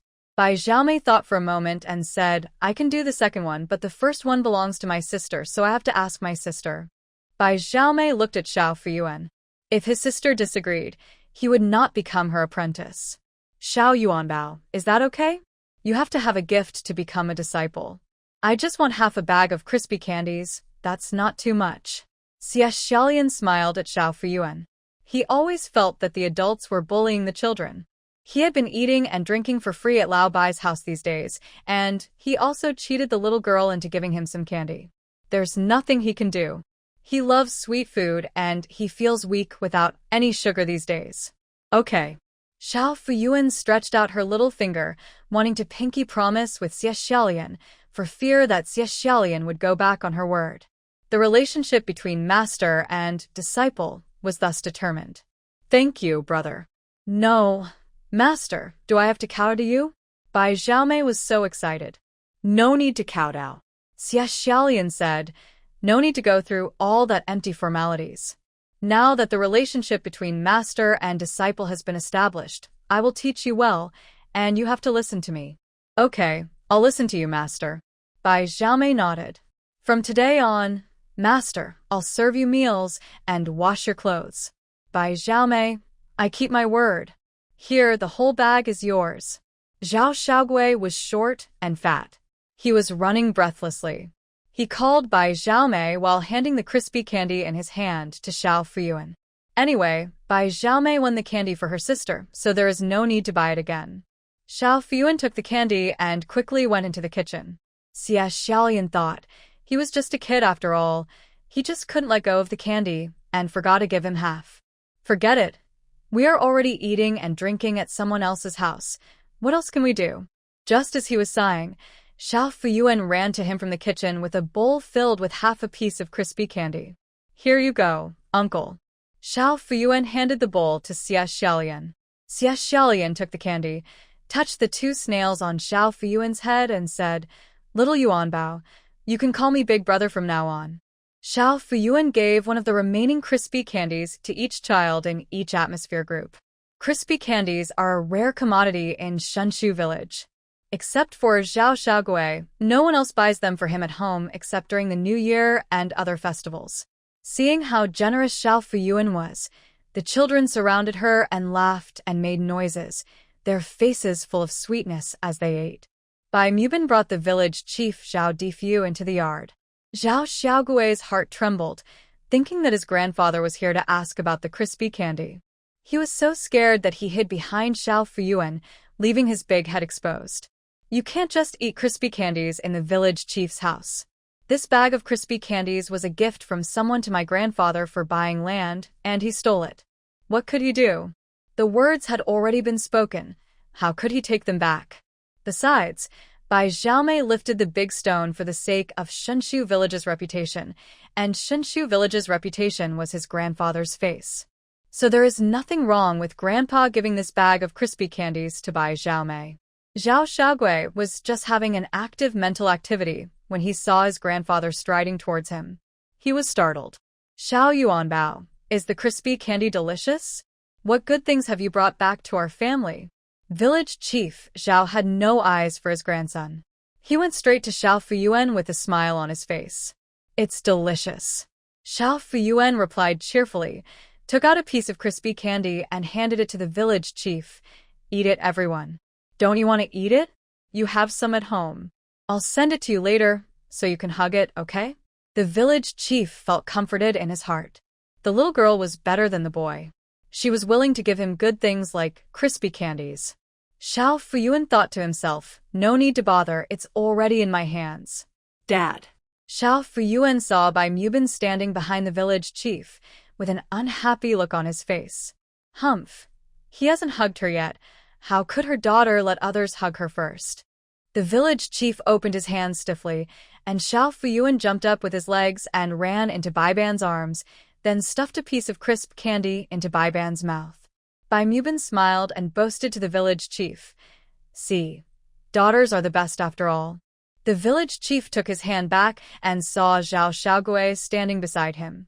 He smiled and said to the whiteboard, Brother Bai, I think Xiao Yuanbao is a good guy. He is not much older than Xiaogui. How about arranging a marriage for the two children? A look of joy appeared on Zhao Xiaogui's face. Great. From now on, Dalong and Samlang will call him uncle. It's a respectful gesture. He also has a cool brother-in-law like Bai Xiaomei, who can knock people down with one punch. Bai Mubin said with an unpleasant expression, Brother Zhao, have you forgotten that we are of the same generation? Your grandson calls my daughter aunt, which means we are of different generations. Village Chief Zhao. I forgot about this. The Jiang family across the street also fled to our village to escape famine. After their descendants became successful, they moved to Huiqing and built an old house in their hometown. The eldest son of the Jiang family lives in the county. I went to the county a few days ago and asked him for you. He was very straightforward and was willing to sell the land directly. He asked me to bring it to you. Village Chief Zhao happily placed the land deed in front of Xie Xiaolian. Hey, Xiao Xie, don't look at me like that. Why did they let me be the middleman and give me the land deed without saying a word? First, I'm the village chief and my words carry weight. Second, I've been the village chief for so many years and never had any trouble in the village. I have a name and surname in front of the county magistrate. There are so many village chiefs in Nongguan village, but I'm the only one. Village Chief Zhao began to show off. Bai Mubin's mouth twitched, and he reminded the village chief, Brother Zhao, why are you talking about these things? Tell Xiaolian the important things. Village Chief Zhao, Xiao Xie will be a member of our village from now on. As a villager, he has the obligation to understand the significance of me as the village chief to Shinshu village. Xie Xiaolian. Uncle Zhao, I have learned about it in advance. You are of great significance to the entire Shinshu village. I am honored to be your villager. Village Chief Zhao was very satisfied with Xie Xiaolian's reaction and continued, I'm getting off topic. Well, what I mean is that you can rest assured that as a village chief, I won't cheat you. The land deeds are all real. Once you pay the money and sign the pledge, the homestead across the street will be yours. By the way, do you have money now? They want cash. I risked my dignity to help you lower the price, which is 70% lower than the market price. After saying this, Village Chief Zhao squinted his eyes and observed the young man in front of him. Xie Xiaolian was very straightforward. He waved his hand and said, I don't trust you, the village chief, but how can I not trust Uncle Bai? Since Uncle Bai asked you to come, I will trust you. I will pay you the money tomorrow. Uncle Zhao, I want to thank you for your hard work for me. I won't let you work in vain. I will give you 10% of the money. Village Chief Zhao didn't expect Xie Xiaolian to be so straightforward and give him some money. He smiled so hard that his teeth were exposed but said with an attitude of, I am doing this for money. What money? I am the village chief. How can I accept that? Uncle Zhao, without your help, I would still have to find a broker, and I might even get ripped off. This brokerage fee should be given to you. If you don't accept it, I won't sign or seal it. Well, Village Chief Zhao nodded happily. Since others said so, it would be bad for him to refuse to accept it. He really didn't think about the money. As the village chief, his job was to maintain the stability of Shenshu village. But if there is money to be made, he won't refuse it, right? When village chief Zhao was happy, he wanted to smoke a pipe, but he was in a hurry to go out and forgot to bring it with him, so he turned around and asked Bai Mubin for it. Bai Banma held Xiao Fuyuan and waved his hands. If you want to smoke, go to your house, but don't smoke my daughter to death. For the healthy growth of Xiao Fuyuan, Bai Mubin and A Zhuang both quit smoking and turned the Bai family into the best smoke-free family in Shenshu village. They cannot let outsiders destroy it, not even the village chief. Village Chief Zhao gritted his teeth, swallowed his saliva, suppressed his urge to smoke, and smiled at Xiao Fuyuan. Xiao Yuanbao, you are really great. If you hadn't ridden Xiao Lian's horse, how could we have such a fate? Without this fate, I wouldn't be able to make money. Well, what do you want to eat? I'll buy it for you later. Xiao Fuyuan buried her head in the whiteboard and said, I won't eat, and I won't marry. She was angry because village chief Zhao asked her to marry his grandson. The village chief was very amused. Bai Mubin glared at village chief Zhao, blaming him for talking nonsense about asking Xiao Fuyuan to marry his grandson. This must have made my daughter unhappy. The white wooden board felt heartbroken. Not to mention the generation difference. Even if there was no generation difference, the Bai family would not be willing to let her go. Although we shouldn't judge a book by its cover, the village chief's grandson is a fat guy and is not worthy of his daughter. No little boy in the whole Ningguanshan is worthy of his daughter. After the village chief left, Bai Mubin told Xie Xiaolian to look carefully at the agreement and the title deed. Although village chief Zhao won't cheat you, the deal is one thing and two things. It's better to see it clearly to avoid disputes later. I know Uncle Bai. The Jiang family across the street moved away decades ago. They came here only once or twice when I was a kid, and we weren't familiar with each other. No one has been here for more than a decade, and it's a pity that the whole yard is left deserted. They were rich, and they put a lot of effort into building this yard. The carvings on the wall are still there. I don't think you need to take down the house and rebuild it. You can just renovate it and live in it. Didn't you say last time that the young master of your boss's family would come to live here occasionally? In that case, you don't need to make a major renovation. No matter how well this house is renovated, it will be unpopular if it's not occupied. The white wooden board pointed to the opposite side and said. Xie Xiaolian nodded to show that she had listened. Whether to renovate or demolish and rebuild, we have to ask the young master's opinion. During dinner in the evening, Bai Xiaomei told everyone the news that she had chosen Xiao Lian as her teacher. Bai Dazhuang and Bai Banmu expressed their happiness. As the men in the family, they understand Bai Xiaomei, who had a dream of being a martial arts hero when she was young and ignorant. Even though Xie Xiaolian was injured now, they all knew that the man in front of them was extraordinary, and it was probably just a cover for him to be a guard for a wealthy family. No matter whether this master is real or fake, it is good to satisfy Bai Xiaomei's dream. After all, the master comes for free and doesn't cost any money. That's fine. Xiao can read a few words and has loved wielding spears and sticks since he was young. I don't ask him to be a great martial artist. I just want him to be able to protect and support his sister in the future. Zhen was the first to speak out in support of her fifth son's learning martial arts. Knowing that Qinghe was beaten these days, her brother Qingbi was very anxious, which further made Jin realize that it was not enough for the family to have a scholar, but also a warrior. If anyone bullies Xiao Fuyuan in the future, let's see if he can withstand Lao Wu's punch. Xiao Fuyuan. Mom, I don't need my fifth brother to support me and help me beat people up. After hearing what Jin said, Bai Mubin nodded in agreement. Yes, Xiaowu, you should learn well from Xiaolian and support your sister in the future. I will beat anyone who bullies my sister from now on. Bai Xiaomei waved her fist. Xia Xiaolian, is this all you have to offer, my disciple?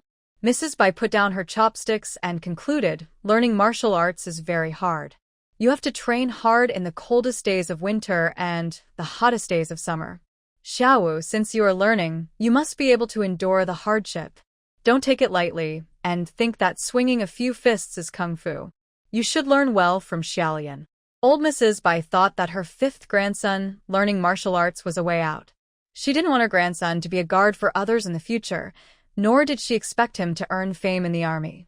Old Lady Bai instructed Xie Chuntao, add a dish for Chef Xiaolian, scrambled eggs with Chinese tune. Chinese tune is the most tender in spring. Xie Chuntao said. Okay. Xie Xiaolian's face was distorted. When he was a child, he fled from famine and ate everything including tree bark and leaves. One day, he came across a forest of Chinese tune. The Bai family specially entertained him. He was too embarrassed to refuse. In the evening, Xie Xiaolian, who had eaten a big bowl of scrambled eggs with Chinese tune, lay on the bed humming. Master, what's wrong with you? Bai Xiaomei always paid attention to her master's movements. Go to sleep. You will do horse stance at 5 a.m. tomorrow. Xie Xiaolian tapped Bai Xiaomei's forehead, hung her injured leg, and jumped onto the hammock made of ropes. Wait until the sleeping breathing sounds of Bai Xiaomei and Dalong can be heard. Ajin lives a peaceful life in the big house in Nongguan town. Practice calligraphy, eat, sleep. He showed no emotion. Sometimes he wondered if his young master was too calm or had been numbed by the events of the capital. Young master, this is the lotus cake that has just been sent over from the kitchen. Please try it. He placed the lotus cake in front of Ajin. Ajin sat upright, put down his calligraphy pen, pointed at the delicate patterns on the hibiscus cake, and shook his head. It was different from the one handed to him by the little girl he met at the door that day. This lotus cake is carefully prepared by the small kitchen. It's rare that he has food that he wants to eat. Everyone in the kitchen was excited. They took out the carving molds they brought from Beijing, mixed the dough with the fillings, and steamed it every day according to Ajin's previous taste in Beijing. Every time Ajin took a bite, he shook his head and said it was wrong. He didn't dare buy him anything from outside, as it was too sweet and greasy, and he was worried that he would get indigestion. What if he got sick from eating it? Ajin is completely handed over to his care, and there cannot be any mistakes. Master, today's hibiscus cake is delicious. I put double the amount of plum slices and snowflake sugar in it. It's the sweetness you described. Ajin picked up a piece, took a bite, put it down, and shook his head. Ban, I want to eat chestnut cake, said Ajin. He quickly took the lotus cake away and went to the small kitchen to ask the cook to make chestnut cake.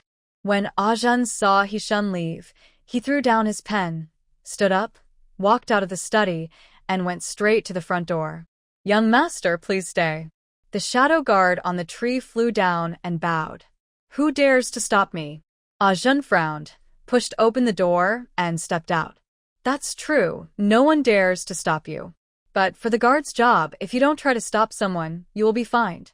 Otherwise, who do you think would have nothing better to do than to stop you? The shadow guard complained in his heart, but his body honestly followed behind Ajin. Don't follow me. Ajin turned around, his eyes flashing with a cold knife. Who wants to sleep with you on a tree, facing the spring breeze? Isn't it sweet? I'm afraid that my family will lose its incense. If anything happens to you, I will go back to the tree immediately unless you chop off my head. The shadow guard complained in his mind again. Even though he complained, the shadow guard still jumped onto the beam. Since he was not allowed to follow him, he just climbed onto the beam and followed quietly.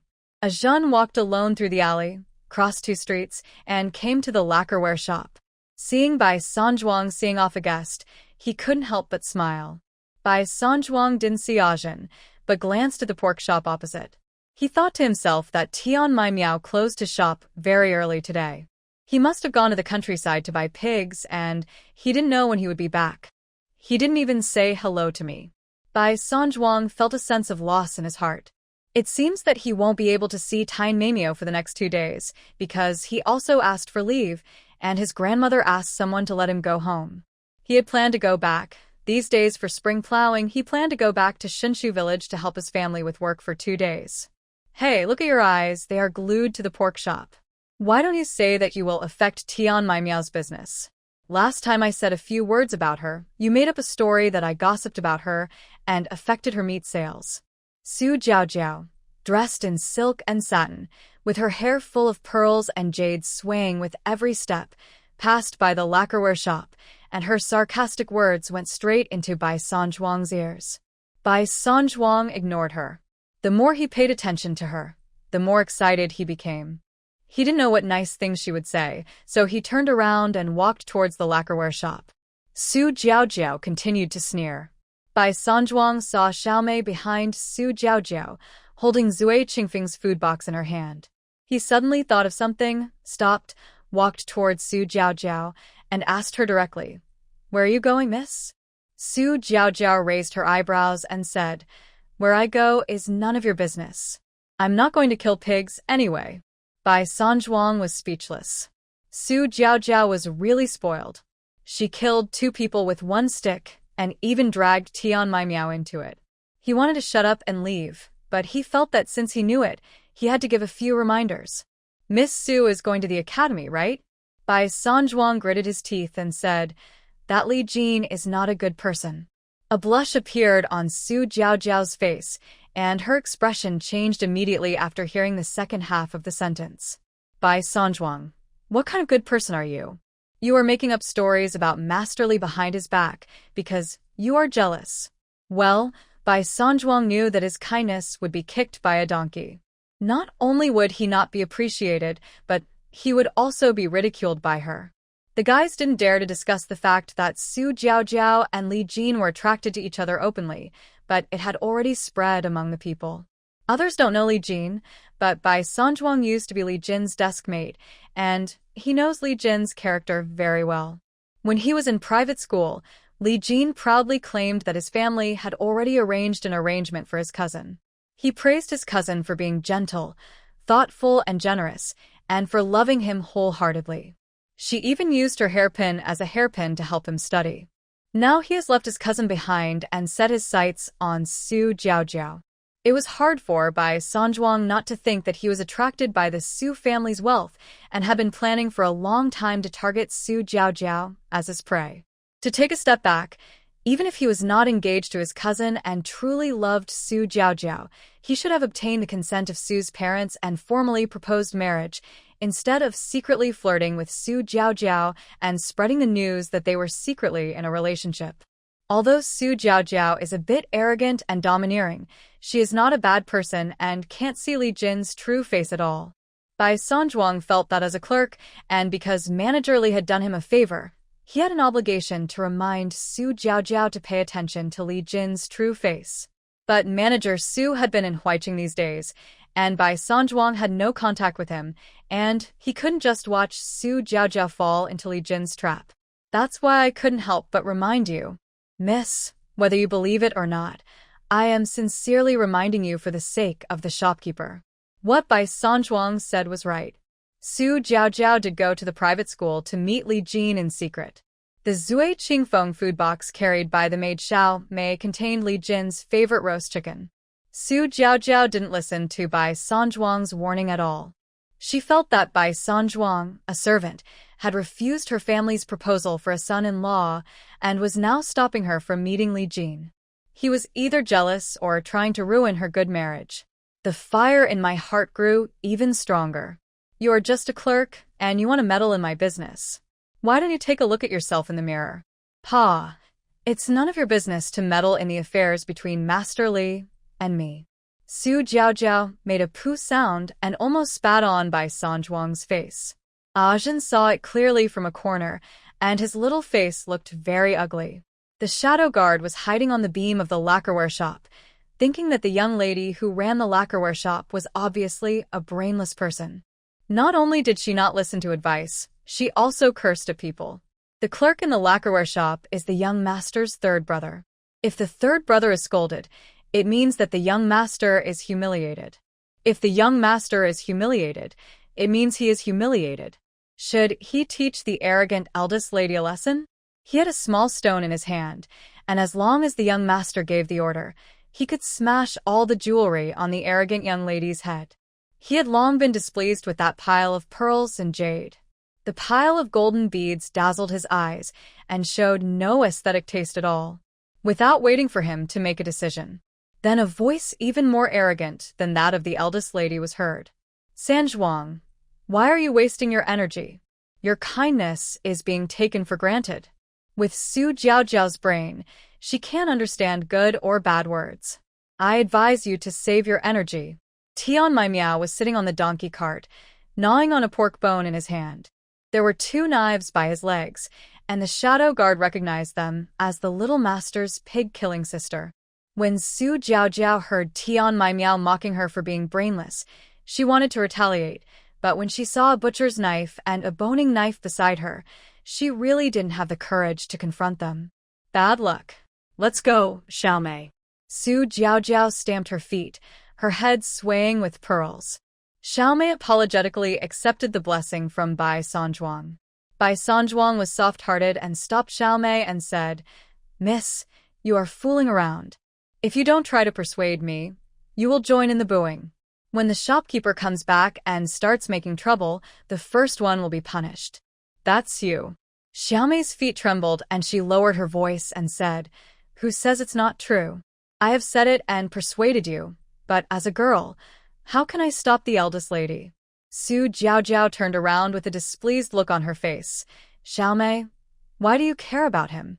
Xiaomei hugged the roast chicken and followed tremblingly. Ajin. Bai Sanzhuang and Tian Mai Miao turned around. Ajun crossed the street and came to the door of the lacquerware shop. Bai Sanzhuang still bent down and stretched out his arms to hug him like he did when he was little. When Ajun came to his side, he found that the little baby had almost grown up to his armpits. Bai Sanzhuang put down his arms awkwardly and smiled at Ajun. Ajun, why did you come out? Bai Sanzhuang stood on tiptoe and looked towards where Ajun had just stood, but he didn't see anyone following him. He and Tian Mai Miao visited the house under the locust tree. Although they could not understand the decorations and servants inside, they were shocked. Bai Sanzhuang often visited the wealthy families in Huiqing, and he felt that Ajin's family was richer than those families. There is an indescribable majesty and weirdness in the wealth. A child, who doesn't know where his parents and family are, is only taken care of by an old housekeeper. Ajin, you're missing my spare ribs, right? Have you eaten the pork liver and big bones I gave you? Tian Mai Miao took out a big bone from the bag behind her and handed it to Ajin. The shadow guard who was hanging on the beam was so shocked that he almost fell off the beam. The big mansion's purchasing brother went to Tian Mai Miao's pork shop every day to buy meat. Tian Mai Miao often brought a pig's liver and a large bone. How could the kitchen lady dare to serve such bold things? After stewing, they all went into the shadow guard's stomach. What shocked the shadow guard even more was that Ajin, who was extremely picky about food, actually took the big bone. Thank you, Sister Mai Miao. Ajun smiled while holding the big bone. You didn't go to the countryside to collect pigs. Bai Sanzhuang asked Tian Mai Miao, his heart filled with joy. I was just about to go. Tian Mai Miao said, What a coincidence. I'm going to your Shinshu village to collect pigs. Do you have anything to bring home? I'll help you bring it. When Bai Sanzhuang heard about going to Tainmeimio and Shinshu village, his eyes lit up. What a coincidence. I was just about to go home, said Bai Sanzhuang. Ajin, third brother is going home. Why don't you go back first? In a couple of days, third brother will bring you some wild vegetable dumplings, fried leaves, and steamed elm seeds. Bai Sanzhuang was coaxing him like a child. Ajin, wait for me to come back and I'll stew pork ribs for you. Tian Mai Miao said. Ajun's eyes turned, and he raised his head and said, I'll go with you. No.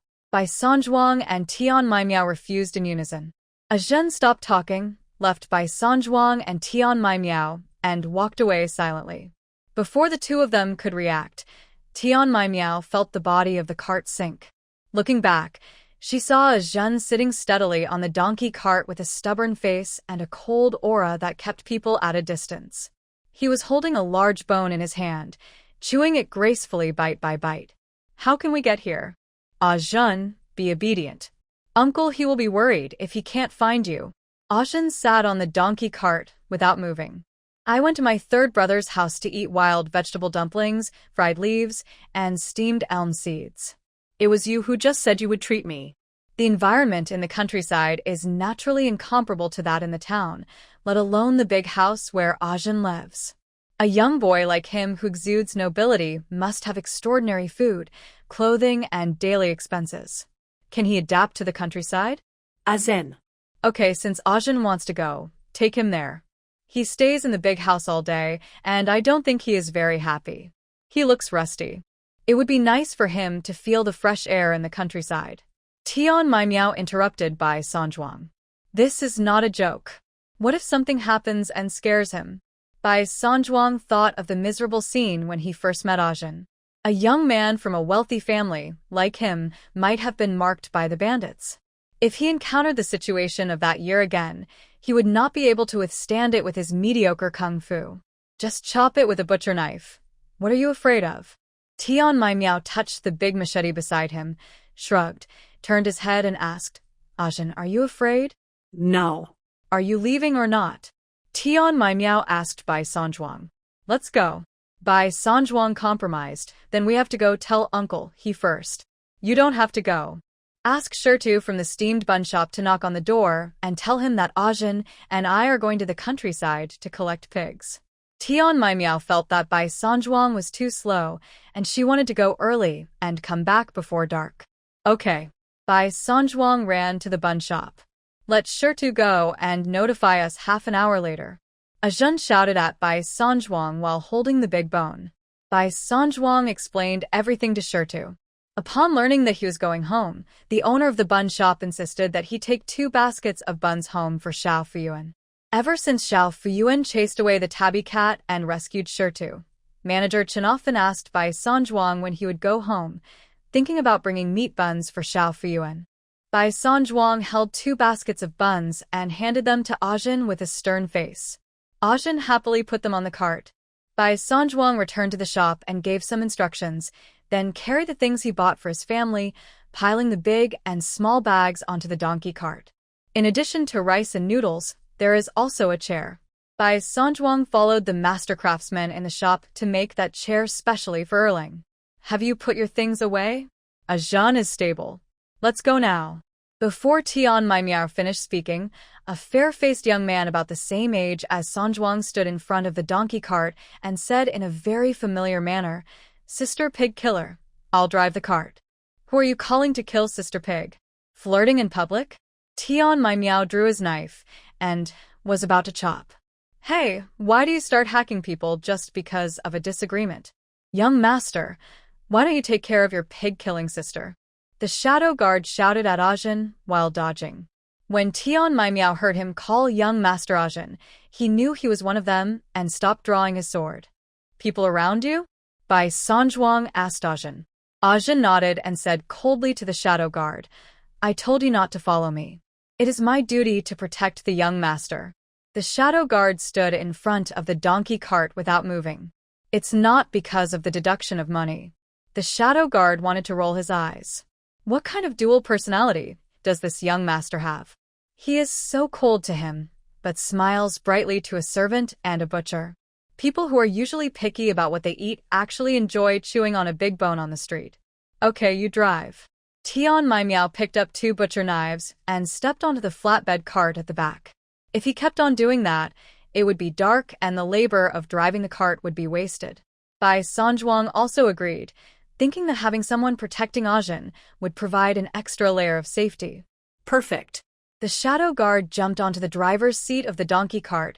Bai Sanzhuang sat on the passenger seat beside him, and Tian Maimiao and Zhen sat on the flatbed cart at the back. The shadow guard thought to himself that the flatbed at the back was leaky on all sides, and there wasn't even a carport. If word got to the capital, the shadow guards of other masters would secretly laugh at him for following a master who is so destitute. Hold on tight. Ah. The shadow guard pulled the reins, and the donkey ran suddenly, almost overturning. Ajun's big bone fell down in shock and rolled to the ground. I'll deduct your money. Ajun had a blank expression on his face. He was chewing the bone happily when the big bone flew away. The shadow guard looked painful. Brother, can you do it? Let me do it. Bai Sanjuang was shaken so much that only half of his ace was left sitting on the passenger seat. I'm very capable. The shadow guard laughed awkwardly. He was careless and had been driving the carriage for too long, so he underestimated the donkey. But don't worry, he can control even the most aggressive horse, let alone an old donkey. When they reached the middle of the street, Ajin shouted to stop the car and ordered the shadow guard to buy some candied haws and lotus cakes. The shadow guard was a down-to-earth man. Since the young master had spoken, he bought the whole candied haws together with the straw bundles and even bought all the freshly baked hibiscus cakes. When he put the money on the donkey cart, he did not forget to report it to Ajin, but he reported 2 more taels to make up for the deduction just now. Ajin likes to eat candied haws and lotus cakes. Tian my meow asked. My little sister loves to eat. These are for her. Little sister, Tian my meow smiled. That was Sanjuang's sister Xiao Yuanbao. This time, she went to Shinshu village to collect pigs and put a large piece of pork belly and a rib on the car, which was also for Xiao Yuanbao. The group rode a donkey cart and headed out of the town. The sky and earth opened up, and in the distance, Nongguan Mountain stretched for dozens of miles. As spring deepened and the sun warmed, the locust trees on both sides of the country road turned green again. In the lush green, wild apricots, peaches, and wild pears bloomed one after another, and even the gentle wind was stained with the fragrance of flowers. Ajin sat on the flatbed cart, bathed in the spring sunshine, and felt relaxed both physically and mentally. The little face was no longer stern, but was filled with a relaxed smile. The donkey cart moved steadily on the mountain road, and the shadow guard's skills in driving the donkey cart became more and more proficient. It was not difficult for people of the same age to communicate with each other. Soon Bai Sanjuang and Tian Mai Miao knew that the shadow guard's name was Wu Xiaoying, and his main job was Ajin's bodyguard and coachman. My family suffered a flood when I was young, and I was sold to a young master's house to do hard labor. I didn't have enough food to eat or warm clothes to wear. Because I was strong and smart, I had to guard the house for the young master when I grew up, and only then was I able to have enough food to eat. Wu Xiaoying confessed with a sad face. Azen. Isn't this Xie Xiaoyan script? Wait, when did their family let the people who followed them go hungry and clothed? Wu Xiaoying, do you think I don't know about your 3-story mansion in the capital? I didn't ask you to follow me to look after the house and protect the courtyard. You just came here to avoid the stick of your father, the censor. Ajun looked up at the sky speechlessly. As a servant of others, Bai Sanjuang felt deeply sympathetic towards Wu Xiaoying. When you work for someone, you have to be careful at all times. If you are not careful, you will get deducted pay. Take just now, for example. The donkey was disobedient, and I still had to pay. Brother Bai, you don't know that such things happen many times a day. My monthly salary is only a few cents. How can I afford it? I have always wanted to eat the roast chicken at Zui Qingfeng in town, but I have no money to buy it. The coachman Wu Xiaoying said pitifully to Bai Sanjuang. Although Bai Sanjuang sympathized with him, he also felt that his words were a bit exaggerated. He had been to Ajin's mansion and knew that the people who followed him would not be so poor that they could not even afford a roast chicken. Moreover, he didn't believe that Ajin would withhold money for no reason. Wu Xiaoying said this. Perhaps she wanted to ask him for a favor. Bai Sanjuang understood immediately Ajin. Brother Xiaoying didn't mean it just now. As for the donkey incident, don't deduct the money from him. Bai Sanjuang turned around and pleaded for Ajin on behalf of Wu Xiaoying. Ajin snorted with a stern face. Brother Sanjuang was indeed simple and naive, and was deceived by that guy's few words. Hateful. Double deduction. Wu Xiaoying, I see that the hems of your clothes are all silver, and you still say you are poor? Tian Mai Miao mercilessly pointed out Wu Xiaoying. Luckily, that big bone just rolled down. If it had pierced Ajin's face and disfigured him, and he couldn't get a wife in the future, I would have dealt with you. Azen. After being exposed, Wu Xiaoying laughed awkwardly. This dress is not mine. It was given to me by the young master as a gift. Bai Sanzhuang asked, Is Ajin so tall? Can you wear his clothes?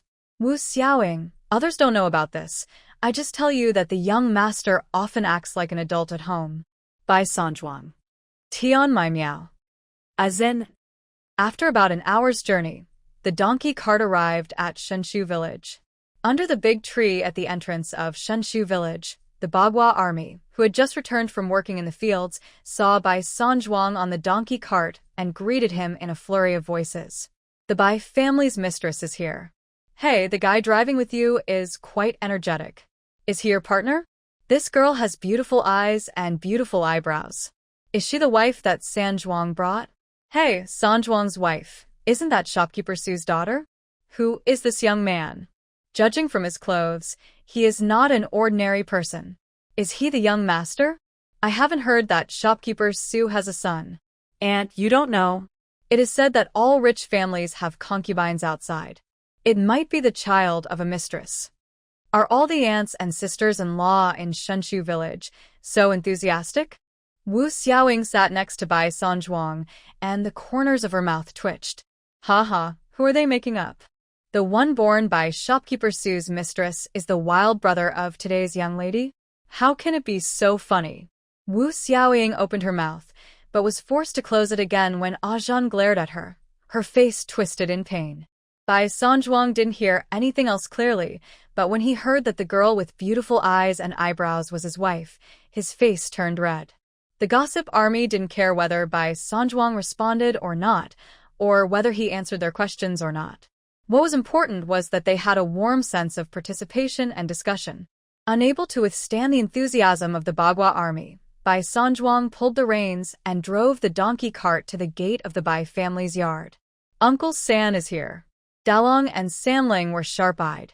They saw Bai Sanzhuang on the donkey cart and rushed to the door with a roar, jumping and shouting. Third brother is here. Bai Xiaomei squatted at the door and gritted her teeth and said, Third brother, I still have half an hour to finish. Xia Xiaolian had just tiptoed out of the toilet. He had just tied his belt and was about to start training his new apprentice Bai Xiaomei when he was disturbed by the noises around him and saw Wu Xiaoying staring at his legs with a look of sympathy on her face. Isn't Xia Xiaolian a cat in the mountains? Why did he appear in the Bai family? He wanted to curse a few words, but a familiar figure of a young boy fell into his sight. No way. He spread the word last night that he wanted money. Shouldn't he have quietly placed the silver at the door of the Bai family?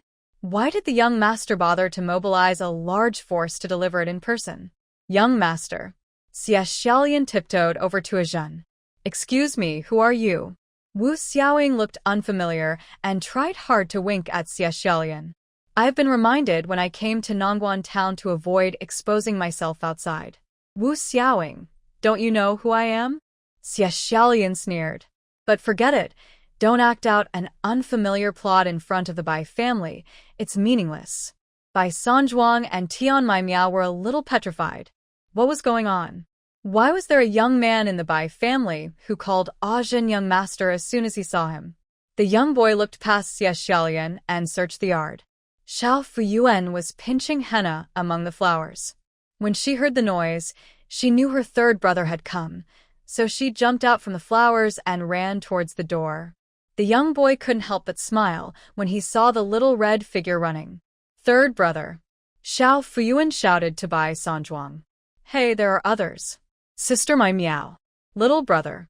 Xiao Fuyuan greeted sweetly, her smiling eyes and eyebrows curved, more delicate than the henna in the yard.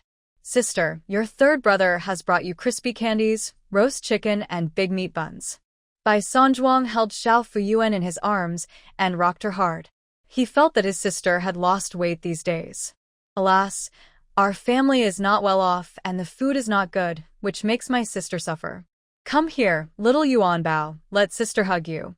Tian Maimiao reached out to Xiao Fuyuan, took her into her arms, and kissed her forehead. Hey, I didn't get a hand of lard last time, but I finally got it this time. How cute is its pink and tender face? Tian Maimiao said happily. Sister brought you some pork ribs. They are delicious. Thank you, sister. Xiao Fuyuan clasped her hands together and bowed to Tian Maimiao. Little sister. Zhen interrupted. He also wanted to hug his little sister, but Sister Maimiao wouldn't let go. Little sister, I brought you some candied haws and hibiscus cake. Zhen pointed towards the carriage. The thick straw bundles were filled with red candied haws, which looked very beautiful. The fragrance of the hibiscus cake wafting from the cake box was even more tempting.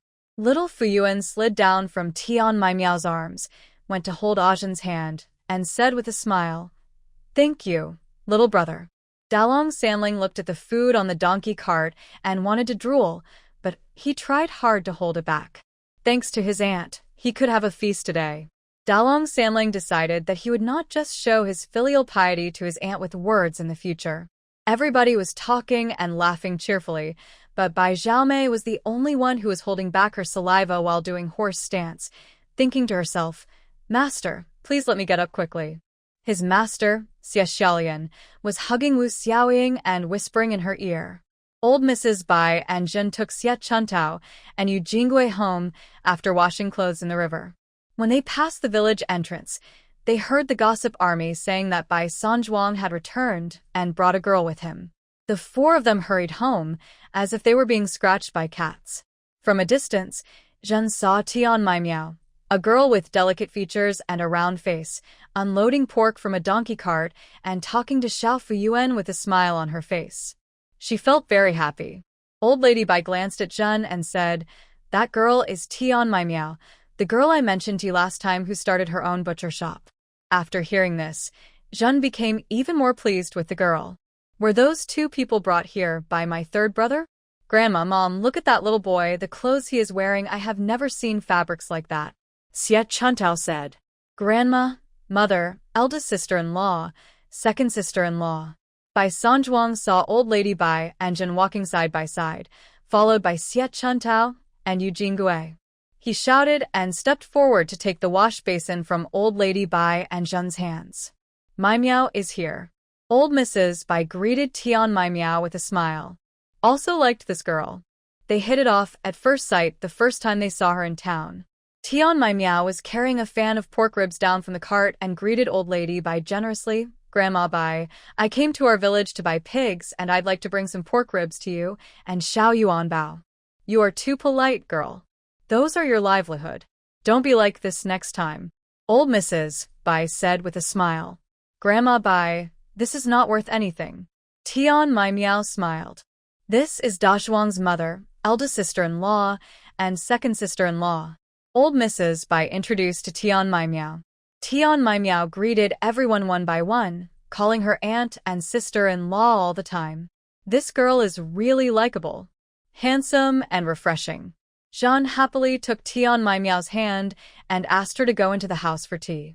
Old Mrs. Bai's eyes fell on Zhen, and then on Wu Xiaoying, who was whispering to Xie Xiaolian. Sure enough, they were all together. Old Mrs. Bai frowned slightly, wondering where these people came from. Grandma, Mom, this is Zhen, and this is Wu Xiaoying. Bai Sanzhuang hurriedly took Zhen and Wu Xiaoying to introduce them to Old Lady Bai and Zhen. Zhen didn't say anything. He was holding Xiao Fuyuan's hand and bending down to straighten the velvet flower on her head. Wu Xiaoying was all smiles, calling out to everyone cheerfully, Grandma, Auntie, sister-in-law, second sister-in-law. The atmosphere was very heated. Grandma, isn't it a coincidence that Brother Xie is actually a servant of Zhen's family, just like Wu Xiaoying? Bai Sanzhuang rubbed his hands and said, Is that a coincidence? What a coincidence. Old Mrs. Bai looked at Zhen deeply. Where did this child come from? Xiao Fuyuan touched the velvet flower on her head and said to Old Lady Bai, Grandma, little brother is a good man. Old Mrs. Bai breathed a sigh of relief. Somehow, she was willing to believe her granddaughter. The little granddaughter said that the boy was a good person, so she believed that he would not be any danger to Xiao Yuan Bao. You've been standing at the door for so long. Come in and sit down. Jean greeted everyone. Let's go into the yard and play. As Jean was pulled into the yard by Xiao Fuyuan, Xie Xiaolian, like a master, walked towards the yard with Wu Xiaoying, who was carrying a bunch of candied haws, 2 large boxes of lotus cakes, and 2 baskets of large meat buns. All right, disciple, let's stop here today. Seeing Bai Xiaomei swallowing his saliva in a cowardly manner towards the big meat bun, Xie Xiaolian kicked him in the ace. Bai Xiaomei took the food from Wu Xiaoying as if she had received an imperial decree and said, Uncle Master, I'll help you carry it. Uncle Master? Wu Xiaoying looked surprised. Bai Xiaomei thought to herself, isn't he just my uncle? You and my master seem to have a very close relationship. Why don't you call me uncle but brother? There's nothing wrong with you calling him senior brother. I taught him several of his martial arts moves. Xie Xiaolian seemed to see through Bai Xiaomei's thoughts. We are of different generations. I am your great-grandmaster. Wu Xiaoying protested. Here, Zhen and old lady Bai were moving the wheat seedlings from the field into the house. Grandma Bai, Annie, I'll just get to know the place first and won't go in. I still have to collect the pigs. Tian Mai Miao said with a smile. Miss Mai Miao, whose pig are you buying? Zhen asked with a smile. The family of your village chief, Yu Matzi's family, and the family that grinds tofu also have the surname Yu. There are 3 families and 3 pigs in total. When Yu Jingui heard about Laozi's mother's family, she put the washing basin on the ground and said, the one who grinds tofu is my mother's family, and Yu Matzi is my cousin. I know them very well. Miss Mai Miao, I will take you there. She didn't want to stay at home to cook, so she wanted to take this opportunity to go out and gossip about Tian Mai Miao and Bai Sanzhuang. She would never believe that there was nothing going on between the two of them. Bai Sanzhuang's eyes were filled with unconcealed warmth when he secretly looked at Tian Mai Miao. Bai Sanzhuang is so stupid. He doesn't want the only daughter of Manager Su, but a butcher's girl. I heard she is an orphan without parents. Second brother's family, there are guests at home. You and your sister-in-law go boil water and make tea. Old Mrs. Bai sent Yu Jingui away. The second son's wife was really tactless. She took Tian Mai Miao to her mother's house and her cousin's house, adding some personal connections into the mix.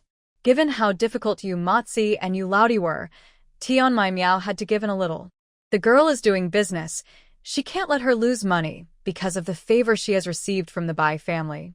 Miss Mai Miao, it's important for you to collect the pigs, so I won't keep you here in vain. But every family is now engaged in spring plowing, and I'm afraid some are still working in the fields and haven't returned yet. You go in and have some tea first and let our boys run a trip for you. If they have all come home, it won't be too late for you to go, as the pigs are in the pen and can't run away, said old Mrs. Bai.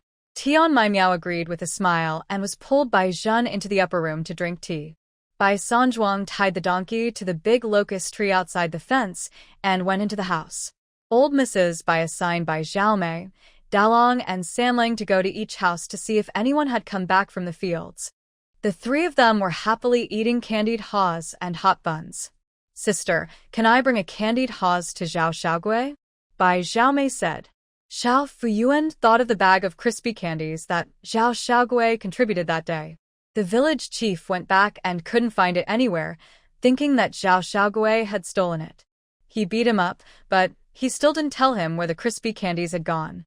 It is rare to find 3 generations of village officials who dare to take responsibility like this, and they deserve a candied haws. Okay, give him the biggest one. Xiao Fuyuan pointed at the grass bunch, and Zhen helped pick it and handed it to Bai Xiaomei. Bai Xiaomei took Dalong and Sanlang and ran away with a roar. Aunt, please give my sister-in-law a candied haws. Yu Jingui did not go to the kitchen to help Xie Chuntao light the fire.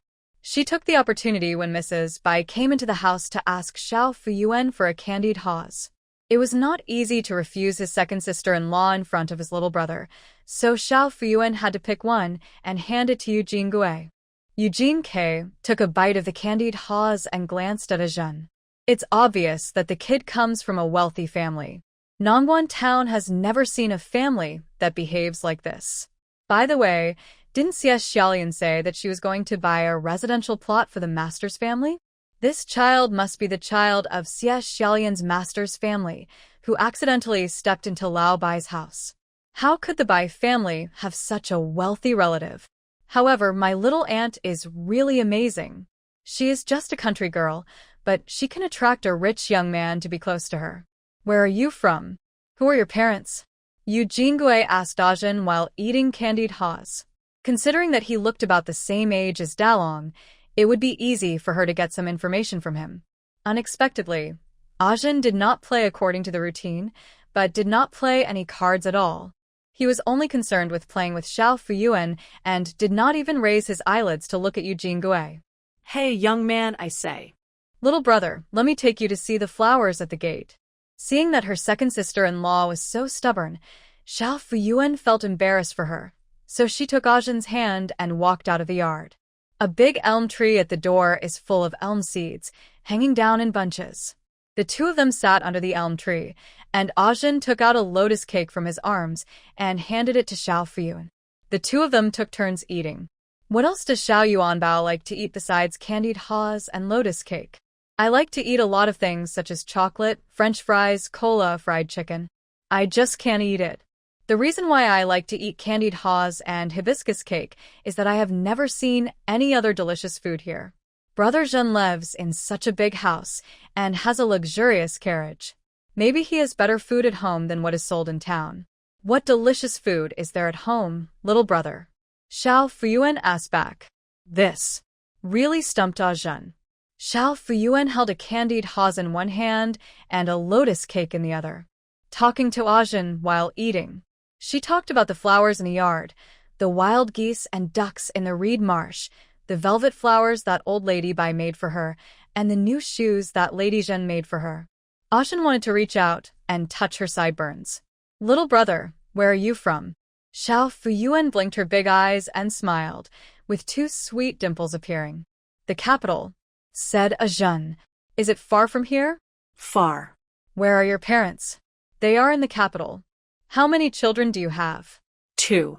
Ajin paused, finally reached out and stroked her temples, whispering, There is also a younger sister, the same age as you. Are you as cute as me? As cute as you are. Ajin's eyes turned red.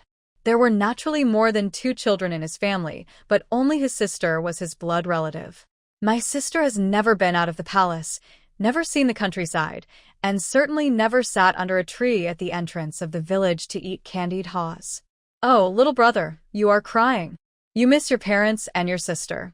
Xiao Fuyuan finished the last bite of the hibiscus cake in his hand, wiped his hands with a handkerchief, and gently placed his hands on Ajin's eyes. Ajin blinked his eyes to force back the tears, and his eyelashes fluttered like a little rabbit in Xiao Fuyuan's hand. The Bai family's concubine, Xie Xiaolian and Wu Xiaoying are talking. Xie Xiaolian asked, Where is the silver? Wu Xiaoying was puzzled. What silver? Xie Xiaolian said, Why, didn't Uncle he ask you to give me some silver? Wu Xiaoying said, Uncle he didn't even know we were here. Xie Xiaolian was speechless. Just wait to get beaten when you get back. Wu Xiaoying asked, Aren't you in the mountains looking for good fortune? Why are you staying at someone else's house? Xie Xiaolian said, Not only did he not leave, he even bought a house across the street and is looking for a place to stay. Uncle he is really something. He didn't send me money after receiving my letter. He was only willing to extend the stay for 1 day. By the way, the charlatans in the Imperial Astronomical Bureau fooled the higher-ups. Your father is an imperial censor, and he always writes letters to criticize him for spreading rumors and misleading the people. Why didn't he beat them this time? I have to suffer for nothing. Wu Xiaoying said, My father is not stupid. The capital is in chaos. The little princess passed away, the queen lost power, the imperial concubine took charge of the harem, and the appointment of the crown prince was put on hold.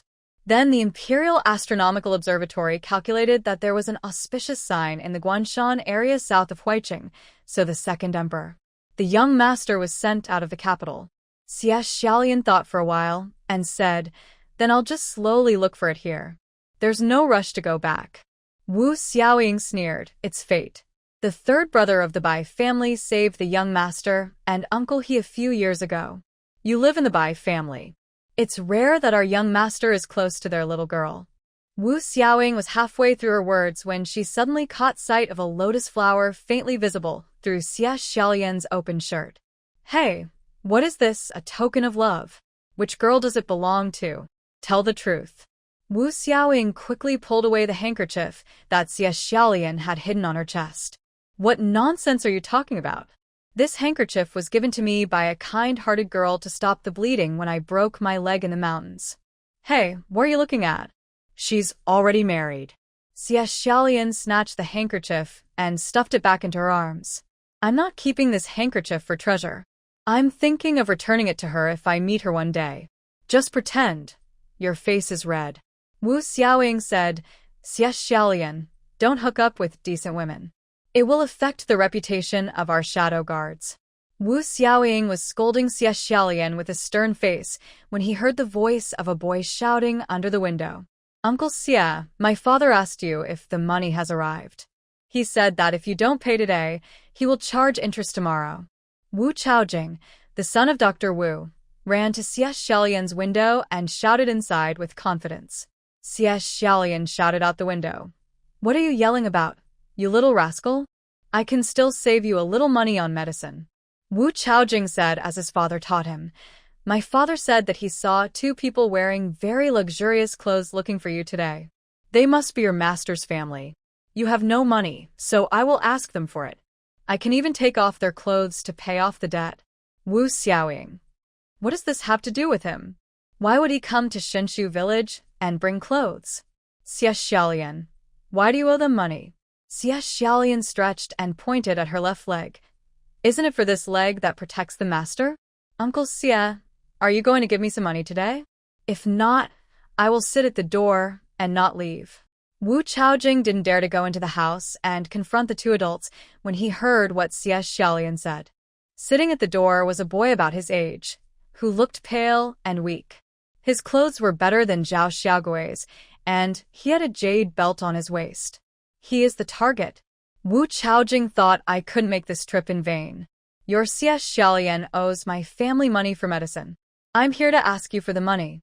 Wu Chaojing ran to the gate of the yard and said to Ajin. Ajin looked up at Wu Chaojing, pretended not to hear, and sat motionless under the tree. Hey, did you hear that? Chaojing, the young man is my customer. He doesn't owe you any money. Xiao Fuyuan stood in front of Ajin with her hands on her hips, looking angrily.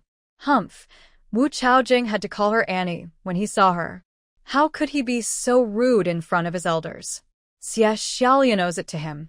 Wu Chaojing said confidently, my father said that if you have no money, you can either pay off the debt with clothes or the jade on your waist. Wu Chaojing passed Xiao Fuyuan and touched the jade on Ajin's waist. Ajin stood up quickly and kicked Wu Chaojing to the ground. Wu Chaojing fell on his buttocks and felt that his buttocks were broken into 8 pieces. The pain was excruciating. Wu Chaojing was also 7 or 8 years old, and he was a child at heart. He was stunned at first, and then woke up from the pain. When he woke up, he was ashamed and angry, and cried with his hands on the gravel on the ground. Ajin raised his foot and tried to move forward, but Xiao Fuyuan flashed in front of Ajin and said, Little brother, are you okay? Stop kicking. Chaojing is crying in pain. Ajin put his feet down. Wu Chaojing burst into tears with his mouth wide open. It's so sad. I came to collect the debt, but not only did I get it, I was kicked. The key point is that he was kicked by a white-faced guy who looked as weak as a chicken. Dr. Wu often came to see Erling. Wu Chaojing was not a naughty child and would call Xiao Fuyuan auntie whenever he saw her. Seeing him crying so sadly, Xiao Fuyuan felt obligated to take out her aunt's money to comfort him. Chaojing, get up and don't cry. Xiao Fuyuan wanted to pull Wu Chaojing up, but she was too weak to do so. She turned her head and asked Ajin for help, but Ajin snorted and turned away. Wu Chaojing cried even louder. If Dr. Wu were called over, he would definitely stand at the gate of the yard and scold Xia Xiaolian. Got it. Xiao Fuyuan's eyes lit up, and he pointed at the candied haws on the straw in the yard and said to Ajin, Brother, candied haws. Ajun thought she wanted to eat it, so he went into the yard, plucked two, and handed them to Xiao Fuyuan. Xiao Fuyuan handed a candied haws to Wu Chaojing, who was sitting on the ground crying. "This is for you by my brother." Wu Chaojing sobbed and wanted to reach out to take it, but seeing Ajun standing aside with a stern face, he did not dare to take it and continued crying. "I'll give you both." Xiao Fuyuan handed two candied haws to Wu Chaojing's mouth. Wu Chaojing looked at the candied haws, then looked at Ajun. Finally, she couldn't resist the craving for food. She wiped her tears, took the candied haws, took a bite, and said, "Thank you, Auntie." Wu Xiaoying leaned against the window and looked out to ask Xie Xiaolian, "Master, are you okay?" "Grandma, Mom, the village chief just came home." "Grandma, my sixth aunt has already washed the pig and is waiting at home." Grandma, Yumatsi is planting onions in the vegetable garden." Bai Xiaomei's 3 uncles and nephews had not arrived yet, but the voice came first. Tian Mai Miao sat in the upper room and drank tea for a long time.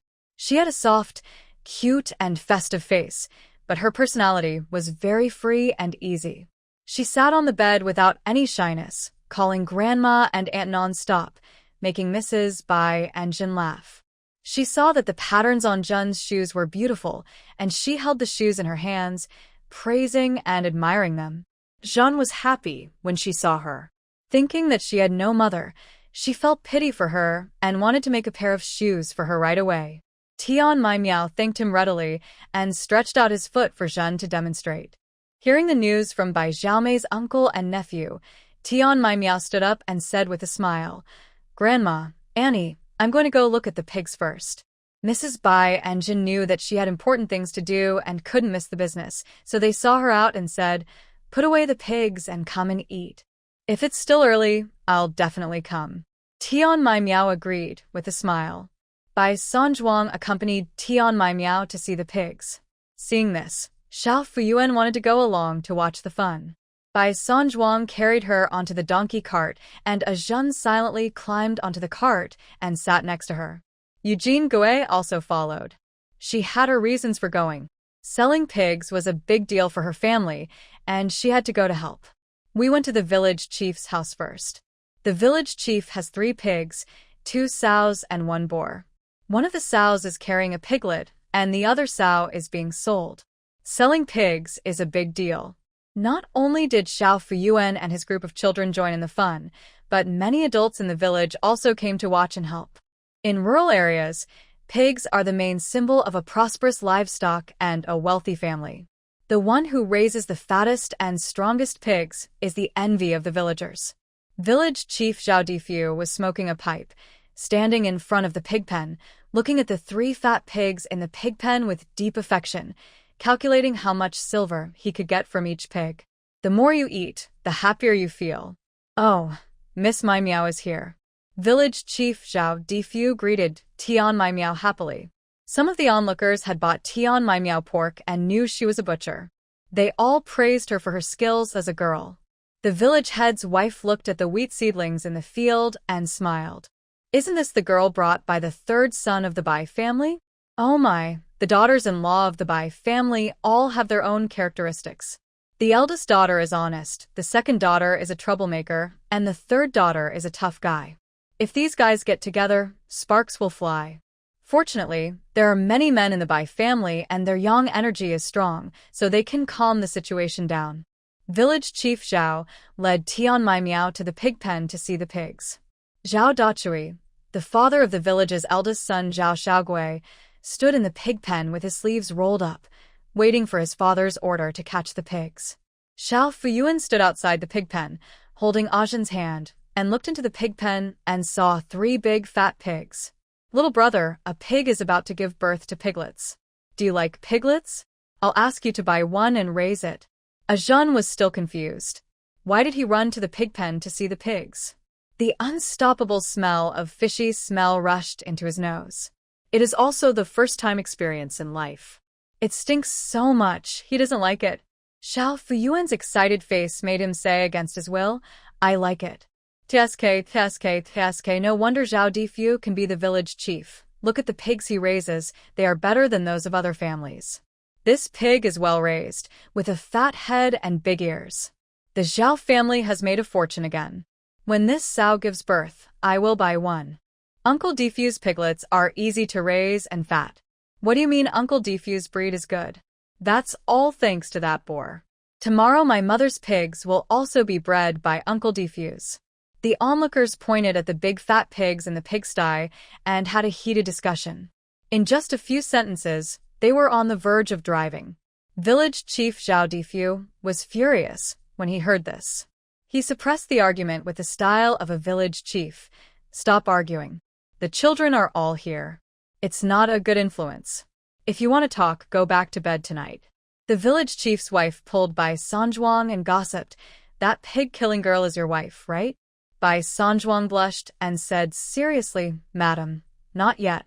The village head's wife would get to the point. Not yet. Does that mean it will be one day? Frightened, Bai Sanjuang rushed into the pig pen, stood with Xiao Dachui, and rubbed his fists to catch the pigs. Ignoring everyone's comments, Tian Mai Miao checked the pig pen first, and then the pigs. It is said that when looking at pigs, look at the pen first. Checking the pig pen is mainly to check the living environment of the pigs. If it is too dirty and smelly, the pigs may be infected with plague. She will not accept such pigs even for free. What you put into your mouth should be based on your conscience. The village chief's pig pen is built with a row of blue bricks and is kept clean. The pig manure is separated from the place where the pigs eat and sleep, and there is no odor in the food bowl and the bed. It seems that this pig was indeed raised with great care. The sow that was about to be sold had no idea of her impending fate. She had just finished a bowl of food and was lying on the ground, humming comfortably. This pig is fat and broad-shouldered, weighing an estimated 200 pounds. It is obviously a good pig that deserves to be slaughtered. It would definitely be snapped up. Village Chief Zhao, I'll give you 10 taels of silver for this pig. Tian Mai Miao offered the price readily. The village chief was paused, then overjoyed. He was given $800, more than he expected. No wonder old Mrs. Bai said that the owner of the pork stall opposite the porcelain shop was kind. It turned out to be true. He originally thought that the butcher was run by a young girl who was just showing off, so he never patronized her stall. If it weren't for old Mrs. Bai saying that the meat at her stall was good value for money, and he went there to buy from her twice and became familiar with her, he wouldn't have been able to come to such a large business. Tian Mai Miao is a very honest girl. No wonder she can run a meat stall. Okay, let's do as Miss Mai Miao said. The village chief was very satisfied with the price and immediately asked his son and Bai Sanjuang to tie up the pig. Several strong young men in the crowd rushed into the pig pen to help. It was the first time for Xiao Fuyuan to see a pig being caught. She was enjoying the spare ribs and braised pork, but she couldn't bear to watch the pigs screaming. Fortunately, she was not asked to watch the pig being slaughtered. I couldn't help but admire Sister Mai Miao. How could she remain calm even though she slaughters pigs all day? Tian Mai Miao handed the silver to the village chief and drove the donkey cart to Eugene Gui's mother's house to see the second pig. There was a freshly baked pig lying in the donkey cart. Xiao Fuyuan couldn't imagine herself in the same cart with the pig, so she refused to ride in the donkey cart and walked to her second sister-in-law's house holding Ajin's hand. As soon as Tian Mai Miao quoted the price, Eugene Gui ran to her mother's house to inform her. The village chief's family has 10 taels of silver, so ours can't be less. Eugene Gui stood in front of the pig pen with a proud look on his face. Fourth sister, what are you thinking about? The village chief's pigs are fatter than ours. Yu Qingyao said honestly. Our pigs eat better than the village chief's. Theirs are fed with grass, while ours are fed with bean dregs. Naturally, we have to pay more money. Eugene Gui felt that her sixth sister was becoming more and more stubborn and always went against her. I raised this pig myself, so there's no need for you, fourth sister, to interfere. Mother, the village chief just came home. Grandma, my sixth aunt has already washed the pig and is waiting at home. Grandma, Yumatsi is planting onions in the vegetable garden. Bai Xiaomei's 3 uncles and nephews had not arrived yet, but the voice came first. Tian Mai Miao sat in the upper room and drank tea for a long time. She had a soft, cute, and festive face, but her personality was very free and easy. She sat on the bed without any shyness, calling Grandma and Aunt non-stop, making Mrs. Bai and Jin laugh. She saw that the patterns on Jun's shoes were beautiful, and she held the shoes in her hands, praising and admiring them. Jun was happy when she saw her. Thinking that she had no mother, she felt pity for her and wanted to make a pair of shoes for her right away. Tian Mai Miao thanked him readily and stretched out his foot for Jun to demonstrate. Hearing the news from Bai Xiaomei's uncle and nephew, Tian Mai Miao stood up and said with a smile, "Grandma, Auntie, I'm going to go look at the pigs first." Mrs. Bai and Jin knew that she had important things to do and couldn't miss the business, so they saw her out and said, "Put away the pigs and come and eat." "If it's still early, I'll definitely come." Tian Mai Miao agreed with a smile. Bai Sanzhuang accompanied Tian Mai Miao to see the pigs. Seeing this, Xiao Fuyuan wanted to go along to watch the fun. Bai Sanzhuang carried her onto the donkey cart, and Ajun silently climbed onto the cart and sat next to her. Eugene Gui also followed. She had her reasons for going. Selling pigs was a big deal for her family, and she had to go to help. We went to the village chief's house first. The village chief has 3 pigs, 2 sows and 1 boar. One of the sows is carrying a piglet, and the other sow is being sold. Selling pigs is a big deal. Not only did Xiao Fuyuan and his group of children join in the fun, but many adults in the village also came to watch and help. In rural areas, pigs are the main symbol of a prosperous livestock and a wealthy family. The one who raises the fattest and strongest pigs is the envy of the villagers. Village Chief Zhao Difu was smoking a pipe, standing in front of the pig pen, looking at the 3 fat pigs in the pig pen with deep affection, calculating how much silver he could get from each pig. The more you eat, the happier you feel. "Oh, Miss Mai Miao is here." Village Chief Zhao Difu greeted Tian Mai Miao happily. Some of the onlookers had bought Tian Mai Miao pork and knew she was a butcher.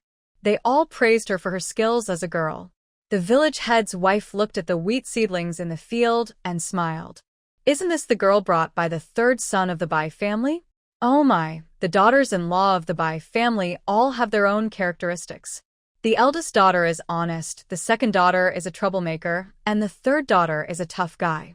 If these guys get together, sparks will fly. Fortunately, there are many men in the Bai family, and their yang energy is strong, so they can calm the situation down." Village Chief Zhao led Tian Mai Miao to the pig pen to see the pigs. Zhao Dachui, the father of the village's eldest son Zhao Xiaogui, stood in the pig pen with his sleeves rolled up, waiting for his father's order to catch the pigs. Xiao Fuyuan stood outside the pig pen, holding Ajin's hand, and looked into the pig pen and saw 3 big fat pigs. "Little brother, a pig is about to give birth to piglets. Do you like piglets? I'll ask you to buy one and raise it." Ajun was still confused.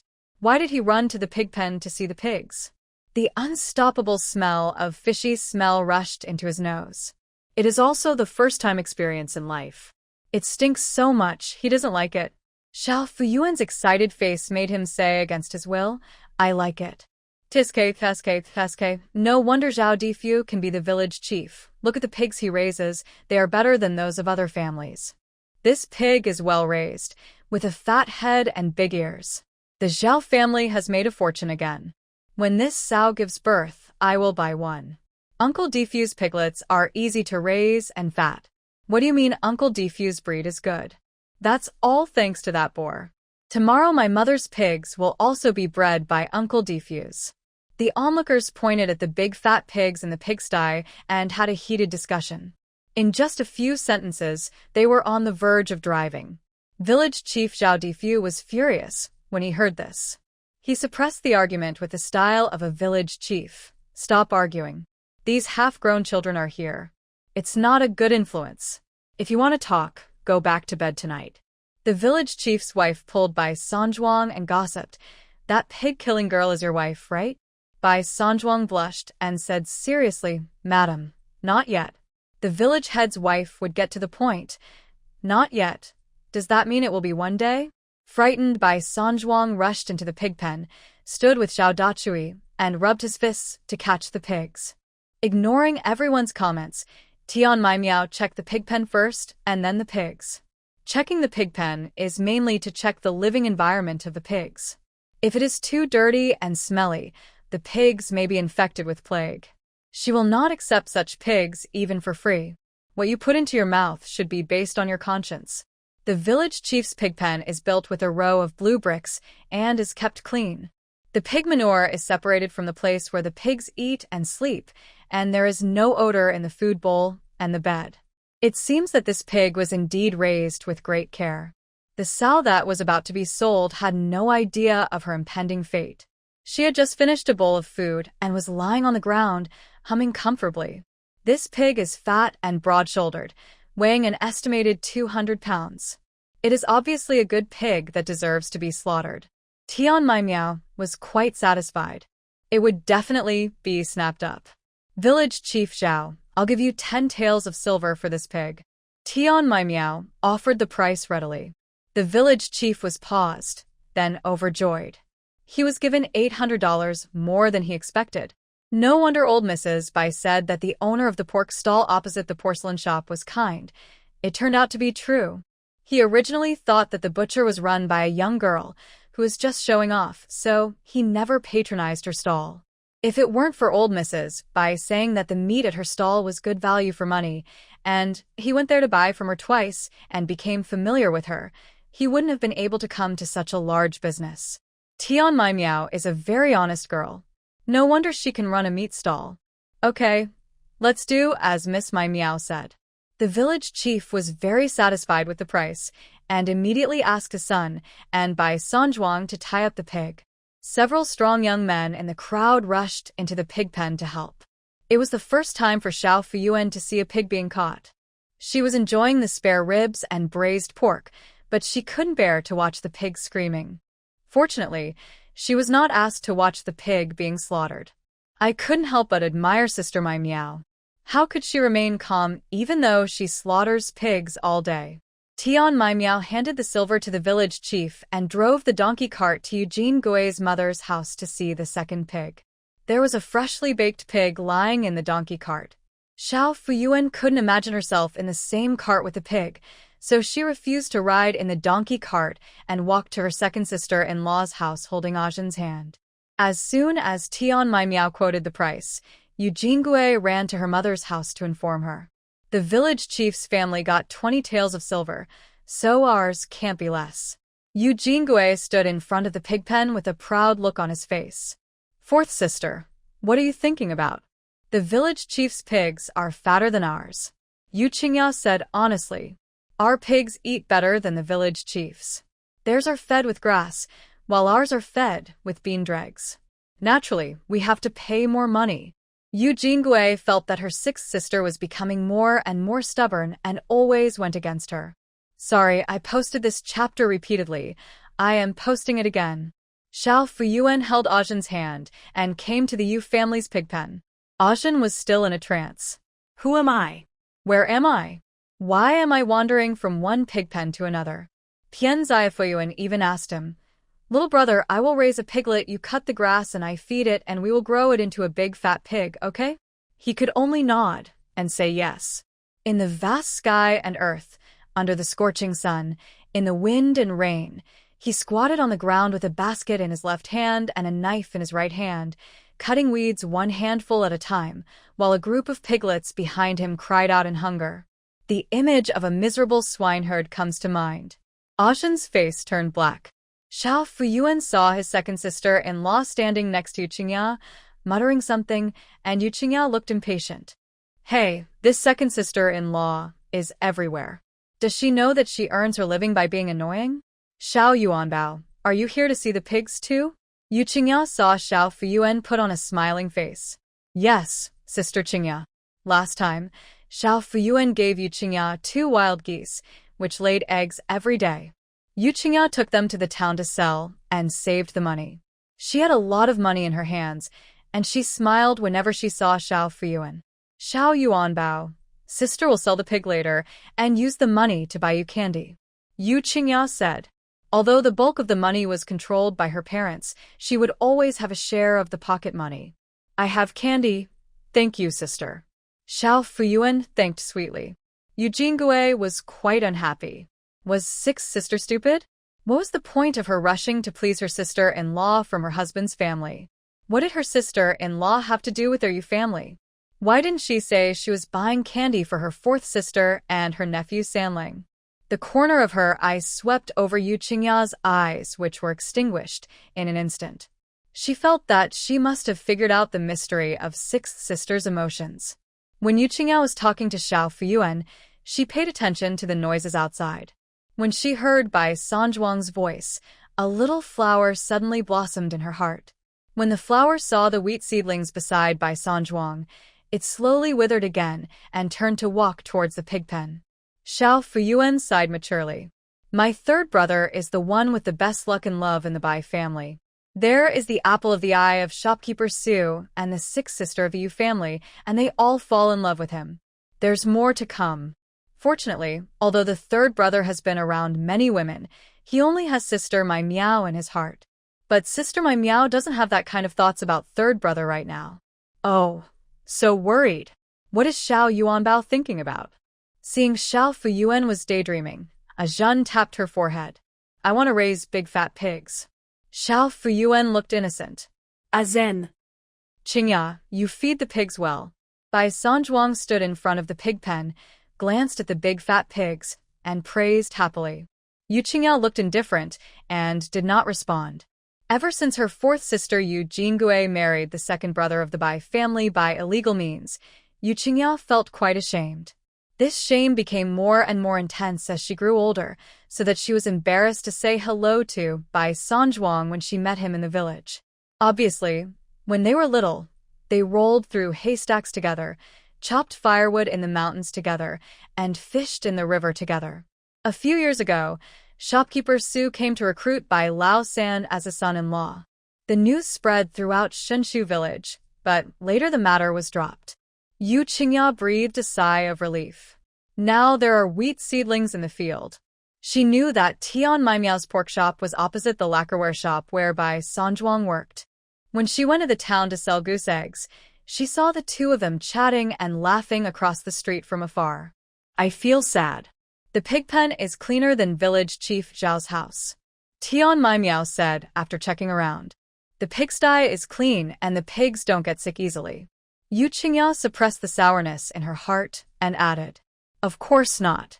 My sister is a kind-hearted person. She is the only one in the village who cleans the pigsty twice a day, morning and evening.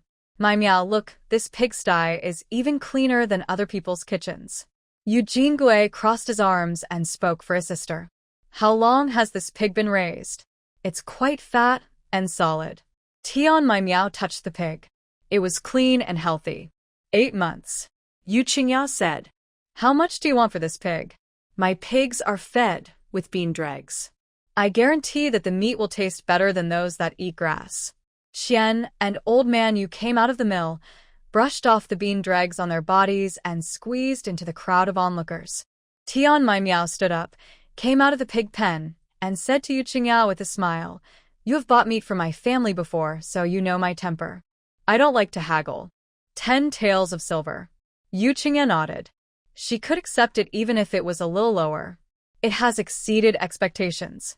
Mai Miao, you have to give the village chief 10 taels. My pigs are fed with a mixture of bean dregs and grass, which is more expensive than the village chief's grass-only feed. 10 taels is a bit too little. Xiao Fuyuan shook her head. This second sister-in-law always interferes with everything. Bai Sanzhuang's face was filled with black lines. Why was this second sister-in-law trying to make a presence felt? This pig is much lighter than the one from the village chief's family. It is precisely because Yu Jingui is the second sister-in-law of the Bai family that Tian Mai Miao gave the village chief's family a price out of consideration. Why are you so ungrateful? Second sister-in-law, the price offered by Mai Miao is very reasonable. What to feed has nothing to do with her. Bai Sanzhuang spoke up to defend Tian Mai Miao. The village chief's wife in the crowd sighed in admiration, and the third son of the Bai family started to defend him. When Yu Qingya heard Bai Sanzhuang defending Tian Maimiao, she felt even more upset. She also knew that what Sanzhuang said made sense, so she said to Tian Maimiao, I raised this pig, I have the final say, 10 taels of silver. Yu Qingya wanted to tie up the pig quickly and let Tian Maimiao and Bai Sanzhuang leave immediately. She was afraid that her bitterness would boil over if they stayed any longer. Qingya, you silly girl, our bean curd dregs don't want money, right? Qian scolded. Your parents haven't even said anything yet, and you're the one making the decisions. Yu Qingya was not afraid of Qianshi at all. She felt ashamed to be scolded in front of Bai Sanzhuang, so she raised her head and said, I bought the piglet with the money from the herbs I dug and sold. I fed it, so I have the final say over this pig. Your father, and I made the bean dregs. Qian stamped her feet. You girl, how can you do business like this? Yu Qingya said coldly, listen to fourth sister, and ask fourth sister to give you 10 taels of silver. If you say one more word, I won't sell this pig. I'll kill it and chop it up to feed the dog. Qian. Dad, what do you say? Yu Qingya asked the old man of the Yu family. The old man of the Yu family felt that he could not hold his head up in the village because he had 7 daughters but no son. He hid in the mill all day and seldom expressed any opinions. This time, when his daughter specifically asked him about it, he spread his hands and said, 10 taels is fine, but as you said, this silver must be given to the family and cannot be kept privately. Seeing that the deal was done, Tian Maimiao took out some silver and handed it to Yu Qingya and began to feel somewhat favorable towards the good bamboo shoots produced from this nest of bad bamboo. The magical thing is that the pig did not squeal like the sow in the village chief's house. Instead, it rubbed Yu Qingya's hand obediently. Yu Qingya touched its head, and it lay on the ground obediently, allowing Yu Qingya to tie it up with a rope. Xiao Fuyuan stood in front of the pig pen. Seeing that Yu Qingya's eyes were red, he felt a little sorry for her. He took out a candy from his pocket, waited for her to jump out of the pig pen, and quietly gave it to her. Yu Qingya felt even worse as she held the warm candy in her hand. She really couldn't bear to let go of the pigs she had raised since they were young. Bai Sanzhuang called a few childhood friends and loaded the tightly bundled pigs onto Tian Maimiao's donkey cart. The crowd who came to watch the excitement rushed outside and went to Yu Mazi's house next. Yu Qingya's pig was carried onto the donkey cart to accompany the village chief's pig. It seemed to have foreseen its fate of being slaughtered and let out a shrill howl. Shadow guard Wu Xiaoying always kept his duties in mind. Seeing a Zhen being dragged away by Xiao Fuyuan, he quietly blended into the back of the crowd and protected him from a distance. Follow all the way from the village chief's house to the Yu family. Enthusiastic aunties and young wives saw that he was handsome and asked him if he had a marriage. Some even wanted to marry their sisters to him. He was so frightened that he remained silent like a quail and responded with a smile. At the Yu family, he mixed in with Bai Sanzhuang's childhood friends and was chosen to tie up pigs. With his hands stained with the smell, he quietly went to Yu's kitchen to wash his hands and also scooped a bowl of soy milk into his stomach. He had just wiped his mouth, walked out of the kitchen, and wanted to follow the large group rushing out when he was stepped on by Yu Qingya. Like Tian Maimiao, any girl who kept company with pigs was not to be trifled with. Just now he saw clearly that she stood with her hands on her hips and shouted at her mother and sister, even more fiercely than the aunt in the palace who beat and scolded the little palace maids. No matter how difficult a girl is, if she cries, Wu Xiaoying will feel sympathy for her. He forgot the pain in his feet and asked in panic, Girl, shouldn't you be happy that you sold your pig for a good price? Why are you crying? When Yu Qingya saw that there was a strange man in front of her, she stamped her feet in annoyance and said, What do you know? He turned around, wiped his eyes, and ran away. Wu Xiaoying felt annoyed, but thought, forget it. For the sake of that bowl of soy milk, I won't bother with you. Xiao Fuyuan held Ajin's hand and came to Yu Mazi's house. Yu Mazi had been back from the fields for a while. He stood at the door, and when he saw Tian Maimiao, he went to the pig pen. Xiao Fuyuan and Ajin followed behind, and before they reached the pig pen, they smelled a foul odor of feces. Yu Mazi's family is a well-known sloppy household in the village. The pig pen and toilet are built together. The pigs are fed in the front and the toilet is in the back, with 2 stones in the middle as a dividing line. The pit toilet was overflowing with yellow and white stuff, and Yumatsi didn't even clean it up. Ajun stood in front of the pig pen. The stench of human and animal excrement went straight into his nostrils and almost suffocated him. Thinking that the big bone that Tian Maimiao gave him came from a pig raised in such an environment, Ajun felt nauseous. The pig pen was full of dirty water and was wet everywhere. 2 pigs were lying in a mud pit in the middle, screaming and rolling in the mud, looking very energetic. Compared with the 2 fat pigs just collected, these 2 pigs can almost be called thin pigs. He really wanted to turn around and leave. She had seen many pig pens in the countryside. It was rare to find one as clean and odorless as Yuqingya's, but it was also rare to find one so filthy that one could not even step into it. Moreover, the 2 pigs were too thin, and the meat was tough, which affected the reputation of her meat stall. She didn't want to take it. Yumatsi saw the hesitation on Tian Maimiao's face and came up and pointed at the pig and said, "Girl, don't think my pig is inferior to the 2 fat pigs in your car. This is a lean breed, especially for rich families who love to eat meat." Yumatsi is always good at fooling people. This piglet is from the same litter as Qingya's. How come Qingya's pigs are so fat? Fat meat is so delicious. What's the point of eating lean meat? Are rich people not human beings? Yumatsi, your wife dresses up so beautifully when she goes out, but she is actually a donkey dung egg with a shiny surface. The house is so dirty. Look at the pigs, they even eat human feces. Whoever buys this meat will be upset. The villagers of Shinshu village are generally simple and honest. When they saw Yumatsi's pig pen with their own eyes, they had nothing good to say. What's more, the enthusiastic old lady felt that Yumatsi was deliberately deceiving a girl as young as Tian Maimiao, and she stamped her feet in anxiety. You're talking nonsense. A dragon has 9 sons, each one is different, and so are pigs. I will kick anyone who affects my family's business. Yumatsi's wife, Mrs. Hu, defended her own pigs and swore as soon as she spoke. Miss Maimiao, it's not easy for you to come here. Name a price for this pig. Tian Maimiao really didn't like Yumatsi's pig. She has been slaughtering pigs for many years and is very experienced with pigs. There are indeed families who like to eat lean meat, but lean meat also requires tenderness, smoothness, and softness. This pork must be very tough and cannot be sold at a good price. Brother Yu, even if the deal doesn't work out, we still have a sense of righteousness. We'll try again next time. Tian Maimiao refused with a smile and turned around to leave. Bai Sanzhuang also echoed, Maimiao is right. If it doesn't work this time, there will be another chance next time. Bai Sanzhuang suppressed his nausea while talking to Yumatsi. If it weren't for Tian Maimiao, he would never have come to Yumatsi's door.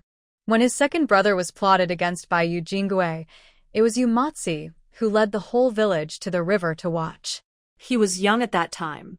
If it were now, he would definitely beat Yumatsi's brains out. Yumatsi didn't look at Bai Sanzhuang and continued to grind Tian Maimiao, complaining, Miss Maimiao, my pig is a little thin, but no matter how thin it is, it can still produce more than 100 kilograms of meat, right? I don't want you to buy it, but my family is really short of money. My mother-in-law has been seriously ill these days, and she is waiting for money to treat the disease. Otherwise, I would not be willing to sell this pig. I have to keep it until the end of the year. Mrs. Hu chimed in, Miss Maimiao, people are all made of flesh and blood. My father and mother have been lying in bed sick for a few days and can't get out of bed. They are all relying on the pigs.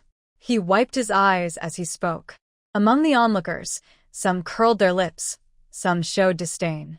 I don't know whether Yumatsi's mother-in-law is sick or not, but I know that even if she is sick, Yumatsi would not be so filial.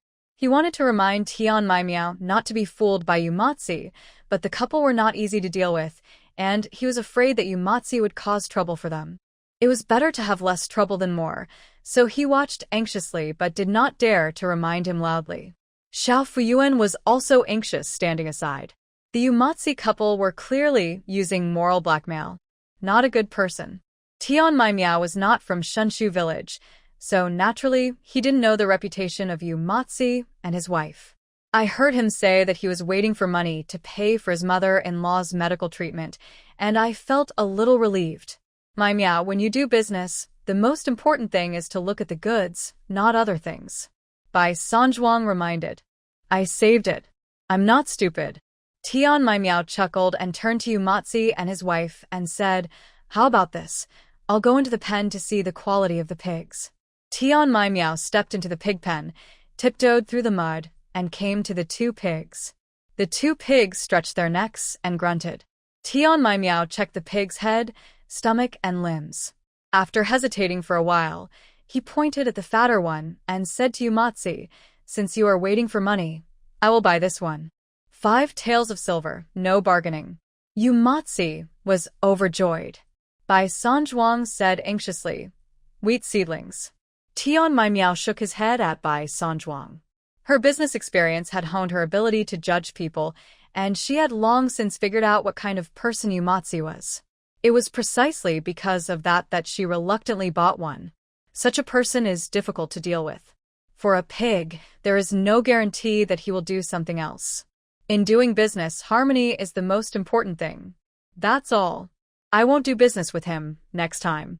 Yu Matsi enthusiastically called on the strong laborers in the village to help tie up the pigs and carry them out of the pigsty.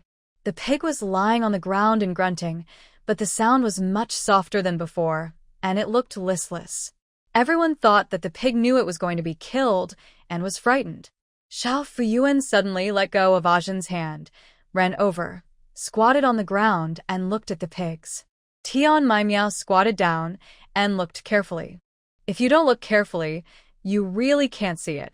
There are dense, needle-sized purple spots in the pig's ears, some of which even have a little blood. This is a typical symptom of swine fever. Ajun also ran to Xiao Fuyuan and squatted down to watch together. Sister My Meow, there is a pinhole on your stomach, Ajun said, pointing at the pig's stomach. Tian My Meow moved her eyes to the pig's belly and found that, just as Ajun said, there was a long string of needle holes on the pig's belly. Tian My Meow understood after a quick thought. The pig had contracted swine fever and was listless and silent.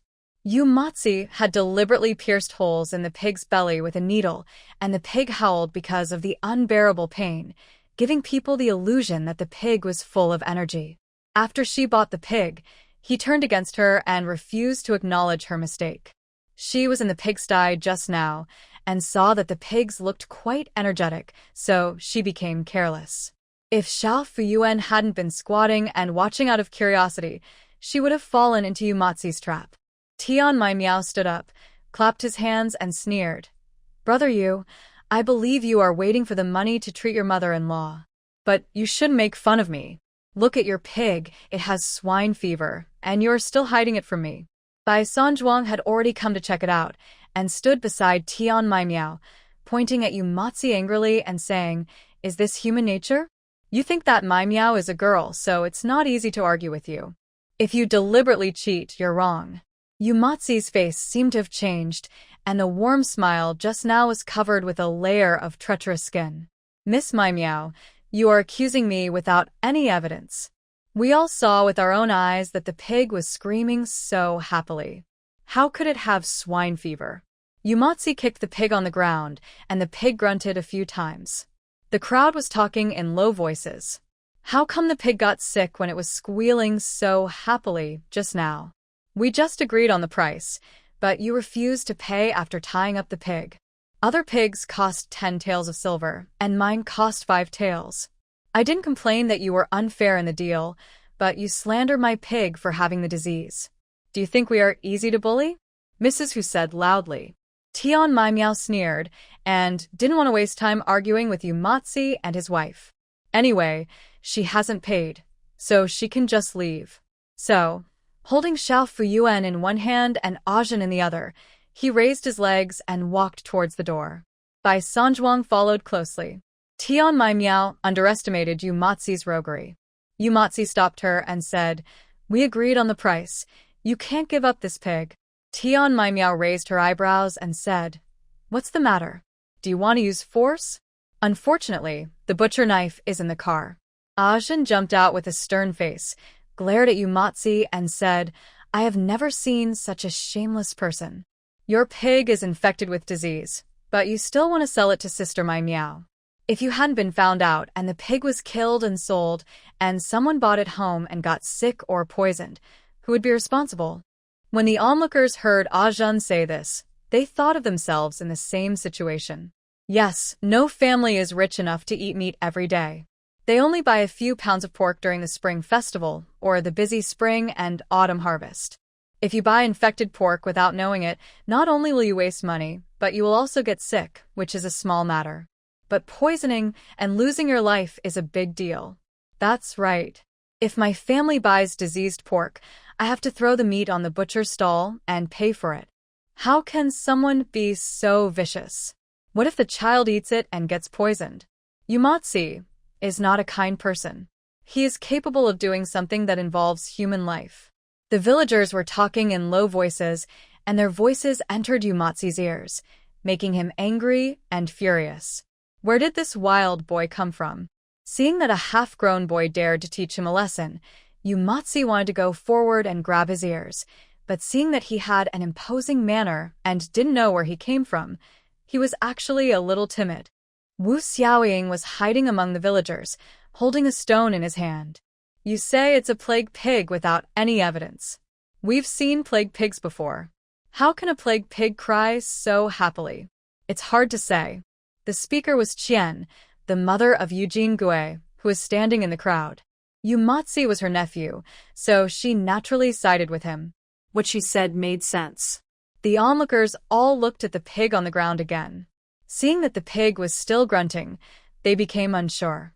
Bai Sanzhuang couldn't help but say, fellow villagers, everyone knows what a diseased pig looks like. Mai Meow said that the pig had the disease for nothing. There were purple spots as big as pinholes in the pig's ears. The pig was screaming so happily because there were a row of pinholes on its belly. Among the children watching, Zhao Xiaogui and Hu Chaojing bravely ran over, looked around carefully, and shouted, Yes, there are purple spots in the eyes of the pig's ears, and there are pinholes on its belly, some of which are already bleeding. Hu Chaojing boasted, My father's veterinary medicine book says that purple spots in the ears are a sign of swine fever. The onlookers were in an uproar and looked at Yumatsi with unfriendly eyes. Yumatsi is deliberately destroying the reputation of Shenshu village. Every family has 1 or 2 pigs, hoping to exchange them for money. Who would dare to buy pigs from Shenshu village after the swine fever spreads? Bai Sanzhuang sneered, Don't be too quick to scold me. You can't buy this pig wheat seedling. Your pigs won't be able to afford it in the future. Seeing Bai Sanzhuang defending Tian Mai Miao, Mrs. Hu rolled her eyes and said sarcastically, Bai Sanzhuang, I didn't sell the pig to you. From what you said, it seems that you can be the master of Miss Mai Miao. When did Tian Mai Miao become your wife? Bai Sanzhuang was so angry that his face was covered with a red cloud. When Xiao Fuyuan saw his third brother being insulted, he clenched his fists in anger. Tian Mai Miao pulled Bai Sanzhuang. Let's go, don't give them any nonsense. She wanted to pick up the butcher knife and chop the air a few times. Yumatsi stepped forward to stop him. Who dares to walk out of my yard? Some of the villagers who were watching wanted to go forward to persuade Yumatsi, but they didn't dare. Yumatsi was not easy to deal with, and they were afraid that he would get angry and curse at people, so they quietly sent Zhao Xiaogui to call the village chief. Who wants to come to your shabby yard? Why are you blatantly stopping people? You are really embarrassing the Yu family. Don't you think our Yu family's reputation in the village is bad enough? You want to add fuel to the fire, right? The person who came was not the village chief, but Yu Qingya. Qian gritted her teeth and cursed inwardly. Her 6th daughter had become even more stupid than Eugene K. Why would a guy with red eyes and white eyebrows compete with his cousin? No matter how bad Yumatsi is, if the Yu family does not recruit a son-in-law, he will be the heir of the Yu family's incense in the future according to clan rituals. His own husband has long regarded him as half a son. Yu Qingya stood in front of Mrs. Hu with her hands on her hips and her head held high, sneering, Sister-in-law, you eloped to the Yu family with my cousin, and you are so good at making up stories like this. The girl from the Tian family is doing business properly. Why are you making such dirty connections? There is an epidemic in your family, and you don't let anyone say it. She exposed Hu in public, and Hu's face turned purple, but she didn't dare to challenge Yu Qingya. Yu Qingya was tall and not a coward, and she was afraid that Yu Qingya would go crazy and push her to the ground. She believed that her cousin could do it. Qingya, you are being disloyal. Don't forget that your last name is Yu. We are a family, Yumatsi said. After being exposed by Yu Qingya, Yumatsi was both angry and anxious. His pigs were indeed infected with the plague. The pigsty at his home was filthy, and the couple was too lazy to clean it up. Once the piglets were placed in their pigsty, none of them survived to adulthood. These two pigs were raised with great difficulty, and when they were about to be sold for money, they got sick with plague. How can I be willing in my heart? It just so happened that village chief Zhao and Yu Qingya were selling pigs, so he joined in selling them too. Just bet that the buyer won't notice and make a killing. If it is discovered, they will just say they didn't know about the plague, and it won't affect their family. When he saw that the buyer was Tian Mai Miao, he became bolder. Thinking that she was a young girl with a thin skin, he set a trap for her to be killed. Qingya, are you crazy? You are poking your brother's spine with empty words. The family pigs have grown so big with great difficulty, and you keep saying that they have plague. What's wrong with you being a veterinarian? I know what you are thinking. You are just afraid that after your uncle and aunt pass away, your brother will smash the basin to support their coffin, and you won't accept it. Mrs. Hu pointed out Yu Qingya's selfishness. Yu Qingya spat at Hu in anger. What a shameless person he was. He just mentioned the swine fever, but ended up bringing up other things. He simply refuses to admit his mistakes, and his face is as thick as a city wall. These words were like acupuncture points that pointed at Qian in the crowd. She was afraid that Yu Qingya had offended Yumatsi and his wife too much, so after she and the man passed away, Yumatsi would not let Yu Qingya cry for the deceased. Your sixth daughter, am too stupid to be annoyed by my cousin who is siding with outsiders. Don't leave yourself any way out. The village chief is here. The village chief is here. The villagers who were watching shouted. Village chief Zhao Difu sold his pig for 10 taels of silver, feeling very happy. On his way to Lao Bai's house, he was going to discuss the payment for the homestead with Xie Xiaolian, but halfway there, he was stopped by his grandson Zhao Xiaogui. Yumatsi's pigs were infected with swine fever. He didn't treat the swine fever and sold them as healthy pigs. After being found out, he not only didn't stop, but also stopped the buyer from leaving. This is outrageous. He was the one who arranged the sale of the pigs, and he was the one who contacted Tian Mai Miao. Over the years, every time I sold pigs, the buyer would lower the price. Not only did I not put up any resistance, but I also had to treat them with good tea and water, for fear of offending the buyer and getting even lower price. Look at the wheat seedlings in other people's fields. She is a girl, straightforward and honest. She doesn't cheat on the weight and gives a fair price. She is simply the female bodhisattva of the buyer world. Village chief Zhao has made plans to sell all his pigs to Tian Mai Miao. What does Yumatsi mean? If you offend the buyer, it will affect the entire Shinshu village. If word of this got out, people would think that the pigs from Shinshu village were inferior in quality, and they would probably have to wait until all the butcher shops in Nongguan town had a chance to sell to their village. Should Shinshu village continue to develop? Should it continue to get rid of poverty? This concerns the integrity of business transactions in Shinshu village. As the village chief of Shinshu village, he has the responsibility and obligation to take care of it. Village chief Zhao didn't care about his calm image as a village official. He stuffed the pipe into Zhao Xiaogui's hand and ran towards Yumatsi's house. What are you arguing about? When the onlookers saw the village chief coming, they automatically made way for him. The village chief was very satisfied with the villagers' self-awareness, which proved that his prestige remained unchanged. Uncle Zhao, they blamed my pigs for the plague. When Yumatsi saw village chief Zhao coming, he pointed at Tian Mai Miao, Xiao Yuanbao and others and took the initiative to complain. You are the first to feel wronged. How can you be so shameless? I know everything. You Yumatsi were wrong. The pigs were infected with plague, but instead of getting rid of them, you pretended they were good pigs and sold them. You are really evil-minded. Not only did you cheat Miss Mai Miao, you also ruined the reputation of all the pig farmers in the village. After this matter spreads, the pigs in our village will rot in the pen. I guess no one will dare to buy them. Village Chief Zhao stood in front of the crowd with a gloomy face and scolded Yu Matzi first. Yeah, I told you that what Yu Matzi did was not fair. My pig will be sold in a few days. Miss Mai Miao offered a reasonable price. I plan to sell it to her. Because of this incident, Miss Mai Miao was stopped. Will she dare to come next time?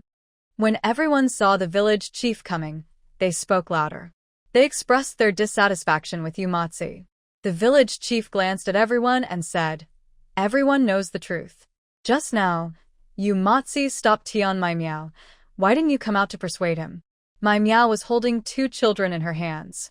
"Xiao Yuanbao is a child from our village. Didn't you see it? Why didn't you persuade him?" The villagers looked embarrassed.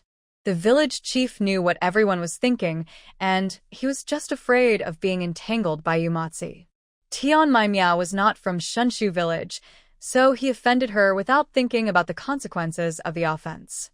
Or maybe they thought that no one wanted to be the first to speak out, for fear of being hated by Yu Matzi.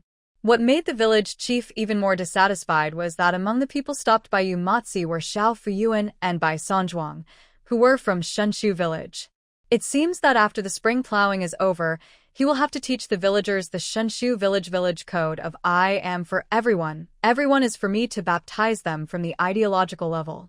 Village chief, how can we handle this kind of thing? Otherwise, why do you say you are the village chief? You are the pillar of our village. Someone boldly flattered the village chief. That's true. Although the village chief was very angry, he felt comfortable being photographed. Yu Qingya is a good girl, who is sensible and knows the big picture. Village Chief Zhao looked at Yu Qingya with a softer expression. Yu Qingya held her head high. Uncle Zhao, my pigs are not infected with the plague. Yu Matzi was still struggling.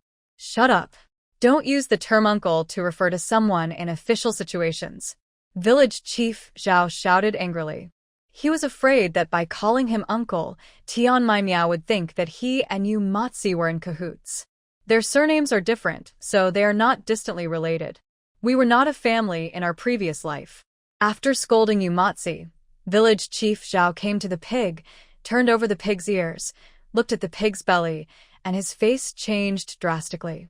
Good job, Yu Matzi. To be able to think of this way to forge things, he must be no ordinary person. Village Chief Zhao was too lazy to continue talking nonsense to the rogue Yu Matzi. He came to Tian Mai Miao and bowed, saying, Miss Mai Miao, I'm sorry. It's my fault for not managing the villagers' mistakes. Tian Mai Miao said calmly, this has nothing to do with the village chief. How can the village chief control a person's character? The village chief took Tian Mai Miao and others away from Yu Matzi's home. When they reached the door, Tian Mai Miao turned around and said to Yu Matzi, go to the town and ask about my reputation. If someone tried to stop me before, I would have chopped off his hand with a butcher knife. You should be thankful that Xiao Yuanbao and Zhan are with me. I don't want the children to see blood. Yu Matzi was both scared and angry, and Mrs. Hu kicked the pig on the ground twice in frustration. The onlookers couldn't help smacking their lips. They really hoped that Yu Matzi would learn a bloody lesson. Miss Mai Miao, it's getting late. Why don't you come to my house for a meal and leave tomorrow morning? The village chief invited. He intended to comfort Tian Mai Miao. Thank you, village chief. No thanks. Don't worry, there are people like Yu Matzi in every village. This incident will not affect my opinion of Shenshu village. I will still collect pigs from Shenshu village in the future. Tian Mai Miao knew the village chief's concerns and gave him a reassurance. The village chief was so moved that he burst into tears. Look at the wheat seedlings in other people's fields. They are so majestic. They can really understand his thoughts. This Yu Matzi is so hateful. Thank you, Miss Mai Miao.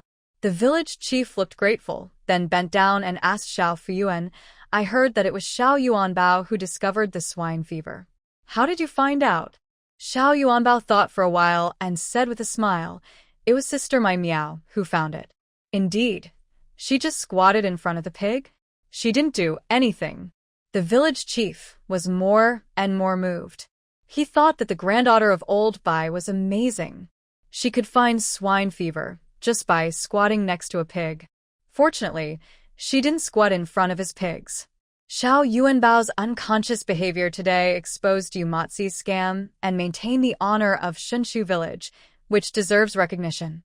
More importantly, when the infected pigs flow into the market, many people will be affected. Xiao Yuanbao's behavior can be said to have saved a group of people. Saving a life is better than building a 7-story pagoda. Xiao Yuanbao built countless pagodas without realizing it. Not only the village chief thought so, but the onlookers also thought so. Oh, this time it's all thanks to the little granddaughter of the Old Bai family. If she hadn't squatted in front of the pig, she would have been fooled by Yumatzi. Little Yuanbao is so smart. Look at how prosperous the Bai family has been since she was born. Little Yuanbao, if it weren't for you, that infected pig would have killed people. Uncle has a bag of pine nut candy at home as a reward for you. I'll ask your little nephew to bring it to you later. Okay, thank you, Uncle. Xiao Yuanbao readily agreed and said softly. The more village chief Zhao looked at Xiao Yuanbao, the more precious it became to him. Pine nut candy is more expensive and tastier than crispy candy.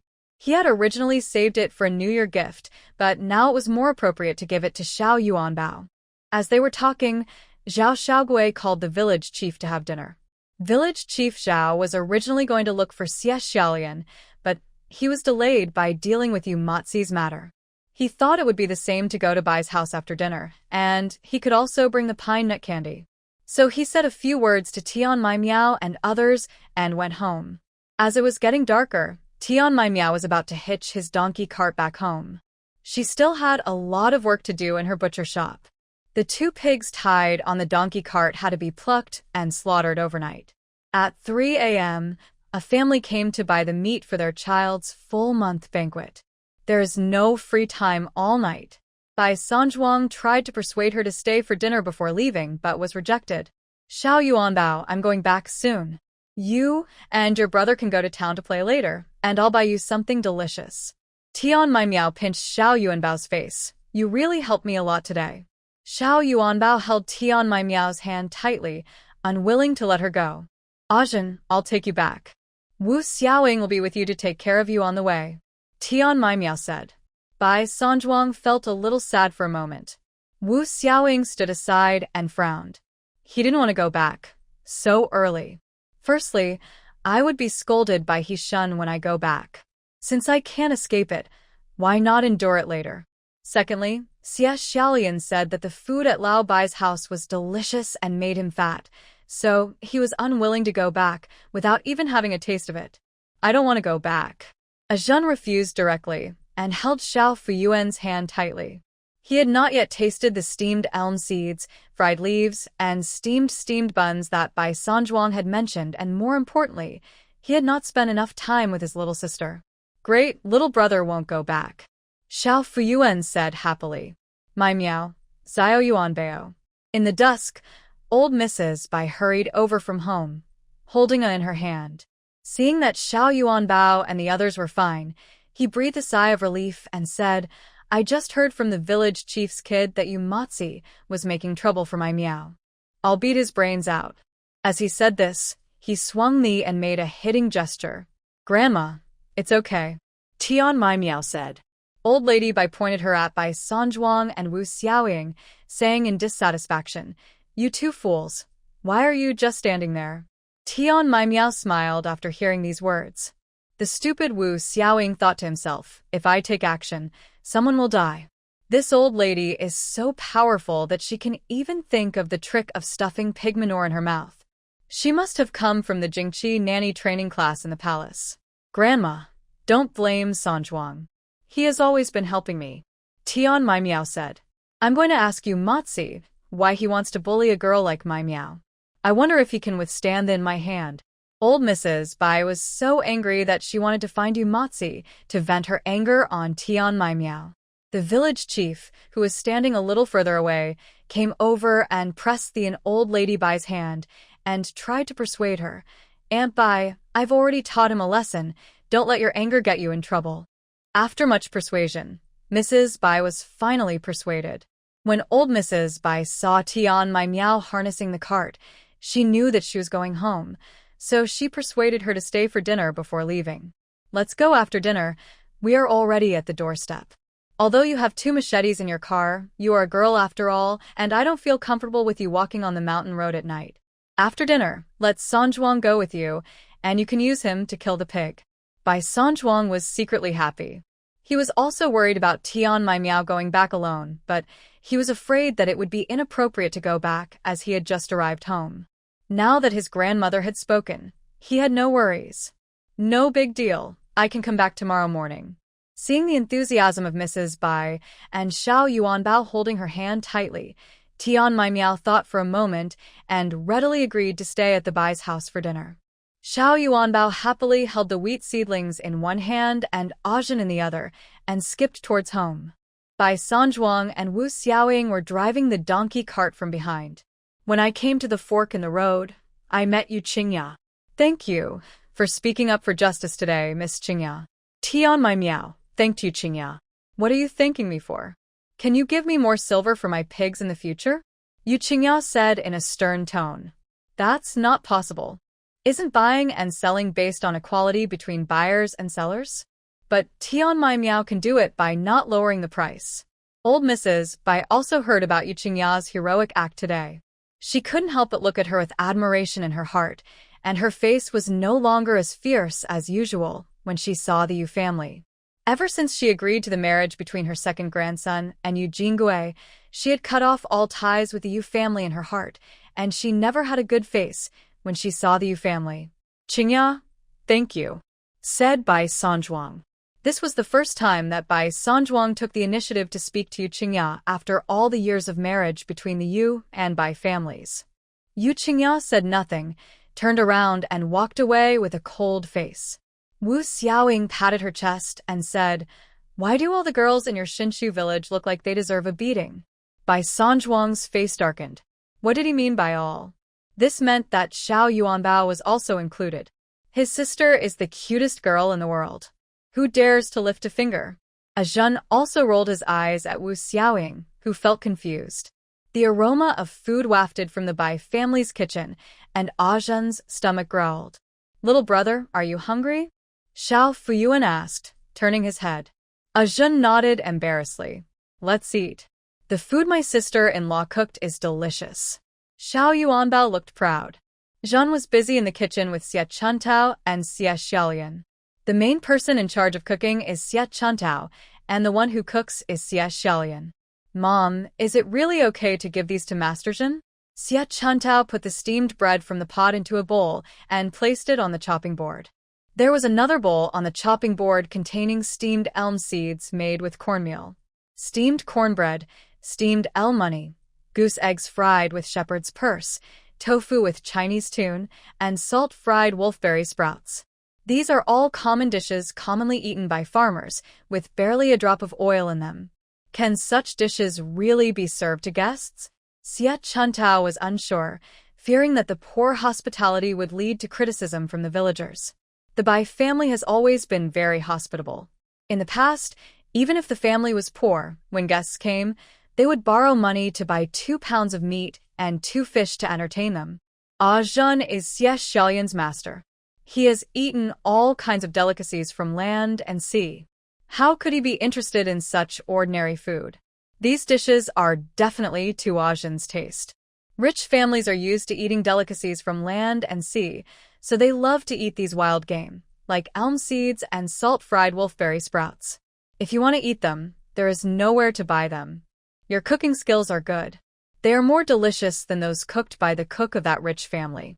Zhen was preparing the mashed garlic sauce and said to her eldest daughter-in-law with a smile. Xie Chuntao was reassured by her mother-in-law.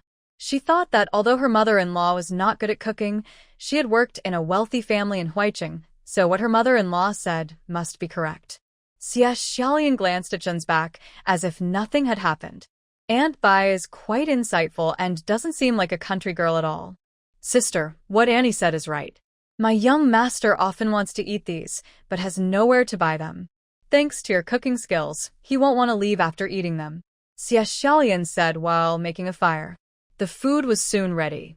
Zhen and Xie Chuntao put the food on the table.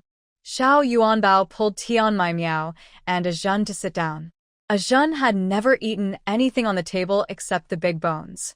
He stared at the steamed elm seeds with bright eyes and said, I want to eat this. Xiao Yuanbao scooped some with a spoon and passed it to Zhen's mouth. Zhen ate it in one gulp and suddenly smiled and said, It's just as third brother said. It's delicious. Xie Chuntao, standing beside the table, felt relieved. Bai Banmu and Bai Dazhuang came back from the fields and met and greeted the guests. Hearing the sound outside, Wu Xiaoying stopped chewing with her cheeks puffed out. She still held the remaining half of the steamed bread in her hand, which looked like a frost-bitten eggplant.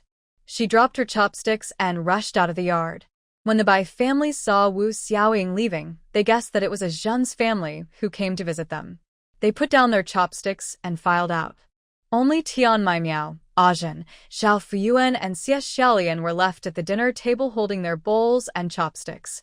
Zhen was very calm, lowering his head to eat the steamed elm seeds in front of him. The green elm seeds, wrapped in cornmeal, dripped with sesame oil and mashed garlic, were very delicious. He was eating with great relish, and he took a large bone from the big plate and handed it to Xiao Fuyuan. He carefully observed the people in Lao Bai's family. Elm seeds were very common to them. They didn't eat meat often. Little Fuyuan enjoyed chewing big bones. The meat had to be given to his little sister. Xie Xiaolian picked up a big bone to chew on and was glared at by Zhen. What are you doing? Stealing food from little sister. Not only the little sister, but also the little sister's fifth brother and nephew were drooling at the big bone.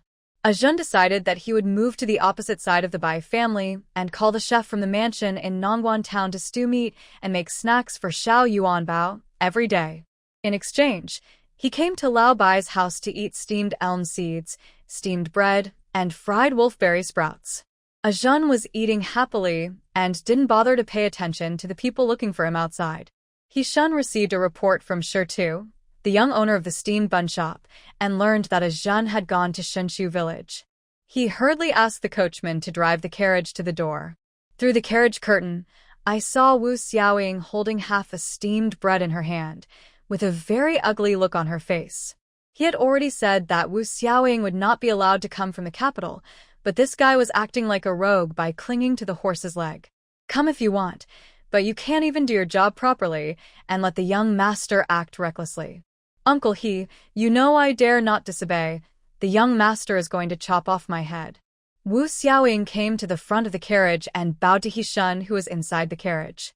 Oh, this Master Zhen looks so kind.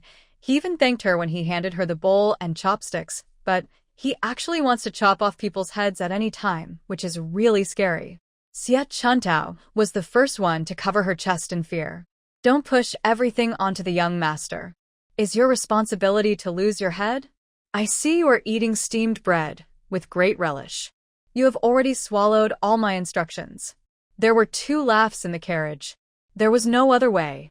Shun wanted to beat Wu Xiaoying dozens of times on the spot, but he was afraid of scaring the family of his savior by Sanzhuang. Uncle He, why did you come here in person? Bai Sanzhuang heard Shun's voice and ran to the carriage in surprise. Everyone in the Bai family saw a figure getting off the carriage, holding a lamp covered by a crystal glass ball in his hand. Under the bright light, the visitor's face appeared clearly. The old face was like a wax sculpture, bloodless, with eyebrows flying to the temples and eyes half closed. Young man from the Bai family. Shun nodded to Bai Sanzhuang, glanced at the faces of everyone in the Bai family, and quickly closed his eyes. Young master, Bai has done me a favor. Logically, I should have come to visit and express my gratitude a long time ago. Sorry for bothering you today. Shun came to old lady Bai and the others and said with a smile, Sanzhuang is always on the road, so it's not worth it to help him when you meet him. Your Excellency, please come in and have a cup of tea since you have visited my humble home. Zhen said as she walked past the crowd. Shun raised his eyes and glanced quickly at Zhen, feeling a little surprised. He felt that this woman spoke with insight not like a village woman. What, sir? I'm just an old servant. He-shun said, then I'm sorry to bother you, madam and old madam. I'll just go into the house and ask for a cup of tea. Please come in, sir. Jun said. Old Mrs. Bai didn't say anything. She pinched the white wooden board. Then the white wooden board reacted and stepped forward to invite He-shun into the house with Jun. Bai Dazhuang rubbed his hands nervously. This was the first time in his life that a distinguished person had come into his house. He didn't know how to react. What he didn't expect was that the person who was speaking and giving the same lines as in the play was actually his own mother. Bai Sanjuang also has a new respect for his mother. Everyone says that grandma is a powerful figure, and my own mother is no less powerful. Bai Dazhuang followed behind and pulled Bai Sanjuang over and said, Third brother, look at what mother said tonight. I feel like it's a little bit better than what the village chief said. Bai Sanjuang whispered. What's so strange about that? Our mother can read. Yu Jingui took Xie Chuantao's arm and said mysteriously, I heard from my mother that our mother-in-law is not from the Nangguanshan area. Sister-in-law, could it be that she is here to look for her relatives?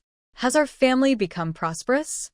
Xie Chuantao stopped and whispered, Don't talk nonsense. This is not a play. Everyone surrounded He-shun and came to the upper room. Xie Xiaolian got down from the table, bowed to He-shun, and stood aside. Tian Mai Miao called out Uncle He and stood up. When Xiao Yuanbao saw He-shun, he bowed with a smile and said, Uncle He, let's eat. He-shun said to Xiao Fuyuan lovingly, Thank you, Xiao Yuanbao. Uncle has eaten. Ajun didn't even raise his eyelids and just ate his food.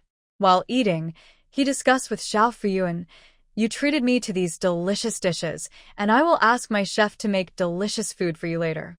As Xiao Yuanbao was chewing on a big bone, he said, Do you have fried chicken? McDonald's fried chicken. Okay, I'll buy you McDonald's fried chicken. The first time Asian heard of McDonald's. Although he had never eaten there and didn't know where the restaurant was, he could always find it as long as he mobilized people to look for it. He-shun stood aside respectfully, smiling, and said to Ajun, Young master, take your time to eat. I will take you back. Ajun continued to eat the steamed bun in his hand and dipped it in chili pepper. It was the first time that He-shun saw the young master eat so happily. Uncle He, you can't talk while eating. Xiao Fuyuan raised her pretty face and made a hushing gesture. Okay. Uncle won't say anything. He-shun smiled and was unusually friendly to Xiao Yuanbao, then greeted everyone. You guys continue to eat. I'll wait on the side. He-shun sat aside. Xie Chuantao served tea, and Jun, Bai Banmu and Bai Sanjuang accompanied them. Jun ate slowly and leisurely until the moon was at its highest point in the sky. Neither saying go back nor not go back, just playing with Xiao Fuyuan. He-shun smiled and said, Young master, it's getting late. Little Yuanbao wants to go to bed. Can you go back with me? If you want to come with your little sister, come back tomorrow. Ajun ignored him.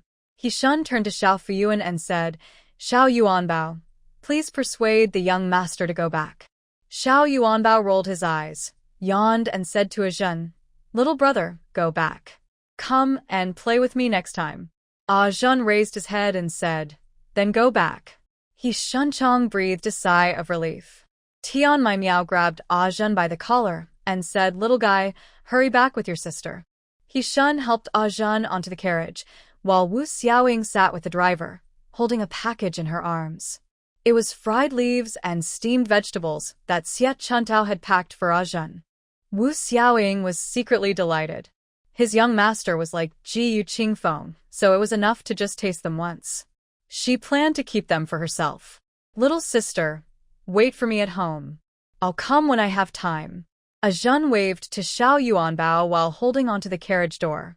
Little brother, I'm waiting for you. Xiao Yuanbao lay on the white wooden board's shoulder, yawning and waving at Ajun. Bai Sanjuang and Tian Mai Miao got on the donkey cart and suddenly remembered something and got out of bed. He carried out the chair he had brought and let Erlang sit in it. This chair is the result of his painstaking research since he was an apprentice. There is a backrest on top and wheels on the bottom. When Erlang sits on it, it not only supports his back to sit up, but also allows him to move freely by pushing the wheels. Looking at their son's smiling face, Xie Chuntao and Bai Dazhuang burst into tears with excitement. He Shun secretly stuffed a bag of silver into Xie Xiaolian's hand and then got on the carriage. Today, thanks to Xiao Yuanbao, he noticed that something was wrong with the pig. Otherwise, Yu Motzi would not only cheat Tian Mai Miao but also the family that bought the pork. After signing the land deed with Xie Xiaolian, village chief Zhao earned several dozen silver coins from smoking cigarettes. He happily bared his teeth and entered the upper room of the Bai family. In order to contribute to creating a smoke-free environment for the Bai family, he even put out his pipe before entering the house. After exchanging a few words with Zhen of Bai Mubin, Xiao Fuyuan was showered with praise and a bag of pine nut candy was given to Xiao Fuyuan as a prize on behalf of the whole village. Xiao Fuyuan was lying on the bed, curled up slightly, sleeping soundly. There were shallow marks on the pink little face from being pressed by the pillow, making the whole person look like a pitiful little kid. Village Chief Zhao felt a little jealous. What kind of luck did Bai Ban have? He was already a man, but he could still give birth to such a pretty daughter. He also had a daughter who had married and had children a long time ago. He was young at that time and did not know how to pamper his daughter. By the time he wanted to pamper her, she was already grown up. Xiao Yuanbao seemed to smell the scent of lemon in his dream. She frowned slightly, smacked her lips a few times, turned over and continued to sleep. In Nongguan town, in a big house under the big locust tree. After reading early in the morning, Ajin went into the kitchen, scaring the chefs and cooks. "Do you know this McDonald's?" Ajin asked directly. Everyone looked at me and I looked at you. What is the name of McDonald's? Ever since Xiao Fuyuan told Ajin that he wanted to eat McDonald's fried chicken, Ajin had taken note of it. He had already asked He Shun and Wu Xiaoying on the carriage if they knew this restaurant. Both said they had never heard of it. Wu Xiaoying even said that he had traveled all over the country and had never heard of this store name. The name was out of place, it didn't look like a store that sold food at all, and it even sold fried chicken. Different trades, different worlds. He Shun and Wu Xiaoying may not have heard of it, but maybe someone in the kitchen knows it. "Master, does the store you're talking about sell trinkets or jewelry?" Old Li, who was in charge of cleaning the kitchen, saw Ajin's eyes full of expectation and asked bravely. "Old Li, you have such a brain. If the young master wants to know about small items and jewelry, he can come to our kitchen and ask." Aunt Zhou from the dim sum department rolled her eyes at Old Li and asked Ajin with a smile, "Young master, what kind of food does this store you're talking about sell?" Ajin said, "I don't know anything else. I just know that their fried chicken is famous." "Fried chicken?" "Master, I've never heard of a fried chicken shop called this." The kitchen manager, Old Zhou, who is also Aunt Zhou's husband, thought for a moment and replied, "You rarely hear of a shop selling fried chicken outside. They mostly sell roasted chicken or grilled chicken."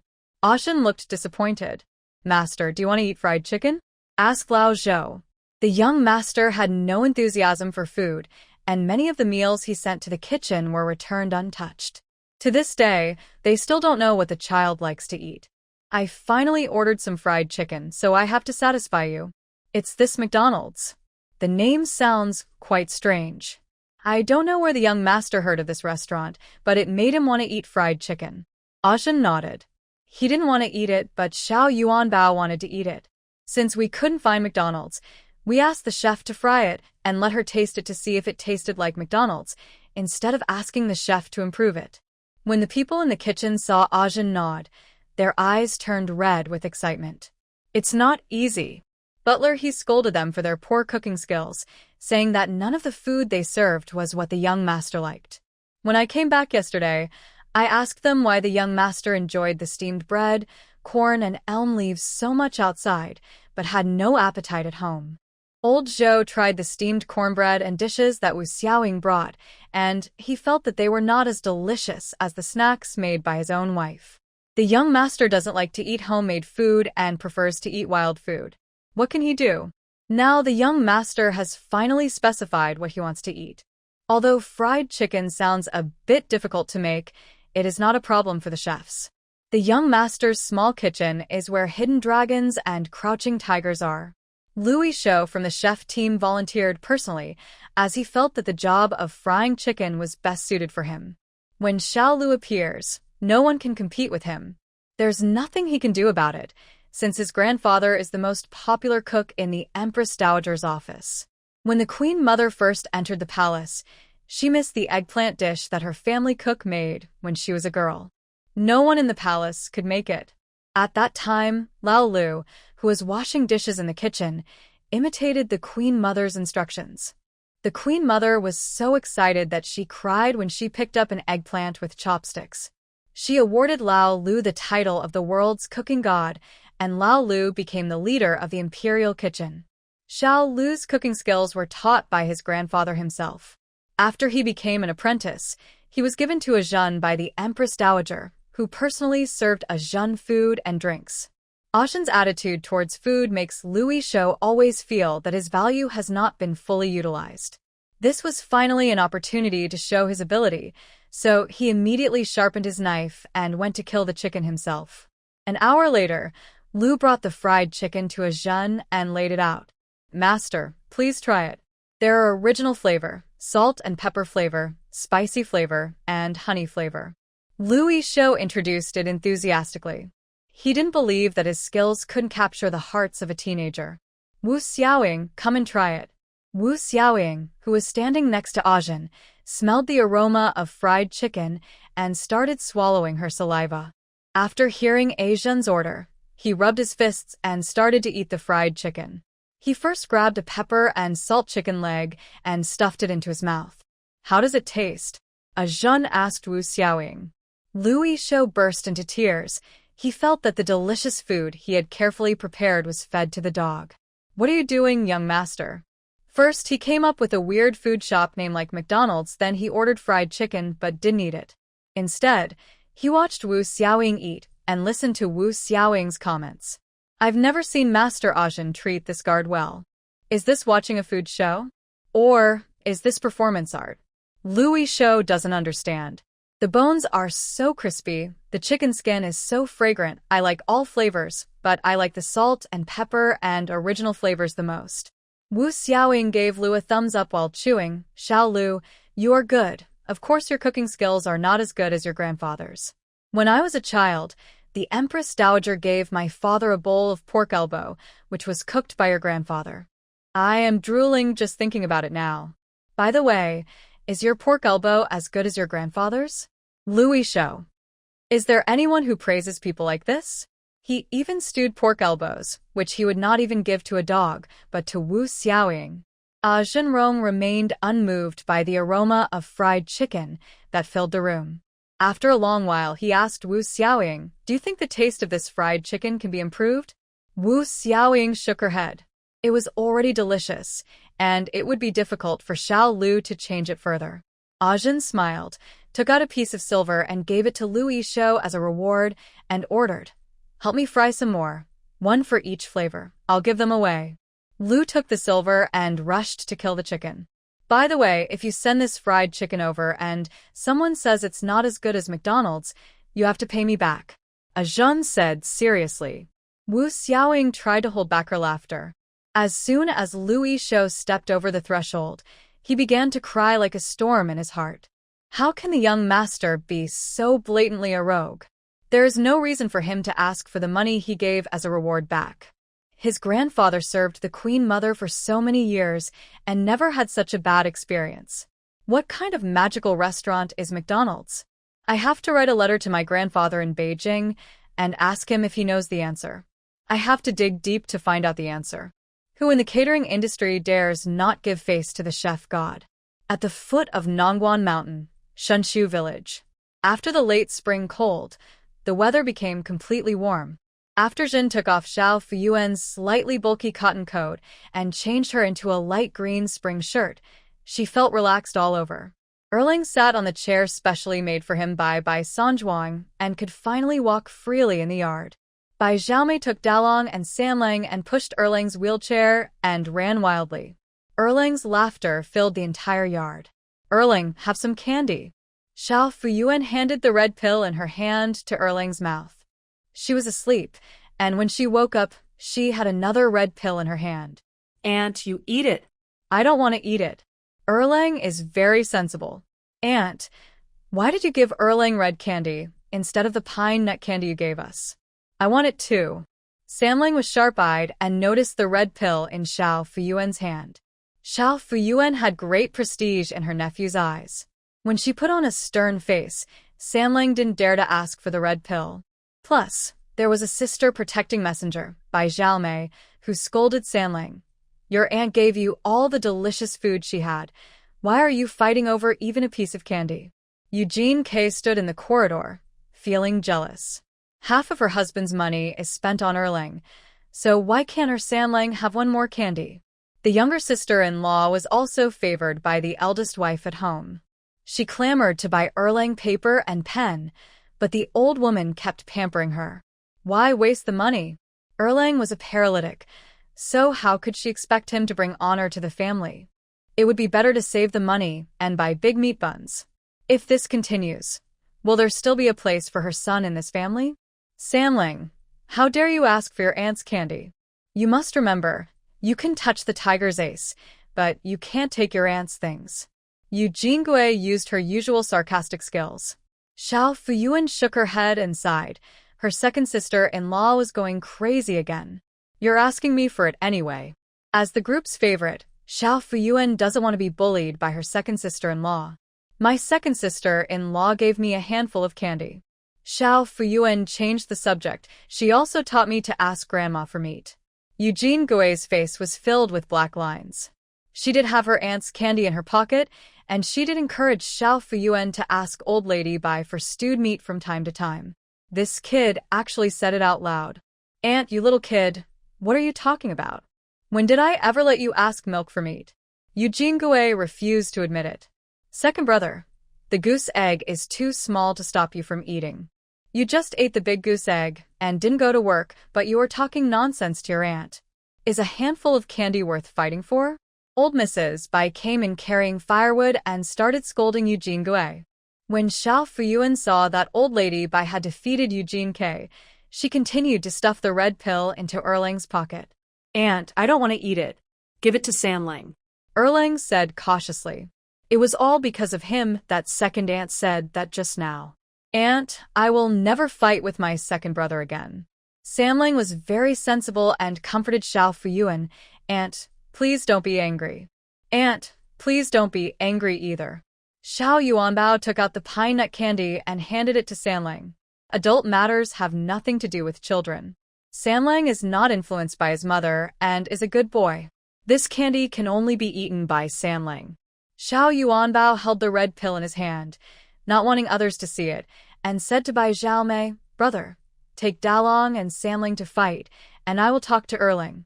Bai Xiaomei listened to her sister very much and took Dalong and Samling to the door and stood in horse stance obediently. Xiao Fuyuan handed the red pill to Jiro's mouth. Old Mrs. Bai put the firewood into the kitchen, came out and used a hook to gather the firewood into a pile. Then she saw her little granddaughter holding something like a pill and handing it to her great-grandson's mouth. Xiao Yuanbao, what did you give Erlang to eat? Old Mrs. Bai walked over, took the pill in her hand, then pulled Xiao Fuyuan into the house to interrogate her. Medicine. Xiao Fuyuan said with his eyes wide open. Who gave it to you? Asked old Mrs. Bai. Xiao Fuyuan thought for a moment and stretched out his hands. Wake up. There is something in your hands. Old Mrs. Bai's heart skipped a beat. She knew her little granddaughter, and she wouldn't lie. What seems like nonsense could be true. You mean when you woke up from your sleep, you had this medicine in your hand? Asked old Lady Bai. Xiao Yuanbao nodded. Which one is this? How do you know it's for Erlang? Old Mrs. Bai knows how to grasp the key points of the question. Xiao Yuanbao stretched out 2 chubby fingers. 2. Give one to Erlang. Old Mrs. Bai was frightened. Erlang started to feel pain in his waist and legs. Before he could only lie in bed, but now he can sit up. The family always thought that it was Dr. Wu's work, but they didn't expect it was actually the pills given by Xiao Fuyuan. She had known that this adopted granddaughter was different from others, and all she could think of was that she had better luck and more blessings. She never thought that she could find a pill to cure Erlang's leg. Apart from the fact that the Bodhisattva had manifested his miraculous power and appeared in the body of his little granddaughter, old Mrs. Bai could not think of anything else. Little Yuan Bao, be good. Next time you have such pills, remember to give them to your mother. Don't feed them to Erling yourself. Old Mrs. Bai thought for a while and reminded Xiao Fuyuan. Xiao Fuyuan nodded vigorously, his big eyes blinking. Old Mrs. Bai couldn't help but scratch her granddaughter's nose. Everyone said that she was blessed with a good fortune. She wondered what kind of fortune she would have in the future. The little granddaughter must be well protected, and her reputation must not be spread out. In case some villains try to do something sinister behind her back, we won't be able to resist. Old Mrs. Bai retied Xiao Yuanbao's hair and led her back to Erling. Erling, this pill was prepared for you by your grandma in town, and your aunt gave it to you as if it were candy. You can take it. I don't know if it will work as the doctor said, but it said your leg will heal after you take it. Old Mrs. Bai coaxed Erling to take the pill. Erling swallowed the pill and drank some water before saying, "This pill is as sweet as sugar. It's so milky. I felt something in my legs last time, and it was this that my aunt fed me." Old Mrs. Bai's eyelids twitched, and sure enough, her guess was correct. Erling, don't tell anyone else about this for now. Don't tell your parents either.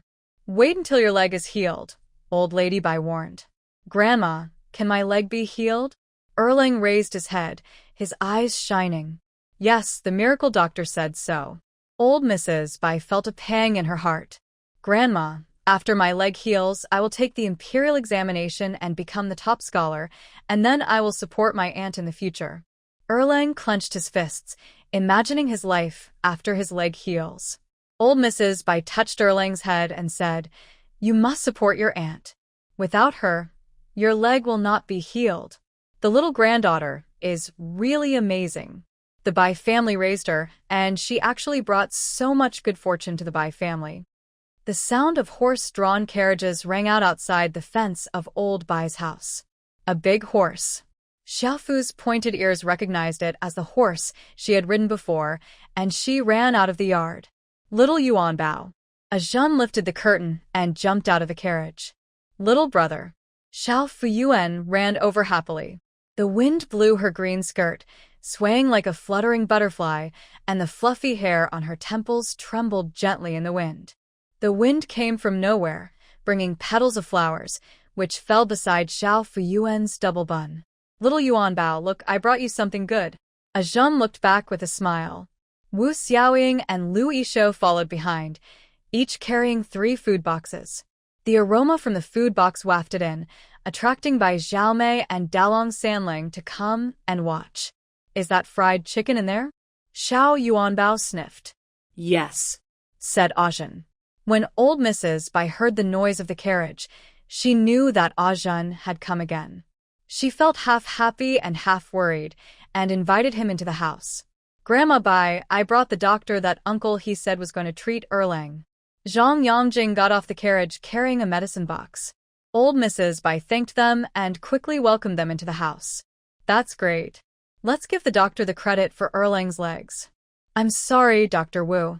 Zhang Yangjing didn't even bother to drink his tea and went to look at Erlang's legs. As a doctor of this dynasty, he loves to take on the challenge of treating difficult and complicated diseases. Ajun ordered Wu Xiaoying and Lu Yishou to place the fried chicken next to Xiao Fuyuan, who was drooling with greed. This is the first time I have eaten fried chicken here. Xiao Yuanbao, try it. Is this the taste of McDonald's? Ajun asked with his hands behind his back. Lu rubbed his hands nervously. For the reward, he persuaded Ajun to follow him. He said that if the people who ate the fried chicken were not satisfied, he could tell them the taste of McDonald's, and he would be able to fry the same thing next time. It tastes better than McDonald's. Xiao Yuanbao took a bite of the chicken leg, his mouth full of oil, and he slurred his words as he gave Lu Yishou a thumbs up. Lu Yishou was so excited that tears fell, and he wanted to call Xiao Fuyuan his ancestor. He had been serving Ajun for so long, and this was the first time he was appreciated for his job.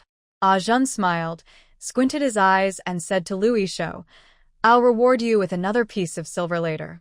Louis Shou bowed to Zhen and asked Xiao Fuyuan, Xiao Yuanbao, what else do you want to eat? Thank you, big brother. Can you make burgers, French fries, egg tarts? And strawberry birthday cake? Little Fuyuan's big eyes rolled around, shining in them. Louis Shou. What? What is a burger? What are French fries? A pagoda made of eggs? He knows strawberries cake is egg cake? Birthday cake means the cake on the birthday? Wait, how did this little girl know these tricky and weird things? I even know about strawberries. Strawberries are such a delicate fruit. How could people in the remote areas of Nangguanshan afford to eat them? I guess they have never seen them. They would go to Huiqing to buy some strawberries for the young master. Lu's hands were in a mess. I was careless. It seems that he cannot do this. Xiao Yuanbao, how did you know about these foods you mentioned? Louis Shou asked cautiously with sweat on his forehead and glanced at Zhen. Xiao Yuanbao took a bite of the chicken wing, which was crispy and fragrant, and his eyes curved into crescents. In a dream. What? Louis Shou almost shut himself up. What kind of dream could include such strange food? Louis Shou seriously doubted the outrageousness of this answer, but the little Yuanbao in front of him looked serious. That's right, a little country girl only ate steamed cornbread, white flour, and vegetables. Her family would pamper her, and at most give her an egg for one meal, and usually buy her a few pounds of fruit. Even if you ask her to make up names for these foods, I'm afraid she won't be able to come up with them. Xiao Yuanbao opened his cute eyes and asked Louis Shou, Big brother, can you do these? Louis Shou. How could he answer this? If he said no, he would be afraid of tarnishing the reputation of the god of cooking. Besides, he didn't dare to say no in front of the young master. Can you make the food that the little sister mentioned? Zhen was very dissatisfied when he saw Louis Shou's hesitation. Master, no one knows what the food in this dream tastes like. I'm afraid it won't suit your taste. You just said no. Zhen interrupted with a stern face. Louis Shou looked at Wu Xiaoying and said, Why don't you speak up for me? You have eaten so many of my delicious foods. Wu Xiaoying looked at her eyes and nose and ate the melon quietly. Receiving Louis Shou's pleading gaze, he decided to stand on Master Zhen's side and said sternly, Master has said everything. Just do as you are told. Louis Shou gritted his teeth helplessly and said, Master, I will do it. Zhen's expression lightened up a little. Great. Xiao Yuanbao clapped his hands happily. Thank you, big brother. Little brother is a cooking god. Louis Shou, who was depressed just now, was overjoyed when Xiao Yuanbao called him the god of cooking. It is said that it is difficult to find a soulmate. What is the highest achievement for a chef? It is to gain recognition from diners. Since Xiao Yuanbao was so supportive, he decided to go back and look through the secret cooking book his grandfather gave him and make hamburgers, egg tarts, French fries, and birthday cakes. Bai Xiaomei and uncle and nephew Dalong Sanling poked their heads out of the door, attracted by the fragrance. Little brother, can you give the fried chicken to my fourth brother and the others? Xiao Yuanbao asked Zhen. The fried chicken is all yours. You can give it to whoever you want. Zhen nodded. Xiao Fuyuan waved to Bai Xiaomei and his nephew, and the three of them couldn't wait to grab the fried chicken and start eating. It's so delicious, sister. This is the best fried chicken I have ever eaten, said Bai Xiaomei. You can't compare to Zui Qingfeng's roast chicken. Dalong added. Oh, Xiao Yuanbao's nephew is insightful. His comments are precise and to the point, and he really understands the meaning of leniency. Louis Shou felt touched. Wow, he eats even more deliciously than Wu Xiaoying. He dreams that one day diners will devour his food voraciously. The people in the young master's courtyard are too restrained in eating. Look at the people in the Bai family. They are so popular and are not shy at all when it comes to eating delicious food.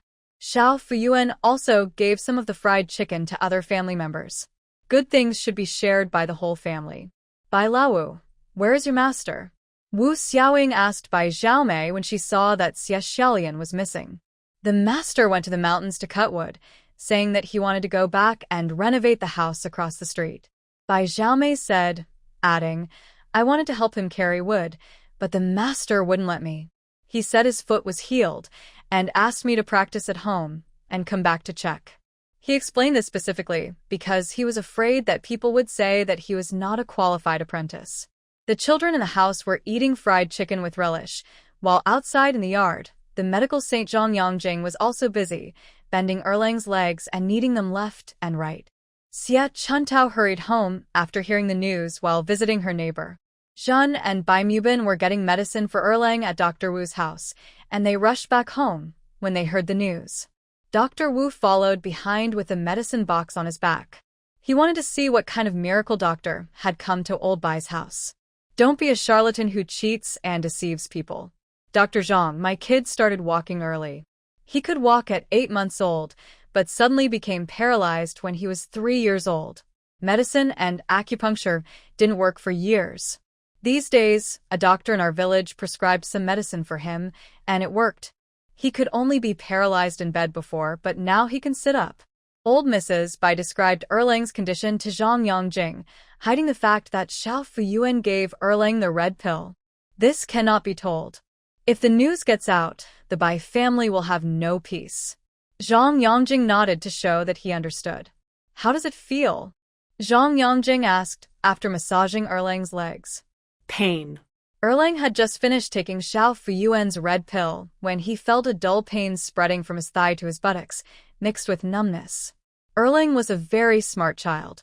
He knew that it was the red pill given by his aunt that was effective, but he would never tell anyone about it. Zhang Yangjing pondered for a moment and said to himself, I didn't expect that a country doctor would have such medical skills. Judging from the original traces, the nerves connecting Dalong's thigh and buttocks are tending to be necrotic and are not easy to recover. The recovery was unexpected. Dr. Zhang, can my son's leg be healed? Xia Chuantao's face was full of hope. This doctor has an elegant appearance and looks like an immortal. It seems that his Chinese medicine skills are better than Wu Lang's. I dare not judge. Zhang Yangjing said. Could you please give me the medicine the old lady mentioned that the doctor prescribed? Xia Chuntao hurriedly showed Zhang Yangjing the medicine prescribed by Dr. Wu. Ephedra, cinnamon twig, almond, licorice. There is nothing special about the medicine for promoting blood circulation and removing blood stasis. Zhang Yangjing opened the medicine box and was about to give him an acupuncture. Wait a minute. Dr. Wu came in with a medical box on his back, looked at Zhang Yangjing and asked, May I ask who you are? Humph, he looks like a decent human being. Swindlers often disguise themselves like this. My last name is Zhang. Zhang Yangjing replied gently. There is no doctor with the surname Zhang in the Nangguanshan area. The only person I know in the world with the surname Zhang is Zhang Yangjing. Dr. Wu said in a bad tone. What does Mr. Bai mean by this? The medicine he prescribed for Erlang was quite effective. Why did he change doctors halfway? It's so hurtful. I am Zhang Yangjing. Zhang Yangjing said calmly. Old Mrs. Bai, Xia Chuntao, and Bai Mubin reacted indifferently, as they didn't know the famous doctor. Zhen raised her eyes and quickly glanced at Zhang Yangjing, her heart moving slightly. When he was young, Zhang Yangjing was a young doctor in the Imperial Hospital. He carried a medicine box and followed his grandfather to the Zhen mansion to check her grandmother's pulse. She was sitting in the garden humming with indigestion, and Zhang Yangjing handed her a few hawthorn pills. Zhang Yangjing, is he the medical saint? Dr. Wu stuttered. Oh my god, I actually met my idol. Zhen and Wu Longzhong had similar doubts. The Zhang family has been practicing medicine for generations, and Zhang Yangjing learned from his grandfather, who was a famous doctor who never looked at the patient's background when he was treating patients. The wealthy families were treated, and the homeless on the streets were also given treatment. Zhang Yangjing inherited his grandfather's temperament, so it was not uncommon for him to go to poor farmers' homes to treat their patients. What puzzled Zhen was that Zhang Yangjing and Zhen came together. Could it be that Zhen came from the palace? When Zhen thought of this, she felt confused. There was a moment of panic. Quickly regained composure. When I met my old friend again, I had become a rough farm woman, and Zhang Yangjing would definitely not recognize me. After all, when we met that year, she was only about the same age. I am indeed Zhang Yangjing. Zhang Yangjing said with a smile. You are the doctor who prescribed medicine for Jilong's illness, right? The other party's momentum is so strong, and his understatement has a sense of freedom. Dr. Wu almost believed that the other party was not a liar. He pulled out the medicine book from the medicine box. Zhang Yongjing glanced at it and said, "This is my grandfather's notes." He later printed it. But there is a typo in the section on typhoid fever. Dr. Wu completely believed that the person in front of him was his idol. I was so excited that I almost cried. I'm the doctor in this village. My name is Wu Ximiao. Dr. Wu was quite embarrassed to introduce his name. His original name was Wu Yaozu, which his grandfather gave him in the hope that he would bring honor to the family, but he loved practicing medicine, so he changed his name to Wu Ximiao. The rural doctor has a heart that wants to reach the pinnacle of medicine. I heard that Erlang's leg has been treated by Dr. Wu. I would like to ask you. Wu Ximiao's heart was pounding with excitement, and then it swelled up. Zhang Yongjing, the medical saint of our dynasty, actually came to ask for advice from a country doctor like him. No, I am really embarrassed to ask for your advice. Wu Ximiao acted modestly. Erlang's legs. Wu Ximiao began to explain his treatment philosophy, and Zhang Yongjing listened very carefully. Old Mrs. Bai looked calm. Whether there was a medical saint or not, Erlang's leg would be healed. Then I will give the credit to the two people in front of me. Xie Chuntao and Bai Banmu were delighted, thinking that with the presence of the medical saint, Erlang's leg would definitely be healed. Xie Chuntao was no longer satisfied with her son just being able to sit. She began to imagine her son running and jumping. Zhen was naturally happy. She didn't know about other doctors, but she was clear about the abilities of the Zhang family's doctor. That secret recipe alone had saved countless people in the capital. She prayed that the Zhang family had some secret recipe that could cure her cross-legged condition. Xiao Yuanbao took Ajin to the yard and listened to Zhang Yongjing and Wu Ximiao's medical experience for a while. Medical saint, you are so awesome, Xiao Fuyuan said to Zhang Yongjing. When others called Zhang Yongjing the medical saint, he would just laugh it off. But when he saw the cute little girl Yuxue in front of him calling him the medical saint, he couldn't help but smile. Xiao Fuyuan and Ajin came to the outside of the fence together. The gate of the house opposite was wide open, and the carpenter hired by the village chief was measuring and building the gate. Can I live here from now on and play with Xiao Yuanbao every day? Ajin said. Great. Xiao Fuyuan was very happy. She also likes this little brother. I can eat fried chicken from now on, said Xiao Fuyuan. It allows you to eat fried chicken every day. Little Fuyuan was spinning around happily. Bai Dazhuang was working in the fields when he saw Xie Xiaolian carrying 2 trees down the mountain. Worried about his legs, he dropped his and helped him share one of the load. Big brother. Xiao Fuyuan called Bai Dazhuang. Sister. Bai Dazhuang felt happy when he saw his sister. Brother Xiaolian. Xiao Fuyuan greeted Xie Xiaolian.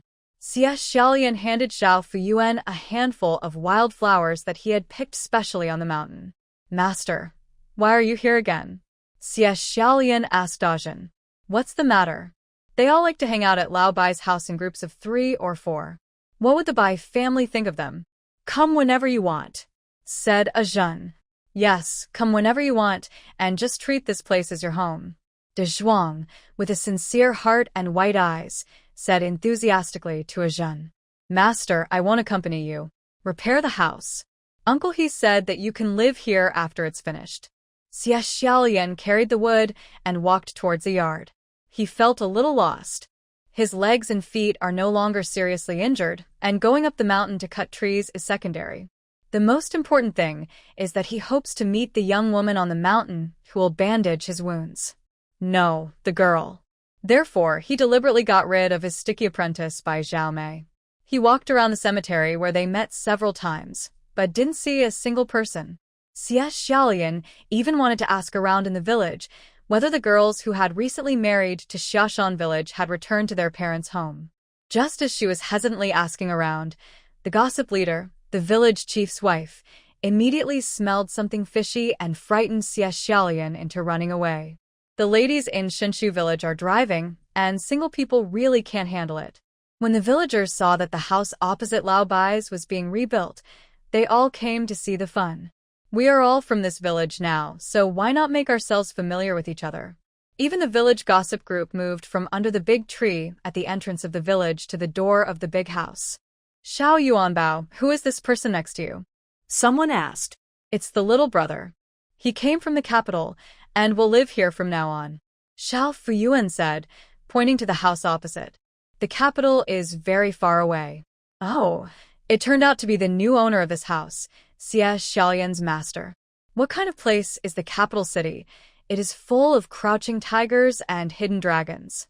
This child is extraordinary and noble. The Bai family is so lucky that by taking in an injured Xie Xiaolian, they can even establish a relationship with the host family. After all, it is the little Yuanbao that brings good luck.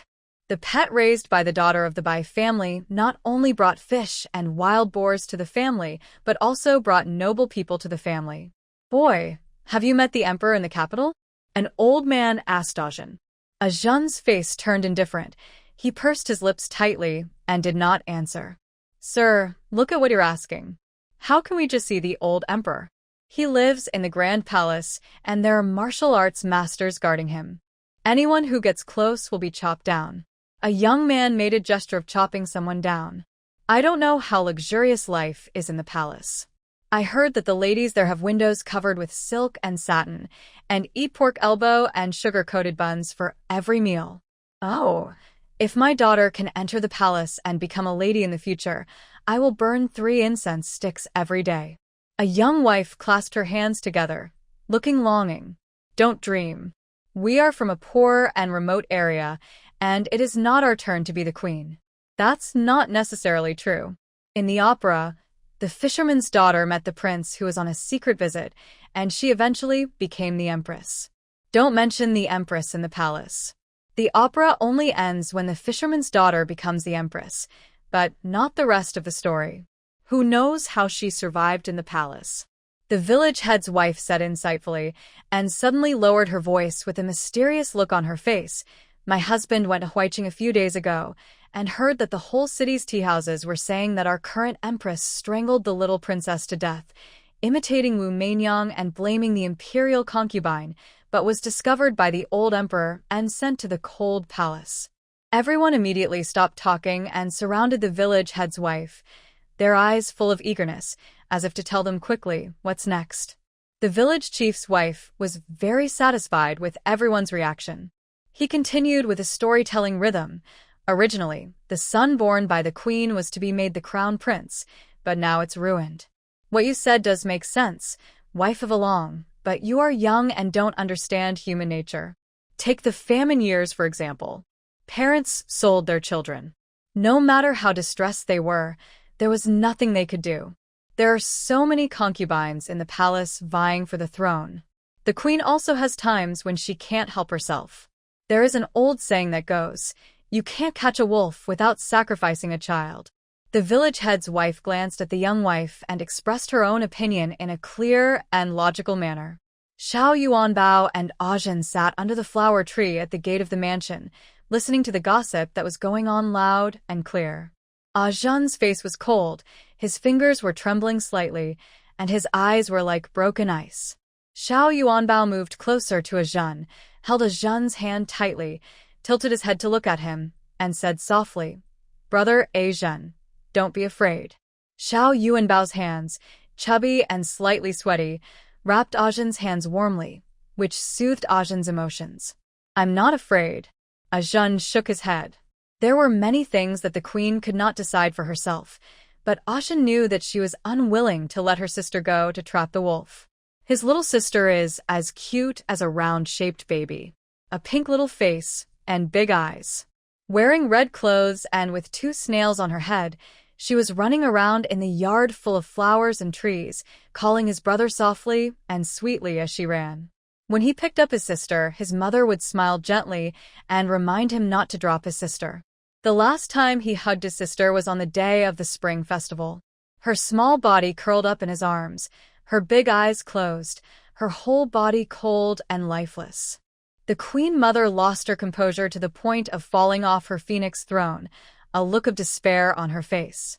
Then the imperial edict to appoint the crown prince was withheld, and although his mother still retained the title of queen, she was banished to the cold palace.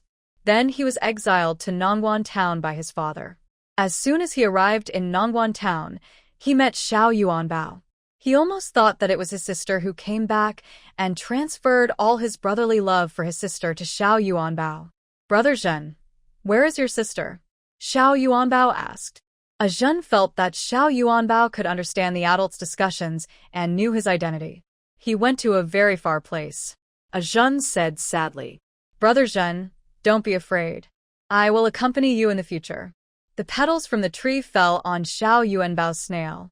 Xiao Yuanbao picked them and handed them to Zhen, then stretched out his hand and hooked his little finger. "Come on, pinky promise, we won't change for 100 years. Zhen smiled and stretched out his little finger to hook Xiao Yuanbao's finger. "Okay, it will remain unchanged for 100 years. The capital city has undergone drastic changes. The crown prince has not been appointed, the little princess has died in a mysterious way, the queen has been banished to the cold palace, and the imperial concubine is in power. The turbulent waves in the palace are too far away from Shenshu village and cannot affect the lives of its villagers." The gossip army that had already arrived at the gate of the mansion discussed it for a few sentences, sighed for a while, and then put it out of their minds.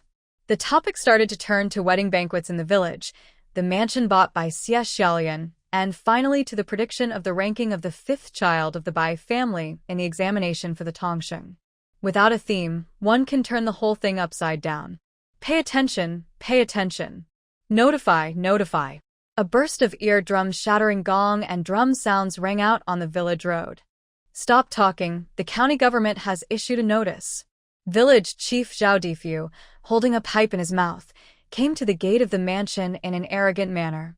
There was no other way, so he first walked around under the big tree in the village's gossip base but didn't see anyone. Then he found that people were gathered opposite Lao Bai's house, so he ran over in a hurry. "Everyone be quiet." Zhao Difu glanced at the crowd. It was his wife who was always holding him back. She knew that he had something to announce, but she was still talking excitedly to the young wife next to her. His prestige was compromised by his own wife. Bang! Zhao Xiaogui frowned and cooperated with his grandfather to knock on the gong. The village chief looked at Zhao Xiaogui with satisfaction. His grandson was right. There was someone to take over the throne of the village chief of Shenshu village. "Quiet down." Zhao Xiaogui shouted loudly under his grandfather's encouraging gaze. "Grandma, can you take the lead in being quiet?" The village chief's wife rolled her eyes at her grandson and took the lead in quieting down. The villagers stared at the village chief quietly, wondering what major event was worthy of the county government's announcement. Could it be that someone in the royal family died? The village chief felt his authority under the villagers' expectant gaze.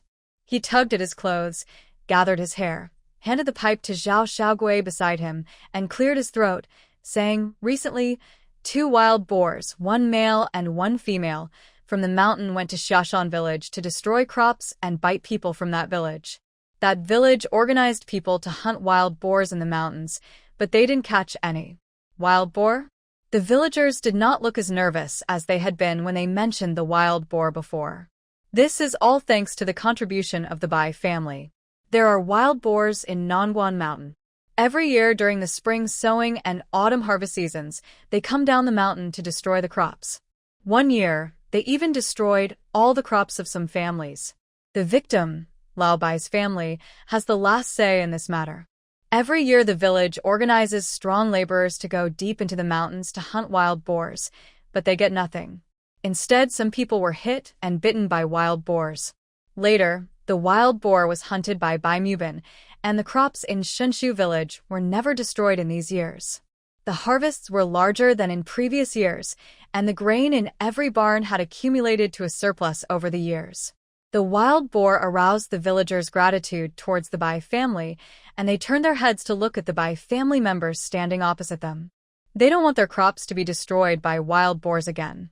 But what does the wild boars in Xiashan village have to do with Shenshu village? Spring plowing in Shenshu village has always been going smoothly. The villagers looked at Lao Bai's family again. Zhao Difu, stop talking nonsense. Just get to the important point. Bai Banmer felt uncomfortable being stared at by everyone and shouted at Zhao Difu. It was like this.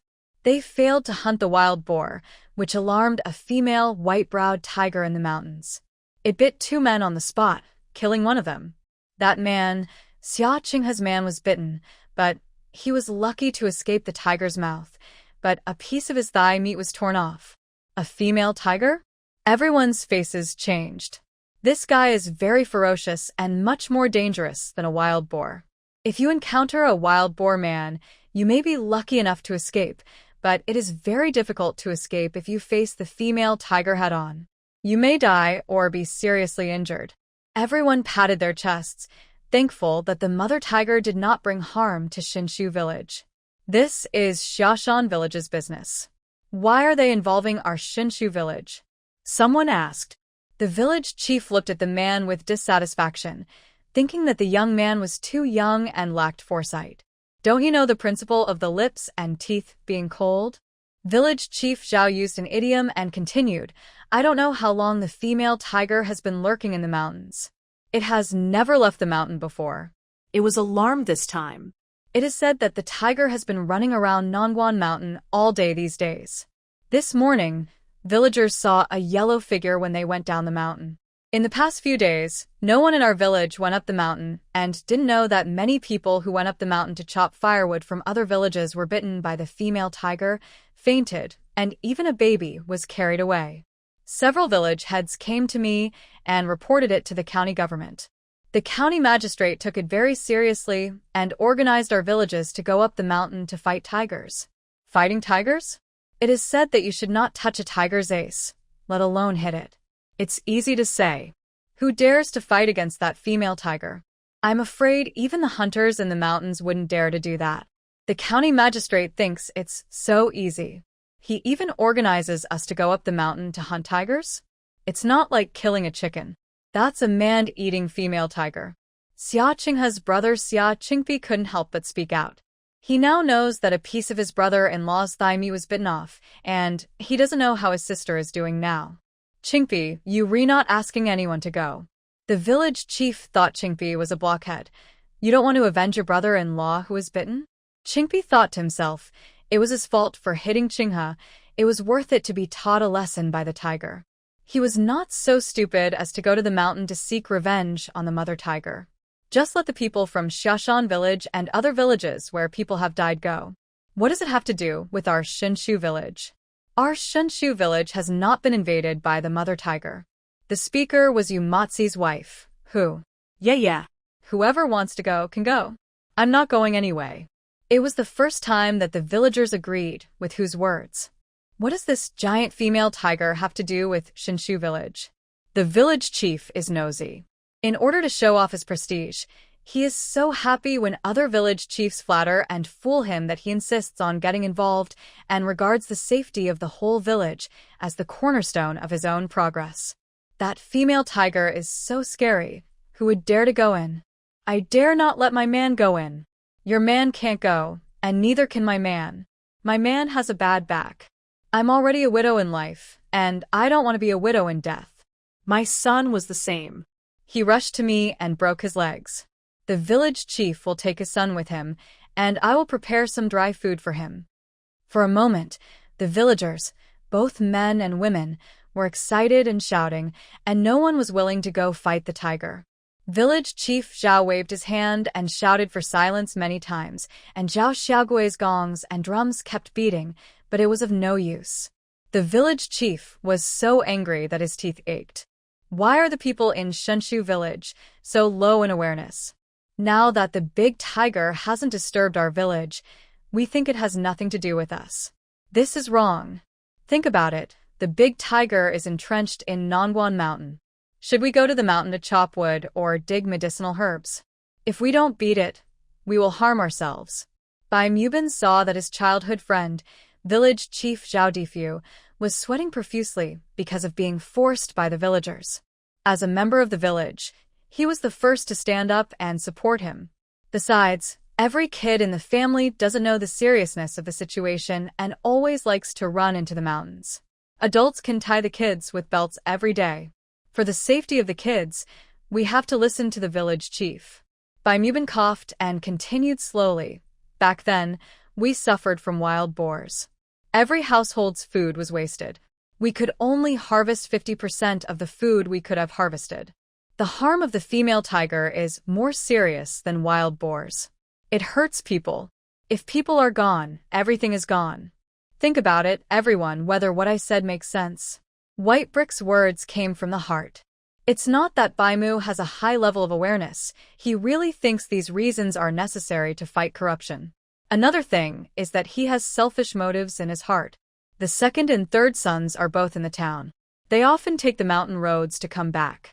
If they are taken away by a tiger, the Bai family will not be able to bear it. Furthermore, in the past, wild boars would come down the mountain and specifically destroy the land of Lao Bai's family, as if they had a grudge against each other from the previous life. He was afraid that the tiger would inherit the spirit of the wild boar and specifically target Lao Bai's people. Therefore, he must be the first to agree to go up the mountain to fight the tiger. Bai Mubin agreed with the village chief, so Bai Dazhuang would definitely follow his father and said, I agree with my father and the village chief. Old Mrs. Bai and Mrs. Zhen also nodded. Xiao Fuyuan clenched his fist and echoed, beat the tiger. For some reason, when village chief Zhao heard Xiao Fuyuan shouting to beat the tiger, he felt that this would definitely succeed. Many elderly people in the village thought that what Bai Mubin said made sense and showed expressions of approval on their faces. But some people disagree. Uncle Bai is still strong and healthy. At such an old age, he can still have a daughter, let alone kill a tiger. You Mozi's wife, Mrs. Hu, said sarcastically. Yes, let Uncle Bai take the lead. Back then, people could hunt wild boars, so tigers are no problem. A young man continued. That's right. Fathers and sons are fighting together. The Bai family has many sons, so we call all the sons in the town. Bai Erzwang and Bai Sanzhuang will fight together. A young wife in red clothes said while eating melon seeds. What do you mean? My husband is a scholar, a teacher, and a registered official in the imperial court. Even the county magistrate doesn't dare to ask my husband to go fight tigers, but you have arranged it here. Are you more capable than the county magistrate? When the other party mentioned Bai Erzwang, Eugene Gui couldn't stand it anymore and jumped out to battle. What's the matter? Isn't your man from Shenshu village? Why are other men in the village allowed to go, but your man doesn't go? The young wife questioned Eugene Gui. Just because it was a disaster year, the county government gave priority to our village in distributing relief grain out of his face. If your man could be like this, not only would I not let him go up the mountain to hunt tigers, I would make a golden statue and send it to your family. Eugene Gui responded sharply. The young wife was defeated and dared not speak. In this regard, her man is indeed no match for Eugene Gui's man. For the first time, Mrs. Bai looked at Eugene K. with admiration in her eyes. At least she is not so stupid as to know how to protect the men of the Bai family outside. Okay, stop arguing. After all, they are the Bai family, a well-educated family. Look at why they were able to raise the first scholar in the village. The fifth child is about to pass the imperial examination, and they also gave birth to a beautiful daughter. The village chief was moved and praised the Bai family, although the praise was a bit inappropriate. We must kill this tiger. Brother Bai is right. We have to kill the tiger for everyone. We can't just stay away from going up the mountain. Even if we don't go up the mountain, we have to walk the mountain road at least. The mother tiger won't care whether you are from Shenshu village or Xiashan village. She will go easy on you. The county government has issued a notice. We have to organize the people and go up the mountain tomorrow. Village Chief Zhao persuaded earnestly. This matter is not negotiable. The village chief made the final decision. The noisy scene quieted down temporarily. Everyone looked towards Nongguan Mountain. Could they really not go up the mountain for the rest of their lives? Some men began to relax. How do we fight this tiger? How do we arrange the manpower? Asked Bai Dazhuang. Naturally, all the adult men in every family go, mainly young and strong laborers. Village Chief Zhao looked at Bai Dazhuang. A young man like Bai Dazhuang would be enough. If all the young and strong laborers in the village were gathered together, plus the laborers from several surrounding villages. Each of them could beat the tiger into a pulp with one punch. Since my family doesn't have any young and strong laborers, there's no need to send anyone. Yu Jingui's parents, Qian, breathed a sigh of relief. Old man Yu is good at turning a mill, but he can't kill tigers. Yu Matsi would be the representative of their family when he went there. Anyway, the whole village knew that it would be Yu Matsi who would carry the coffin for the two of them in the future. Yu Qingya disappeared into the crowd, her eyes dimmed. By the way, this young master will also be a member of our village in the future. Village Chief Zhao pointed at Ajun next to Xiao Fuyuan. As a member of our village, one must contribute to the village. Although his family is not here, there are people to look after the house and yard. It should be okay for your family to have Xie Xiaolian. Ajun nodded. The village chief was very satisfied and praised Ajun a lot. What do you mean by young master, who is so young but understands the righteousness of the country? What do you mean by young master, who has just arrived in the village and has already considered the interests of the village? Xie Xiaolian. Okay, let's split into two groups. Bai Dazhuang will be the leader of the first group, and Dazhuang's father will be his deputy. I think Xie Xiaolian has some skills, so let Xie Xiaolian be the leader of the second group, and I'll be his deputy. Bai Dazhuang and Xie Xiaolian nodded, expressing their willingness to take on the responsibility of captain. Village Chief Zhao was very pleased. Okay, Village Chief, you divide the personnel into two groups and gather here in the evening to discuss the various regulations. Tomorrow, when we go up the mountain, those who have hoes should bring hoes, and those who have kitchen knives should bring kitchen knives. Bring all the tools. Bai Dazhuang was helping the village chief with the distribution work. He saw Dr. Wu in his yard and shouted, "Dr. Wu, you follow behind with the medicine box on your back and do a good job of saving the dying and healing the wounded." Dr. Wu said he didn't hear it. He was discussing difficult and complicated diseases with Zhang Yangjing in Lao Bai's yard. Also, I want to emphasize that each family should focus on starting a family and establishing a career. For example, in Bai Dazhuang's room, it is Bai Dazhuang who goes into battle, and he cannot represent his father. In his father's room, his father goes into battle, which represents Erzwang and Sanzhuang, the males who have not started a family. Village Chief Zhao thought about it for a moment and changed the plan slightly. It wasn't for the Bai family, but he was afraid that all his unmarried sons would go up there. He was afraid that if two of them were killed at once, they would hunt him down. In the evening, the personnel who would go up the mountain to hunt tigers were confirmed, and the village chief first divided them into two teams. Xie Xiaolian felt that the village chief's arrangement was unreasonable, so she stepped forward to disrupt it and redistribute the tasks. The party was lively and cheerful until the sun set over the mountains. Everyone went home in their own direction, waiting for the moon to rise above the willow trees before gathering together to go up the mountain. The wives of each family prepared a sumptuous dinner to comfort the men who were going to go up the mountain to fight tigers. The Bai family was no exception. They cut a few pounds of meat, killed 2 chickens, weighed a few pounds of tofu, and bought a jar of good wine. Chef Xie Chuntao prepared a large table of dishes. There are many men in the Bai family, but only Bai Dazhuang and Bai Erzwang are married. Bai Erzwang lives in the town, so the Bai family provides 2 male laborers, Bai Dazhuang and Bai Banmu. Xie Chuntao agreed with the reasons given by her father-in-law Bai Banmu for going up the mountain to fight the tiger, but when she thought of how powerful the female tiger was, her head started buzzing, and she was worried about the safety of her man Bai Dazhuang. Bai Dazhuang is a very strong man, good at farm work and chopping wood, and is usually the pillar of the family. But fighting a tiger is no child's play. He has never even killed a pig, so he doesn't know what he would do when facing a female tiger. Bai Dazhuang was sharpening an axe in the yard.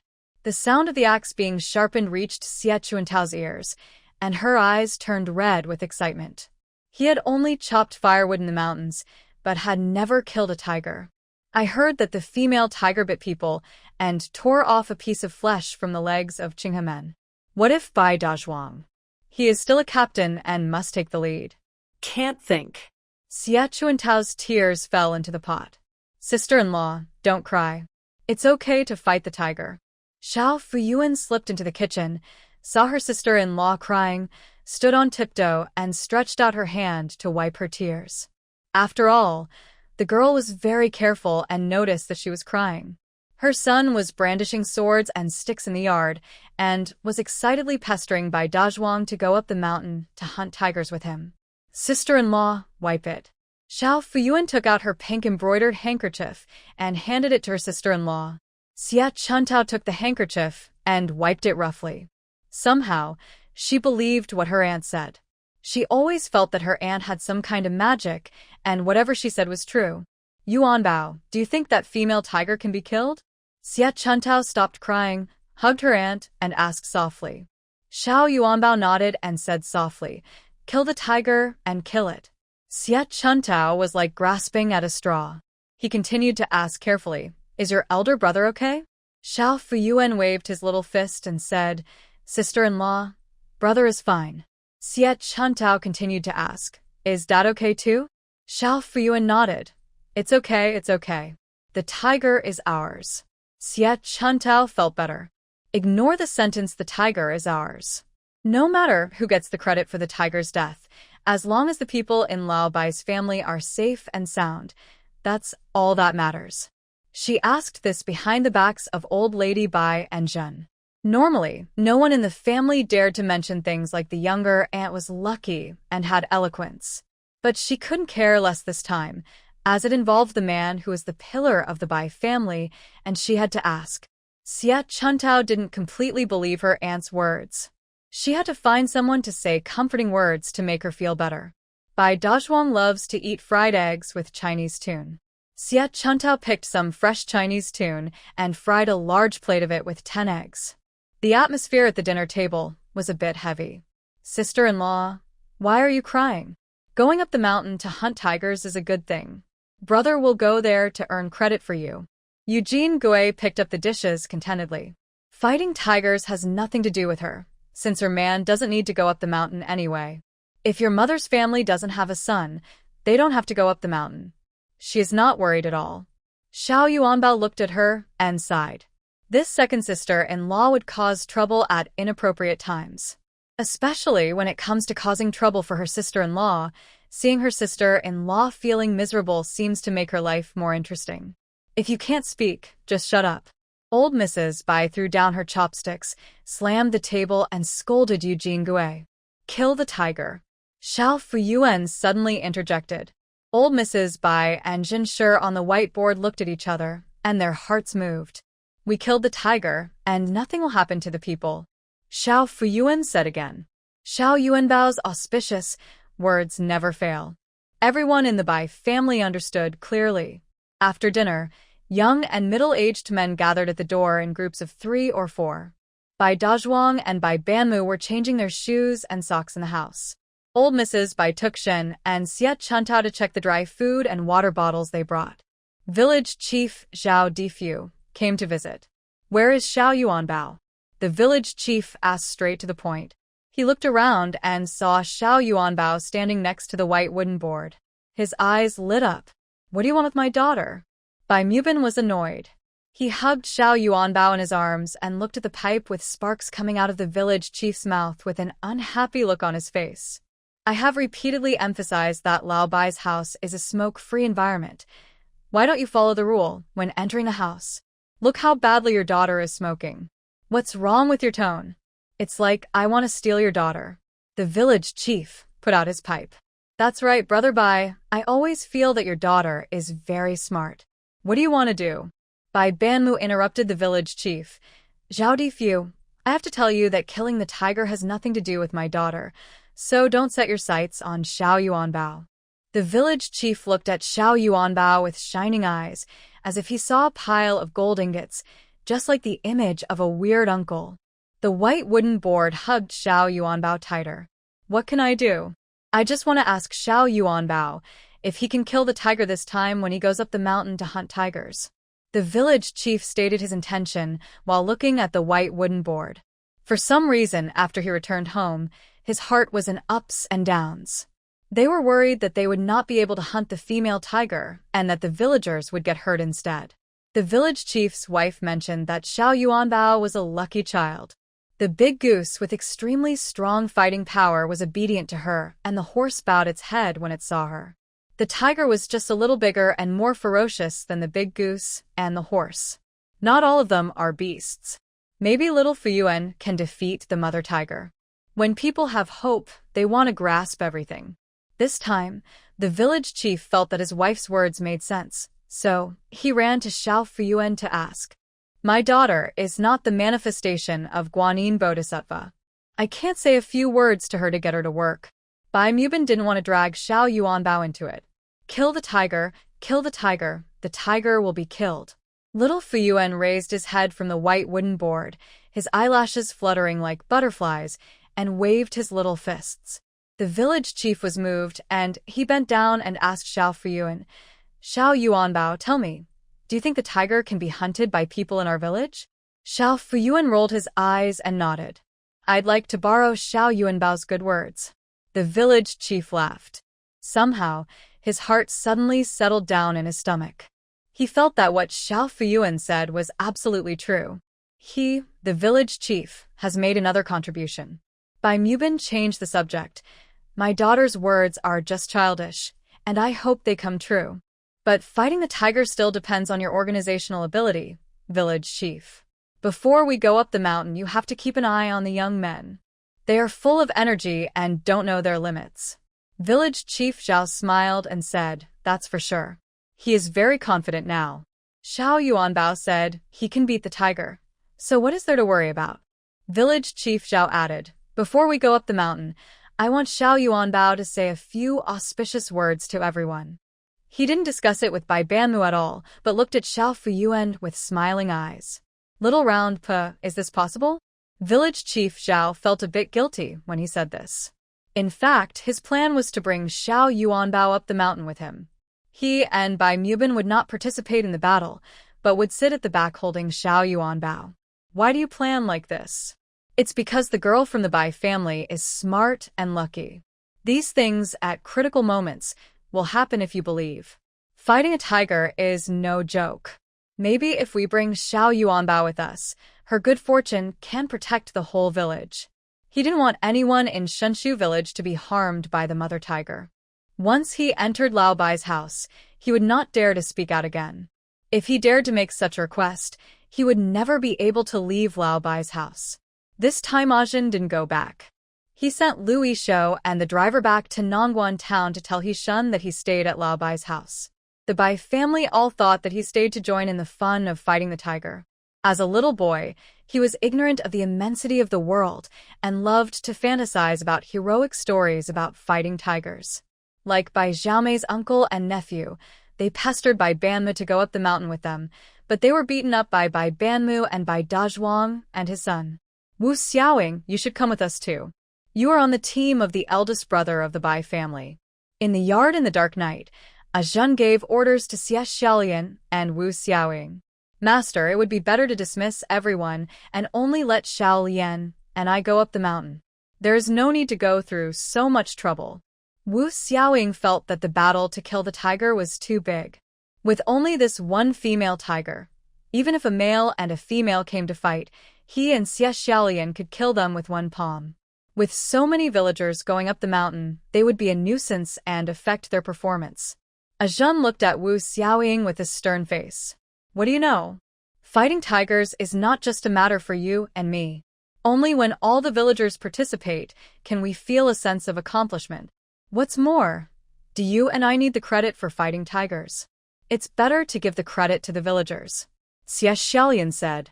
Ajun nodded. He looked at Xie Xiaolian with praise. Wu Xiaoying suddenly understood and patted his head, saying, I understand. Let Uncle Bai and Brother Bai take the credit for killing the tiger. I've eaten several meals from Sister Bai. Ajun said coldly. Please keep this in your heart and don't broadcast it like a megaphone. Most importantly, you must protect the villagers and not let the tiger hurt them, especially the people from Lao Bai's family. Yes. Xie Xiaolian and Wu Xiaoying stopped smiling. Seeing Xiao Yuanbao waving at him, Ajun smiled and ran towards Xiao Yuanbao. Xie Xiaolian and Wu Xiaoying discussed quietly, I'll take the other couple, and you follow Bai Dazhuang closely. When the time comes, we'll kill the tiger and give the credit to him. He's half my brother-in-law now, and I can't stand my sister being bullied. Just now at the dinner table at Lao Bai's house, as soon as Eugene Gui opened her mouth, he wanted to throw a steamed bun at her mouth. He treated Xie Chuntao as his sister and couldn't stand his sister being bullied and oppressed like this. He was taken care of by Xie Chuntao these days, who washed his clothes and brought him food. He must let Bai Dazhuang get the credit for killing the tiger. Imagine a man with the title of tiger fighting hero, and his sister Xie Chuntao is so powerful. She will definitely become the most arrogant woman in Shenshu village. Xiao Lian, take these with you. After Xie Chuntao packed up her things, she walked to the yard and handed Xie Xiaolian a package. It was the same as Bai Dazhuang's, with a water bottle, dry food, shoes, and gloves. Sister, don't worry, I have some kung fu skills, and I will protect my brother-in-law. Xie Xiaolian took over and said solemnly, I believe you, but don't try to show off your kung fu skills. That female tiger is no joke. Xie Xiaolian nodded. Soon, the tiger hunting team gathered in front of Lao Bai's house. Some of them carried hoes on their shoulders, and some had kitchen knives hanging around their waists. The young and middle-aged people were playing and laughing, bragging to each other, and did not take the spring outing seriously. Those who are already married, on the contrary, think more and talk less. The aunties and wives who were seeing them off stood aside, looked at the men or sons in the procession, and wiped their tears quietly. She prayed secretly, hoping that the female tiger would stay away from the people of Shenshu village, and that the credit for killing the tiger could be given to other villagers. As long as her man or son was safe, everything would be fine. Dr. Wu Ximiao and medical saint Sun Yongjing stood side by side, carrying medicine boxes, forming a tiger fighting medical team. Wu Ximiao sighed, saying that he was worthy of being called the medical saint, as he was fighting side by side with the villagers in the countryside. The village head's wife and Xie Chuntao, mother-in-law and daughter-in-law, stood together. She was very calm and not worried at all. She felt that with Xiao Yuanbao in Shenshu village, the village would not be harmed by the mother tiger. Through her husband's story, she analyzed that there were people harmed by the mother tiger in every village in the Nangguanshan area, except Shenshu village. Is Shenshu village protected by Buddha? Of course not. If it was, then the wild boars would have been the most ruthless in the Shenshu village before Xiao Fuyuan was born. There are some things that you just can't help but believe. At that time, the fortune teller said that the good fortune of Lao Bai's daughter would make Lao Bai's family rich and prosperous. This bit of good fortune spread through Lao Bai's fence and into the village, like a golden light protecting the body, so that Shenshu village was not invaded by the mother tiger like other villages. The daughter of the Bai family is very blessed and can ward off tigers. The village head's wife felt emotional and looked at Jin with eager eyes, which made Jin feel puzzled. Suddenly, a tiger roar came from Nongguan Mountain in the distance. The tiger's roar echoed throughout the mountains and forests and was clearly heard in Shenshu village. In the darkness of the night, the dark and unfathomable Nongguan Mountain seemed to tremble. The tiger hunting team fell silent in an instant. Everyone looked serious, listened attentively, and had expressions of fear on their faces. Some men even wanted to drop the kitchen knife and retreat on the spot.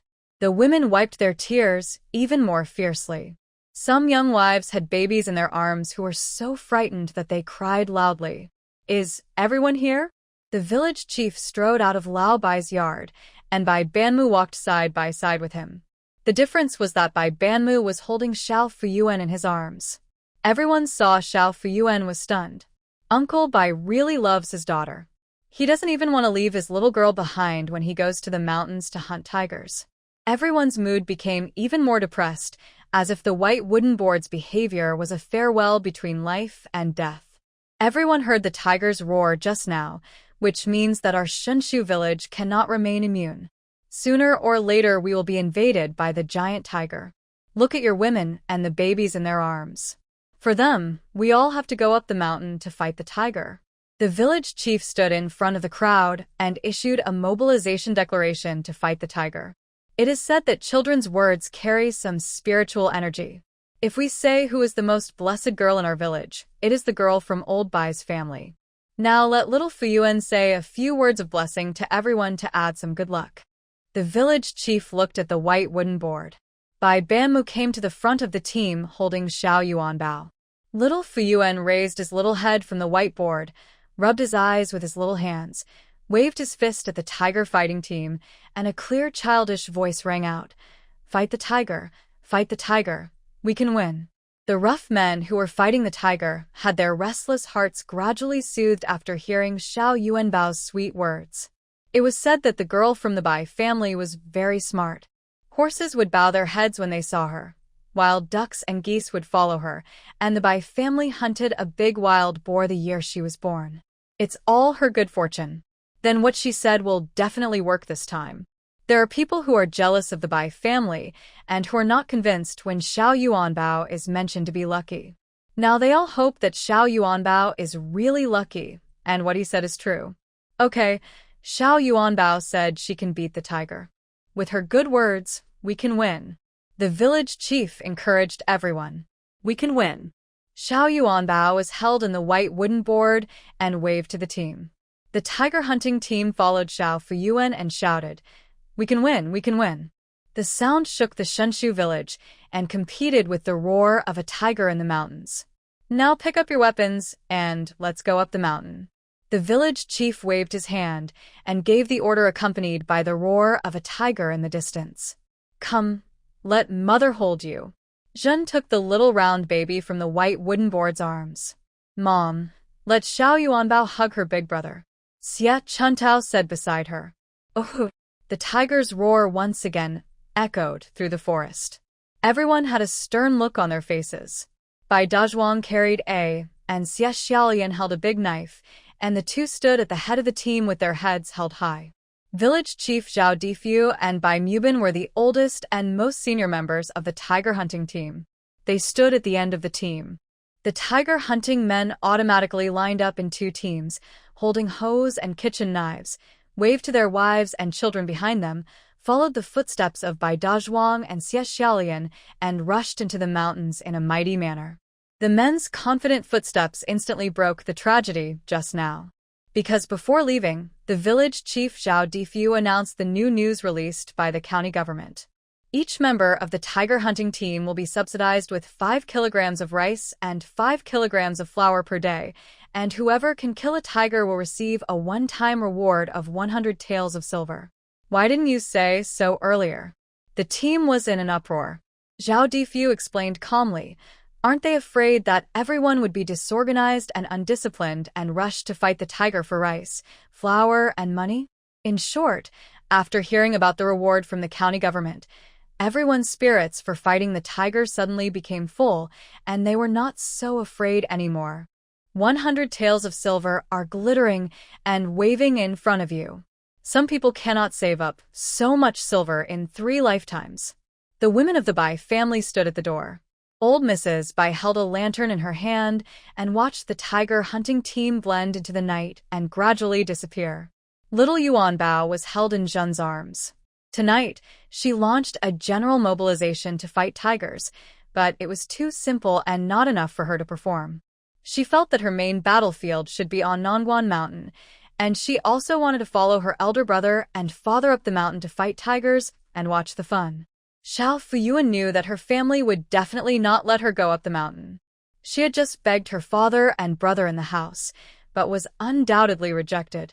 The village chief was eager to take her with him, but was hit by her father with a pipe. It's just wishful thinking. The wives in the village stood at the door of Lao Bai's house and watched the men go into the mountains, but did not leave. Originally, when it comes to the mother tiger, everyone is extremely worried. When they heard the village chief announce the rewards, they were as happy as if they were going to the market. Each person eats 5 kilograms of rice and 5 kilograms of flour a day, which is enough for the whole family. If the county government gives out rewards, they will definitely be fine rice and flour.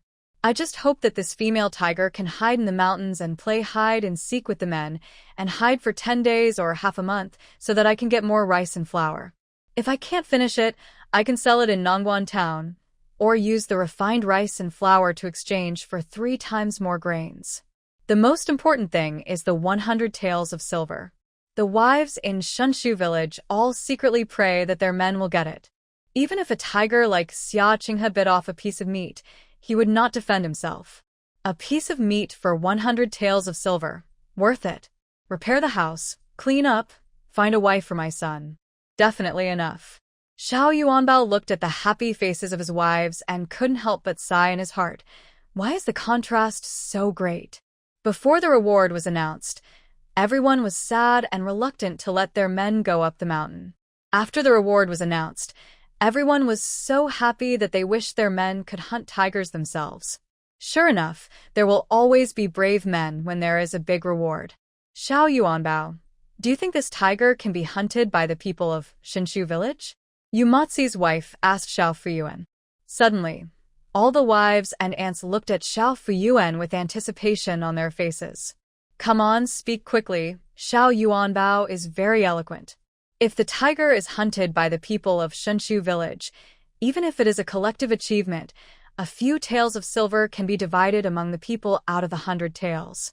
It's better than being taken away by people from other villages, such as Xiashan village. Xiao Yuanbao leaned against Zhen's side obediently, wearing a red skirt and 2 small buns on her head. Under the lantern, her big eyes were clearly black and white, and her eyelashes were like fluttering butterflies. Just like the fairy boy beside Guanyin Bodhisattva in the painting. Everyone's expectations for Xiao Fuyuan became that of a fairy child.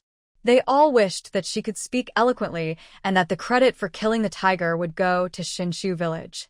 It didn't arrive. Xiao Fuyuan was probably disappointed everyone. Sure enough, everyone looked disappointed. What does a child like her know? Old Mrs. Bai scolded unexpectedly. What do they think of her granddaughter? Even if the bodhisattva appears, you have to burn some incense sticks. This person wants her granddaughter to predict something without any evidence. What is he thinking? This is not fortune-telling, so you can't just say anything. Everyone knew that old Mrs. Bai was not someone to be trifled with, so they all stopped talking. Yu Mozi's wife curled her lips and said, My family is quite capable of dealing with swine fever, but it is ineffective when it encounters the tiger, the big female insect. Some of the stronger wives changed the subject and started to complain. It's so unfair. Why are only men allowed to go and not women? Said a strong daughter-in-law. That's right, I pull the plow harder than a man, and I can hit a tiger just as well as using a, said another daughter-in-law. Annie Bai, Annie Zhao, why don't you two form a female tiger hunting team and go up the mountain with us? Xia Qinghe's sister-in-law had an idea and made a suggestion to old lady Bai and the village head's wife. Maybe the tiger doesn't even know who will kill it. The village head's wife shook her hands and said, I can't do it. I don't even dare to kill a chicken. But Aunt Bai can. When she was young, she walked on the mountain paths and was not afraid of wolves. Old Mrs. Bai looked at Sister Qinghe and smiled. Fighting the tiger is not only the work of men, but also ours. The men are not at home, so we should guard our own homes and take care of our own children. That is the work of fighting the tiger. The strong daughter-in-law said in a muffled voice, The county government doesn't see our contributions, and they won't give us rice or flour. If she were 10 years younger, Mrs. Bai might have really gone into the mountains with a kitchen knife. When she was young, no male laborer in Shunshu village was as capable as she was. Why is Bai Xiaomei so strong? Isn't it because she inherited it from her? Speaking of the 5th son of the Bai family, he was still here during the anti-corruption mobilization meeting, but where is he now? Dalong and Sanling are standing next to Ajin, but why is Bai Xiaomei nowhere to be seen? Where is your 5th uncle? Old Mrs. Bai asked Dalong. He just said he was washing clothes for his master. I'm afraid he's in a room. Bai Dalong replied. When Mrs. Bai and Zhen heard Dalong say this, they didn't take it to heart. They thought that the things should be either in the house or in the bedroom, and they couldn't lose them. Xiao Fuyuan looked into the yard, searching for his 5th brother with his eyes. Bai Xiaomei was not in the house, nor in her room, and she did not wash clothes for her master Xia Xiaolian. After holding little Fuyuan, he put her down and quietly slipped into the tiger hunting team while the adults were not paying attention. When he reached the foot of the mountain, he was discovered by his master Xia Xiaolian. "Disciple, you're here." Xia Xiaolian came to the end of the team and knocked on Bai Xiaomei's head. Bai Xiaomei was very frustrated when he was discovered by his master. He had been very careful, but he was still discovered. The master is indeed the master. However, to his surprise, Xia Xiaolian's tone did not object him joining them in fighting the tiger. "I also want to go up the mountain to hunt tigers," Bai Xiaomei said with a stern face. Xia Xiaolian called Bai Xiaomei very loudly just now, and Bai Bama heard it, and Bai Dazhuang also heard it. "What are you fighting, you little rascal? You are not even as tall as a tiger, and you think you are fighting a pheasant. Go back now before you get to the mountain," Bai Mubin shouted. He followed the team and didn't even notice that his son was mixed in with them. What a bad idea. Bai Banma's face turned pale with anger. Bai Dazhuang rushed over and kicked Bai Xiaomei on the ace. "Look at how capable you are. You ran out like this. Grandma and mother can't see you, and will be worried. Why are you so worrying? Go back quickly." Bai Xiaomei stood still, touching the short knife at his waist, which was given to him by his master. He said stubbornly, "Master always said that the moves he taught me were wasted, and he never had the chance to practice them. Why are they here?" Bai Banmu and Bai Dazhuang looked at Xia Xiaolian with reproach in their eyes. "You can't even fight a tiger in actual combat. So that's your child. You can fool him." Xia Xiaolian. Xia Xiaolian felt wronged, as he had really been teaching Bai Xiaomei Kung Fu recently. He did not underestimate his disciple's determination to fight the tiger. Just based on his strength to lift a huge rock with one hand, it was not certain who was more suitable for fighting the tiger compared to Bai Dazhuang. Xia Xiaolian bowed to Bai Banmu and Bai Dazhuang and said, "Uncle Bai, Brother Bai, since Xiaomei is here, why don't you go up the mountain together? I'll let him stay by my side, and I'll keep him from running around." Bai Banmu and Bai Dazhuang directly refused. Bai Xiaomei made a scene, and Xia Xiaolian also made a scene. Bai Dazhuang said, "If we can't find him at home, my mother and my grandmother will be worried sick." "That's easy." Xia Xiaolian waved at Wu Xiaoying and said, "Xiaoying runs fast.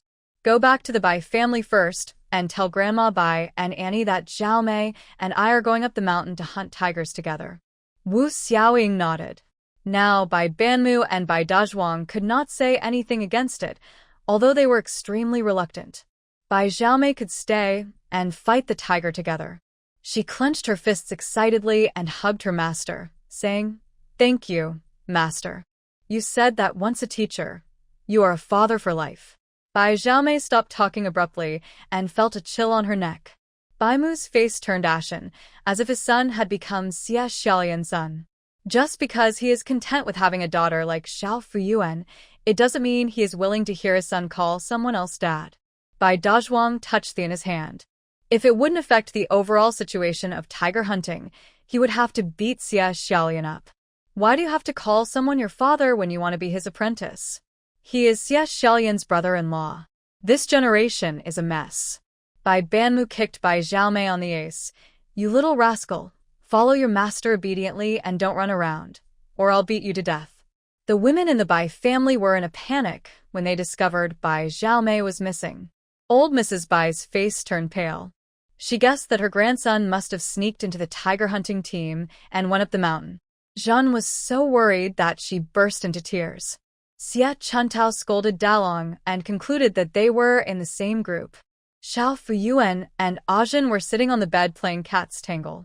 Knowing that her fifth brother had gone up the mountain, she was not worried at all.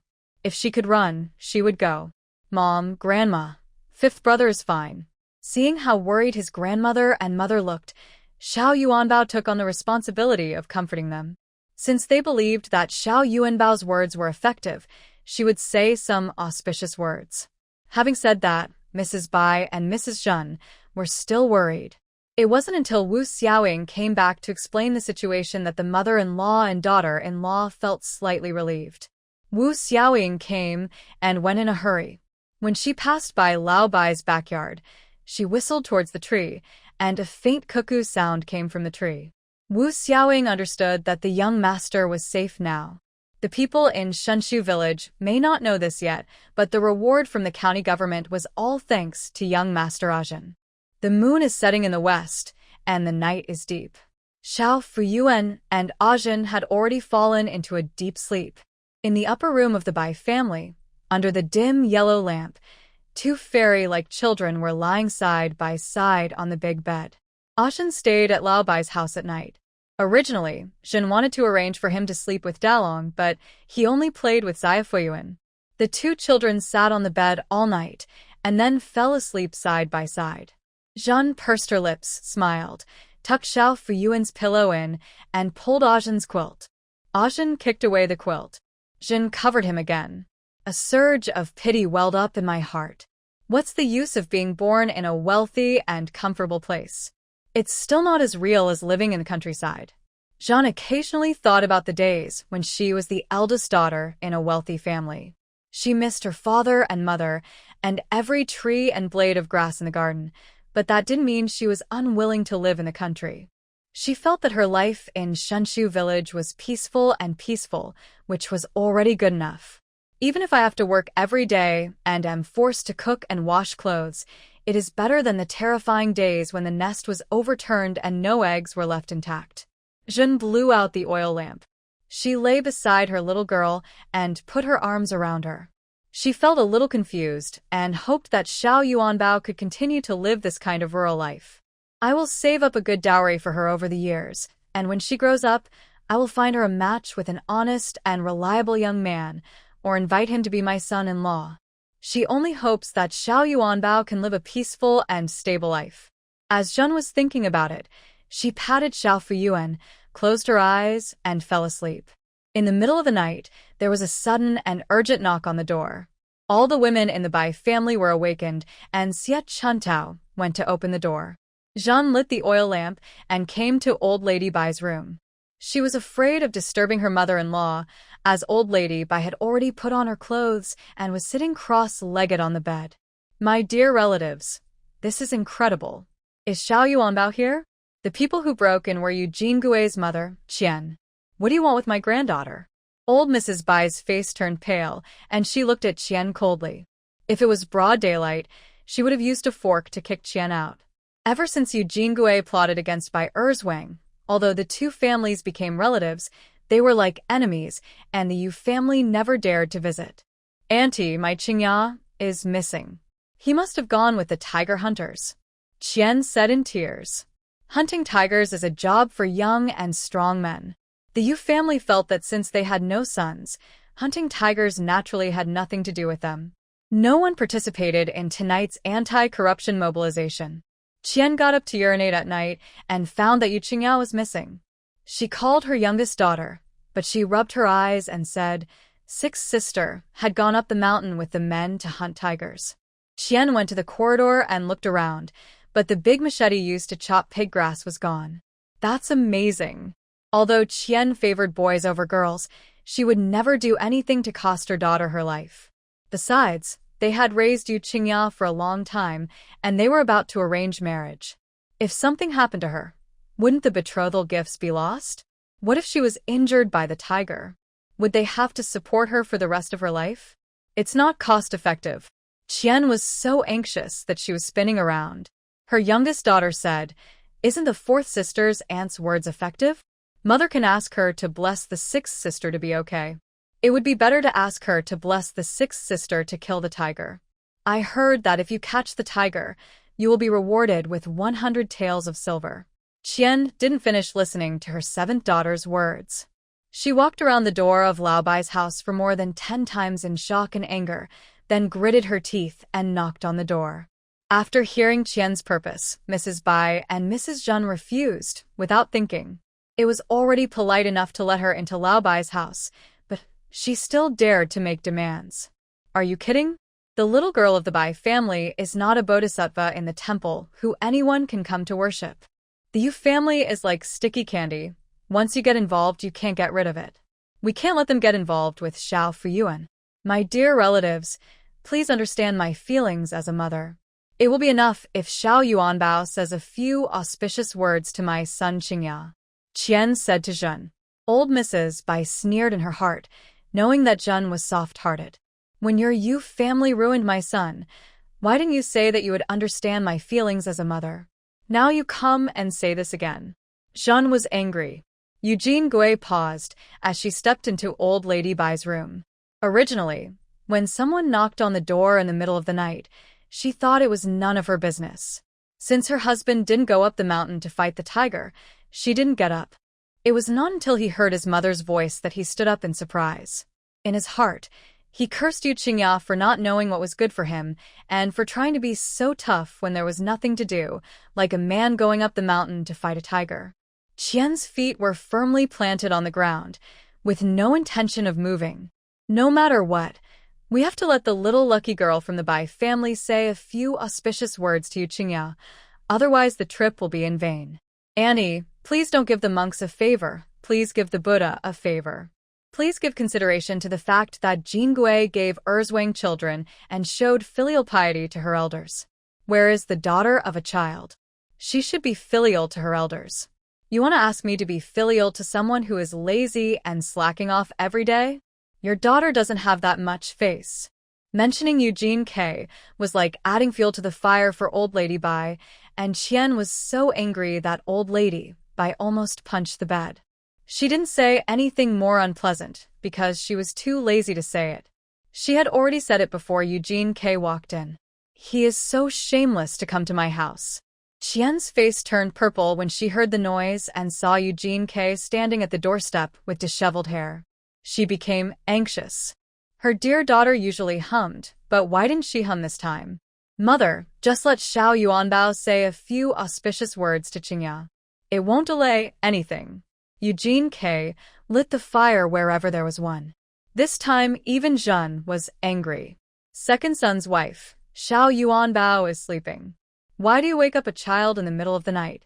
Are you jealous that your family treats your aunt a little more? You have to wake her up.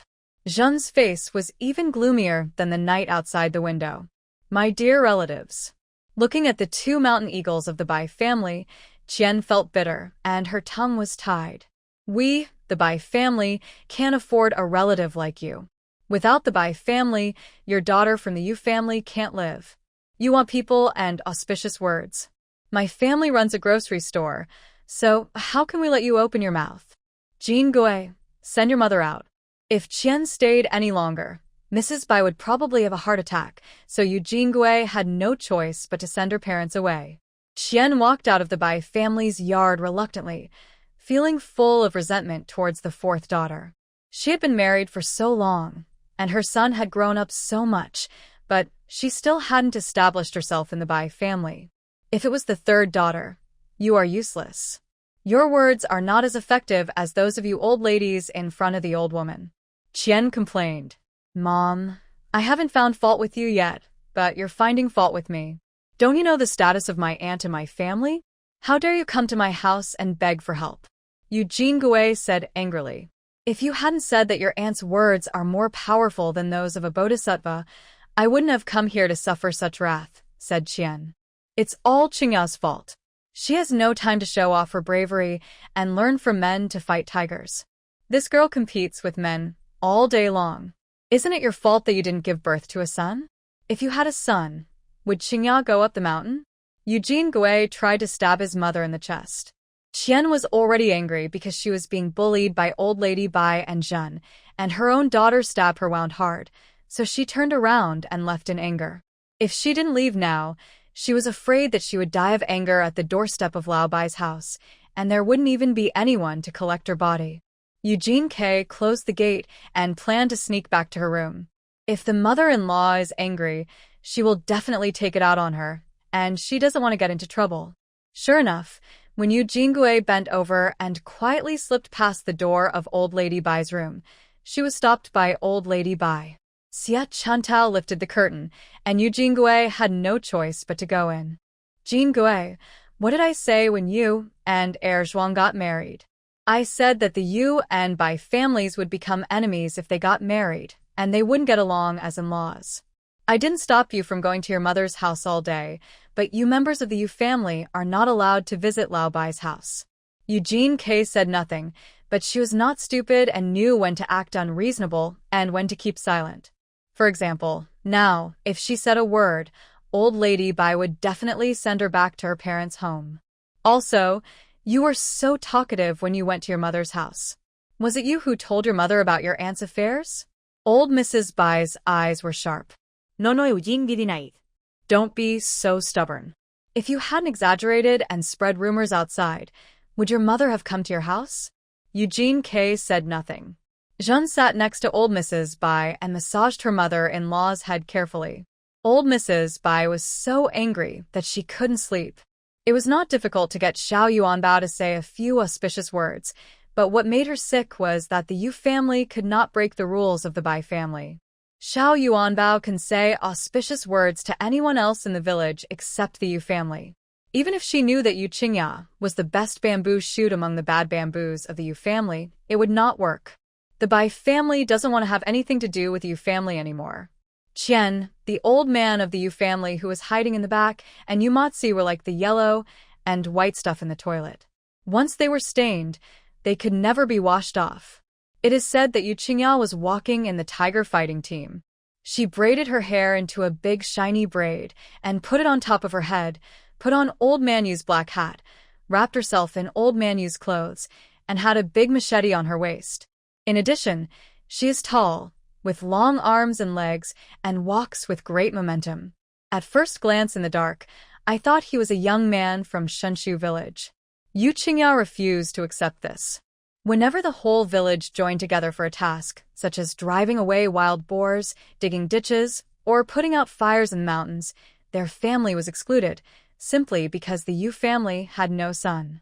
The discrimination and injustice caused by not having a son made her parents psychologically distorted and turned into sinister people. Even the scholar from Bai's family was plotted to become their son-in-law, which further deepened the villagers' contempt for the Yu family. When Yu Qingya was young, she didn't think it was a big deal, but as she got older, she could feel more and more the pain of being stabbed in the back by the villagers. In this tiger hunt, every household in the village except the Yu family sent people, which made Yu Qingya very unhappy. Why should fighting tigers be a man's job? She has to go anyway. Yu Qingya glanced at the young men in the tiger hunting team and chuckled with disdain. They were like weaklings and were no match for her, Yu Qingya, in farming, chopping wood, and diving. However, they could be included in the tiger hunting team because they were men. The last time Tian Mai Miao came to the village to collect pigs, such a delicate girl could wield a butcher knife to kill pigs. She, Yu Qingya, looked much stronger than Tian Mai Miao. She could definitely go up the mountain to hunt tigers. There is another meaning. She has reached the age of marriage. Her mother wants to find a husband for her, while her father wants to marry someone from outside. Given the current reputation of the Yu family, no young man would be willing to jump into the fire pit. Yu Qingya has no plans to get married. She wants to set up a household of her own and live on her own, completely eradicating the shame of the Yu family. Then she would have to show her real abilities and let the villagers see that she could support the family. Fighting tigers is a good opportunity. The wind made the forest whistle, and it looked eerie under the moonlight. Yu Qingya touched the knife at his waist and felt excited. After turning a corner, there were dots in the valley opposite. They were the tiger hunting team from Xiashan village. Originally, several villages were going to merge, but the rewards offered by the county government were too tempting, and everyone was more or less selfish and unwilling to share with other villages. Village Chief Zhao waved his hand and wanted to go to the other side to meet up, but the tiger hunting team did not move. The people on the other side also saw the lights here and stopped. It seems that no one is willing to come together despite the huge reward. Village Chief Zhao sent by Dazhuang to ask the head of Xiashan village what he thought. After a cup of tea, Bai Dazhuang came running and said that the other side was unwilling to join him.